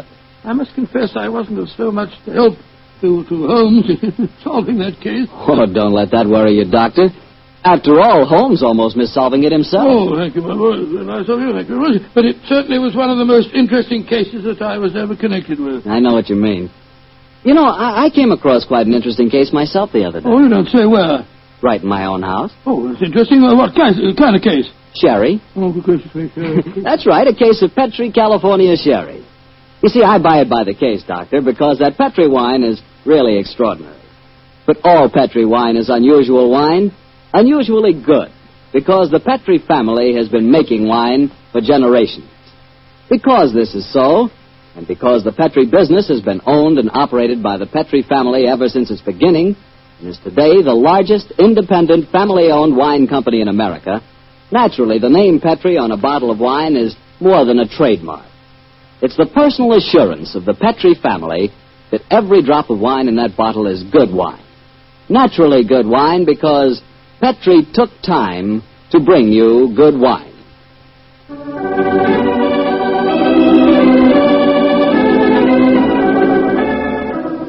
Tonight's Sherlock Holmes adventure was written by Dennis Green and Anthony Boucher and was suggested by an incident in Sir Arthur Conan Doyle's story, The Adventure of the Illustrious Client. Music is by Dean Fostler. Mr. Rathbone appears through the courtesy of Metro-Goldwyn-Mayer, and Mr. Bruce through the courtesy of Universal Pictures, where they are now starring in the Sherlock Holmes series. The Petri Wine Company of San Francisco, California, invite you to tune in again next week, same time, same station. Sherlock Holmes comes to you from our Hollywood studios. This is Harry Bartell saying goodnight for the Petri family. This is the world's largest network, the Mutual Broadcasting System.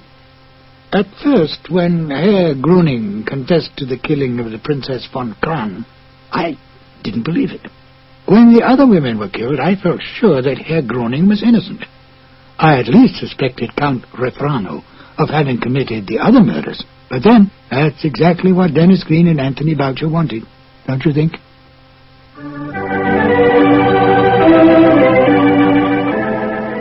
The two episodes you have just heard, The Out-of-Date Murder and The Waltz of Death, are part of the new adventures of Sherlock Holmes, starring Basil Rathbone and Nigel Bruce, and are a 1988 copyrighted production of 221A Baker Street Associates.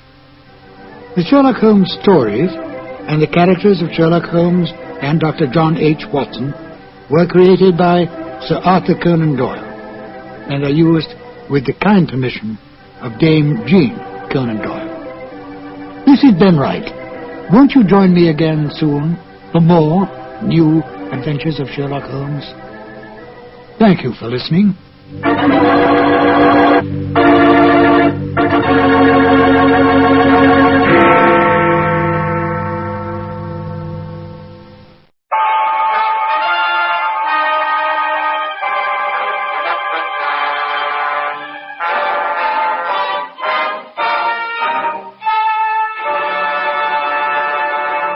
Kreml Hair Tonic and Kreml Shampoo present the new adventures of Sherlock Holmes, starring Nigel Bruce as Dr. Watson and Tom Conway as Sherlock Holmes.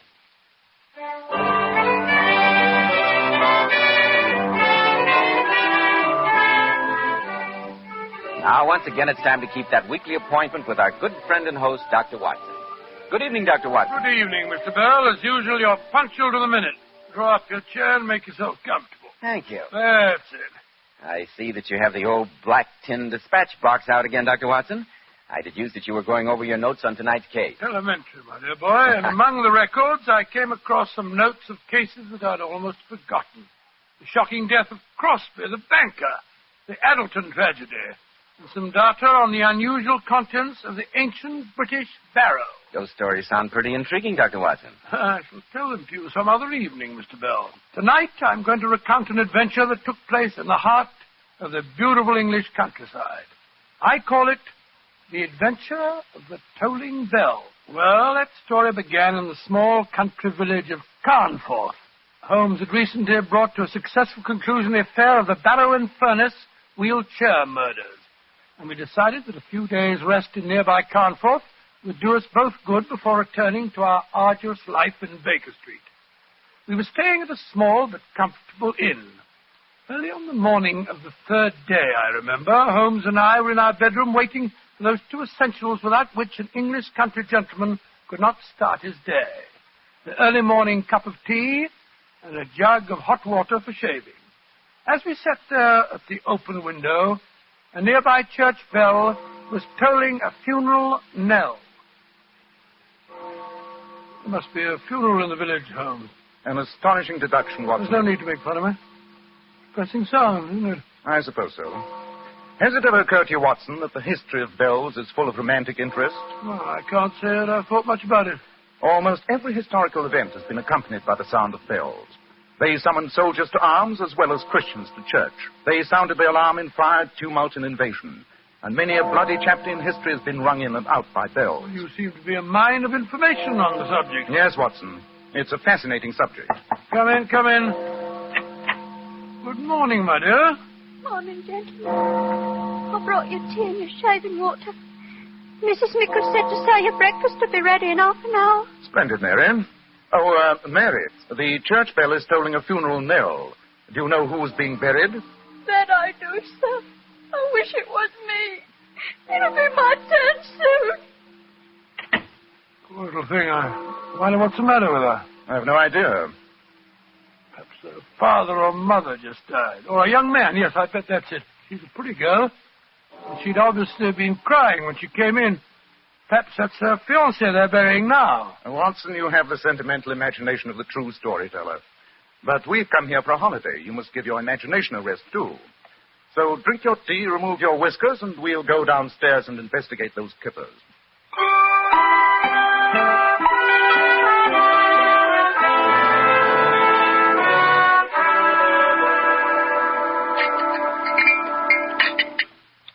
You like your kippers, gentlemen? Excellent, Mrs. Mickle, excellent. Never eaten better. Yes, indeed. By the way, Mrs. Mickle, we heard the funeral bell tolling earlier on. Do you know who was being buried? That I do. 2 souls are being buried. And one of them was a murderer. A murderer? Good Lord, in this peaceful village? What happened, Mrs. Mickle? 'Twere old Threadgold, the corn merchant. Found out his wife had been gallivanting around with a young fellow from Bolton. Cut her throat, he did, and then hanged himself. More tea. Thank you. Oh, shocking. So the peaceful countryside is not as peaceful as it's made out to be, Holmes. A fact that I've frequently had occasion to point out to you, Watson. Has the Morning Post arrived yet, Mrs. Mickle? Here comes old Gilly up the path with it now.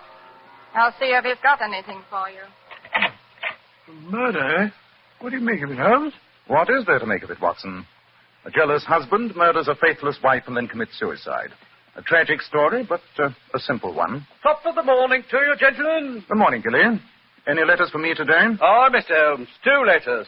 One of them's got some newspaper clippings in it, I think. And you've got a postcard from a Mr. Lestrade. He wants you back in London bad, Mr. Holmes. Here you are. Upon my soul, Gilly, you've been reading Mr. Holmes's private correspondence. Bless your heart, Dr. Watson. If I didn't read other people's correspondence, how would I know what's going on in the village? You were right, Gilly. It is newspaper clippings. By the way, you heard about the murder of Mrs. Treadgold, I suppose? Heard about it. I told the bell this morning at the funeral. You mean to say that you're the bell ringer as well as the postman? Bless your heart, yes, Doctor. President of the Choral Society, too, as well as being on the parish council. You're a busy man, Gillian. That I am, sir. Take this afternoon now. I'm to ring those bells again. Not another funeral, surely? No, sir. A wedding this time. Oh, I'm glad to hear it. Young Sam Perrin is marrying the Slater girl. And you might say I'm responsible for bringing them together. Got some of their letters mixed up, I did. They looked each other up to exchange them, and presto, before you know what's happening, they're getting married. Regular Cupid, you might say I am. Be off with you, Gilly. Other people want their letters. Mr. Holmes doesn't want his skippers spoiled with your idle chatter. All right, Mrs. Crabapples and Vinegar. One of these fine days you'll smile, and the world will come to an end. Good day, gentlemen. Talkative old busybody he is. Oh, Mr. Holmes.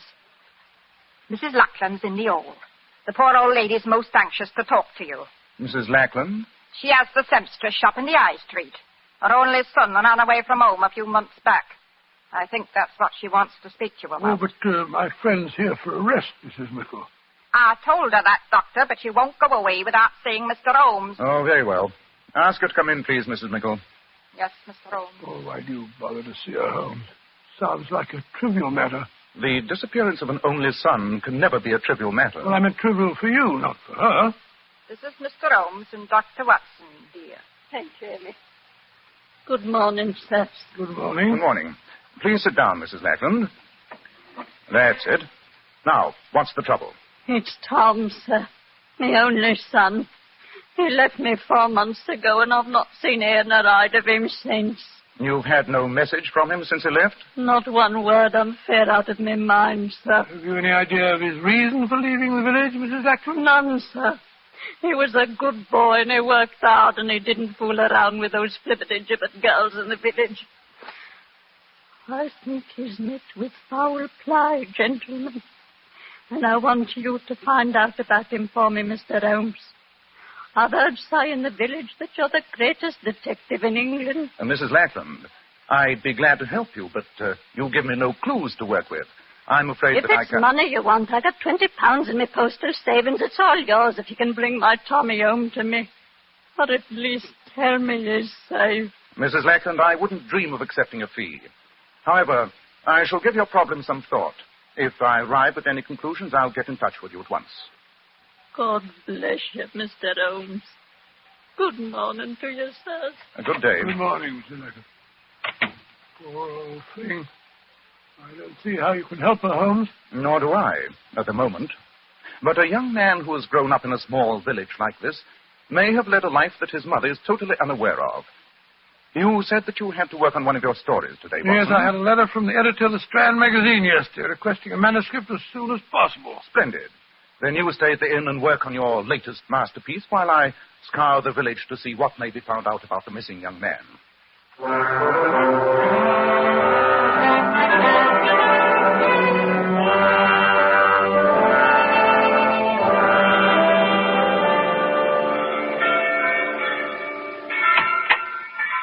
Well, there you are, Holmes. I was beginning to think you got lost. Hello, Watson. I trust you had a profitable session with pen and paper. Well, I've done about half a chapter. I would have done more if it hadn't been for those infernal bells. The wedding ceremony that the worthy Gilly told us about this morning. Oh, I'm tired. Well, what did you find out about Mrs. Lackland's son? Among other things, that he had a secret love life unknown to his mother. And the object of his affections was none other than the maid who brought us our tea this morning. Mary? Have you talked to her? No, it's her half-day off, and I was unable to find her. However, I shall question her when she brings our tea tomorrow morning.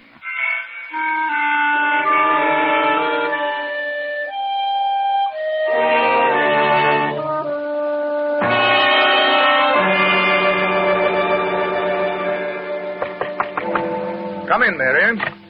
Oh, Mrs. Mickle. Good morning, gentlemen. Here's your tea and shaving water. Where's Mary this morning? She didn't come to work. Must be ill again. Unreliable girl. I'm no better than she ought to be, if you ask me. It's no job for me to be carrying tea and hot water upstairs. I hear the village bell tolling for another funeral. Does Carnforth have a burial every morning? I really don't see how the population can run to it. It's another suicide, sir. Another suicide? Good Lord. Old John Larrabee, the baker. He was expecting some money from his son in Australia. It never came. And they foreclosed on his shop. And he hanged himself. Will you be wanting a couple of boiled eggs to your breakfast, gentlemen? No, I haven't much of an appetite, thank you very much. Yes, sir. That woman seems absolutely heartless. She almost smacks her lips when she tells us about these tragedies. Yes, Watson, I noticed it. This peaceful village is beginning to seem strangely sinister to me. And since you have no appetite for breakfast, perhaps you'll join me in a little excursion as soon as you're dressed. Of course. Where are we going? To see the maid, Mary. I'm anxious to talk to her before another funeral bell begins to toll.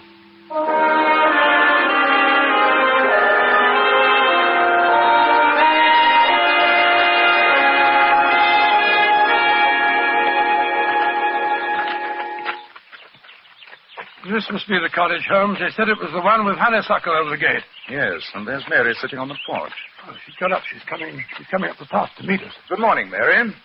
I'm sorry you're not feeling well. Mr. Holmes, Dr. Watson, why have you come here? Not to ask about my health. Or should a servant girl matter to a gentleman like you? Oh, you must judge us, my dear. I assure you that No, Watson. Let's be honest and admit we didn't come here because of our concern for Mary's health. Then why did you come here, sir? Mrs. Lackland asked me to try and find her son, Tom. Tom? Yes, Tom Lackland. I thought you might be able to help me, Mary. If I could help you, Mr. Holmes, I'd be helping myself, too. Here come Gilly, the postman. Gilly, is there a letter for me today? No, lass. There's nothing for you again. There must be, Gilly. There must be there. No, lass. If the letter would come, I'd bring it to you as fast as my legs would carry me. You know that. Oh. Morning, Mr. Holmes. Dr. Watson. Left some letters at the inn for you, Doctor. You had a letter from a lady. Oh, how do you know it was from a lady? Reeked with the smell of violets, it did. And it was written in green ink on grey paper, sir. Amazing deduction. That sounds like your young friend from Daly's, Watson. Oh, how did you know about... Well, I don't have a young friend from Daly's, Watson. Quite. Gilly, you tolled another funeral bell today, didn't you? Aye, sir. And a tragic thing it was. Fate, you might call it. Old Larrabee hanged himself because he didn't get money from his son in Australia. I found him, I did. I was the one to cut him down. And right in the post bag was the letter he was waiting for. The letter that had saved his life. Great Scott, what a ghastly piece of irony. That it was, sir. That it was. Well, gentlemen, I'll be on my way. Good day. Good day, Mary. Perhaps that letter will arrive tomorrow. No. I'll never hear from Tom, never. He's ashamed of me. That's why he deserted me. Deserted you, Mary? You speak almost as if you were his wife. I am his wife. What? We were married secretly in Rochdale 5 months ago, come Tuesday. And he never told his mother? He was afraid to. She thought I was beneath him. Tom said he'd go away and get a good job and then return here and fetch me back with him. He went away all right. But he never came back or sent me word. When he left, did he give no clue as to his destination? No hint of any kind, Mary? Well, he did once say, Mary, I'm going to clear out to this puddle and make my fortune, even if I have to bury it. And then he said, bury me fortune. That's a joke, isn't it? But I didn't know what he meant by it. I think I do, Mary. Watson, we're taking a short train journey as soon as possible. Oh, where are we going, may I ask? We're going to the town of Bury in search of this young lady's husband. What makes you think Tom might be in Bury, Mr. Holmes? Because the famous fortune cotton mills are in Bury. It would seem possible that when your husband joked of burying his fortune, he was talking of going to the mills there. Wherever he's gone, he won't be coming back for me. I know that. No, don't talk like that, my dear.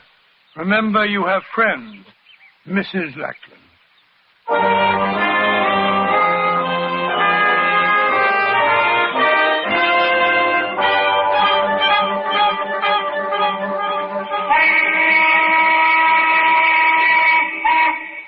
How much longer is Holmes going to be Leaves me standing outside the factory gates as if I were a blasted coachman. Oh, there he is. There he is. Holmes! Holmes! Hello, Watson. Permit me to introduce you to Mr. Tom Lackland. Tom, this is Dr. Watson. How do you do, Dr. Watson? How do you do? Never mind how I do, young fellow, my lad. How do you do? Your behavior's been absolutely shocking. Shocking. Now, what are you talking Leaving about? your dear old mother and deserting your pretty little bride because you're ashamed of her. You're a scoundrel, sir. You deserve a good horsewhipping, and I've a good mind to give it to you. I don't know what you're talking about, Dr. Watson, but I don't like the words you use. And if it's violence you want, I don't mind telling you I'm amateur heavyweight champion of the county. You are? Oh, well, no need to become aggressive more. Don't let's waste time on being acrimonious, Watson. Let's get back to the station as fast as we can. The return of the prodigal is long overdue. We must give them every opportunity to kill the fatted calf.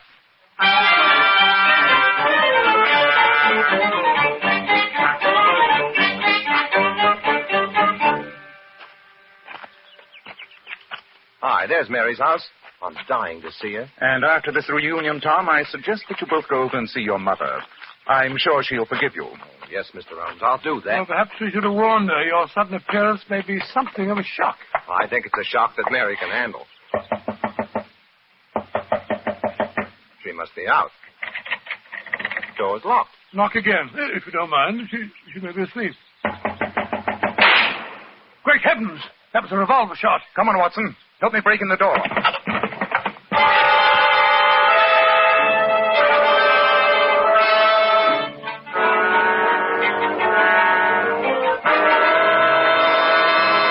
Now, Dr. Watson, that was a fine place to break off your story. You left me right on the edge of a cliff. Had the young girl shot herself? She'd shot at herself, Mr. Bell. But fortunately, a last-minute lack of courage had made her shot go wild. Holmes and I and the young bridegroom burst into the house and wrested the smoking revolver from her hand. I must confess that the union between the two young lovers was a touching sight. In fact, I felt considerably older than I was as Holmes and I stood there listening to Tom, reassuring her. Mary, darling, it's all right. I'm here. Tom, you are. You did come back from me. I thought you never would. I tried to kill myself, but I hadn't the courage. Oh, there, Mary. Everything's going to be all right now. It will be, Tom, won't it? I'm so tired. And now, Tom, I think the time has come to reassure Mary that you did write to her. No, of course I did, Mary, darling, and I sent you money and told you that I'd be back here to take you to Bury as soon as I'd saved up enough. You wrote to me, Tom? Twice a week. And I wrote to Mother, too. Then why didn't I get the letters? The answer to that should be obvious, my dear. Gilly, the postman, deliberately withheld them from you. Gilly? Great heavens. Why? I had my suspicions. Strong suspicions. But I have to get proof. Tell me, Mary, the day before yesterday, Mr. Threadgold murdered his wife. Do you know how he learned of her infidelity? Well, I'm not sure, but I did hear Mrs. Mickle say that it was through some letters that got mixed up. The letters addressed to her were delivered to his office instead of at the house. Gilly again. Precisely. Surely the whole terrible pattern begins to take shape. Tom. Yes, Mr. Holmes? I'm going to lay a trap. To spring it, I shall need your assistance. Of course, Mr. Holmes. I'll do anything. Wait here with Mary until darkness falls. Then muffle yourselves up and go to your mother's house. Wait there in hiding and let no outsiders see you until you hear from me. Since you two lovebirds have been separated for 4 months, I don't imagine that'll be too unpleasant. Quiet, Watson. You understand, Tom? Yes, Mr. Holmes. Good. Then come on, Watson. Well, what's your plan, Holmes? I'll tell you as we go. One thing I can promise you. Before the sun is very high tomorrow, I shall free this village from one of the most subtly evil powers I've ever come in contact with.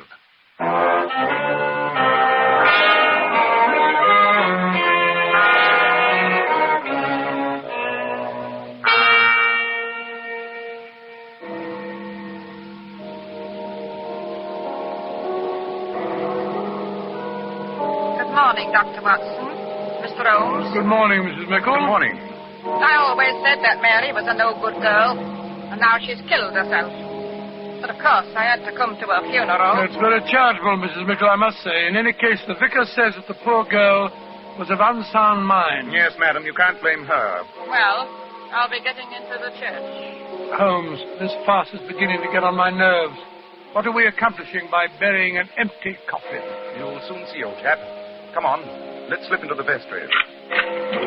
This way. Oh, Where are we going, Holmes? Up the stairs that lead to the belfry. Here they are. Well, supposing Gilly turns nasty when he finds out we know his secret. Then we must handle him to the best of our ability, Watson. Well, I must say I do not relish the thought of a tussle high in the belfry of a church. The man must be insane. Obviously. That's why his power must be destroyed. This door apparently leads to the belfry. Keep your wits about you, Watson. Good morning, Gilly. Mr. Holmes. Dr. Watson. You've come to see me at work. That's nice of you. Not often I get company up here. We haven't come up here to see you at work, Gilly. We know your diabolical work only too well. Yes, Gilly, we know your secret. What secret's that? You're mad with power, Gilly. You've tried to control the destiny of this village. In your position as postman, you thought you had the power to give life and death. That I am, sir. And it's a great power. It makes a man feel good. Almost like a god, you might say. That's sacrilege, you scoundrel. You were responsible for the murder of Mrs. Treadgold. Aye, sir, that I was. And for the old man hanging himself. You were responsible for John Larrabee's suicide, weren't you? Aye, that I was. Larrabee tried to vote me off the village council. I swore I'd make him pay for it, and I did. Your reign is over, Gilly. You'll never toll a bell again. The only one you'll hear will be a prison bell. You can't touch me, Mr. Holmes. You've got no proof. There's nothing you can do. Don't be too sure. I've enough influence to take your job away. You take me away from me bells. I live for these bells. You wouldn't take me away from them. You couldn't live without the power they give you, could you, Gilly? You're trying to destroy me! You are destroyed, Gilly. Yes, you've already failed. Mary's alive. Alive? But the coffin they're burying down there is full of stones. You'll be the laughing stock of the village, Gilly. They'll never laugh at Gilly. You can't catch me, Mr. Holmes. I'm beyond you still. He's running up the ladder leading to the bell car. Come back, Gilly. Come back. He's mad as a hatter. Quite. What's he going to do up there? He might set fire to the steeple, commit any madness. I'm going to fetch him, Holmes. No, Watson. He drew a knife as he fled. And with that rickety staircase and the narrow opening leading into the bell chamber, you'd never stand a chance. He'd get you on the first slash. How are we going to get him down? There's only one way. He's in a tiny loft containing his beloved bells. We'll see how much he loves them at close quarters. I doubt if even he can stand the noise in that confined space. Where's that bell rope? Come down, Gilly. Come down from there. Stop! Stop ringing me bells! Not until you come down, Gilly. Stop ringing them! I can't stand it! You drive me mad! You are mad, Gilly. Mad with power. Come down here, I say. I'm coming! Great heavens, he hurled himself out of the belfry. Holmes, he hasn't a chance of surviving that fall. I have no intention of causing the unhappy man to jump to his death, Watson, though I cannot help but feel that his poor demented mind may find a happy oblivion this way rather than in the confines of an asylum. Yes, you're probably right, Holmes. It's been a shocking case, Watson, shocking. And once again it proves the old saying that violence does in truth recoil upon the violent, and the schemer falls into the pit which he digs for another.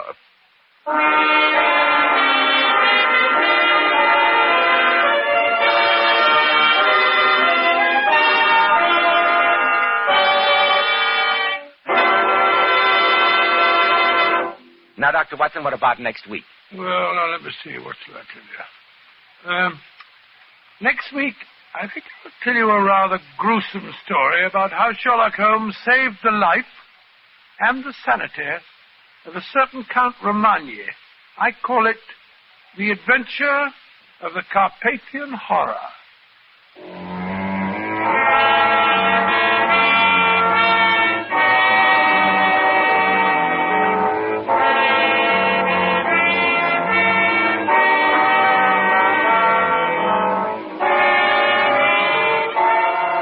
Tonight's new Sherlock Holmes adventure was suggested by an incident in Sir Arthur Conan Doyle's story, The Golden Pince Nez.